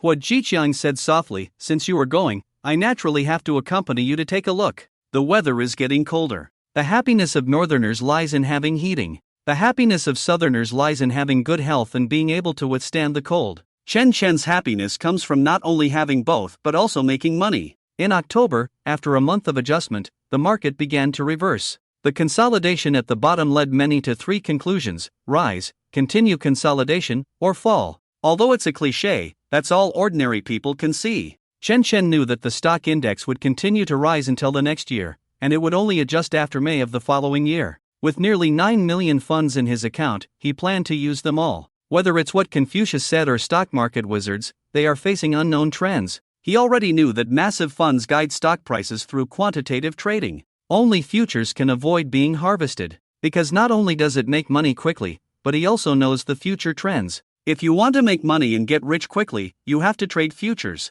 This is the only thing he is sure of. Ding Juanjia has moved away from studying software functions at a basic level. After throwing money into the market, Chen Shan started reading books. As Confucius said, he expanded his knowledge beyond just finance, focusing not only on depth but also on breadth. For him, reading once is enough, he doesn't need to read it again. But soon, he realized he had a problem. No, strictly speaking, it was Li Hongzhong who noticed it. Ding Juanjia was immersed in mathematics, showing signs of neglecting food and sleep. In just 1 month, there were changes among the residents of room 217. Shi Yanghao's study habits were not as focused as other students. Perhaps due to his talent, he became obsessed with foreign languages and girls. Although they shared a dorm room, no one said anything. Everyone is an adult, so they make their own choices and bear the consequences. As an observer, Li Hongzhong saw things most clearly. Chen Shen, are you and Zhigu losing sight of the big picture? When there were only the three of them in the dorm room, Li Hongzhong finally spoke up.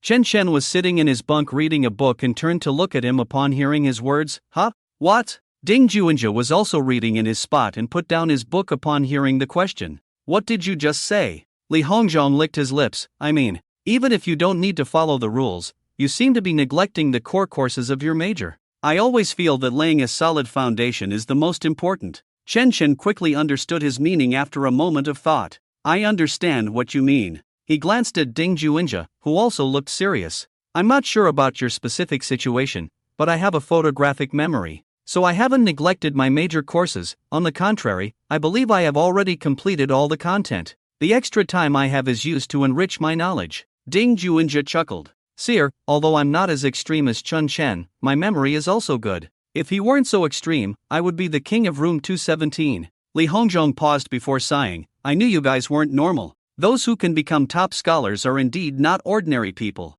Why did I choose room 217 in the first place? Living with two abnormal people in one room is too much pressure. I just want to live a normal life. Maybe the pressure you're talking about is our normal life. Ding Juinja chuckled. Although I'm not as extreme as Chun Chen, I've basically completed the content of this semester. Otherwise, I wouldn't have so much time to study math. Next semester, I want to try attending classes in the math department.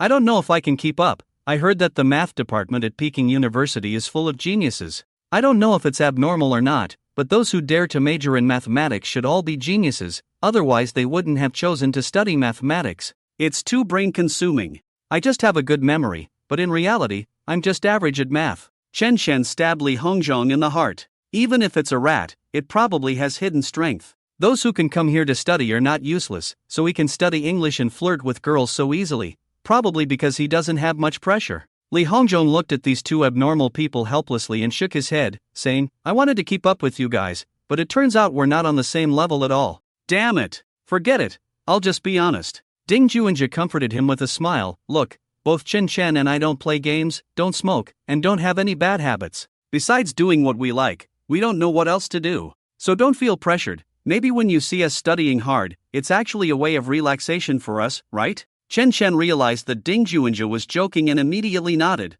I actually envy you, Lao Si. You are carefree and worry-free, how nice. We have to be responsible for ourselves in the future, but you are different. You are responsible for the country, your burden is heavier than both of us. Ding Juinja looked at Li Hongzhong's flushed face and burst into laughter. Li Hongzhong was furious and said, people like you shouldn't even come to university, you cause too much harm to others. After laughing for a while, Ding Juinja said again, Lao Si, don't underestimate yourself. From my observation, being able to share a dorm with me and Chen Chen, and being selected for the dormitory, you are not an ordinary student. Chen Chen suddenly realized, right, why didn't I think of that? Lao Si, do you have any other cards up your sleeve? Li Hongzhong quickly waved his hand. Besides my weight and appetite, what other cards do I have? Stop pretending, confess quickly. Your college entrance exam scores are just average, but being able to enter this dormitory is enough to prove that you are not an ordinary person. Ding Juinja stood up, ready to fight. Chen Chen stood up too,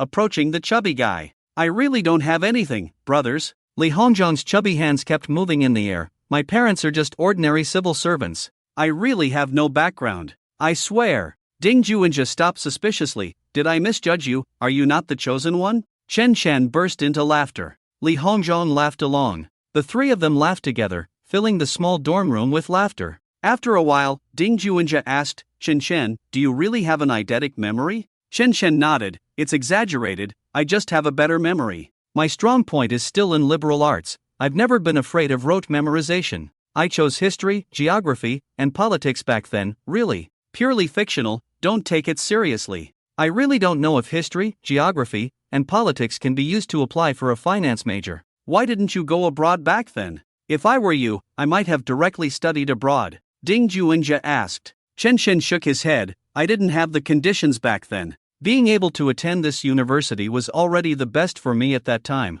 Li Hongzhong added, but isn't it a waste of your time like this? Having to go to class every day, isn't it a waste for you? Chen Chen sighed, it's nothing. University is meant for learning things. No matter how these 4 years pass, it's just a matter of learning more or less. Just don't have regrets. Who knows what the future holds? Li Hongzhong envied. If I had your abilities, I would have definitely applied for a different major. Once, my biggest dream was to work in a government department as a civil servant. And now? Chen Chen asked. I just want to change my dorm room, Li Hongzhong replied somewhat awkwardly. After playing around, they each read their own books. At night, lying in bed, he suddenly thought, is it really useful for him to attend this university, or is he just wasting time? The answer is definitely not wasting time, but the effectiveness of using time is still unsatisfactory. It's okay to joke and lie to others, but not to oneself. After thinking for a long time, he began to seriously consider going abroad. The problem is that if he goes abroad, he will be following Fong Hongjun.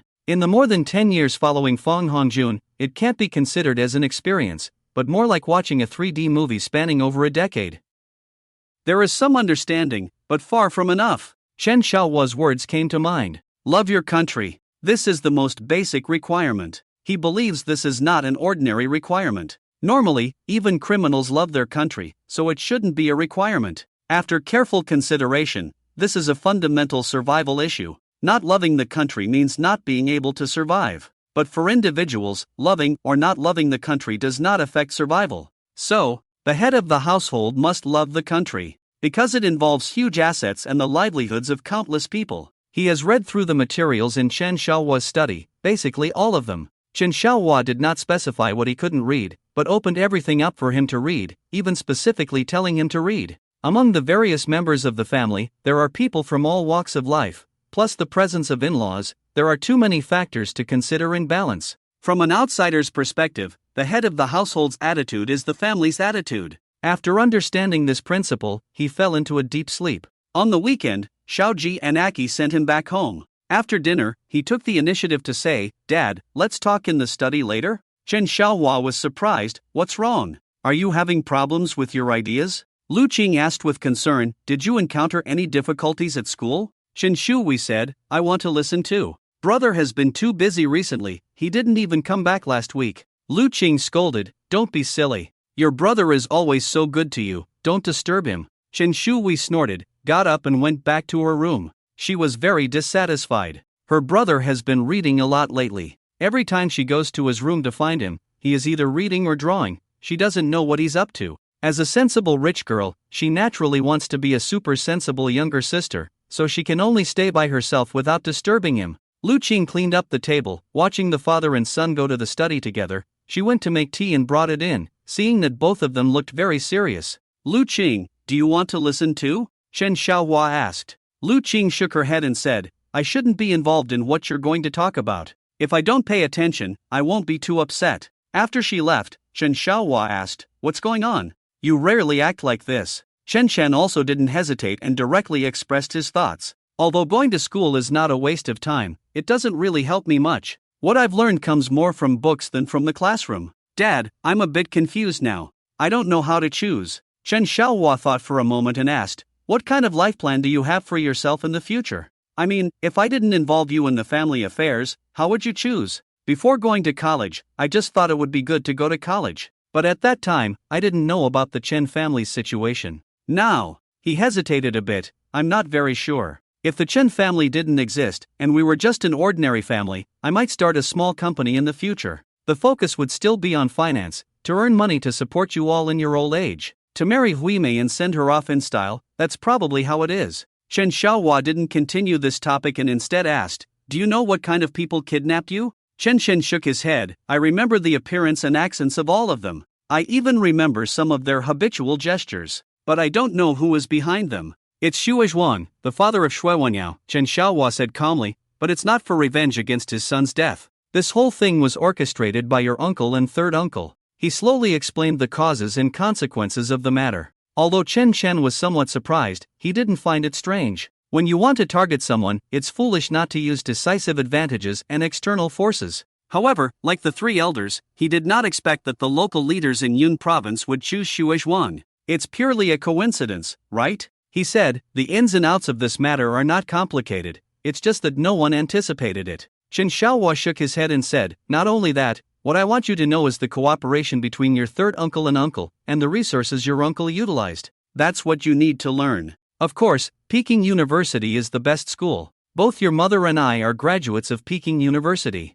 I also hope you can acquire useful knowledge for your future at Peking University. In the past, when we were in Yunqing, I never thought we would return to the Chen family. But now that we are here, we have to look at things from the perspective of the Chen family. Look at your uncle, he's in the officialdom, he just guides the wind, and it doesn't matter who actually takes action. What matters is the result. Xue Zhuang's appearance is indeed a coincidence, and you were kidnapped because your uncle pressured them, leading Xue Zhuang to make the wrong choice. Chen Chen nodded, yes. If Fang Hongjun hadn't chosen Xue Wenyao to hire someone to deal with me, and if Xue Wenyao had chosen to refuse, there wouldn't have been any problem. At that time, Fang Hongjun had already gone abroad, he didn't need to be involved at all. His choice led to his death. Now his father is the same. Kidnapping me was to deal with my biological father and to meet the demands from above. Whether he was forced or not, for those in power, it doesn't matter. Different choices lead to different results. I understand this principle. In an instant, life and death may be decided. Chen Xiaohua smiled, yes. Your biological father's choice back then, with Fang Hongjun, also shaped who you are now. Your mother and I choosing you also contributed to who you are now. Xue Zhuang knows his grievances, the higher-ups know, and even we know. But what does that matter? Doing something may allow you to continue surviving, not doing it, your uncle can make his career go up in smoke in the shortest time without lifting a finger. His status is there. Everything he has now may not be entirely his choice, but even if the family chose a career path for him, does that matter? What matters is his current status and profession. Just a hint can solve the problems we need to put in more effort to solve. What kind of life you want in the future ultimately depends on your current choices. Whether your choices are made from your personal perspective or from the perspective of being a member of the Chen family, I won't have any objections. Your mother won't say anything either. She just hopes that you, Chen Chen, will be healthy and give her some chubby grandsons in the future. Chen Chen furrowed his brow, lost in thought. He was balancing, choosing, and sacrificing. Last time I saw Chen Xiaolong from Uncle San's family, isn't he also able to inherit the position of family head? But why is he studying abroad instead of studying in the country? You don't need to consider his factors. If you are better than him, you will be the head of the family. If you are not as good as him, then in the future you can only assist him, just like your third uncle is actually assisting me now. All starting points are for the benefit of the family. I won't necessarily pass the position of the head of the family to you just because you are my son. Do you understand? After saying that, he looked quietly at Chun Chen, who was lost in thought. Not urging, not speaking. The study fell into a long silence. After an unknown amount of time, Chen Chen took a deep breath. I choose to fight. I will fight back for the grievances I have suffered. For you and my mother, for Hui Hui, I will fight. Chen Xiaohua suppressed his joy in his heart and chuckled softly. But soon he couldn't hold back anymore. A burst of cheerful laughter came from the study. Lu Qing curiously walked over, knocked on the door, then pushed it open and walked in. What's so happy about? She asked curiously. Chen Xiaohua pointed to Chen Chen and said with a smile, he finally came to his senses. Ha ha ha. Lu Qing looked at Chen Chen suspiciously, seeing the embarrassed expression on his face. Chen Chen, what's wrong with you? Chen Chen stood up. Mom, it's nothing. Chen Xiaohua laughed for a while, then stopped and said, now, he finally considers himself a member of the Chen family. Lu Qing's expression became visibly excited. Chen Chen. She suddenly felt a little at a loss. This son, who had been obedient since childhood and had been well educated by the two of them. Even though he was only a little over 2 years old when Hui Hui was born, he helped take care of his sister every day. Although she knew he was not their biological son, Lu Qing had always treated him as her own. When he was taken away by the Fang family, who originally named him Chen Chen, she didn't know how long she cried. When he occasionally came back, it was always in a hurry, saying that his biological parents requested that he not visit them. This would occasionally make Chen Xiaohua burst into anger, although he concealed it well. How could Lu Qing, as his confidant, not know? Chen Xiaohua was angry. For the past few months, although he had come back and his parents called him, Lu Qing always felt that this child kept himself wrapped up, his heart never fully opened, as if he never knew what he should do. Yes, that's the feeling. Her child, whom she treated as her own, always seemed directionless. Buying a house for Hui Hui, going to school, these were things he thought he should do. But it was not without compensation or a sense of exchange. The couple had communicated countless times at night. Each time she reminded her husband not to put too much pressure on Chen Chen, not to force him. Until just now, her husband's words undoubtedly represented another meaning. From now on, Chen Chen was the son of Chen Xiaohua and Lu Qing, no longer a member of the Fang family. One was an emotional choice that led him back to the Chen family. The other was a heartfelt acknowledgement and acceptance of his own identity, which was the reason for her husband's happiness. Lu Qing stood still, at a loss. Chen Chen stood up and walked over, standing in front of her and whispered, Mom, it's nothing. Okay, if you say it's nothing, then it's nothing. If there's anything good, tell your dad. Lu Qing held back the bitterness in her eyes, turned and left. As the door of the study closed behind her, tears fell from her eyes and flowed down her cheeks. She quietly returned to her bedroom, sat at the dressing table, and looked at herself in the mirror. Her jet black hair, she knew there were actually many strands of white hair. Her slightly drooping eyelids, she knew they were traces of time. Each of them had the figures of Chen Chen and Hui Hui. She began to sob softly. In the study, Chen Chen seemed to have broken free from an invisible restraint. What do I need to do? He was asking. I have made my choice, but there is still much I don't understand. Father, can you teach me? Chen Xiaohua nodded. The knowledge from school is far from enough, not by a long shot. You need to understand the purpose of schools in cultivating students. The goal is to provide standardized and modular components for the country and society. The future of the top students may undergo earth-shaking changes, but these do not apply to you. Chen Shen pondered the meaning of these words for a moment,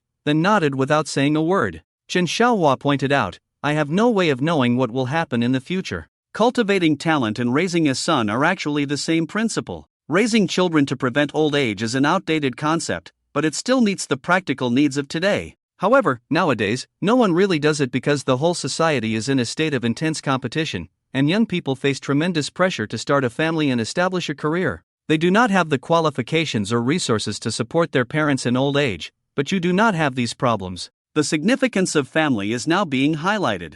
You only need to excel and be outstanding, and all the resources that belong to you will be given to you, instead of having to compete for them like others, even having to fight for a job against numerous people. You ask me what you should do, but I am not you. However, the advice I can give you is, you need to think clearly about what you want to do after becoming the head of the family. What do you need to do to become the head of the family? What can you do to smoothly become the head of the family? Only by using the method of deduction can you understand at your current age how you should proceed in the future. You are not Chen Xiaolong, who grew up in this environment since childhood and knows many things without being taught and understands how to act. You do not have this innate foundation, so you need to put in more effort to surpass all your competitors in the future. Whether it is competing for the position of family head or competing for anything you desire after becoming the head of the family, it will require a lot of effort and continuous hard work from you. Do you have confidence? Chen Chen remained silent. Chen Xiaohua continued, from today on, you don't need to ask me for anything.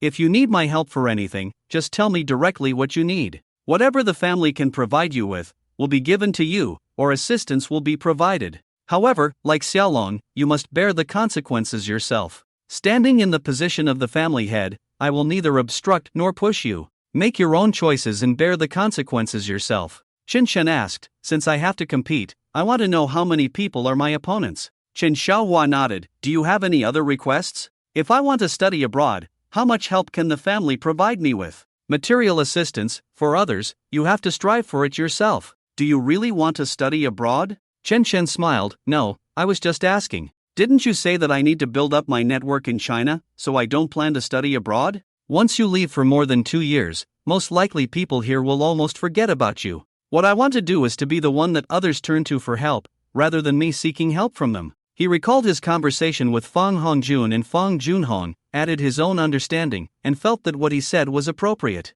Chen Xiaohua nodded, the direction is not wrong, but this approach is not favorable. Read more books, use all your time and energy to read. Don't waste time on romance in college. If you had grown up in the Chun family since childhood, I wouldn't give you this advice. In terms of mentality, you are inherently lacking. Do you understand what I mean? I understand, it's just that I suddenly realized there is so much to learn. It feels like the pressure has increased a lot. Competition is one thing, but I feel that learning always requires a process of time.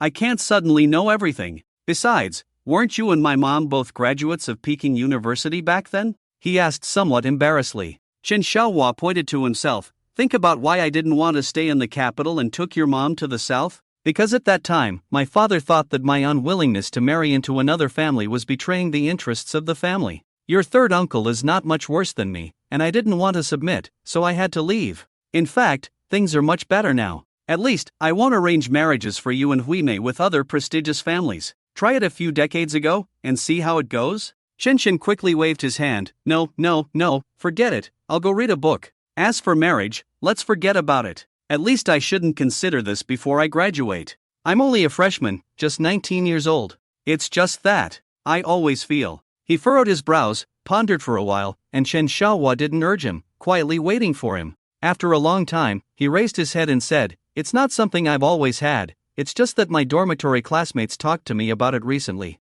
In my current state, it seems that attending classes doesn't really improve me much. Most of the time, I'm reading my own books." He paused again, slowing down his speech. "The purpose of attending classes is to clarify doubts, but it seems that I don't really need it now. I seem to have hit a bottleneck now." He didn't say it all. In fact, he was thinking about whether to take a leave of absence, but he couldn't bear to leave the school. He knew that the school was actually a very safe place, similar to a novice village about to enter society, and the university time is like a novice protection period. Many people lose this protection after entering society and face brutal competition. He also knew that even if he entered society, he had the protection of the family, just like Fang Hongjun did in the beginning. The purpose has always been the same: to cultivate the pillar of the family. It sounds simple, but at the moment of saying it, he hesitated. Chen Xiaohua looked at his expression and encouraged, "It's okay, you can say whatever you're thinking. I won't always act like the head of the family. After all, you are my son now, right?"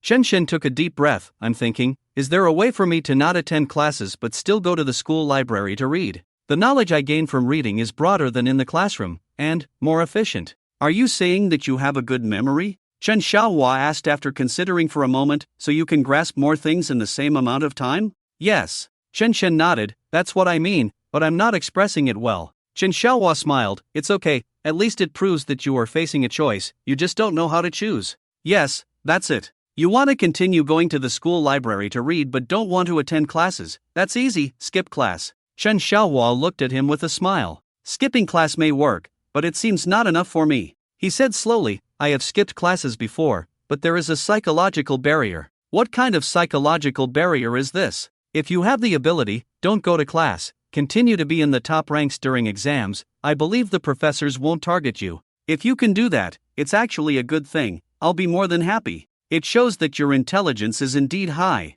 Whatever you want, you have to fight for it with your abilities." After the father and son finished their conversation, Chen Shen did not read a book, but seriously considered what he should do in the future. He did not bring up the topic of taking a leave of absence, as he thought Chen Xiaohua and Lu Qing would not agree if he did. They must hope that he could also obtain a graduation certificate from Jingda University. He thought for a long time in his room before picking up the book again to read. Throughout the time, no one knocked on his door. Early Sunday morning, he went out to a breakfast with Xiaoji and Aki, then drove to another place, a small quadrangle courtyard located slightly south of the center of Beijing. The first time he came here, there were a few other people, but the second time, there was no one here. Tang Xiqing arranged this place for him to use alone on weekends. However, judging from the traces, there should still be people here usually, but it was cleared out every Sunday. When the college entrance examination had just ended, Chen Shen had thought about taking a class to practice combat sports, but he never had the time to learn. Now, with two people teaching him hand in hand, he found it unbearable.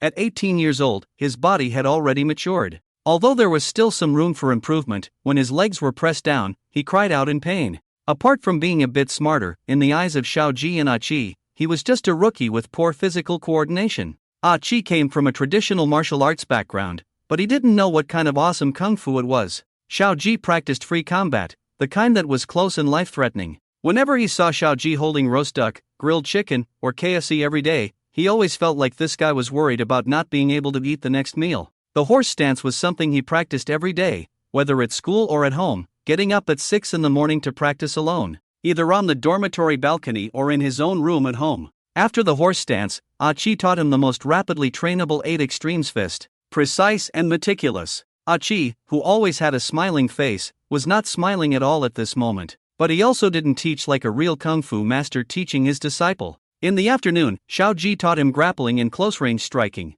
That's what he said, but in reality, it was just some techniques. A day would quickly pass, and dinner would be eaten outside with these two masters before being sent back to the school dormitory. As usual, he looked like he was about to die, silently returning to the dormitory, climbing into bed and lying down, falling asleep directly. The other 3 people in the dormitory had seen this before. Ding Juinja noticed something, but didn't say anything. He was somewhat envious of Chen Chen. He had seen the so-called family members in the cafeteria last time. Those few were Chen Chen's bodyguards. Even though Chen Chen said they were family, he didn't say anything. This guy's current state clearly showed signs of muscle soreness. Li Hongzhang would come back later, and Shi Yanghao still did his own thing, reducing his interactions with others. mainly because this guy was often not in the dormitory. No one said anything, personal preferences and freedom, at least he didn't affect the other people in the dormitory. That's fine. Chen Chen occasionally groaned in his sleep. After a day, his whole body was sore and weak.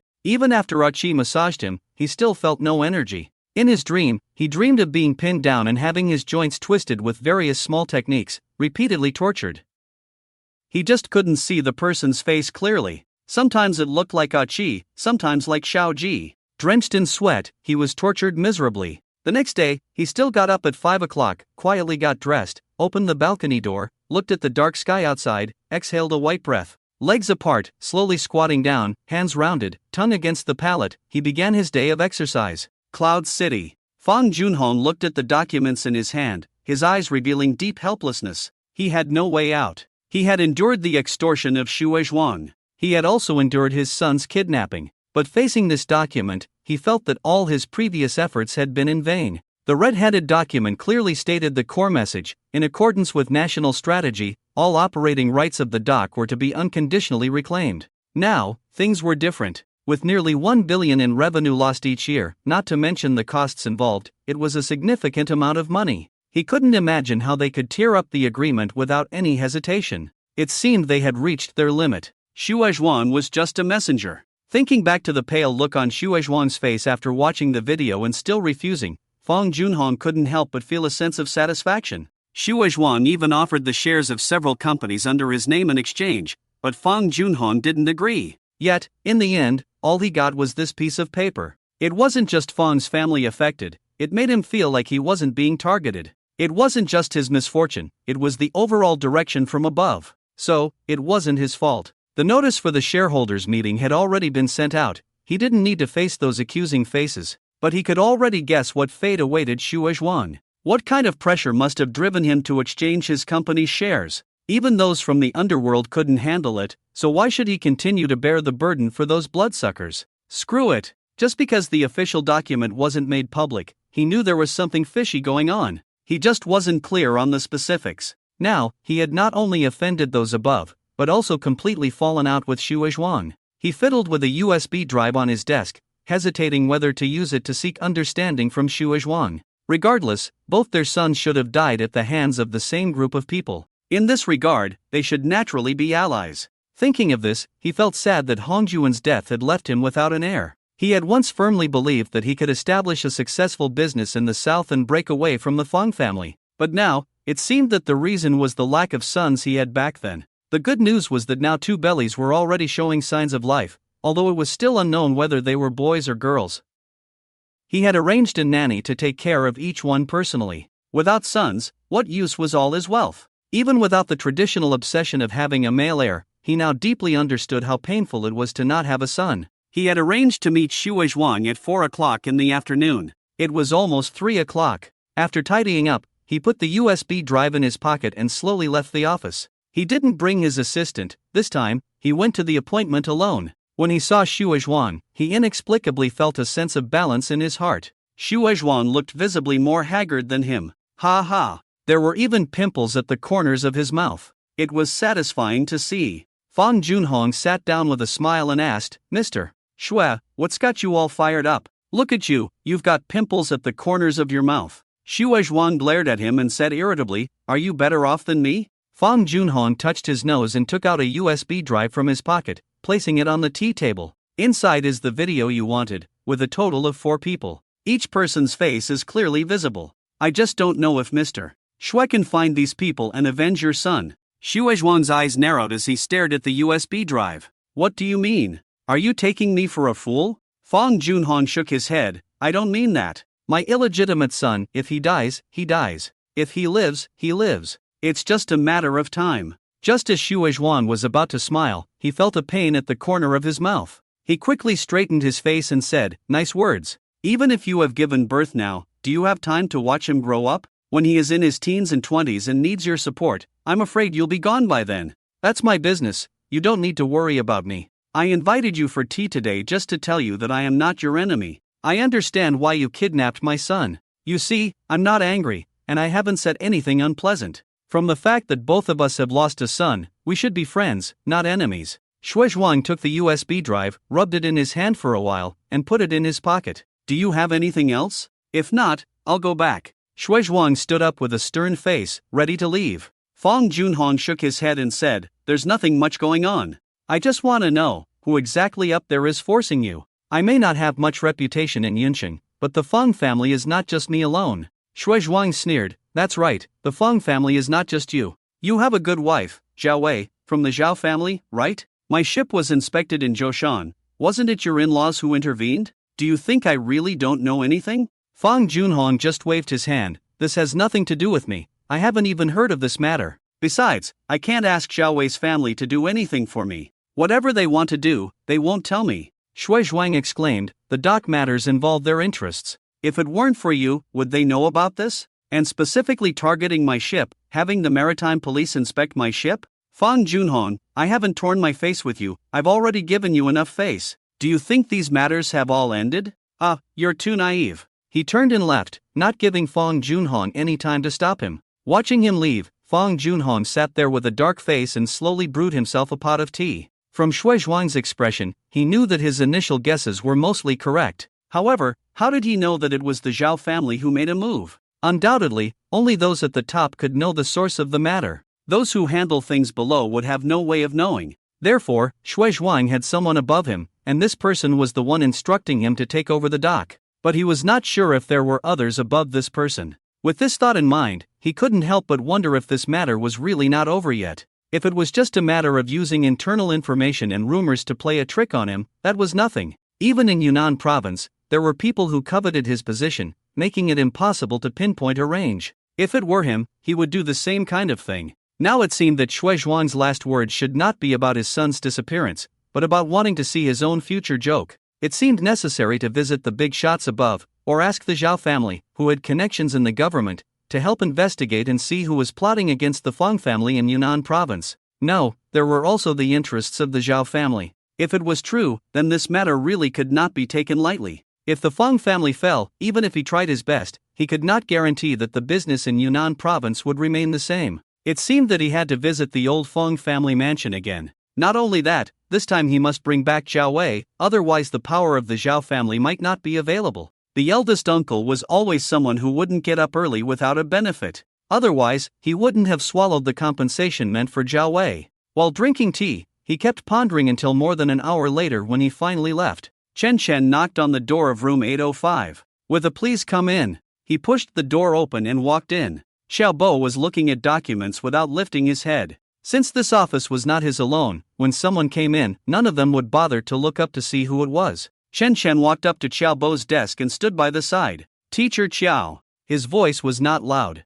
Xiao Bo looked up and a smile appeared on his face. "Chen Chen, what's up?" Chen Chen hesitated and glanced at the other teachers, a hint of embarrassment on his face. Xiao Bo chuckled, "Come on, let's go out. I'll have a smoke." Chen Chen was grateful for Xiao Bo's considerate gesture. It was obvious that he didn't want others to know, especially considering the nature of what he wanted to discuss with Xiao Bo. The two of them left the office and walked to the end of the corridor to the balcony, where Xiao Bo took out a cigarette and lit it. It was only then that Chen Chen noticed a trash can and an ashtray made of a tin can on the balcony. What can't be said in the office can be said now. Xiao Bo's attitude remained consistently gentle, as if he never got angry or showed much emotion. Chen Chen admired this self-control immensely. "Teacher Xiao, I was wondering if there's a way for me to maintain my student status without attending classes and only taking exams when the time comes?" "Oh, is it because of something at home or for other reasons?" Last time he was kidnapped, that night Xiao Bo and the school leaders were extremely worried. Although the student was taken at the school gate, if something really happened, the school would definitely be affected. Innocent or not, it was the same. Xiao Bo's attitude was cautious, the most natural reaction. Chen Chen scratched his head. "I just want to study in the library, there's no other reason." "Is someone threatening your safety or something else?" "Don't be afraid, tell me." "I can't say anything else. As long as you don't leave the school, your safety is guaranteed. All the security personnel at the school are retired soldiers, so safety is absolutely not a problem." Chen Chen quickly smiled and said, "No, Teacher Qiao, my family has arranged someone for me, so the same thing won't happen again. I just feel that attending classes is a waste of time. If the professors catch me reading other books, it would be embarrassing for them. I was wondering if I could take exams every semester and manage my own time otherwise?" Xiao Bo looked at him thoughtfully. how much did you score on the college entrance exam? 732 points, Qinshan answered honestly. Have you ever tested your IQ? Xiaobo suddenly asked with a smile. You're not one of those geniuses among geniuses, are you? If you are, then I'm really lucky. Qinshan shook his head. I haven't tested it, I just have a good memory. I can remember almost everything I read. It's only been 2 months since school started, and I've already finished studying all the textbooks for this semester. I spend most of my time reading other books, but I still have to attend classes every day. I just feel like my time isn't being used efficiently. Seeing his somewhat embarrassed expression, Xiaobo believed him. He already knew the background of this student, who had all the qualifications to be outstanding. Fortunately, this student was very low-key and had never caused trouble on his own initiative, so not many people knew about him. How about this? Keep things as they are for now. I'll talk to the leaders about your situation. If they agree, I'll talk to the professors of each subject. Only if they agree, you can really skip classes. Otherwise, I won't be able to help you if you fail. Chen Chen could only nod. Thank you, Teacher Qiao. Then, shall I go back? Xiaobo nodded with a smile. Yes, you can go. I'll finish my cigarette. Watching Chen Chen's back, Xiaobo squinted slightly. Damn, it's really cold on the balcony. Xiaobo really went to communicate with the professor. Of course, the result was not satisfactory, as no professor was willing to make an exception. Xiaobo couldn't go to the department leader just because of Chen Chen. That would really cause trouble. So when Chen Chen learned about this news, he could only shake his head helplessly. It was Ding Juinja, the old hand, who easily solved this problem for him. Is this even a problem? Let me give you a tip. As long as you have confidence, you don't need to explain anything to the professor, just don't show up. It's just skipping class. What's the big deal? When the time comes, you can pass all subjects in a makeup exam. That's what I call impressive. Shi Yanghao chuckled and gave him a thumbs up. Chen Chen is impressive. What Zhigu said is right. If you skip class directly, those old professors will be furious. When you fail all subjects and then pass with high scores in the makeup exam, that's truly impressive. I believe there has never been anyone like you in the history of Peking University. Li Hongzhong silently gave a thumbs up. Indeed, it was quite impressive. However, he himself didn't dare to do it, as having such a record in his file would be disastrous for him. Ding Juinja laughed when he saw Chen Chen hesitating. What are you afraid of? If you have the ability, just face it head-on. Xiaobo won't be able to do anything to you. This matter doesn't fall under his jurisdiction at all. There's no issue of not giving him face. Moreover, even if there's a record of makeup exams, do you really need to care about that? Li Hongzhong echoed. That's right, Chen Chen. Why fear when you have a strong backing? Shi Yanghao goaded Chen Chen. Chen Chen, set an example for them. If everyone skips class, you'll be in big trouble. Chen Chen didn't smile, he was seriously considering the feasibility of this matter. By the way, if everyone takes makeup exams, will they just not give out graduation certificates? Who told you that? Li Hongzhong asked in surprise. That's not true. After the makeup exam, you can still earn credits. And you didn't miss the exam, it's just that the strict professors failed you. Didn't you discuss this with Teacher Qiao? So I think you can just do it, pass the makeup exam, and nothing will be affected. Worst case scenario, you take more courses, but you're not afraid of exams anyway. Ding Juinja thought for a moment and nodded. Yes, I think Lao Si makes sense. As long as you have enough credits, the school has no reason not to give you a degree or graduation certificate. The key is you may not necessarily need this. With your abilities, passing exams is not a problem. Your family background also means that a degree is not that important to you. What matters is whether you have learned something and if you can apply it in the future. Chen Chen sighed and said, forget it, let's leave it at that for now. He wanted to just go for it, but he was worried that doing so would make his parents anxious, or set a bad example for Huihui. It's better to take it slow on this matter. If things don't work out, he'll think of another way. For now, he can only attend classes on time and focus on his studies. This way, he won't offend the professors or cause any trouble. At the end of the month, Chen Chen's stock account lost nearly 20%, which made him pay more attention to the volatility of the stock market. During this period, most of his energy was spent on reading to enrich his knowledge. He didn't watch the market every day. The stock that caused the loss was a natural resources stock, which was exposed for financial fraud, leading to a sharp decline in stock price. 4 consecutive limit downs resulted in a loss of nearly 100,000 yuan. The other 2 stocks were relatively stable, with minor fluctuations. The total amount he invested in stocks was not large to begin with. The main focus was not on this. He originally wanted to understand market sentiment, but seeing the situation now, he acknowledged the losses caused by his own negligence. He sold off all his stocks and withdrew from the account. He wouldn't touch stocks in the near future. The account balance displayed in the futures software was quite uplifting for him. Not excited, just feeling a bit more balanced inside. After investing some money again, he went back to reading. Knowing the direction of the trend, as long as there was enough money in the account, he wasn't worried about retracements because he knew that after a retracement, it would return to its original direction. He casually sent the delivery notes from this period to Chen Xiaohua. Dad, I plan to set up a small fund at school to validate my ideas with other people's money. In reality, his true intention was to use this method to identify a few talented traders. He didn't look at anything else, just the delivery details were enough. If you want to compete, you have to show results to attract more resources. He wasn't trying to compete for the position of the family head with Chen Xiaolong. What he wanted to compete for was to have more confidence when facing the Fong family in the future. Although his idea seemed simple, Chen Xiaohua already understood his intention. No need to do it at school. Let's talk about this when you come back on the weekend. If everyone agrees with you, the family will invest in you. Seeing this reply, Chen Shen grinned. They really understood his thoughts well. Without saying anything explicitly, they knew what he wanted to do. Do you know that Xiaolong has already established his own company outside? When this message appeared on his phone screen, Chen Shen was shocked. That guy didn't seem that capable. He couldn't understand how, at the same age of 17 or 18, someone could register a company in Europe? No, it must be held in trust. He had studied the relevant domestic legal provisions. He really didn't know about foreign ones. Oh, another area of knowledge gap. Dad, is he that capable?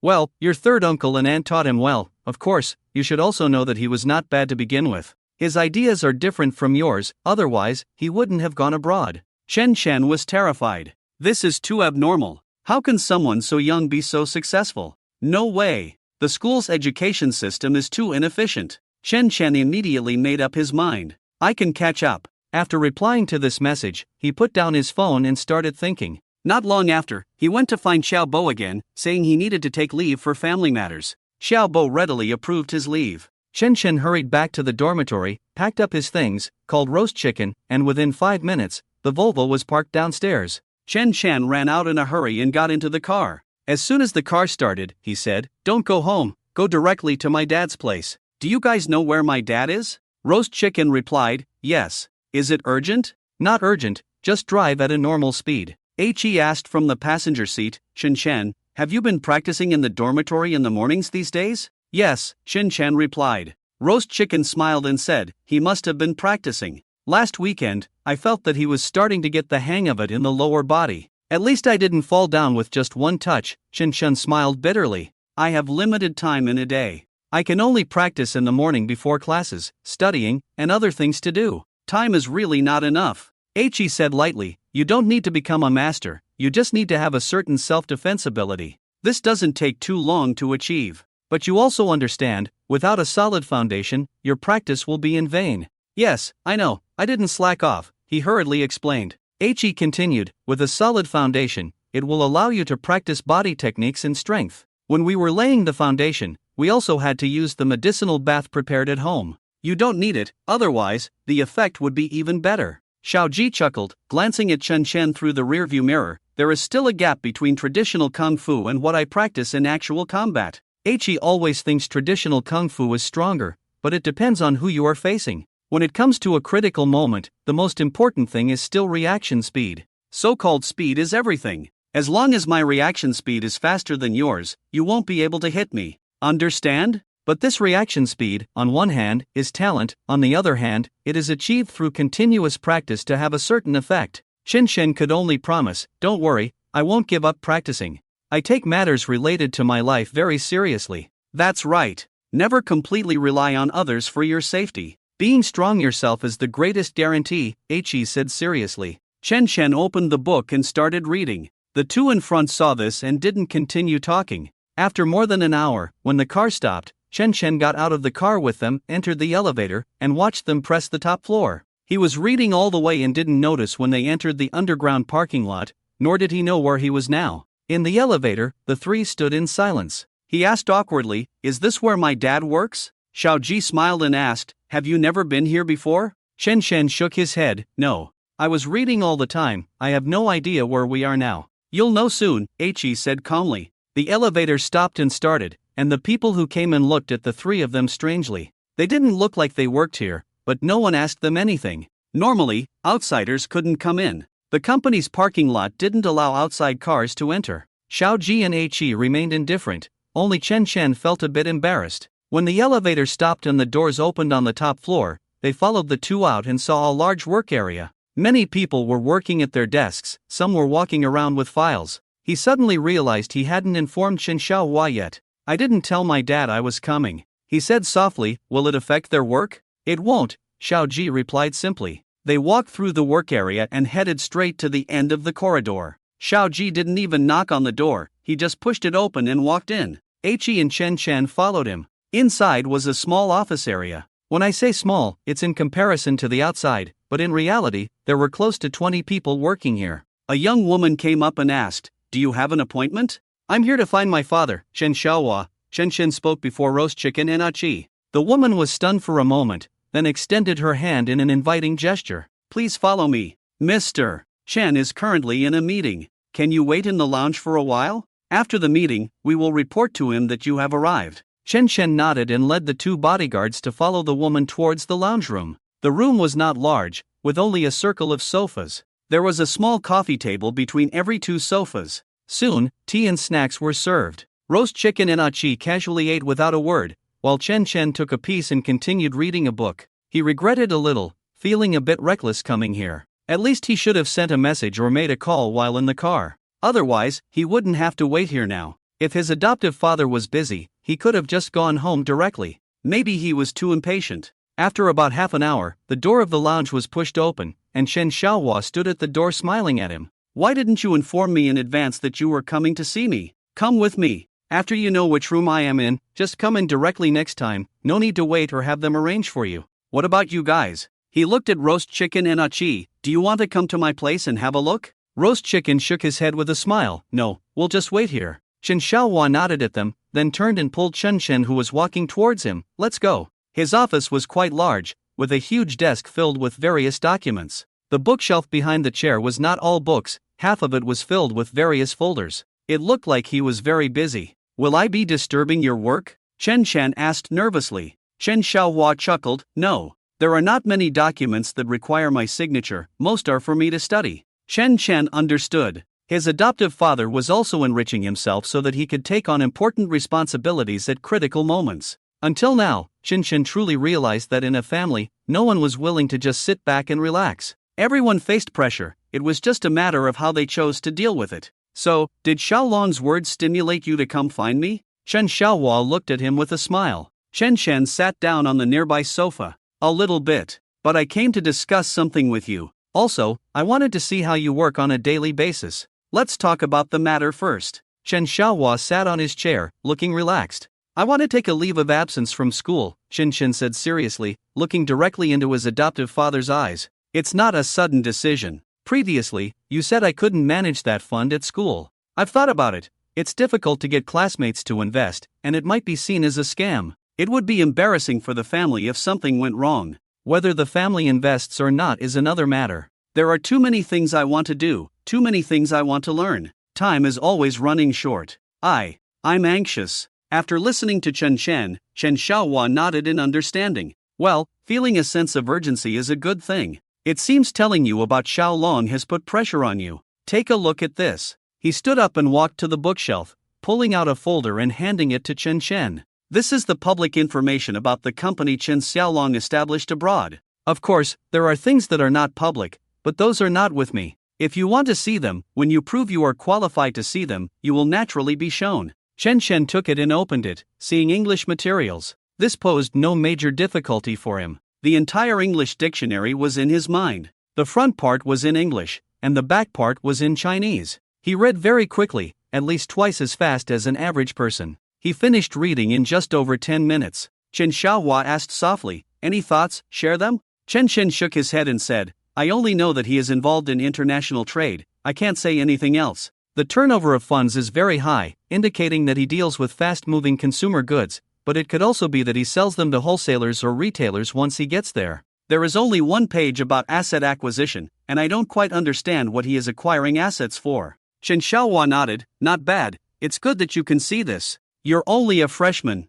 Although I'm not sure if you had any exposure to these things at the Fung family, but the fact that you can see this means you have a basic understanding of finance. However, it's not enough. Although the information is not complete, showing it to you is just for your reference. At least it gives you a preliminary target for comparison. Xiaolong has achieved his current level not solely by himself. You should know that your third aunt spends half of her time in Europe. She has her own company and brand. She is in the business field, so you can believe that Chen Xiaolong must have his mother helping him. In addition, he has a younger sister, Chen Yangyang, who is studying in Europe with him. I don't know much about Chen Yangyang's situation, so I can't tell you anything. In fact, the person managing this company is not Chen Xiaolong, but he has hired a professional manager to run it. So, there is nothing strange about such achievements. But what you are looking at is the company's performance. I want you to look at Xiaolong's performance. Chen nodded. He didn't speak, but Chen Xiaohua didn't say anything more either. The sudden silence in the room made it difficult for him to speak again.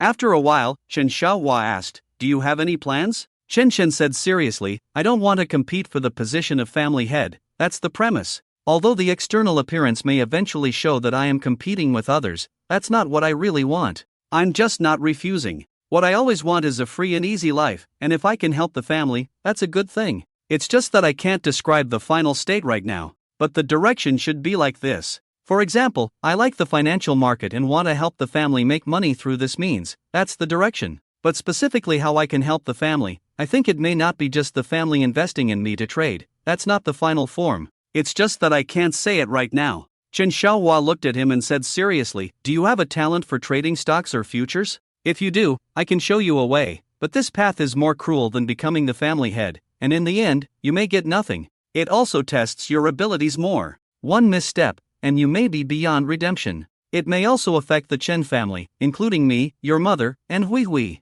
Do you want to hear what this path is?" Chen was about to speak, but Chen Xiaohua waved to stop him. "Think about it before you speak. The future of this path is entirely up to you." Chen indeed closed his mouth and pondered carefully. "However, Dad, you only mentioned the negative aspects. I also want to hear about the good side of this path." After a full 10 seconds, Chen finally spoke. He speculated that this kind of path might bring more benefits. Otherwise, what kind of road would have such great dangers? Chen Xiaohua smiled and said, "The good side? All kinds of resources, whether it's manpower, financial resources, or power, will come pouring towards you." "Is that enough?" Chen was stunned before he reacted. "How is that considered good?" Chen Xiaohua chuckled, "That's the result of my simulation. In fact, if there is such a person in the Chen family, it would be beneficial for the family, but the risks are also high. Think about it yourself, that's all I can say. Now, let's talk about your plan to drop out of school." Chen nodded. "It's about the same issue as last time. I have thought about it seriously. I'm only 19 years old, not a genius, but not stupid either. I have a good memory, basically photographic. So, attending classes is a waste of time for me. In addition, the incident with Chen Xiaolong has stimulated me. I want to spend some time studying on my own and the rest of the time on practical experience. Lastly, there is something more important I want to say." He looked at Chen Xiaohua, his eyes showing hesitation and a hint of apology. This made Chen Xiaohua curious. "What is it?" "I don't want to be the head of the family. No matter what I become in the future, I will not be the head. Dad, I've realized that it's good for capable individuals to lead the Chen family. But no matter what, bloodline is always a big issue. Even if you have no objections, neither does third uncle or even grandpa, that's just for now. Who knows what will happen in the future? Besides, there are many collateral branches in the Chen family, which will become the biggest internal conflict in the Chen family because of me. On the contrary, I've only met Chen Xiaolong once, although I didn't feel anything special, but from the information I saw earlier, I believe he is stronger than me.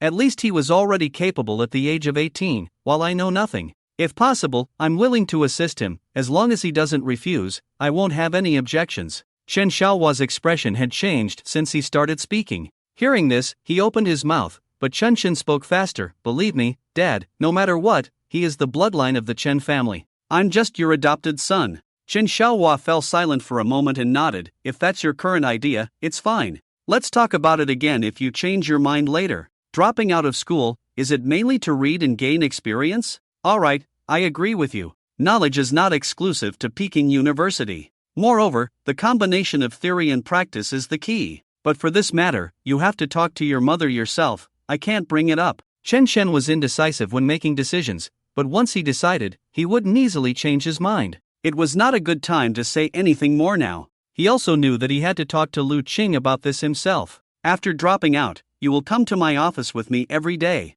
You can attend meetings as an observer, and you can read all the materials I have access to. Except during meetings, you manage your own time. But one thing, you are not allowed to speak at the meetings, no speaking at all. Can you accept that? Chen Shen naturally accepted. Alright, now come with me to see your third uncle. Chen Xiaohua stood up and took his coat from the hanger. Chen Shen stood up as well, feeling a bit embarrassed. Chen Xiaohua said as he walked, after we get in the car, I'll call your mother and say we won't be coming home for dinner tonight. Also, think about how to persuade your third uncle to support you. I won't say anything when we get there, it's all up to you. Chen Shen nodded. I don't know if I can convince San Shu about this. He took out his laptop, directly opened the futures trading software, pulled up the trading records, and handed the computer to Chen Xiaohua. This is currently the only achievement he can be proud of. If this doesn't work, he may have to go back to class obediently. Thinking of this, he regretted a bit. Why didn't he make more money? Chen Xiaohua looked at the delivery order, then pulled up the trend, looked at it carefully for a while,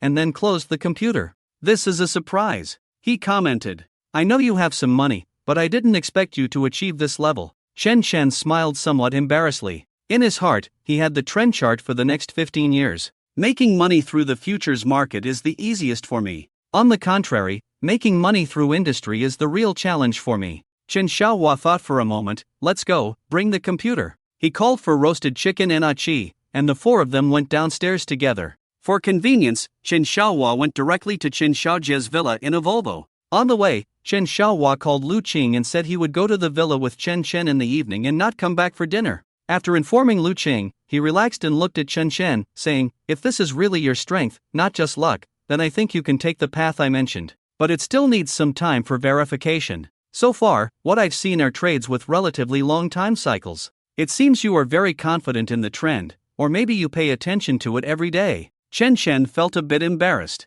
If he had to operate on a minute-by-minute basis, he might be at a loss. Daily cycles are his limit. If the cycle is shorter, he would be helpless. It's more of a speculation on the trend, mainly based on the trend of the larger cycles. Chen Xiaohua nodded and said, it's okay. Just feel free to express yourself later. Your Sanshu is quite open-minded, so don't feel pressured. Just say what you think, even if it's wrong. It's allowed. After all, you just entered university. Chen Xiaojie stared at the screen for a long time before turning around. During this process, Chen Xiaohua drank tea and smoked on his own, saying nothing. As the younger generation, Chen Shen dared not speak. What you just said, is it your idea or his? Chen Xiaojie turned his body slightly and stared into his eyes, asking, it's my idea. Chen Xiaojie thought for a moment and said, I now understand your situation. If there's nothing else, you can go back first. Let Achi and the others take you home. Second brother, you stay, I have something to tell you. Chen Chen was stunned.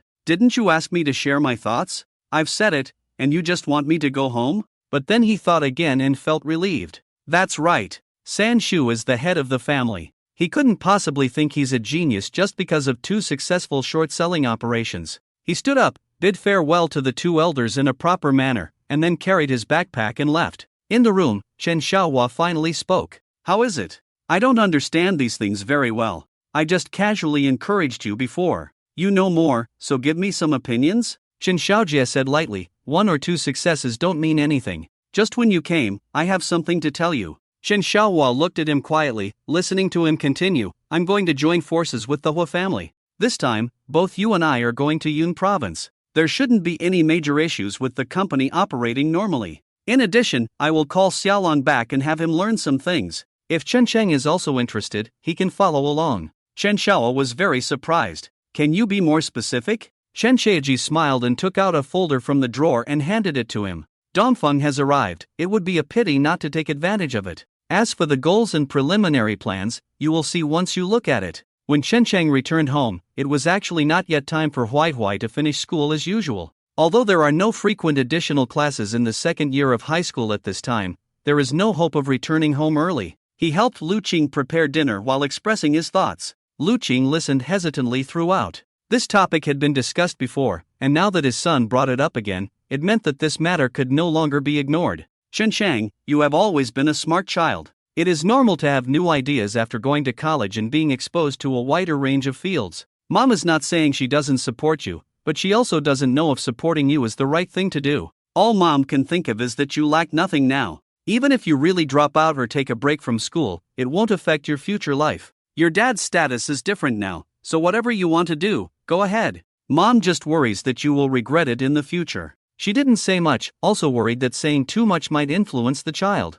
Chen Chang did not continue the topic either, but helped prepare dinner. However, during the process, he also wondered, will he regret it? When Chen Shui came back, she stood at the door and chatted with the two pretty bodyguard sisters for a while before entering. Seeing Chen Chang was a pleasant surprise, but looking at the expressions of her brother and mother, she had a feeling that something was different. Brother, why did you come back today? Today is not the weekend. Chen Chang chuckled, there are fewer classes this afternoon, so I came back to have a meal. He said it casually, without saying anything at all. Chen Shui was very clever. When he was like this, he must be lying. She turned around and went to find Lu Qing. Mom, what's wrong with my brother? Lu Qing calmly said, nothing, he is currently at a bottleneck, but he will get through it. Chen Shui asked strangely, a bottleneck? Does my brother, this kind of person, also have a bottleneck? Lu Qing smiled, why wouldn't he? Everyone has one. When his current needs conflict with the reality, and he can't balance them, and his cognition and experience are not enough to solve the problem, it means he has entered a bottleneck. At this time, he needs to break through the bottleneck on his own or with external help.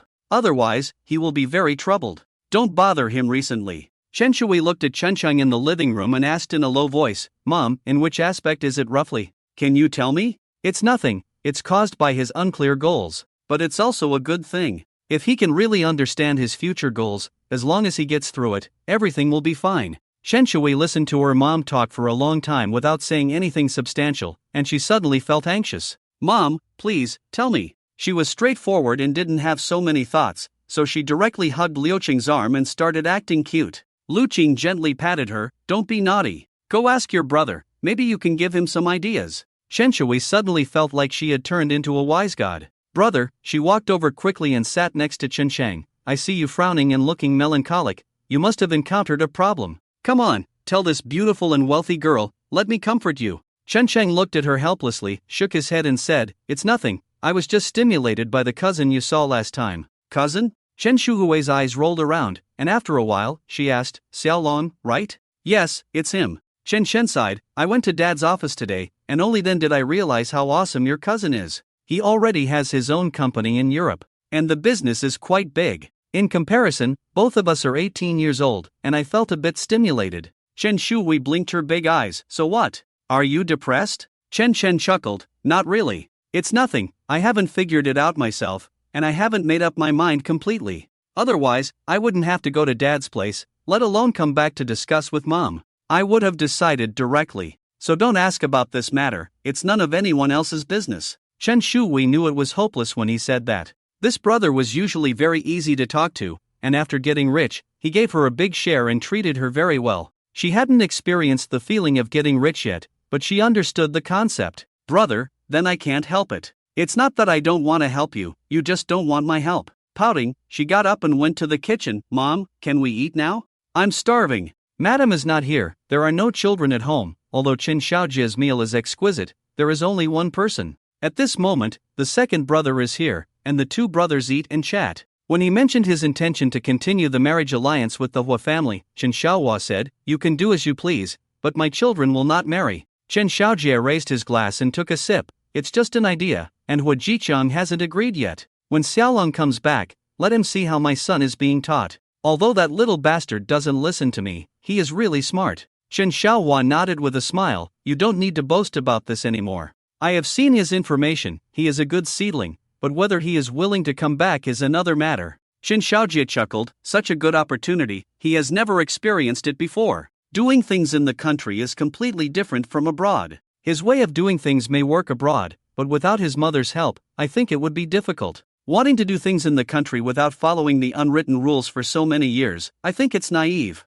Let him learn how our generation does things. So you want Chen Chen and him to sharpen each other? Not exactly. This kind of big move is not usually seen, and it's a rare opportunity for them. Let them learn, so they won't be taken advantage of in the future. As for the position of the family head, my attitude is very clear. Whoever is capable will take over. The old man can't control this matter, I have the final say. Chen Shen told me today that he doesn't want to be the family head, Chen Xiaohua reminded. Chen Xiaojie was a little anxious. No, didn't you say you would give him a chance? Why change your mind now? What's wrong with the kids these days? Chen Xiaohua said calmly, if he really has the ability to dominate the financial market in the future, I don't want him to be the family head. Another path may be more suitable for him, but he needs to polish his character. Chen Xiaojie frowned at him. Are you suggesting he assists Xiaolong? Chen Xiaohua chuckled. Who knows what will happen in the future? Chen Shen thought all night, and early the next day, he submitted an application for a leave of absence after arriving at school. Duration, 1 year. Reason, for health reasons. His request was to retain his student status, with no other requirements. He didn't attend classes in the morning, nor did he ask for leave. Instead, he went straight to Xiaobo's office and placed his handwritten application on the desk. Xiaobo quickly glanced through the document, then looked up at Chen Shen standing in front of him. Are you serious? His tone of voice, expression, and body language all clearly conveyed his shock and surprise.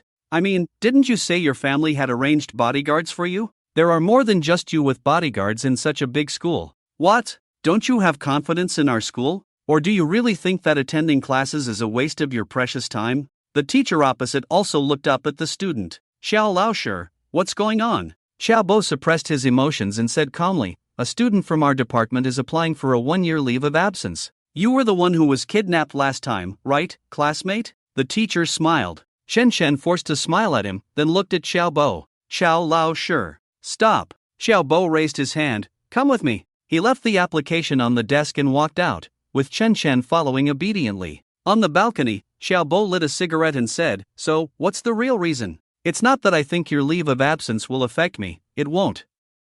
I just don't understand. You're in one of the top schools in the country. Are you not adapting to the teaching style of the school, or do you really think the teaching quality doesn't meet your requirements? I didn't say anything last time you came. I really didn't expect you to apply for a leave of absence directly. Chen Shen lowered his head. Xiao Laoshi, I'm sorry to trouble you. Having seen many students, as a counselor, it was his job to save this top student who was a bit stubborn. You have a good foundation, learn quickly, I understand that. But you need to know, university is not the end. Following the rules ensures that the knowledge you acquire is more solid, and it will be smoother for you when you pursue postgraduate studies. Moreover, given the situation in the country, if you go your own way, Chen Shen, you will be isolated by everyone. Chen Shen lowered his head. Xiao Laoshi, I'm sorry to trouble you. By doing this, you are giving up the help of so many renowned professors, do you understand? I'm sure you're just taking a leave of absence first, and once you find that it suits your learning style better, will the next step be dropping out? Let me tell you, Chen Shen, this is really ruining your future. Even if you don't need to pursue postgraduate studies or find a job, knowledge is the only thing that will accompany you in the future. So many things had happened to this student Chen Shen, and Xiaobo had been involved in every one of them, leaving a deep impression on this student, and he genuinely believed that Chen Shen was aiming to drop out in the future. He just felt it was a pity. Students who could achieve top scores were all naturally gifted, because it was absolutely impossible to achieve top scores through hard work alone. Just reaching the admission line for Peking University was already very good. Whether it was Tsinghua University or Peking University, these schools sought students with high intelligence and exceptional talent. But if Chen Shen insisted on taking a leave of absence, there was nothing he could do. And he was more worried that if the leadership did not agree, this guy would definitely drop out directly. Do your family members know about this? Seeing Chen Shen unmoved, he had to try again. Chen Shen looked up. Xiao Laoshi, my family won't interfere with my decision. It's my own business, and I can take responsibility for it. Xiaobo looked into his eyes and finally believed that this guy had considered the consequences seriously, rather than acting on impulse. He helplessly pressed the cigarette butt into the can. Okay, since you said that, it wouldn't be appropriate for me to persuade you further. You should go back, and I will submit the application for you.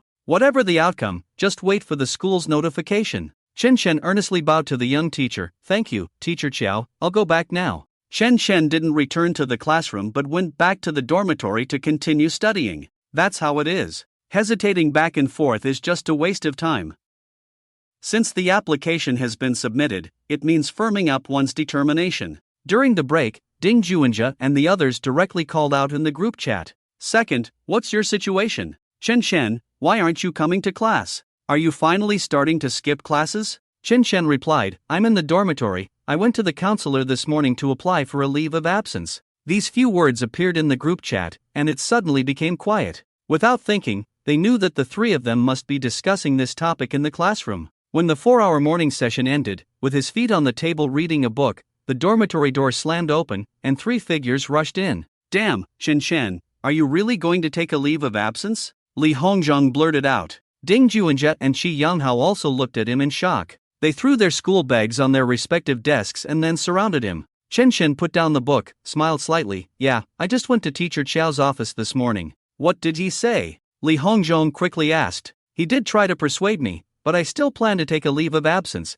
Chen Shen replied naturally. Shi Yanghao pulled a chair and sat down, still somewhat uncertain as he asked, why? Is it really because you think attending classes is a waste of time? Ding Juanjie shook his head. I think it might not just be that reason. It shouldn't be. We've talked before, actually, the time wasted isn't much, and it's acceptable. As long as you don't cause trouble, the teachers won't bother you. What you do during class is your business. Whether you study or not is up to you, the teachers are just there to teach. So not taking a leave of absence isn't a necessary option. Chen Shen nodded. Yeah, there are some family matters, and I feel that if I continue to stay at school, the losses might be greater, so I have to make a choice. Taking a leave of absence is currently the best option I can think of, so. He shrugged. I wrote an application by hand and sent it to Teacher Chao early this morning. Chen Shen, do your parents know about this? Shi Yanghao asked. Yeah, do your family members know? Li Hongzhong followed up. Chen Shen shook his head. I haven't told my family about the formal application, but they have known for a while that I wanted to take a leave of absence, and no one objected.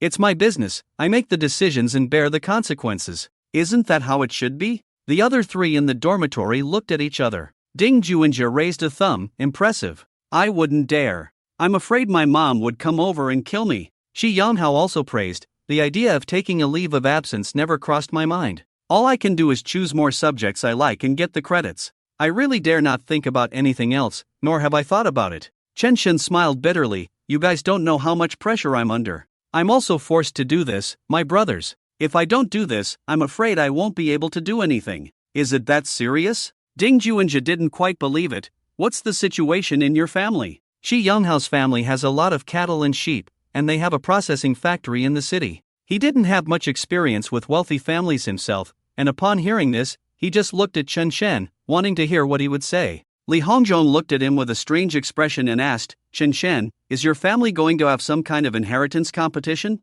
Shi Yanghao sighed. I've only seen this kind of situation on TV and in novels. Never thought my dormitory brother would act it out for me. Chen Shen smiled bitterly. It's not really like that. This is entirely my own idea. Plus, there are some factors at home. You all know I'm an adopted child, so I'm not very interested in being an heir or anything. Ding Juanjie patted his shoulder. It's okay, no matter what you do, we are still brothers. College classmates are the closest comrades, right? Even if you really drop out, we can't say we won't be brothers in the future. Li Hongzhong suddenly said, don't forget, if your application for a leave of absence is approved, that's fine. If not, the school might suggest you drop out. These things have happened before. Chen Shen smiled bitterly. It doesn't matter. If the leave of absence goes smoothly, I probably won't come back to school. If it doesn't, there's no point in continuing this education. So, I've basically cut off my retreat now. Ding Juanjie sighed. Impressive. Really? Chen Shen, you're really impressive. Shi Yanghao stood up and said, damn it, no classes this afternoon.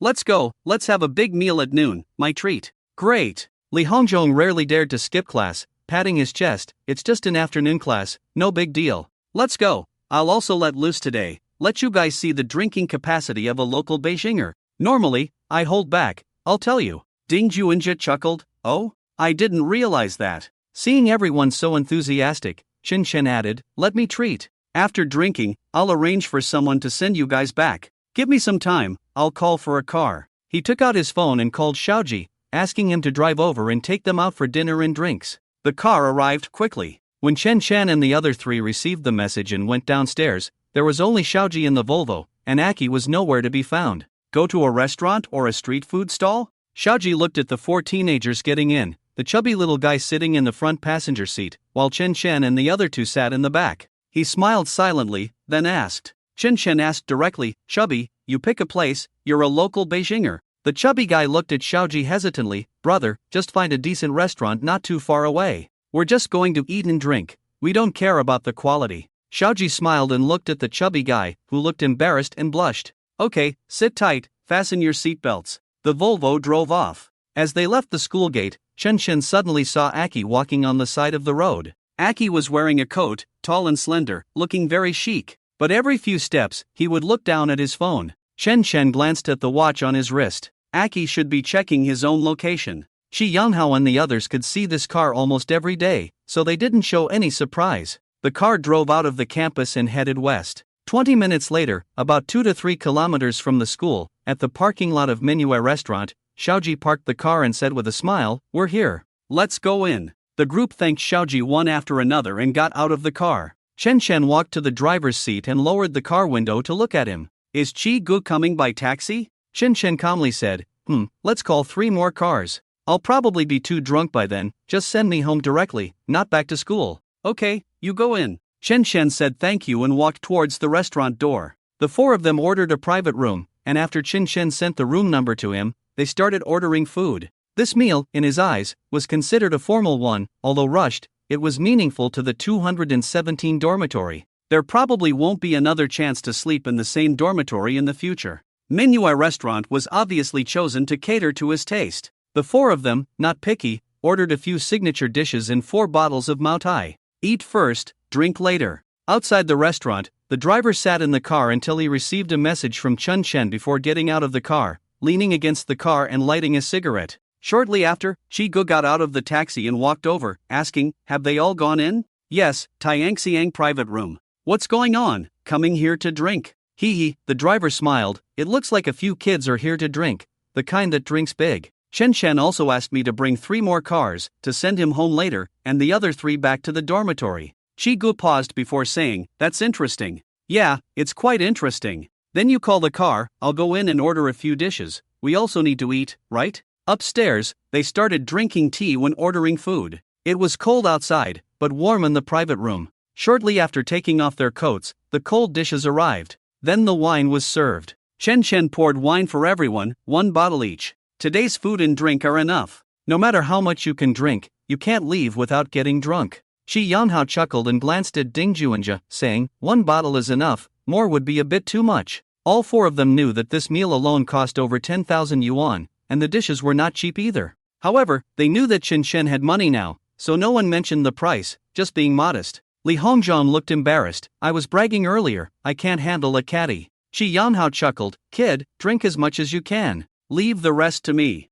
Maotai is such good liquor, I rarely drink it." Ding Juanja smiled at Chen Chen and asked, "Enough?" Chen Chen nodded heavily. "Drink freely, I said I won't go back until I'm drunk today." After 3 rounds of drinks, Ding Juanja asked seriously, "Chen Chen, can you talk about your future plans? You won't leave Beijing, will you?" Li Hongzhong smiled and said, "What's good about this broken place in Beijing? Whether it's survival or living, the pressure is overwhelming. If I had a choice, I would want to leave." "Chen Chen, you are not like us ordinary people, you shouldn't have such concerns." Chen Chen raised his glass and said, "I probably won't in the short term, but it's hard to say in the future. But no matter where I go, you guys have been my only friends since high school. Brothers in the same dormitory. For brothers, cheers." Shi Yanghao said loudly, "Cheers for brothers. Cheers." Young people drinking, those without experience just drink, mixed with some bold words, feeling that their alcohol tolerance is great. Those with experience basically know to eat before drinking. How much can 4 freshmen drink? Except for Chi Yanghao, who grew up on the grasslands, actually grew up in the city, he still can't drink much. It's just a habit to drink in his hometown. In comparison, Chen Chen is the weakest. Li Hongzhong is a bit stronger than him, while Chi Yanghao and Ding Juanja really finished a bottle. No bold words. If Chen Chen hadn't paid the bill in advance, it might have been Ding Juanja who had to pay the bill in the end. Roast chicken and achi were eating, drinking tea, and chatting with a few other people on the first floor until almost 1:30, when he asked the waiter to take a look inside. He knew that after eating, he would bring the people in. 2 were lying on the table, the other 2 looked relatively sober, 1 was talking, and the other was silent. When Chen Chen woke up, he found himself not at home, but in a hotel room he didn't know. Looking at the time, it was past 4 in the morning. He felt like he had slept for more than 10 hours. This first experience of getting drunk in life was really terrifying. He had no idea what had happened in the past 10 hours. The last memory was raising his glass to toast with them, and then he couldn't remember anything. There was a set of new clothes draped over the chair, including a new coat. But he couldn't figure out why he was in a hotel instead of at home. All his belongings were there. Shortly after he got up, the door of the room was pushed open. Ah-Chi was standing at the door in shorts. "Are you awake?" Chen Chen nodded somewhat embarrassedly. "Take a shower, then go practice," Ah-Chi said lightly and then laughed. Looking at the closed door, Chen Chen realized it was a suite. He chased after and asked, "Where are my classmates?" Ah-Chi replied, "In other rooms. It wouldn't look good to send them back, so we brought you all to the hotel. Someone will wake them up at 6 and take them back after breakfast here." Chen Chen felt relieved. As long as things were arranged, he was worried about being alone here with no one else to look after. He couldn't remember what had happened after yesterday. "Don't drink in the future, it's very damaging to your body and brain. I know you're smart, but you shouldn't be doing this to your body." Ah-Chi's tone was a bit cold. Although he was only teaching him kung fu, he was also considered a half-master. Moreover, what Ah-Chi said was right. Chen Chen, still feeling a bit dizzy, said, "Okay, I won't do it again in the future." Back in his room, he picked up the water on the bedside table and drank a whole bottle in one go before heading to the bathroom to take a bath. There were only 2 unread messages on his phone. Both were from Chen Shui. "Brother, did you go drinking? Why did she go call back? Brother, are you okay?" It was from last night. Today is a workday, and he usually doesn't come home at this time, so how did they all find out? If Roast Chicken and the others didn't send him home, they probably didn't want to worry his family. I wonder if they're all okay now. Putting down his phone, he felt a bit hungry. There were only fruits and pastries in the room, nothing else to eat. After filling his stomach with a snack, he walked into the bathroom. On winter mornings, the sun rises late. The hotel's breakfast is served from 6 to 9:30.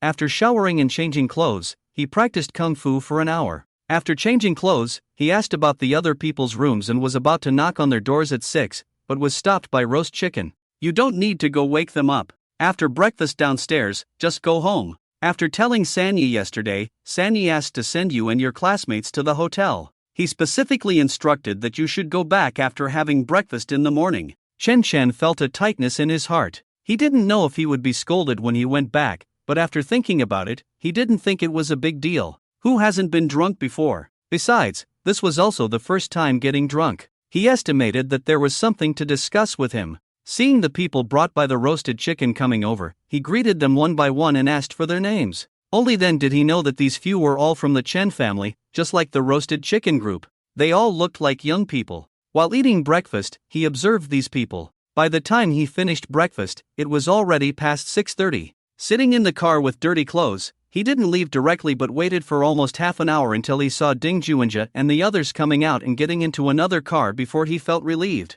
Chen Xiaohua was indeed waiting for him at home. After thanking the roasted chicken group at the door, Chen Chen turned around, opened his own door, and walked in. As soon as he entered, he saw the whole family having breakfast. Seeing him back, Chen Shui gave him a completely puzzled look. He could only smile at her and nod. "Dad, Mom, I'm back." Lu Qing asked gently, "I heard you got drunk. Are you feeling unwell now?" Chen Chen quickly shook his head. "I'm fine, I had breakfast at the hotel." Chen Xiaohua smiled and asked, "So, what happened yesterday? Everyone in your dorm got drunk." Chen Chen walked over, sat at his own place at the dining table, scratched his head, and said, "It's nothing major." Chen Shui, with a bun in her mouth, her small face puffed up like a hamster. Her big eyes rolled, observing the expressions of her father and brother. Lu Qing said, "Do you want a cup of honey water?" Chen Chen shook his head. "Mom, it's not necessary. I was just drunk after drinking that wine, and I felt a bit dizzy when I woke up in the morning." Chen Xiaohua laughed. "Exactly, Maodai costs over 4,000 a bottle. I barely drank any."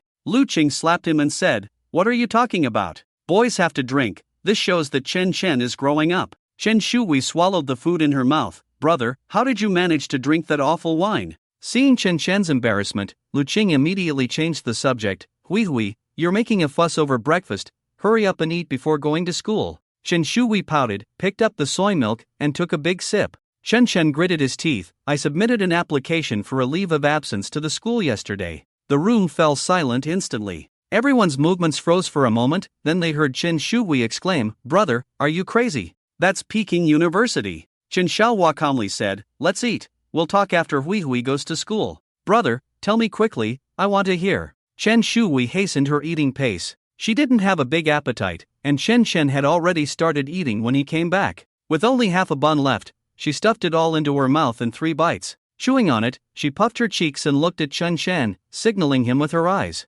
Hurry up and speak. If you don't, I'll have to go to school, brother. Chen Shan looked apologetically at Lu Qing. Mom, I'm sorry. I made this decision without discussing it with you guys. Lu Qing shook her head and said to Chen Shui, finish your meal and go to school. Your brother will be at home when you come back from school, and it's not too late to talk to him at night. Chen Shui chewed angrily. In the family, as long as Mom said something, there was basically no room for discussion. Dad never opposed, and it seemed like her brother wasn't an opponent either. Brother, I know you must have your reasons. Otherwise, wouldn't you have studied hard for nothing? Forget it, tell me again when I come back from school, okay? Chen Shen nodded with a wry smile. Okay, go to school. I promise to tell you everything when you come back. Alright, tell me. Lu Qing closed the door and sat on the sofa in the living room. Chen Shan walked over and sat across from her. Chen Xiaohua stood on the balcony, smoking. He knew his son's thoughts. From the moment he mentioned submitting the application for a leave of absence, he already knew. Give him some time to explain to Lu Qing. He watched his daughter get into the car with 2 women and then the car slowly started and disappeared from his sight. In the living room. Well, that's what I think. Mom, you're not angry, are you? To be honest, he was still a little nervous. Last time he talked to her, she didn't react, and now he didn't know what she would think after he really applied for a leave of absence. Lu Qing listened attentively from the moment he started speaking. Chen Xiaohua, come in. She spoke, not to Chen Shan, but to Chen Xiaohua, who was on the balcony at the moment. Chen Xiaohua stubbed out his cigarette and came in to sit on the sofa. Did you say anything to him before? Chen Shan, tell me, did you make the decision to take a leave of absence because of what your dad said to you? Lu Qing's expression seemed calm. Chen Shan glanced at Chen Xiaohua, who shrugged but remained silent, then took a deep breath and said, Mom, it's not entirely because of what Dad said to me. It's because of me. After organizing his thoughts a bit, he continued, from my perspective, from what I can see in the future, to achieve my goal. No, to be precise, my goal is not very clear, just a rough outline. But even so, to reach that vague goal, I have to take a leave of absence. If the school doesn't agree to my leave, I might even drop out. Otherwise, I would really be unwilling. Chen Xiaohua's eyes showed a hint of satisfaction, but it quickly disappeared. He was afraid that Lu Qing would notice his emotions, and he would be the one to suffer in the end. Lu Qing frowned and said after listening, Okay, that's from your perspective. What about other perspectives? Speak up. You haven't been home for the past few years, and I don't know what you've been through. You suddenly want to take a leave of absence, and I'm worried. Chen Shen helplessly looked at Chen Xiaohua, but unexpectedly, Chen Xiaohua still smiled and shrugged, but didn't speak. This meant he could make decisions and carry them out, but the results, he also had to bear them himself? So, is this the live version of independence? Mom, I am now a member of the Chen family. He spoke. Lu Qing frowned slightly, so am I. So what? I don't know how to say it. Probably, I want to do something for the Chen family. As one of the prestigious families, the challenges and difficulties they face may not have surfaced yet, but they must exist. Lu Qing's voice took on a stern tone. What can a high school graduate like you do? Chen Xiaohua almost laughed out loud. Holding back his laughter, he coughed a few times. Lu Qing's attention was all on Chen Chen. So no matter what the future of the Chen family will be like, I still have to do something for this family. Whatever it is. Lu Qing's brows furrowed even tighter. The more you talk, the more unclear it becomes? Or did I not understand? Chen Chen could only smile bitterly. He couldn't say, my father's intention, if I'm not mistaken, should be to let me and Chen Xiaolong, and even the younger generation of the Chen family, compete with each other, and finally cultivate a ruthless and outstanding family head. Mom, since I've decided to drop out of school, I'm prepared to bear the consequences. I plan to start learning from my father and familiarize myself with the situation of the Chen family, learning about the family's industries, and how to manage the family business and so on. I will also self-study and not give up on continuing my education. He said somewhat eagerly, but soon felt discouraged. I need to devote myself to enriching myself, although I don't know when I will need it. Sooner or later, it will come in handy. Lu Qing looked at this big boy. Although she had a vague guess in her heart, it was not something she could tell Chen Shan. She sighed. You are already an adult. You have your own independent ideas. Since you have made a decision, I can't say anything more. Just be prepared. But rest assured, even if you don't have any degrees in the future, we won't live a hard life. With such a big Chen family, there will always be a place for you. Alright, let's stop here, Chen Xiaohua spoke up. He walked over and patted Chen Shen's shoulder. Since it's already like this, then persevere. Come, go to the company with me.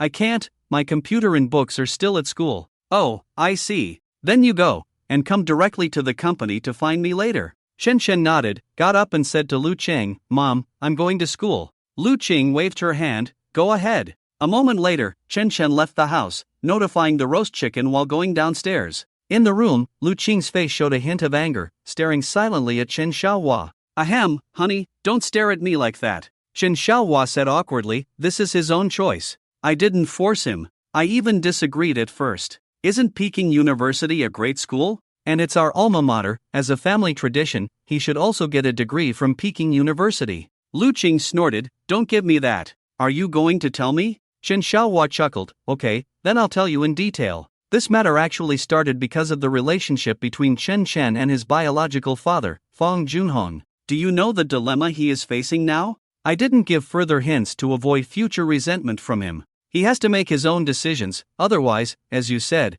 no matter how the Chen family is, there will be a place for him. Lu Qing's eyes were slightly red. Don't you think this is a bit too cruel for him? Chen Xiaohua sighed and said, there's no other way. It's okay if he's an ordinary person. Since he entered the Chen family, he can only face it. If he wants to escape, I won't say a word to him. This is his own choice. Over an hour later, when Chen Chen and the roast chicken entered the Chen group, Fang Junhong had just come out of the airport. Almost at the same time, the joint inspection team of the Chen and Hua families had already boarded the plane in the waiting hall. It was quite a coincidence that it was the same plane that Fang Junhong arrived on. Fang Junhong was on the earliest flight. The purpose of this trip is only one. Bring Zhao Wei back to Yuncheng. Whether it's Zhao Yuanlong or Zhao Yuankai, neither can watch her be ruined with him. Not only that, Fang Junyi also knows his intention and expresses support for his actions. The Fang family is relatively weak in terms of official career, although they are doing fine in business. At present, they are all clear that the pressure comes from the authorities, which their means cannot resist. Finding allies is necessary. Involving the Zhao family is simply a matter of course. Xu Zhuang is just a pawn, nothing to fear. They have no way to oppose the actions above, they can only comply. But they must negotiate for more compensation. Whether they are targeted or not is irrelevant. It can only be said to be purely a business act, and it is normal for companies to seek compensation. It all depends on whether they can negotiate. If the Zhao family even says a word to the people above, the final result may be completely different. On this point, his thoughts are the same as Fang Junyi's. So no matter what, they must strive for the Zhao family. The car shuttles through the bustling traffic, with Fang Junhong sitting in the back seat, looking a bit weary. Fang Junyi sent a driver to pick him up, and after arriving home, he took a shower, changed clothes, and then discussed and made an appointment with Zhao Yuanlong, the head of the Zhao family, and Zhao Wei's elder brother. The next day, Fang Junhong did not go to see Zhao Wei, but instead visited the Zhao family with Fang Junyi. Accompanying them were a lawyer from the Fang family and several professionals. On the other side in Yuncheng, after the inspection team members checked into the hotel, they also held an internal communication meeting. There are only two types of members in this group. One is the inspection personnel from both families, including several professionals. The other type is the lawyers hired by both families. Once certain things are chosen to be done, there will be consequences. Moreover, the consequences may not necessarily unfold as intended by the instigator. Chen Shen knows nothing about the developments that have unfolded since he left the Fang family. At least, he truly did not know until Chen Xiaohua told him. He is now facing Xiao Bo, a counselor who looks regretful, young, handsome, and seems to have some background. This time, they are not on the balcony on the 8th floor where people freeze to death. Fortunately, there are no other teachers in the 805 office today, only the two of them. Your application, after careful consideration by the school leaders, they specifically asked me to talk to you again. Xiao teacher, please go ahead. Chen Chen's attitude is very sincere. Of course, he knows that the school will try to retain every student as much as possible, and this process is also justified.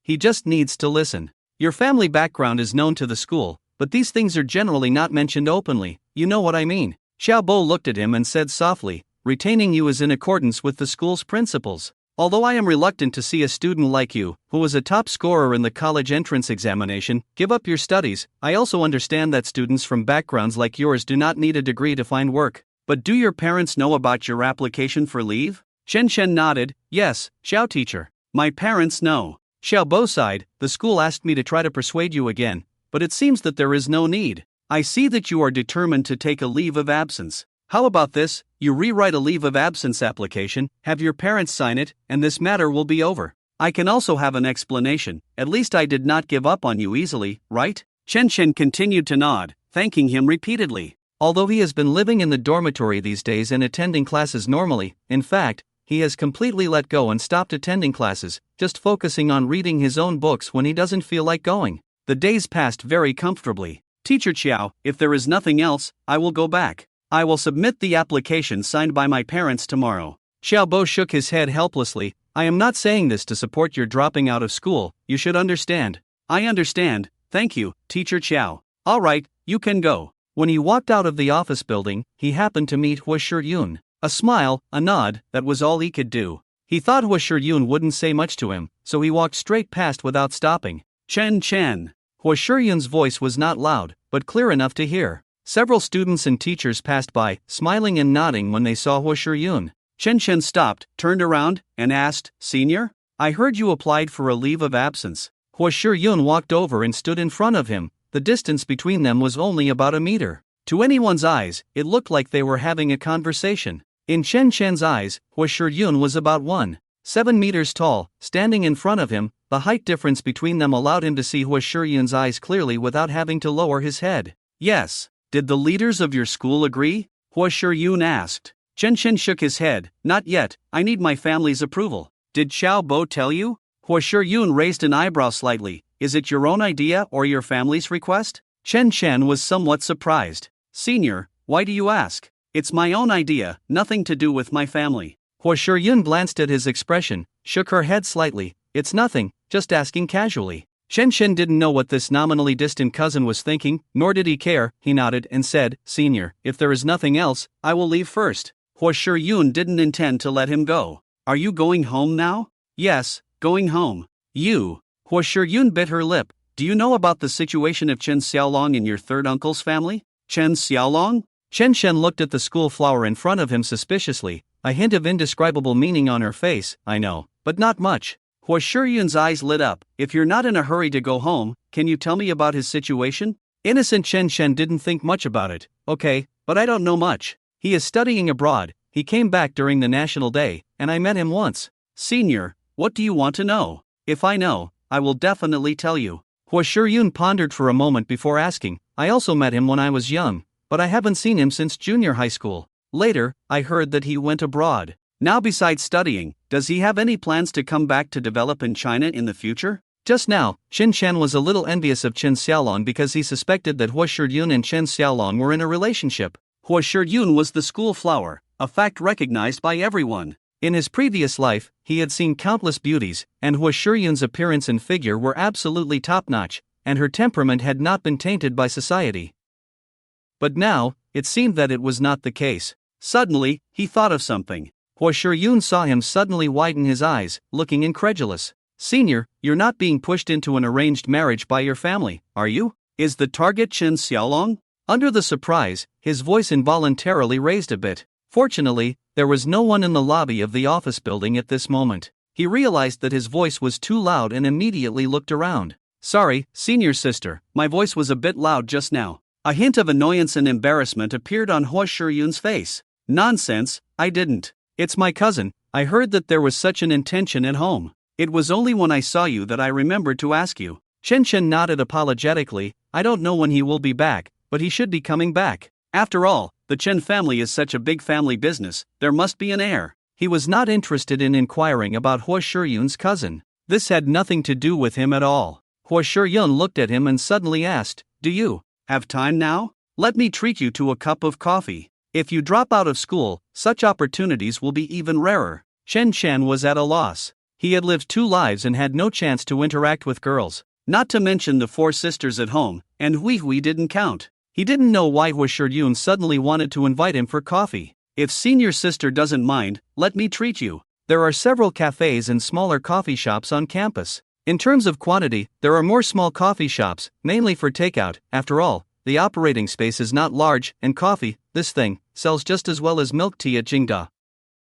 The 2 of them left the office building together, and he didn't ask if Hua Shiyun needed to go upstairs for something. Since she had already said she wanted to go for coffee, then they would go. The 2 of them randomly found a coffee shop to sit down. The winter afternoon sun was not too strong. Sitting by the window, basking in the warm sunlight, he felt quite comfortable. But when Hwa Shur-yoon said the first sentence, he immediately felt uncomfortable. Your father is the spokesperson for the Chun family now. It's obvious that the next step is to become the head of the family. Don't you mind if Chen Xiaolong comes to inherit the position of the head of the Chen family? Did she have to be so direct? Ha! Chen Chen lowered his eyelids and stirred the foam on the coffee slightly. I have never cared about these things, nor do I know much about them. Why are you suddenly interested in the affairs of the Chun family, senior sister? His voice was flat, devoid of any emotion. Hwa Shur-yoon also slowly stirred her coffee, her gaze not on Chen Chen, but looking at the passing students outside through the floor-to-ceiling glass. My father is the head of the Hwa family.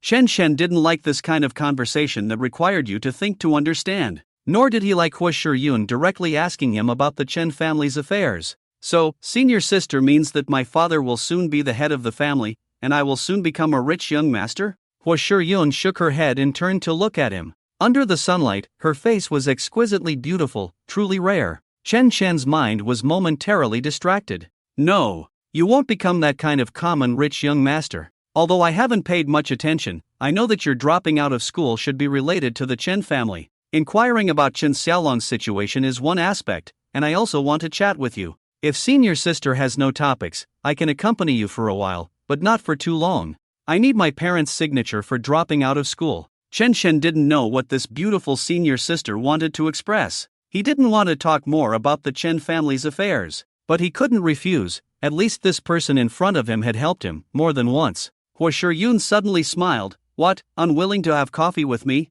Chen Chen shook his head. It's not that. I just feel sitting here doing nothing is boring. Hwa Shur-yoon nodded. It's also my first time having coffee with a boy in this kind of coffee shop. It was also a sudden idea. I was originally going to find the teacher, and only asked you when I saw you. Chen Chen picked up the coffee and took a sip calmly, saying, It's nothing. Last weekend, when I went home, I heard that our two families are going to cooperate. Do you know about this? Hwa Shur-yoon lowered her voice and asked. Chen Chen was shocked. This matter was mentioned by Chen Xiaohua to him, and it even mentioned the execution period. If he successfully took a leave of absence, he would strive to participate throughout. Including Chen Xiaolong, a total of 4 juniors from the families were to study full-time. How did a girl like her know about this kind of thing? Isn't the Hwa family biased towards males over females? Where did you hear the news from, senior sister? I haven't heard my family mention this matter. Oh, Hwa Shur-yoon looked at him, her expression somewhat disbelieving. You don't know? Chen Chen shook his head vigorously. I haven't heard of it. Even if it's true, it has nothing to do with me now. I'm just a freshman, no different from a recent high school graduate. Hwa Shur-yoon smiled. The cooperation is true, but the specific details are unclear. I thought you might know something so I could learn more. If you don't know, then I won't say much. Chen Chen continued to shake his head without speaking. Seeing him remain silent, Hwa Shur-yoon sighed softly. Chen Chen, don't you have a lot of ideas about stock trading? Why do you want to take a leave of absence? You should know that you can learn a lot in university. To be honest, Chen Chen still didn't understand what Hwa Shur-yoon wanted to do. As he listened to Hwa Shur-yoon talking in front of him, his mind was actually on something else. He was distracted. It wasn't until he saw Hwa Shur-yoon's expression change slightly and heard a voice behind him. Shur-yoon? What are you doing here? Oh, who is this young man? I've never seen Shur-yoon having coffee alone with any guy before. The voice sounded somewhat familiar. Chen Chen turned to look and saw a tall young man in a gray coat standing behind him, looking at him curiously. Chao Ziyang, Chao Daxiao. He was holding a cup of takeout coffee and apparently only noticed Hwa Shur-yoon and him here when he was about to leave. Senior, I'm Chen Chen. I've seen you in the Financial Technology Association. Chen Chen stood up and greeted him. Hwa Shur-yoon remained seated on the small round chair without moving. Chao Ziyang glanced at him, clearly showing a surprised expression in his eyes. It's you? Chen Chen smiled and nodded, not saying anything more. Hwa Shur-yoon looked up slightly at Chao Ziyang, her expression very cold. Does it concern you who I have coffee with or what I do? Chao Ziyang chuckled, not feeling embarrassed either. Many people pursued Hwa Shur-yoon, and he was just one of them. Moreover, this ice-cold beauty had never accepted anyone's invitation. Why should this freshman be favored by her? Chao Ziyang didn't feel that he lost face. When pursuing a girl, why care about losing face? Shur-yoon, you're being too distant. I came over to take the coffee back, didn't expect to find you here. It's really a pleasant surprise. He pulled out a chair, intending to sit down. Chao Ziyang, I'm discussing matters with my junior. Don't you think it's impolite and lacking in manners to just sit down like this? Chao Ziyong glanced at the harmless Chen Shen and smiled slightly. I believe junior brother Chen wouldn't mind. It seems like Shi Yun, you still have a big opinion of me. He placed the coffee he had packed on the small table and looked at the displeased Shi Yun. Shi Yun, I don't quite understand. I don't have any bad habits, nor any vices, my grades are also good, I can't even remember how many times I've asked you out. But you ended up with a freshman greenhorn. Can you tell me what's so good about this little guy? Chen Shen was stunned before showing an expression of speechlessness. This feeling was because senior sister had never given anyone a chance, so this guy felt it was somewhat fair. Seeing senior sister having coffee with him, was he feeling a bit uncomfortable psychologically? Hua Shiyun's face changed, her eyes turning cold. Chao Ziyong, do I need to explain to you? Or do you really think you're outstanding? Just because you're a girl should like you? In my eyes, you're nothing at all.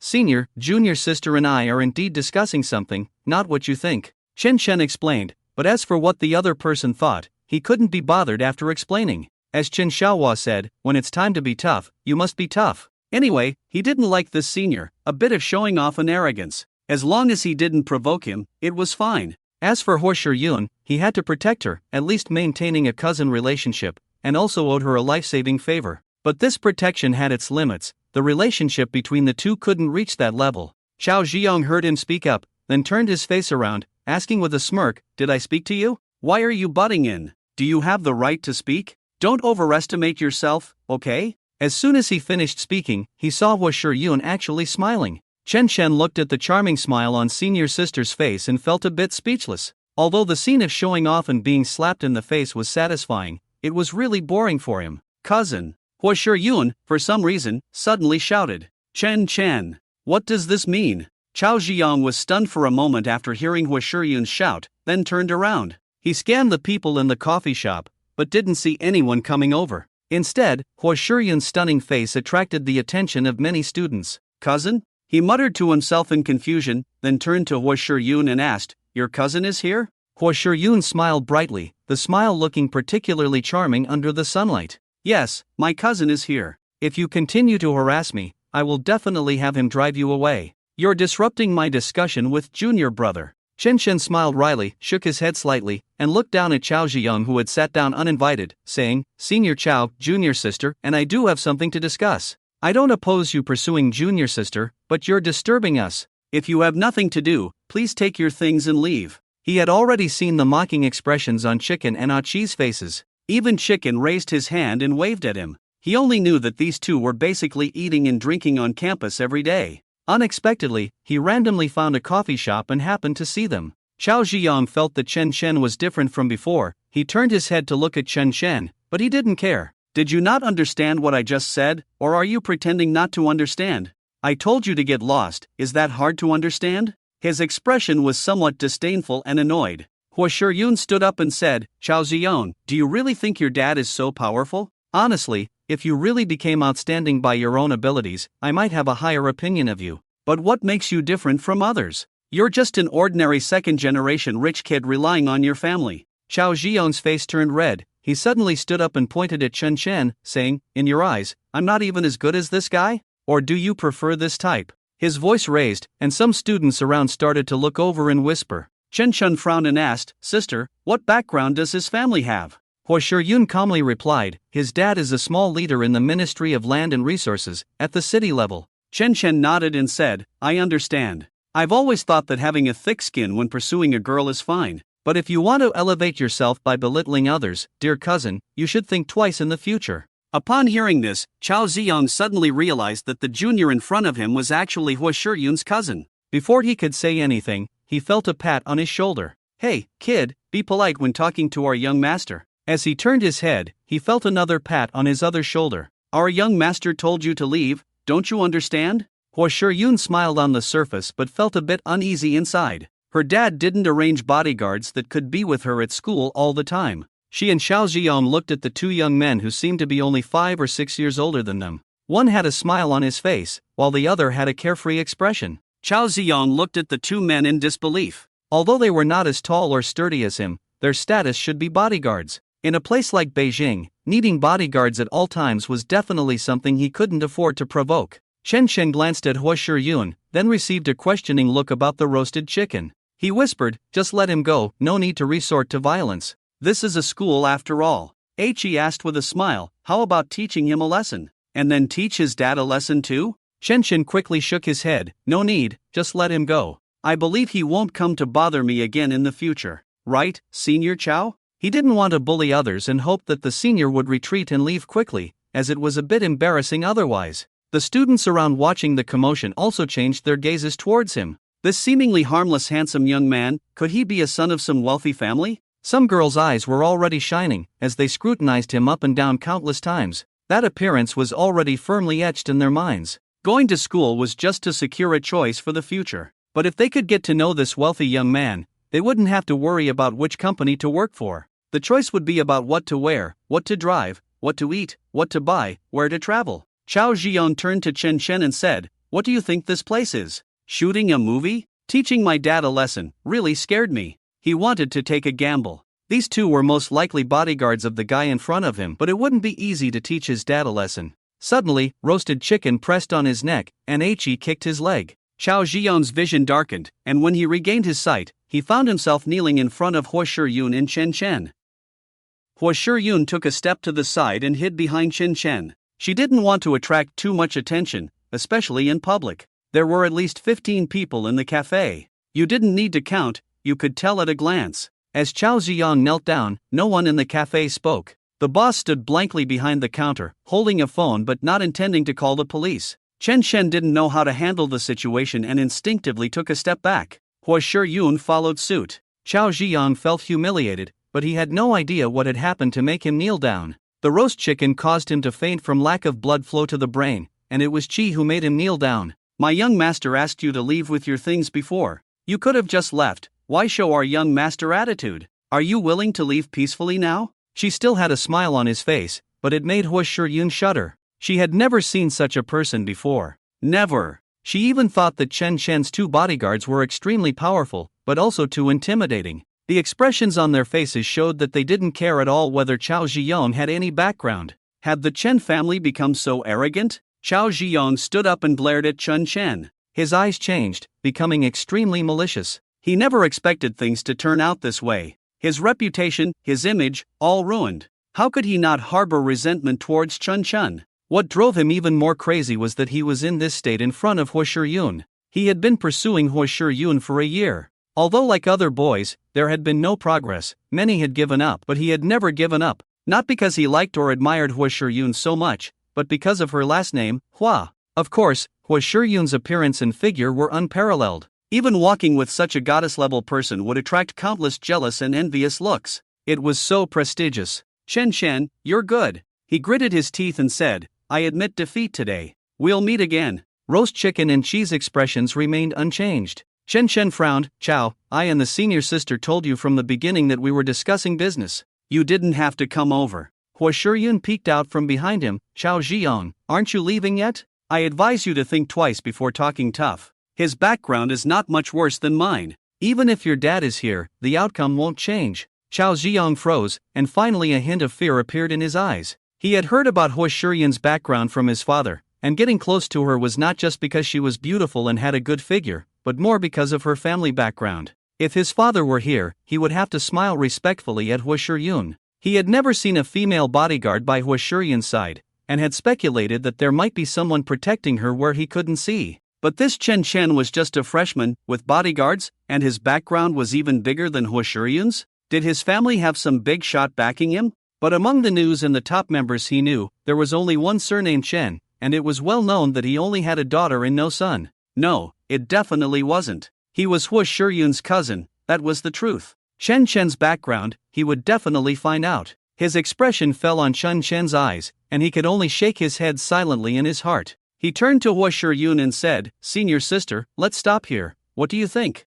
Huo Shiyun shook her head inside. Really? Well, let's leave it at that. We'll contact each other later. Are you going back to the dorm or going home? Chen smiled without saying a word, turned around and left. A Qi and roast chicken followed, and in the blink of an eye, the two were walking side by side with Chen. It was indeed a coincidence to meet Chen at the cafe, but being able to help him solve a small problem was at least something to do. Besides teasing the little girl, they were really bored and had nothing to do. In the cafe, under the gaze of the onlookers, Chao Ziyong grabbed the bag on the table and left in big strides. He had lost face, and it didn't matter anymore. Hua Shiyun was not to be messed with, and this Qin Shen was also not to be messed with. Why did these rich kids from prestigious families come to study at Jing University? If they were so rich, why not just go abroad directly? Damn, luck is really bad. When he gets home, he will ask the old man if there is a Chen Chen in the Chen family in Beijing. Dai Xinling, who told you to touch my stuff? A sharp voice sounded, followed by a rapid footsteps from outside the frame, and a pair of legs in high heels appeared in the camera. Click. Marlin frowned and shouted. Fang Jidi stopped, her delicate face showing a hint of impatience. This was already the 8th time. I told you before, don't be so sharp in your voice. It should be filled with surprise, anger, and disdain, not just sharpness. Also, your pace is still a bit fast. It should be slow, with a sense of certainty that she is in your room. Marlin walked over waving a small horn, holding a cigarette between his 2 fingers, looking very displeased. He looked at the super beautiful supporting actress in front of him and felt somewhat helpless. Fang Jinglei sat next to Marlin's position. Today was the first day of official shooting. The reason she was invited to watch was because she knew that Fang Jidi was her younger sister. One more time. Marlin shouted helplessly after finishing his sentence in one breath, then turned and sat back in his chair. Fang Jinglei also had a thin cigarette between her fingers, but she didn't smoke much. After sitting down, Marlin glanced at her sideways, but didn't say anything. Fang Jinglei continued to observe quietly, holding a cup of coffee in her other hand. Compared to Fang Jidi, her appearance was only slightly inferior, but it was undeniable that her temperament was several levels higher than Fang Jidi's. The beige turtleneck cashmere sweater highlighted her grandeur, black slim jeans paired with boots. There were many beautiful women on the scene, but she still stood out. In her eyes, there was really no need to adjust according to Marlin's wishes. Let Fang Jidi play freely, as long as she remembers her lines, does her makeup well, and the rest, let her be.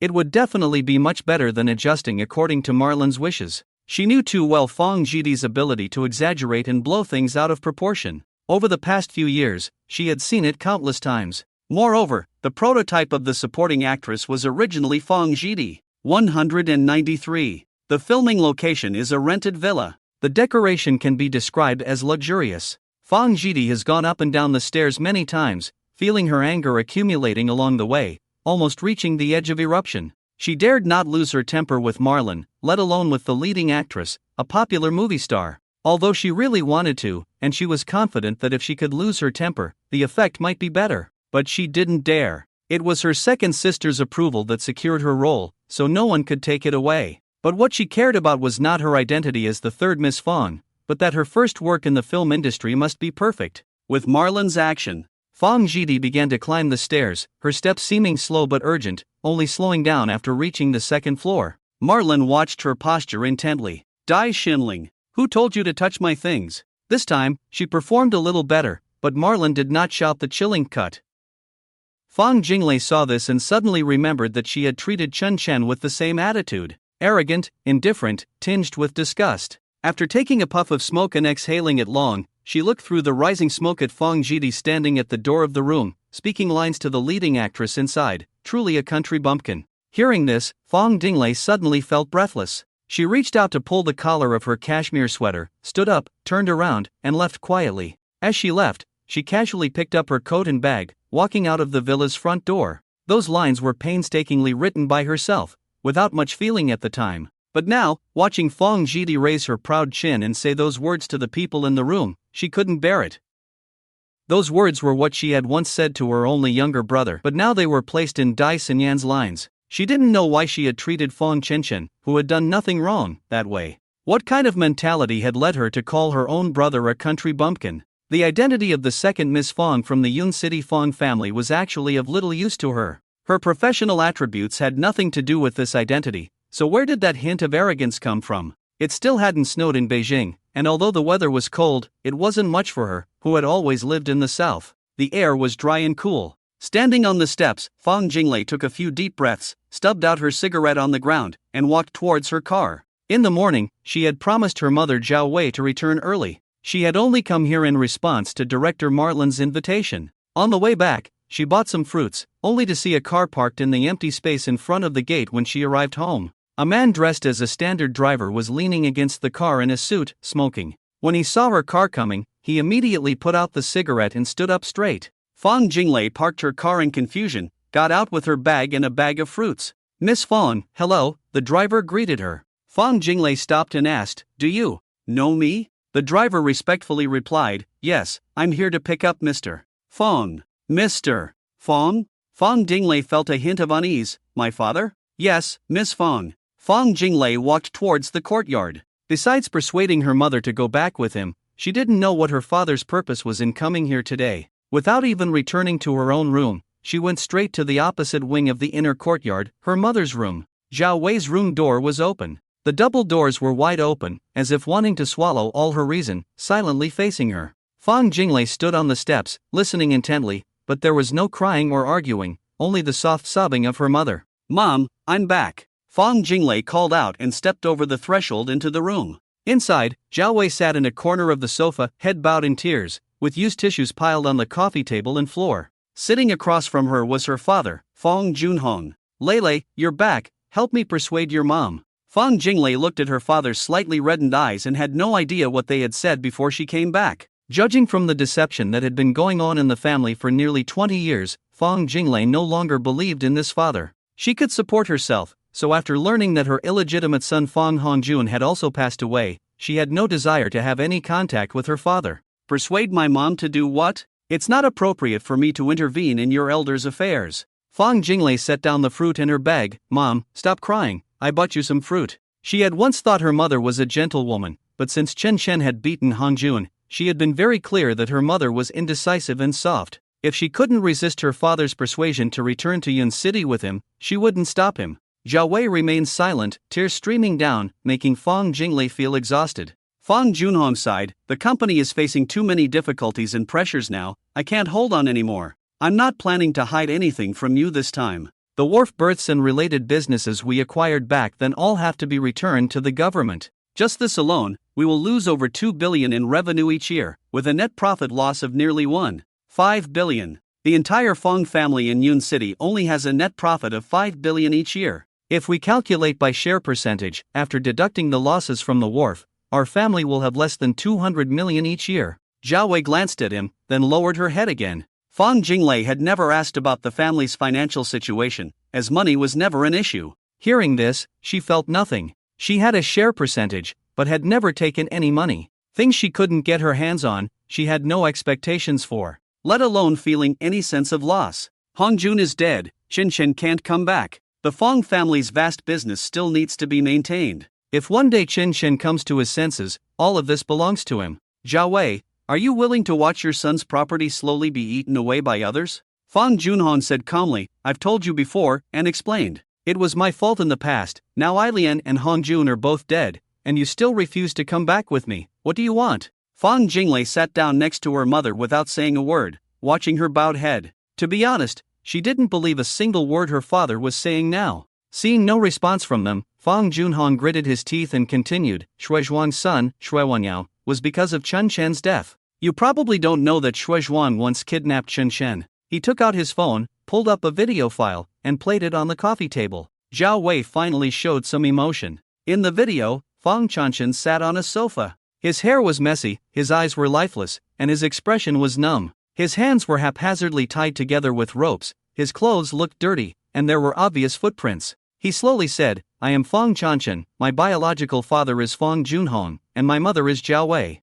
A voice beside him said, "That's enough." Fang Chanshen closed his mouth, and his expression became tense. "Don't worry, we won't hurt you anymore," the voice said, "give him something to eat." Another person's hand appeared on the screen, placing a bucket of instant noodles before retracting. The voice raised slightly, "Fang Junhong, Mr. Fang, I believe that when you see this video, you should understand what we want. Don't worry about your son's safety, we will take good care of him." In the video, Fang Chanshen remained still, not even glancing at the bucket of instant noodles, just staring at the camera above. It seemed as if he was worried that the person filming might hit him at any moment. The video was short and ended there. Zhao Wei grabbed her phone, tears falling like water. Fang Jinglei was very tense, her hands clenched together, knuckles turning white. "Chen Chen, where is Chen Chen?" Zhao Wei cried out while weeping. Fang Junhong raised his hand with a frown and said, "He's fine. I've checked, he was kidnapped on a Friday and appeared at school the following Monday. So he's fine, don't worry." Zhao Wei cursed,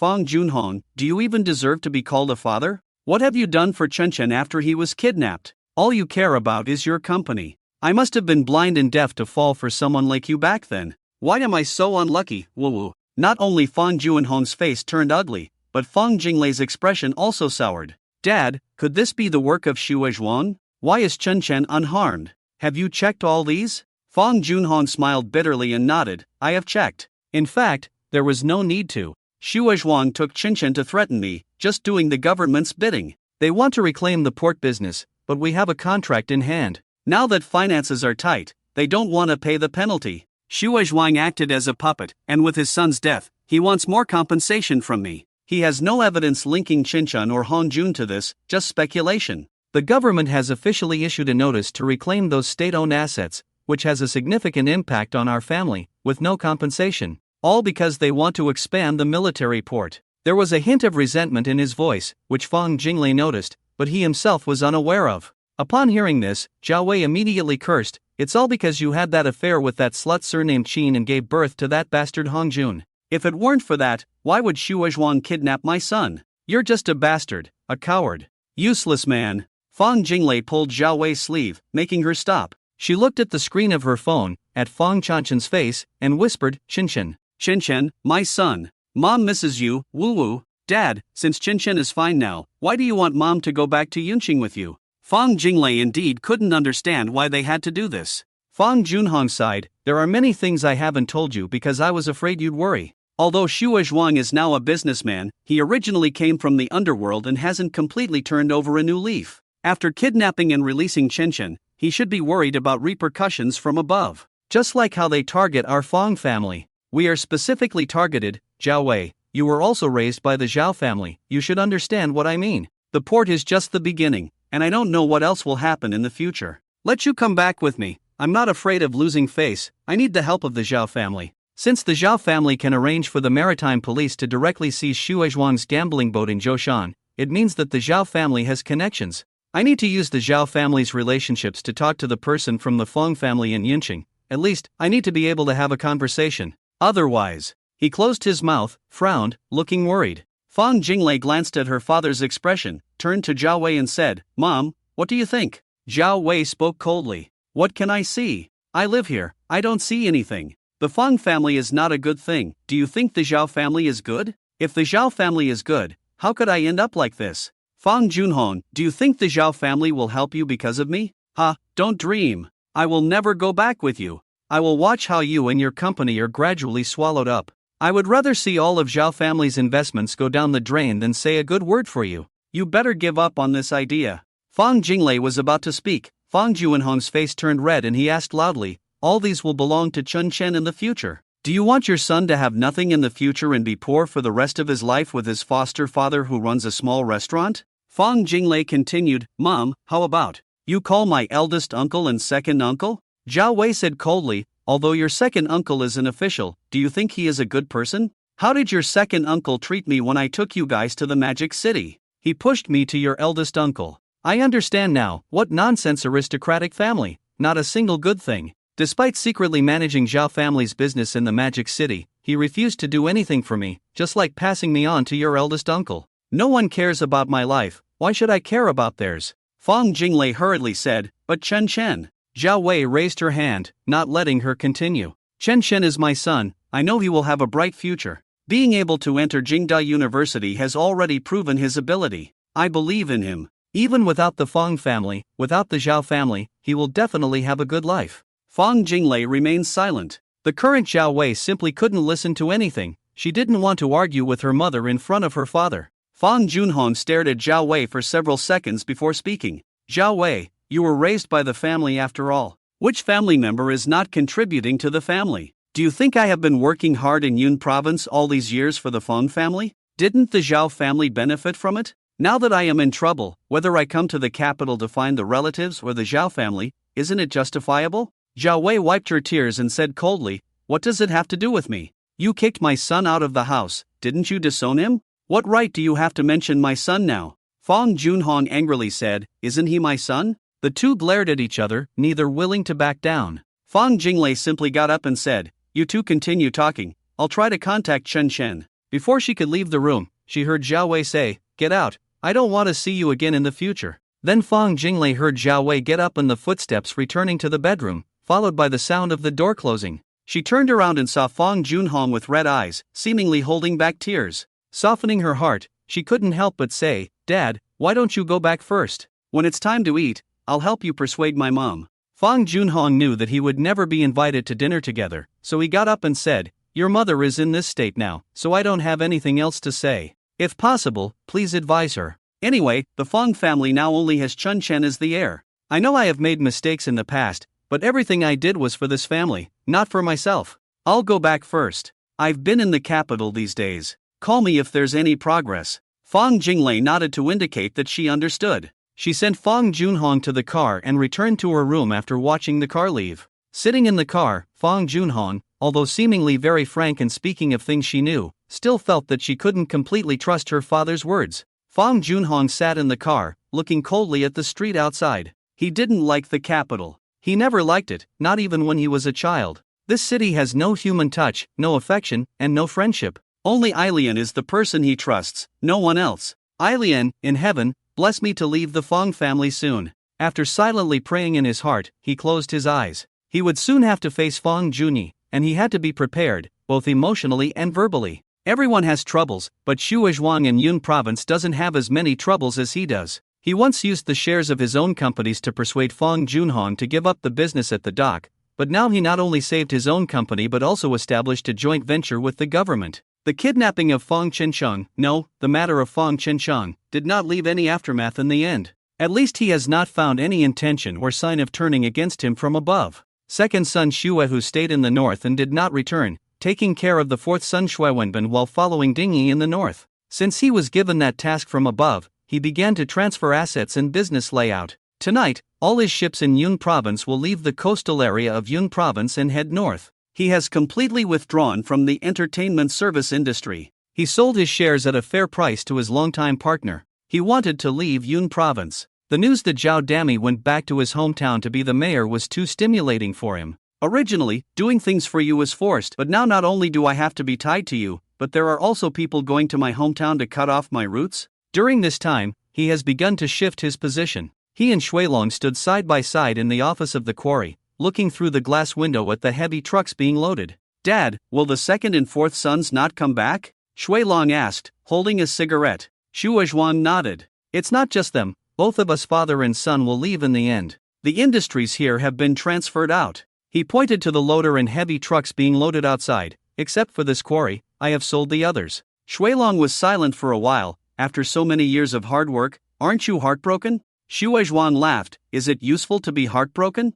I've been laundering money for so many years. Do you think they believe I've been whitewashed? Aren't they treating me like a dog?" Shuilong was a little reluctant. "I don't want to leave like this. Dingyi won't let us stand firm easily either." Shuozhuang smiled and said, "There are 4 big bosses in Tianjiang province in total. We've teamed up with Dingyi, and sooner or later, we can team up with the other 3. Besides, the main business is on the sea, so it won't have much impact on them. I've asked you to register the company properly and operate legally. No one can say anything. The maritime business is handed over to your younger brother. The land business is yours. What about you?" "Me? I will stay only when absolutely necessary. Otherwise, who will they find above?" Shuozhuang suddenly remembered something. His smile disappeared from his face, and he took out a USB flash drive from his pocket and handed it to Shuilong. "There is a surveillance video inside. The 4 people on it should be the ones who killed Wen Yao. When you go to the north, pay more attention. However, even if you find them, don't act rashly.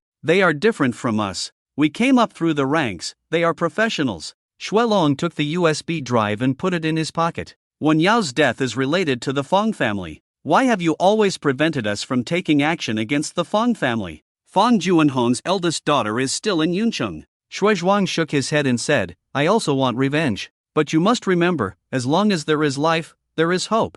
I won't agree to sacrifice you or the second child for revenge on Wen Yao. After all, he is already dead. I'm not that foolish to sacrifice a living son for a dead one." After a pause, he asked again, "By the way, has Fang Junhong been keeping an eye on us?" Shuilong nodded. "Yes, he has been watching us, but I haven't let my people take action. He hasn't returned since he went to the airport a few days ago. He should have gone to the capital. After all, Chen Chen is in the capital, and his wife is also there. Shui Zhuang snorted, that bastard, wants me to be his pawn? He's dreaming. Let me tell you, those 4 people are the ones who killed his illegitimate son Fang Hongjun, and also the ones who killed your brother. Shui Long reached into his pocket and touched the USB drive, whispering, Fang Junhong has 4 women in Yuncheng. 2 of them are already pregnant. Is he planning to have more sons to inherit the family business? Last time when we kidnapped Chen Chen, that guy said he had cut ties with Fang Junhong. So I think Fang Junhong might want to have another son to inherit the family property. Shui Zhuang pondered for a moment before nodding and saying, it's possible. He is already a lonely man in Yuncheng. Send someone to make those 2 pregnant women have abortions. Let him dream of having a son. If it weren't for Fang Hongjun, your brother wouldn't have died. Shui Zhuang, with a fierce expression, said, since he went to the capital, he should be seeking reinforcements. Act quickly when you handle things, don't leave any evidence. Also, don't show up in public anymore. I won't leave Yuncheng for the time being, I will handle the matters above. You try to dig up more dirt. Increase production at the sand quarry. Some old residential areas in the city should be demolished, so prepare the fleet for that time. Shui Long glanced at his father and nodded. Shui Zhuang continued to instruct, there are people targeting him at the dock this time, but they may also want to take us down together. Be careful. Shui Long could only nod. What about Uncle Qi and the others? After a moment of silence, Shui Zhuang said, I have already talked to them. In a year at most, the Shui family will leave Yunnan province, everything will be given to them. We don't need it. As for the future, when disaster strikes, everyone will have to fend for themselves. Being able to save a few of you is already a blessing. How was it? Did you enjoy it just now? Burnt Chicken asked with a smile. Chen Chen sat in the back seat, recalling the scene at the cafe just now, and couldn't help but ask, do you guys spend time in these small restaurants every day? Burnt Chicken glanced at Chen Chen in the rearview mirror and said with a smile, yes. Chi also smiled and added, except for when you guys are in class, it's quite boring, but the rest of the time is okay. Actually, you don't have to stick around with me. I think it will be fine now, Chen Chen said earnestly, but Chi still refused. The Shui family is the one who kidnapped you. There's someone named Shui Wenyao, you know him, right? Chen Chen shook his head. Burnt Chicken slowed down the car, and Chi said, Shui Wenyao is dead. Fang Hongjun is also dead. But after I came back, I specifically asked a friend to help me check on Shui Zhuang again. You must not underestimate him. Chen Chen looked up at the rearview mirror and saw Burnt Chicken's eyes looking at him. I understand. I won't underestimate anyone, including Chao Zhiyang just now. Even someone like him, I won't look down on him, Chen Chen said. Many major events are carried out by inconspicuous people. So, did you enjoy it just now? Chen Chen's mouth twitched slightly. Is Burnt Chicken talking about Chao Zhiyang kneeling down, or? It's about him making you kneel down, Burnt Chicken said, focusing on the road while driving. Chen Chen sighed inwardly, do I have to do this? Chi said firmly without looking back, you have to. This world is a survival of the fittest world, no matter what circle you're in. The strong can get everything, while the weak may not even have the right to live. It's not that exaggerated. Burnt Chicken took over the conversation, but you are from the Chen family. Except when necessary, the Chen family is never soft. If I hadn't been worried that you couldn't beat him, I might have let you handle it directly. After pondering for a moment, Chen Chen shook his head and said, I haven't been in many fights, except for a few limited times, I don't have much experience. Chi said lightly, then practice more. After reaching a certain level, you will need real combat. Okay, I understand. This time, Chen Chen didn't go to the company and went straight home. After bidding farewell to Burnt Chicken and Chi at the door, he turned around and opened his own door. Lu Qing was surprised that he had come back so early and asked while he was changing his shoes, why did you come back so early? Chen Chen explained while changing his shoes, regarding taking a break from school, the school needs the parents' opinion, so I came back. Oh, if you insist, I agree. But since you haven't decided on your future plans yet, I don't know if agreeing to your dropping out of school is the right decision, Lu Qing said.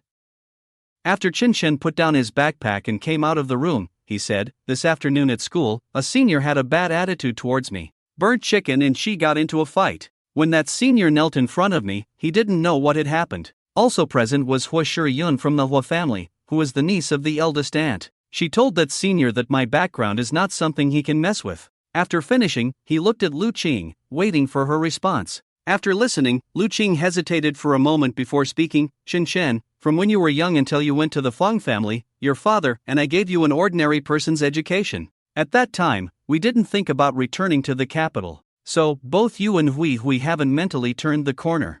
During the time you were with your father, you don't know how much you learned. Chen quickly said. On the way back, Achi said, the strong get everything, and the weak may not even have the right to live. Lu Qing looked at him blankly for a moment, then nodded suddenly. Yes. This is the fundamental principle of this world. The so-called survival of the fittest is actually on par with the survival of the strong. The Chen family is strong, so Hua Shiyun values your status. Just like the boy you mentioned, his family background is not as good as yours, so he should show respect in front of you. Although we are strong enough, we are not stronger than the government or the country. On the contrary, we survive by relying on the current social system. Each family has adapted to this social system and is stronger among its kind in order to continue. You don't know how many once prestigious families have disappeared. What have you learned from political economics and psychology? Seeing the big picture and paying attention to details are the most basic things. Chen lowered his head for a moment and then said, Mom, I understand.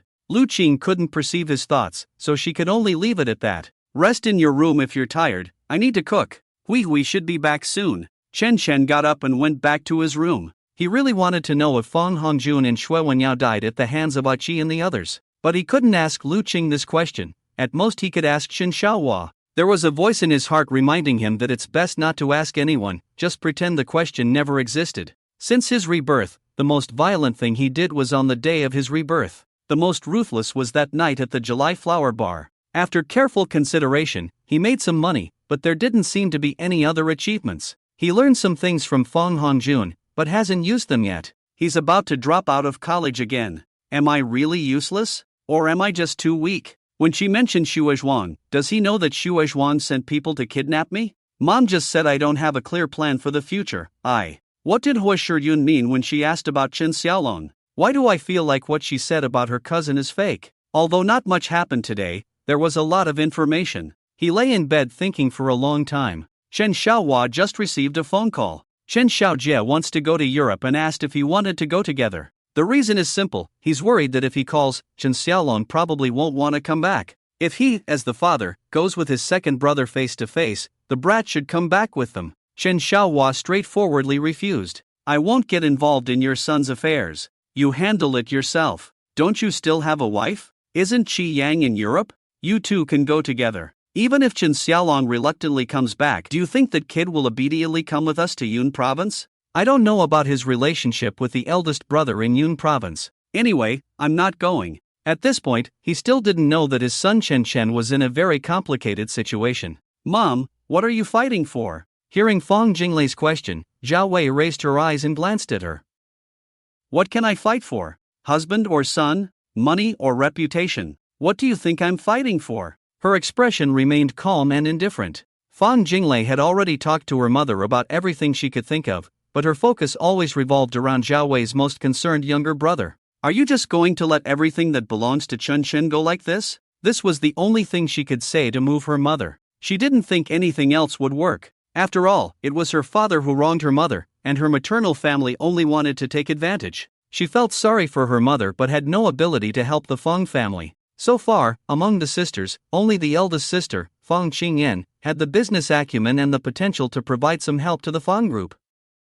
Mom, I'm not trying to speak up for my dad. Now everything in the Fang family can only wait for Chen to inherit. By helping my dad, you're actually helping Chen, Mom. But Zhao Wei remained unmoved. If you bring Chen back, I'll go to the Zhao family. With that statement, Fang Jinglei was left speechless. They both knew Chen wouldn't come back. Even though their intention was to take care of Chen's inheritance, it probably wouldn't make any difference in the end. Fang Jinglei's failure was inevitable. She couldn't even see Chen herself, let alone anything else. She had tried to go to school but was shocked to hear that Chen had dropped out. Only Zhao Wei seemed more certain about her son's future. Even if Chen has dropped out, with his ability to excel, he won't have to worry about the future. I just regret being blind, misjudging your father, and misjudging that wild seed, Fang Hongjun. I'm fighting for Chen to succeed on his own merits. Fang Jinglei was completely speechless, unable to understand how her mother could be so blindly confident in Chen. She couldn't figure it out, couldn't understand.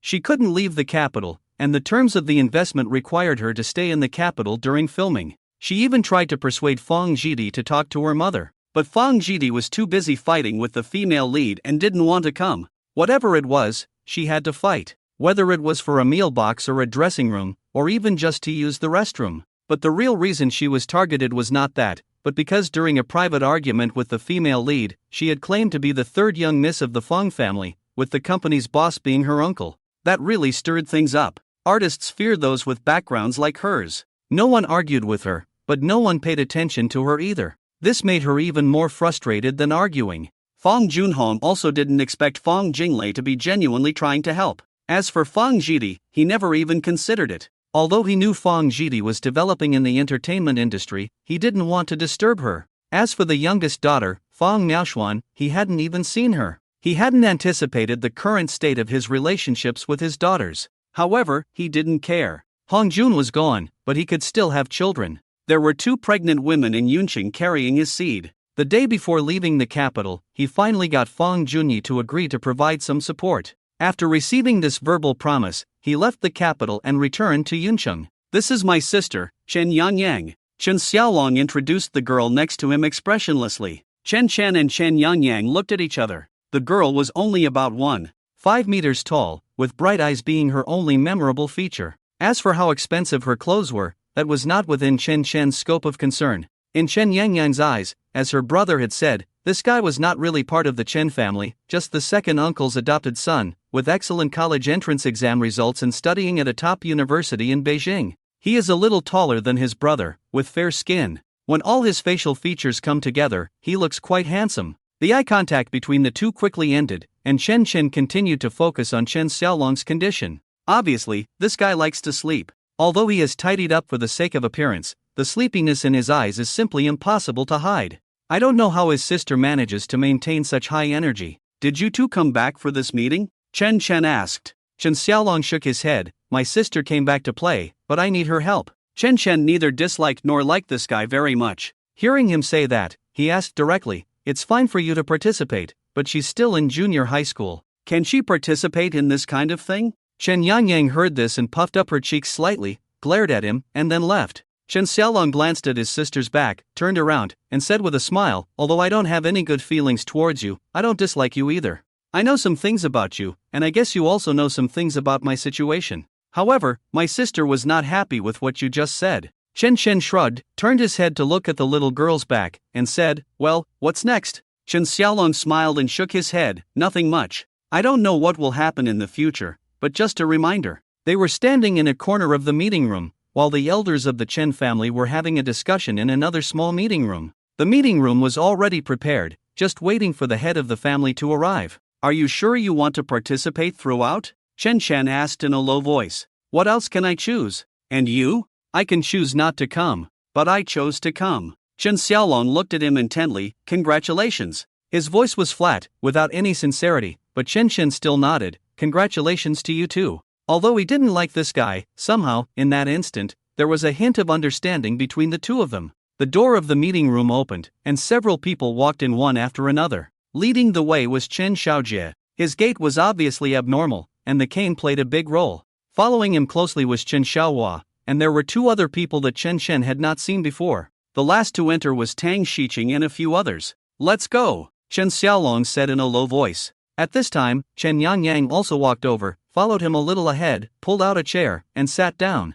Chen Chen took out his own laptop from his bag and sat on the other side of Chen Xiaolong. "Who are those two?" His voice was very low. Chen Xiaolong also took out a laptop from his bag and handed it to Chen Yangyang beside him, then looked up and said, "They are from a collateral branch, considered as cousins." Chen Chen watched as the 4 big shots sat down, and then he saw Tang Shiqing sitting next to Chen Xiaohua. He was about to ask Chen Xiaolong when he heard him say, "Uncle Tang should be responsible for the safety of everyone involved in this matter in the future. I heard my mom say that Grandpa intends to give his family a chance to participate." "Oh." Chen Chen nodded and glanced at Chen Yangyang, who had already started operating the computer. "So it's still an exchange. What about the collateral branch?" He finished saying what he wanted to say in a low voice. Chen Xiaolong glanced at him, then nodded towards the front. "Beside your father is Chen Xiaowei. Beside my father is Chen Xiaokai. Both are Arya's children. We should call each other Tangbo. When I didn't go abroad, they rarely came over here." Chen Xiaolong explained in a low voice. Their main business is import and export, mining, and also some business in third-tier cities such as real estate, construction projects, and landscaping.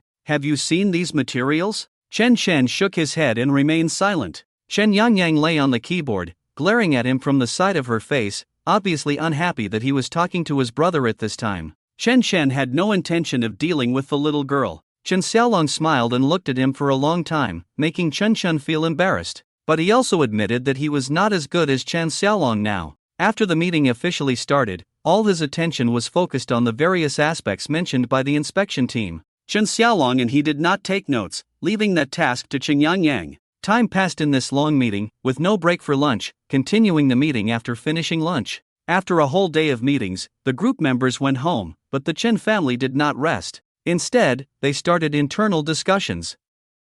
It was only at this point that the three younger generations were allowed to join the discussion. Normally, it was not allowed for the younger generation to participate, but this was personally ordered by the family head, Chen Xiaojie. Chen Xiaokai and Chen Xiaowei did not say anything. There were no outstanding individuals among the younger generation, so they had to accept their fate. Even though they knew that their family lacked talents because of the different resources available to the older generation, they couldn't go back and complain to their own father. In fact, their branch, after all these years, had done well in both domestic and international business, living a relatively affluent life, but they lacked a voice within the family. When more resources were needed to support projects, they inevitably faced difficulties. This was a common problem in almost every family, with few exceptions. Now that the family head was willing to involve them, although it was said to make them contribute, they naturally did not want to miss this opportunity. Just the few projects mentioned by the family head would keep them busy for the next few years. The internal meeting of the Chen family continued until after 10 o'clock in the evening.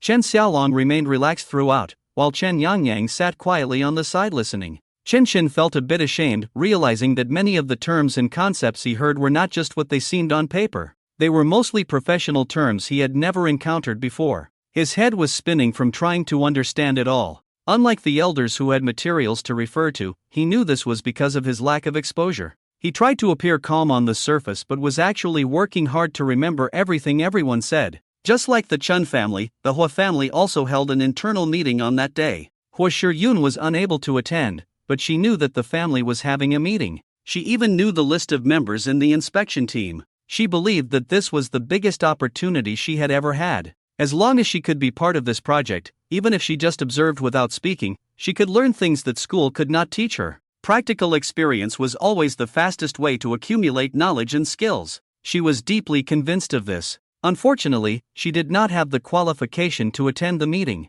Not only was she absent, but even the males of her generation did not participate. The world is vast, and different things are happening in different places every second. While the Chen and Hua families were developing investment plans separately, Chen Chen began frantically reading relevant books to the point of neglecting sleep and food. Chen Xiaohua and his wife saw this but did not inquire. They were also unclear about why Chen Chen was like this, completely because he saw Chen Xiaolong looking so relaxed, obviously familiar and knowledgeable about these things, but he hardly understood them. Can this be tolerated? Absolutely intolerable. They must catch up, not daring to say surpass, at least not to be left too far behind. After the Chen family and the Hua family confirmed their respective information, they finally sat down together. However, at this level of meeting, neither he nor Chen Xiaolong had the qualifications to listen in. But when he saw Hua Shiyun downstairs, he was truly shocked. And Hua Shiyun was already sticking close to Chen Yangyang. Suddenly, he remembered something. The day before, when he dealt with Senior Chao Ziyong, a senior sister had inquired about Chen Xiaolong's news. Thinking of this, he stood aside, intending to be a spectator. It was obvious that Chen Xiaolong knew Hua Shiyun. After exchanging greetings, the two of them hardly spoke. It was Hua Shiyun who was holding Chen Yangyang's hand, whispering something. There was a considerable age difference between the two, but they seemed to be chatting happily. Chen Yangyang giggled, and Hua Shiyun smiled brightly with narrowed eyes. Chen Xiaolong walked over and gestured to him, and the two turned and walked away. The Hua family has no good people, you'd better stay away from her, Chen Xiaolong muttered. Chen Shen turned to look at Hua Shiyun and asked softly, "Are you very familiar with her?" "I'm quite familiar with her, we went to the same school when we were young." Chen Xiaolong suddenly took out a cigarette and lit it, surprising Chen Chen. "I know you dropped out of school, and I also know what second uncle wants you to do. What do you think?" Chen Xiaolong asked casually, but his eyes were fixed on Chen Yangyang. "I don't have any thoughts." Chen Chen shook his head. "I don't know anything. I'm far behind you guys." "That's nothing, you haven't had any exposure before, so naturally you know less. But I believe you can do it. Once you get in touch with these things, you'll understand quickly. It won't take a week." Chen Chen didn't want to continue this topic. Whether he could learn or not depended on his own efforts, not on Chen Xiaolong's words. A while back, when I had just dropped out of school, He Shiyun asked about your situation, saying that someone in her family wanted to marry you. Is this true or false? He brought up this question purely to discuss Chen Xiaolong. The guy's tone just now was like talking to a little brother. Whether this guy was intentional or not, he couldn't let him off easily. A little bit petty, but I'm feeling great. Watching Chen Xiaolong's face darken slowly, Chen Shen's mouth curled up slightly, revealing a "I understand" smile. But he didn't intend to shut up about it. Do you think He Shiyun is deceiving me, and actually she herself is the one who wants to marry you? It's like when someone says they have a friend, it's actually themselves, right? But don't say anything, senior sister is already top-notch in terms of looks, figure, knowledge, and family background. He clicked his tongue, making a crisp sound. The teasing meaning couldn't be more obvious. Chen Xiaolong's eyes twitched a few times, gritted his teeth, and said in a low voice, suppressing his voice, "Impossible, I don't want her. What's the use of good looks? I've played around with hundreds of prettier and better-shaped girls in Europe. I'm so young, thinking about marriage, I think my dad is really out of his mind." Chen Chen looked at the two girls over there and deliberately nodded. "Well, you're right. Although I haven't had much contact with her, she did save me twice. I will find a suitable opportunity to pass on your evaluation of her." Chen Xiaolong stared at him blankly. "You're actually this kind of person? I thought you would do everything to get into this project team. Do you know my position in this group? We are here to learn together, but I have more experience and better abilities than you. You are under my supervision, got it?" Chen Xiaolong said impatiently. "Aren't you afraid that I will make things difficult for you later?" Chen Chen suddenly noticed something interesting about Chen Xiaolong. This guy, neither aloof nor friendly, just always had a nonchalant attitude towards certain things. Now he finally showed the typical behavior of a normal 18 or 19-year-old. Do you think I would be afraid? Making things difficult for me would just mean more work. I came here to learn in the first place. Are you trying to focus on training me? Ha ha. Chen Chen smiled at him, then after a while, he restrained his smile and asked seriously, "What are you best at?" Chen Xiaolong looked up. "Why are you asking this?" Chen Chen continued, "I don't want to beat around the bush with you. Let me tell you directly what I think." He pointed upstairs. They are having a meeting in there, probably discussing the details of cooperation. The reason we can participate in this is clear. They want to groom you as the successor of the family head. As for me, I am being trained as your assistant. After all, I am not from the Chun family, you know that. So I don't want any conflicts between us, not only because of my parents, but also because I am not very interested in becoming the family head, unless there is no other choice. Chen Xiaolong did not answer his question but turned around and pointed to He Shiyun not far away. "Do you know why she is here?" Chen Chen shook his head. Chen Xiaolong smirked. The He family is different from all other families. They have a strange contradiction within their family. On one hand, they want to keep up with the times, which they do very well. On the other hand, they want to maintain those disgusting traditions. For example, your senior sister, I really don't see a bright future for her. Chen Chen frowned slightly. "What do you mean? Can you be more specific?" Chen Xiaolong turned around and stood side by side with him, facing He Shiyun and his sister. All the women in the He family are meant for marriage, unless they can stand on their own. There are no exceptions. Think about it, how impressive was the eldest aunt back then? Now she is a professor, but still used for marriage. I remember she was supposed to marry the second uncle, but he ran away with his wife. Do you know how embarrassed the eldest aunt was back then? He said in a flat tone, but even so, why did she turn around and marry the eldest uncle? She was also one of the talented women from Qing University back then, but in the end, she was still used for marriage.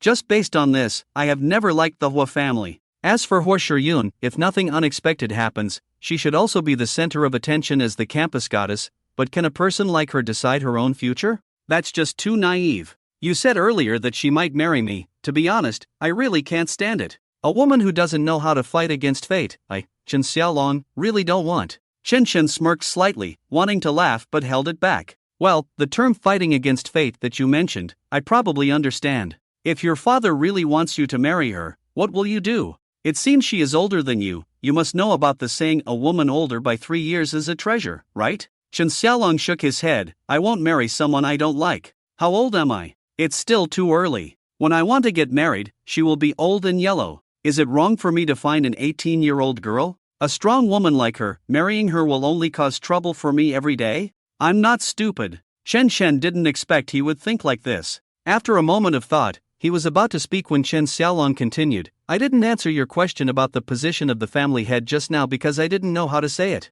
You are a member of the Chen family, that's correct. As long as the second uncle approves of you, no one dares to say anything. As for whether you can be the family head, it depends on whether you consider yourself a member of the Chen family. Our family is different from other clans. The position of the family head has never been fixed in one family. For example, both the eldest uncle and my father can be the family head. The key is to see the choice of the grandfather at the time and whether they are willing. So as long as you consider yourself a member of the Chen family and the family head approves of you, of course, you can sit in the position of the family head. Chen Shen looked at him and asked after a moment, don't you want to be the family head? Chen Xiaolong shook his head, no, not at all. Too tiring. Whether you want to or not may not matter much. I think this time is for us to learn. Chen Shen scratched his head, I want to participate because I want to learn about this. It's not that I want to compete with you for the family head position. What I'm fighting for is how much resources the family can provide me in the future, and whether I can do something I like in the future. Like you, I don't have much interest in the affairs of a large family, so you don't have to worry about me competing with you. And if it weren't for my father, I might not have come. Normally at this time, I should be sleeping or watching the trends in the foreign market. Chen Xiaolong glanced at him, do you think I care? If it weren't for my mother, I wouldn't have come back at all. I'm free outside, it's great. Chen Shen looked at Hua Shiyun and Chen Yangyang, who were already sitting down, and smiled, look at how well senior sister Hua Shiyun and your sister get along. Could it be the communication between sisters-in-law? Chen Xiaolong ignored him and instead asked, what do you mean by asking me what I'm best at just now? Chen Shen shrugged, of course, it's to cooperate with you. I have a good memory, I'm good at investing, and I don't know anything else. If we can understand each other more, it will be much smoother for us to cooperate in the future, and we won't lose face in front of the elders, right? Chen Xiaolong said indifferently, you underestimate the power of the family head. As long as my father says it, there will be basically no obstacles. Besides, isn't your father cooperating with my father now? As long as they are satisfied, others are not worth worrying about. Chen Shen laughed, yeah, I mean, this time cooperating with the Hua family, the impression you leave on the elders of the Hua family. Chen Xiaolong glanced at Hua Shiyun, I don't care. I'll go back to Europe after this is over. I still have a lot of things to deal with over there. Although the fifth uncle is super capable, he doesn't like to show up. It really won't work without me. Fifth uncle? A picture of Chen Ziliang, the fifth son of the Chen family who went abroad after high school, quickly appeared in Chen Shen's mind. Chen Xiaolong didn't say anything more. The two stood together, looking at the other two girls on the other side. Hua Shiyun's attitude at this moment, even she herself didn't expect it to be like this. Although she had known Yang Yang for a long time, they hadn't seen each other for several years. Seeing the once pink and tender little girl turn into a little lowly, she couldn't help but want to pinch her cheeks. Yang Yang's face is still a bit chubby now, but it can already be seen that she will definitely be a beautiful girl in the future. Her eyebrows and eyes are almost identical to Qi Yang's. Her family does not allow her to participate, so she only has two choices. One is to go back to school, study honestly and finish college, whether it's taking the postgraduate entrance exam or continuing to pursue a Ph.D. Her family won't interfere. But whether she will marry or not, that's really not something she can choose for herself. The other option is to do everything possible to stand up for herself. No matter what means she uses, she must show her family her value beyond marriage. Her attitude towards Yang Yang is like inconspicuous flattery. Although she has already realized it herself, she has no intention of giving up. No matter how Chen Xiaolong looks at her, it doesn't matter, as long as she can seize the opportunity. Yang Yang, are you going back soon after this visit? She held Yang Yang's hand and patted it gently. Sister Shiyun, I don't know either. I want to leave with my brother, but I don't know if he is willing to stay. From the beginning to now, among all the things Shiyun has said to Yang Yang, these two sentences are the most valuable. Yang Yang is obviously young and naive, and she only said this now. As for what Chen Xiaolong thinks, Yang Yang really doesn't know. This makes her want to ask Chen Xiaolong directly, but when she looks up, Chen Shen and Chen Xiaolong are standing together, and if she asks a question, Chen Shen will hear it. She hesitated for a while, but in the end, she gave up. Let's talk to Chen Xiaolong when he's alone. Fang Juanhong's first thing after returning to Cloud City was not to go home, but to visit the two people who were already pregnant. What made him afraid was that no one answered the phone, and even the phone of the nanny he personally arranged couldn't be reached. He couldn't contact any of the women he supported. Fang Junhong panicked. This was his last trump card. The older he got, the more he felt powerless. He drove to several places, only to find them empty. Whoever did this, at least they wouldn't be crazy enough to take away the nanny. His first reaction was that Xue Zhuang did it, but his first action was to call the police. Unfortunately, he wasn't sure of the exact time the people went missing. According to the time he reported the case, the police wouldn't file a case until less than 48 hours. This hit Fang Juanhong's heart, and almost instantly his spirit wilted. His whole being was drained of vitality. His body trembled uncontrollably, his eyes were bloodshot.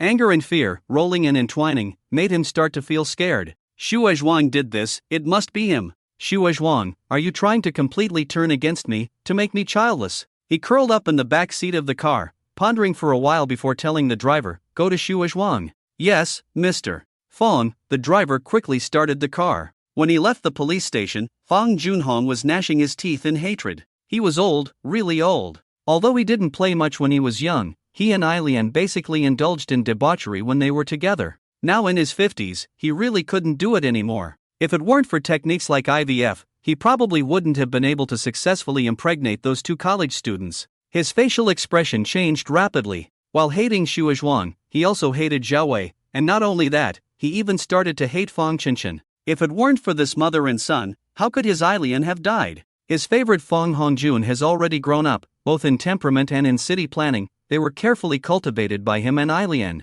Unfortunately, it was also because of Fang Chenchang that she died. Although Hongjun was also at fault, Shui San's death has little to do with his Fang family. It was just a transaction between children. Since he took the money to do things, he should bear the consequences himself. Regardless of the outcome, one must admit. Just like when he faced his eldest brother in the Zhao family, he readily admitted his mistakes and compensated with money. The matter passed. It's just that Shui San and Hongjun paid with their lives. An hour later, when he stood in front of Xue Zhuang, his expression had calmed down. He decided to ask directly instead of beating around the bush. Staring into Xue Zhuang's eyes, he asked directly, several women I raised, including the nanny, have disappeared. Did you do it? Xue Zhuang turned the computer screen around and asked, Mr. Fang, have you looked for these people yourself? Fang Junhong glanced at the screen. It was the surveillance video he provided. I just want to know if they are already dead. These 4 people are not from Yun province. Obviously they are professional bodyguards or do illegal activities.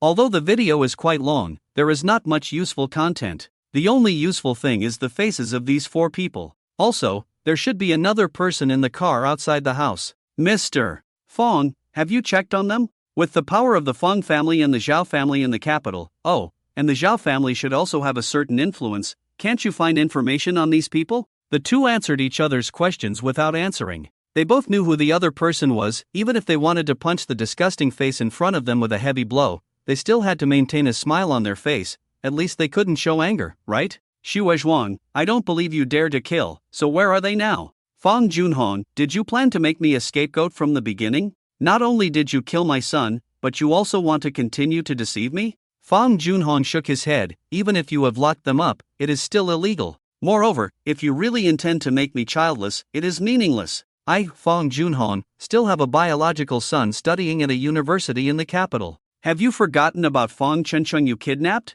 Xue Zhuang finally decided not to continue talking to him. But I remember, your son has changed his surname to Chen, and he himself said that he has cut off ties with you. To say something you may not like, that video, he cooperated with us voluntarily. Do you know? He even personally instructed my people on how to shoot, how to ask questions, and even the angles and lighting were decided by him.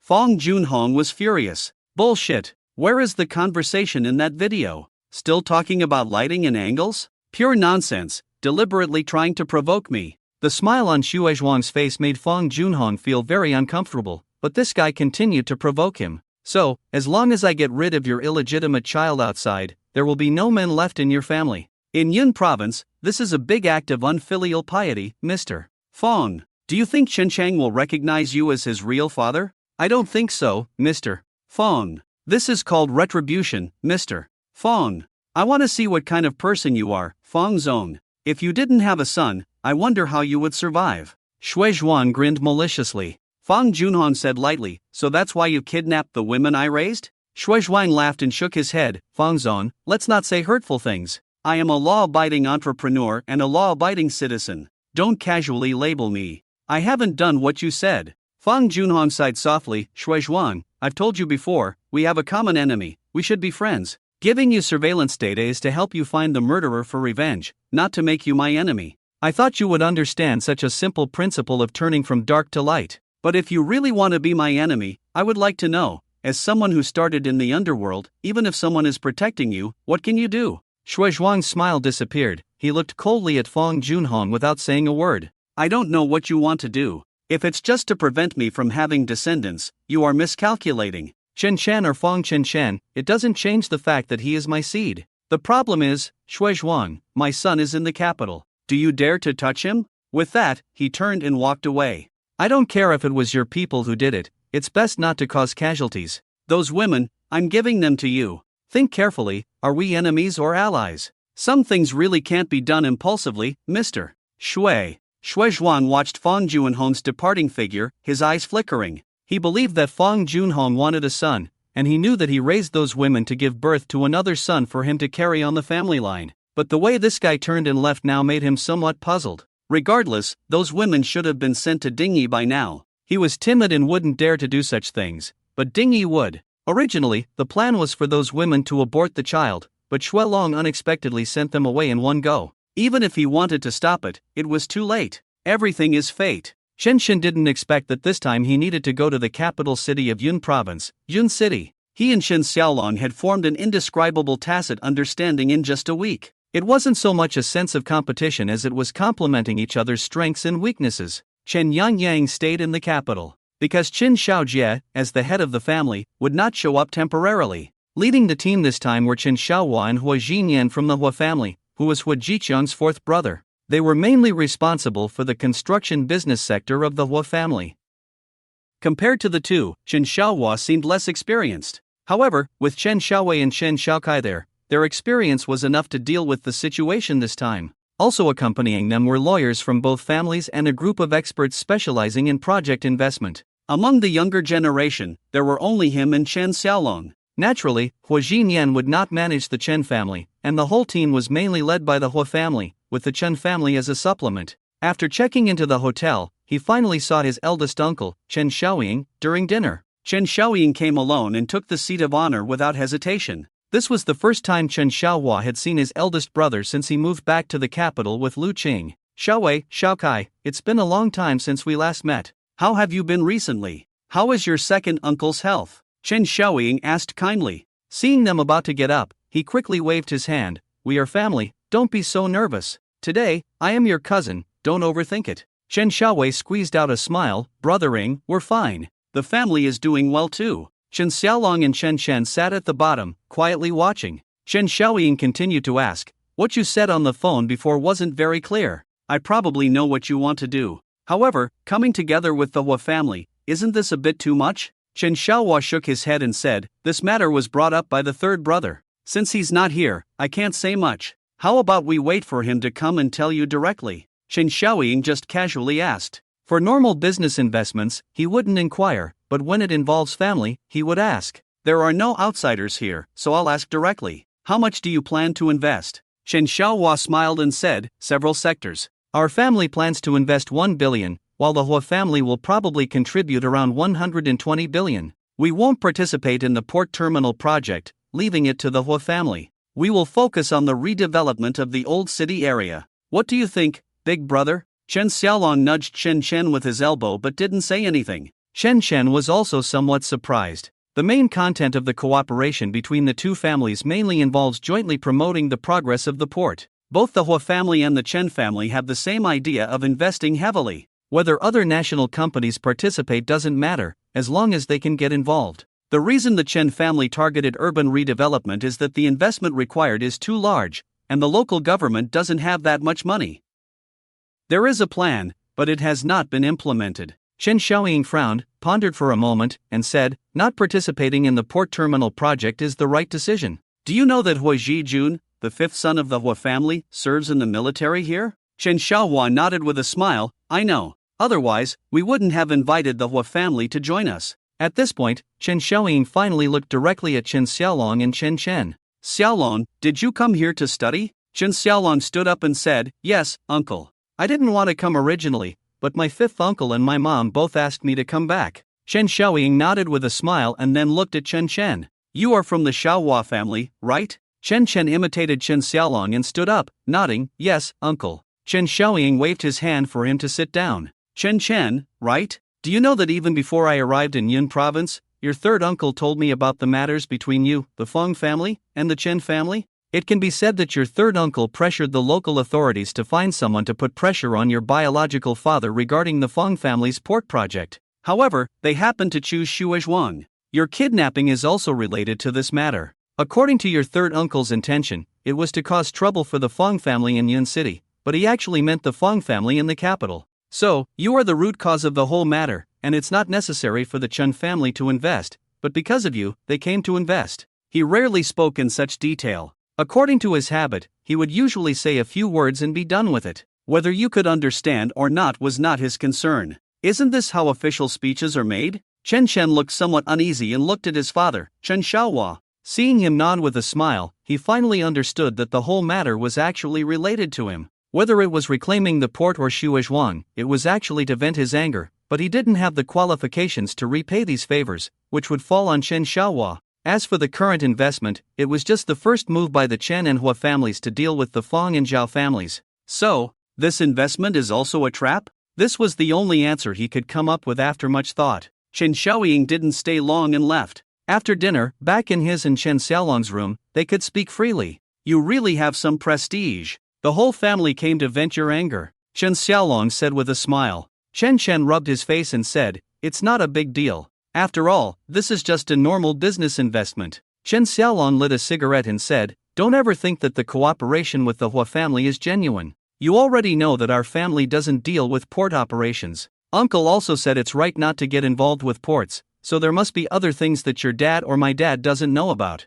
I doubt Uncle knows either, he probably just has a guess. Chen Chen took a few steps back and said, I'm curious. You act like you know everything, but if I ask you, you'll probably say you don't know anything. My dad said you were once a genius, so why did you go abroad to study? I know you have a company abroad, and from the data, it seems to be doing well. How many things do you still keep from me? He looked sincere, he really wanted to know. Chen Xiaolong waved his hand, oh, what genius? You're just hearing my dad bragging outside. As for the company, it's not really mine. I just put my name on it, but in reality, my fifth uncle manages the operations. I'm just in charge of eating, drinking, having fun, picking up girls, playing games, and so on. Chen Chen opened the window to let the smoke out. I remember asking you last time what you're best at, and you haven't answered me yet. Chen Xiaolong blinked and asked with a smile, I remember what you're good at, exceptional memory beyond ordinary people, and you said you have a knack for the financial market. My dad mentioned this. He has seen your trades. I heard him say you're quite good.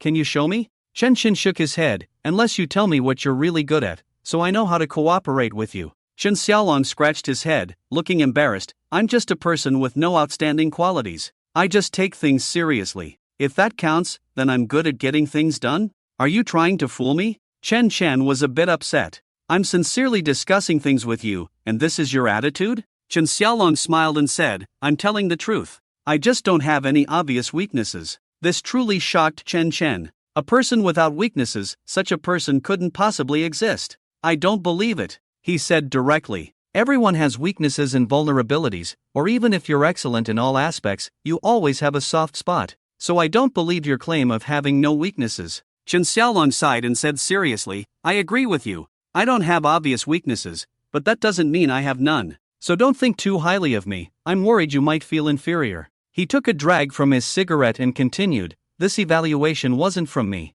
It was from my dad. Otherwise, why do you think I ran away? It's because he wanted to groom me to take over the family business. I couldn't stand his constant nagging, so I had to go abroad. I haven't met fifth uncle you mentioned. Can you tell me about him? Chen Chen brought up the topic. Chen Xiaolong shook his head. There's nothing much to say about him, and it's not my place to talk about his matters. When you have time, ask second uncle yourself. As for me, I really don't know. This answer immediately set Chen Chen's brain into overdrive. He only knew the name Chen Xiaoliang, everything else was a mystery to him. Forget it, I was just curious and had no other intentions, he explained. Chen Xiaolong nodded, put out his cigarette in the ashtray, and headed into the bathroom. In the hotel room, Hua Jinyan just finished a phone call with Hua Jiqiang. He hadn't been to Yun province before and didn't know much about the situation there. But since he was representing his second brother, he wouldn't make decisions on his own. It's okay for small things. When it comes to investment, he is just paving the way and laying the foundation.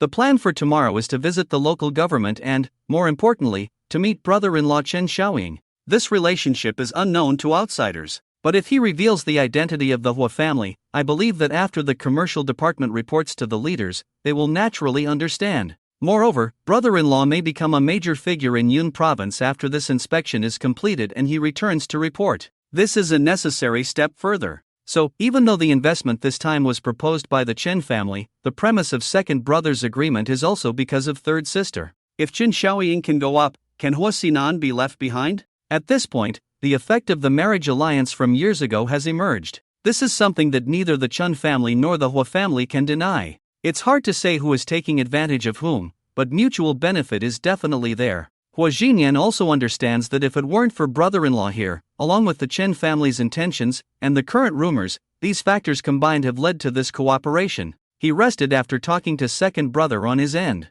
On the other side, Chen Xiaohua went directly to the hotel where Chen Xiaoying was staying. The two brothers haven't seen each other for many years. If it weren't for returning to the capital, Chen Xiaohua probably wouldn't even know that his elder brother had come to Yun City. And, with an impressive status, Chen Xiaohua didn't find it surprising at all when Chen Xiaohua called to say he wanted to come over. If the elder brother, who is currently one of the biggest supporters in Yun province, doesn't need him, then Chen Xiaohua's capabilities would stop there. He might even tell his third brother at the right time not to think about becoming the head of the family. The two brothers talked in the room until late at night, and Chen Xiaohua stayed at the hotel that night.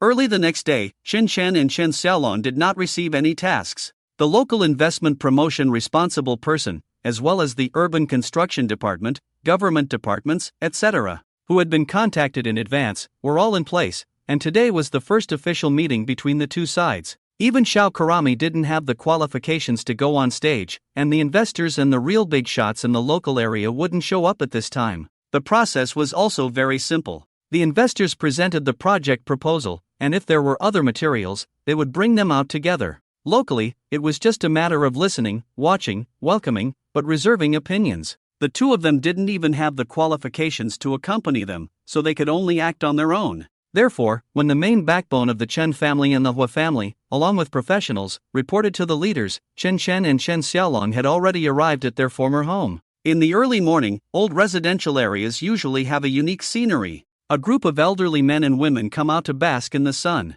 Especially in these old neighborhoods where people haven't changed for decades. Chen Chen and Chen Xiaolong avoided the elderly and went upstairs to open the door. Chen Xiaolong didn't show any surprise. Chen Chen turned on the power and started cleaning. "We live in this kind of neighborhood, don't you find it strange?" Chen Xiaolong looked around and said calmly, "What's wrong with that? There are old neighborhoods in Beijing too, where each person only has 3 or 2 square meters on average. Your place is considered spacious. Even in Europe, not everyone has their own house. This house looks very old." Chen Xiaolong didn't help either, just sat on the sofa directly after Chen Chen removed the quilt. Chen Chen didn't expect him to help either. He opened the window for ventilation, then went to fetch some tap water to boil. "People in Yunqing all like to drink tea. Do you want to try my craftsmanship?" He began rummaging through boxes to find tea leaves. Unfortunately, when the Chens moved, he was already at Jingda and had no idea where things were placed. Chen Xiaolong noticed something was off and said with a smile, "Forget it, I'm not a big fan of tea."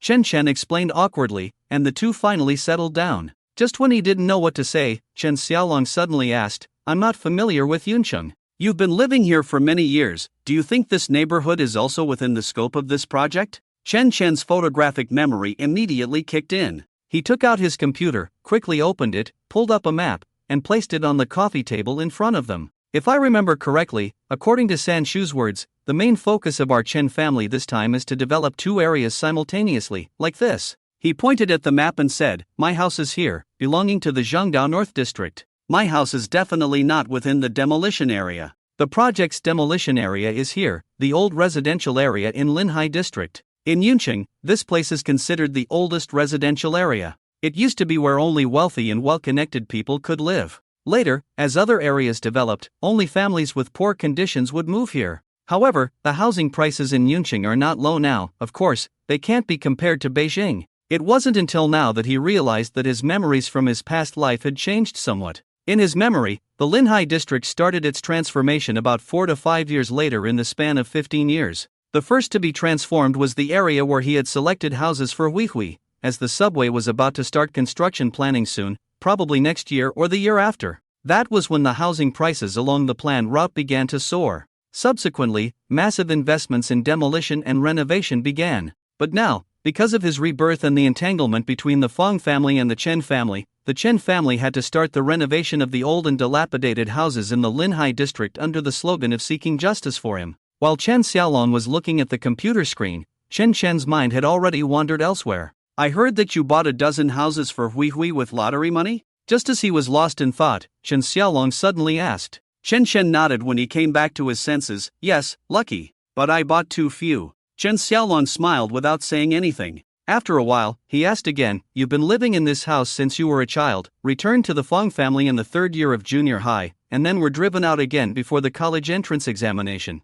What exactly happened that you can tell me? He took out the ashtray from under the coffee table and placed it in front of himself. He took out a cigarette from his pocket and gestured to Chen Chen. Want one? Chen Chen shook his head. I don't smoke. Regarding my situation, Uncle San should have told you everything. Why ask me in person? He was a bit curious and asked casually. After lighting the cigarette, Chen Xiaolong said, hearing it from others is not as real as hearing it from you. My dad, he likes to exaggerate when he speaks. Usually, I have to filter out a lot of what he says, or I'll be deceived. Chen Chen became even more curious. Your dad, Uncle San, what did he deceive you about? Chen Xiaolong waved his hand. Nothing. Let's talk about your matters. I'm actually quite curious. You said your biological parents brought you back, and then the whole family didn't like you. What were they trying to achieve by bringing you back? The current Chen Chen certainly does not regard his past as a scar. He also does not mind others mentioning this topic in front of him. Actually, it's nothing. But if we talk about why he brought me back that year, it's probably because I look too much like him. Basically, just by seeing my face, he knew I was his son. Whether he was willing or not, for the sake of face, he couldn't continue to let me stay outside. So, it ended up like this in the end. There is no need to go into details of the process, and it is useless. He does not need to seek sympathy by playing the victim, especially since the young man in front of him, although the same age, is actually more mature in his thoughts, which he admits he is not as mature as the other. Your younger brother is named Fong Hongjun, right? Chen Xiaolong casually asked. After hearing about your situation, I started to inquire about your parents' family. As for your father's illegitimate child, because he tried to kill you by hiring someone to drive you to death, he was killed in Country M, along with his mother, named Qin Balian. Before Chen Chen's expression could solidify, he smiled and continued, you see, I said I don't have any obvious shortcomings, this is one of them. Chen Chen opened his mouth, and after a while, nodded and said, indeed, I am not as good as you. Chen Xiaolong shook his head and refused to admit it. Maybe you have some misunderstandings. I started to inquire after knowing these things, because of my habit, not because I have any interest or thoughts about you. It's not like my father using this opportunity to interfere in the South and involve the whole family. As for whether we really need to deal with others later, it's all related to you. So your role in this whole thing is very important. From this perspective, I am not as good as you. Chen Chen closed his mouth, not knowing what to say. Anyway, in any family, interests come first. For example, in this matter, you are completely a manipulated role, but can you say that what the family did was wrong? Even if it's normal business investment or opening up markets in the South, you can't say anything against it, right? Moreover, your existence made my father, second uncle, and possibly even my eldest uncle,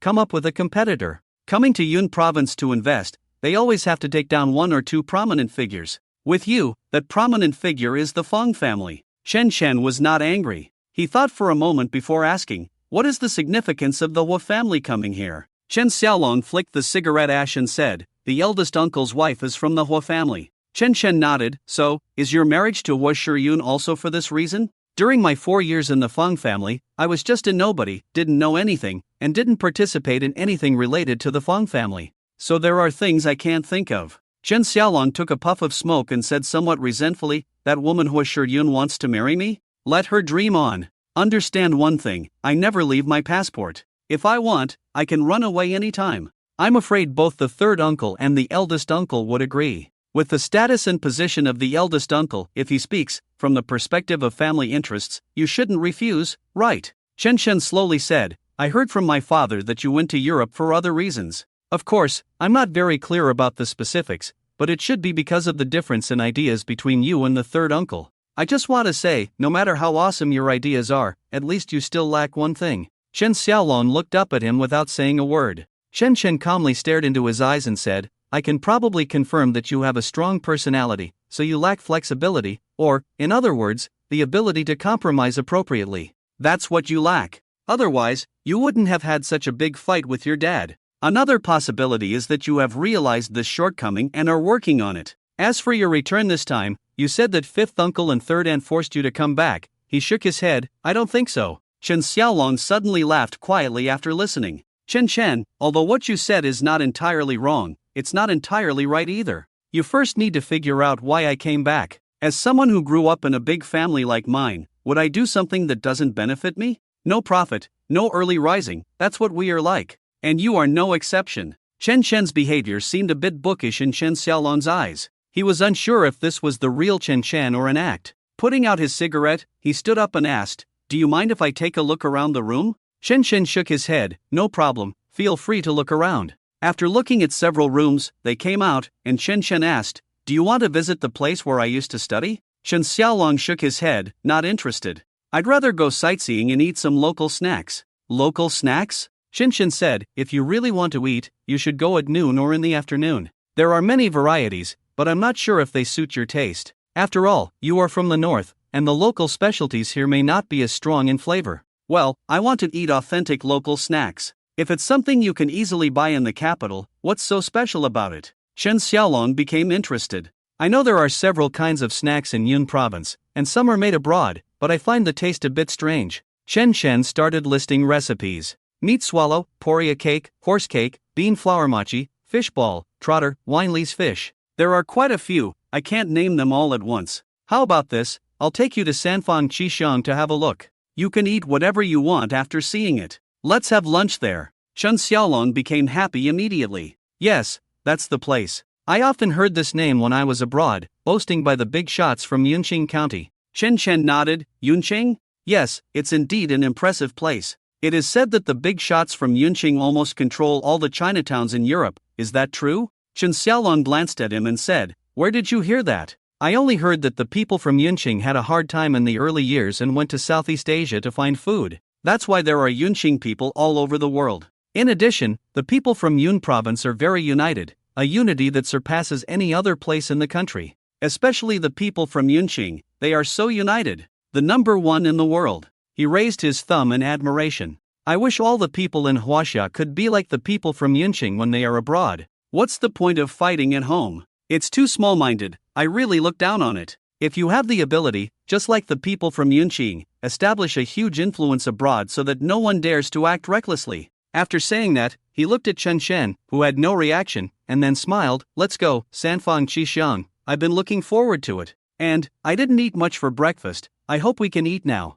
Chen Shen closed the window, asked Chen Xiaolong to help cover the sofa and coffee table, then locked the door and took him out of the neighborhood. They met a few middle-aged women on the way, each smiling and talking to Chen Chen. Chen Xiaolong looked and listened, could only watch, and listening was in vain. Chen Chen smiled and greeted a few old aunties, and with a bewildered face, Chen Xiaolong left. The most difficult dialect in the country, the dialect of Yun province ranks second, and perhaps no one dares to say that their hometown dialect could rank first. Chen Xiaolong obviously knew this, so he didn't ask what they had communicated about. It seemed like just exchanging greetings. In a meeting room of the Yun City government building, the most critical data information was displayed on the big screen. Some leaders were very interested in the notes behind some of the numbers. To be honest, financial difficulties are indeed difficult, but to say there is no money, that is definitely not true. Everyone present knew that it was just not mentioned. What excited them was that the scope mentioned in the proposal for demolition and reconstruction was not only within the planned area, but their proposed plan not only did not require the government to spend a penny, but could also earn interest through a lock-in period. With a little operation, it would not be just millions. More importantly, this was personally instructed by a big shot to be taken seriously by the investors. What excited them naturally also made them less happy. In the plan, whether it was infrastructure, earthwork, greening, or lighting, they were all to be taken care of. Unless it was a local government company, they had no intention of sharing with others. How confident they must be. But with the big shot's instructions in mind, who would dare to put tens of billions in a designated account?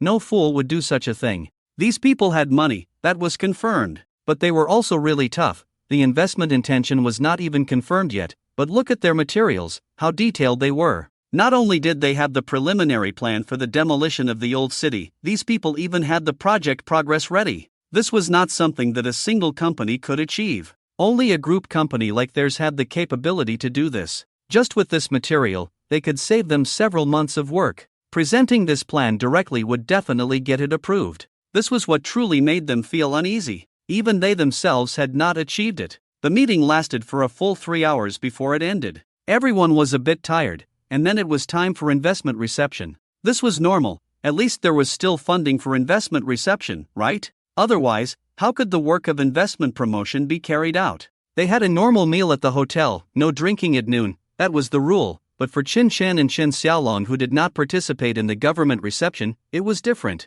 Chen Xiaolong's alcohol tolerance was truly astonishing, and this guy was not at all low-key. Just the two of them ordered food from another restaurant to be brought over and put together, and also bought a bottle of Mao Tai. Even when a really beautiful woman came over to strike up a conversation, Chen Shen only saw this guy smiling and inviting her to drink together, but when it came to contact information, he just said he already had a girlfriend and was engaged. He didn't give his contact information, yet wanted to enjoy the company of a few attractive women for free. This was truly his style of not getting up early without benefits. In total, 3 girls sat with them to eat and drink. The only reason they came over was that these two were not only handsome but also had Mao Tai. But just as they were about to finish eating, Chen Shen suddenly heard a faint voice calling his name. He turned his head abruptly.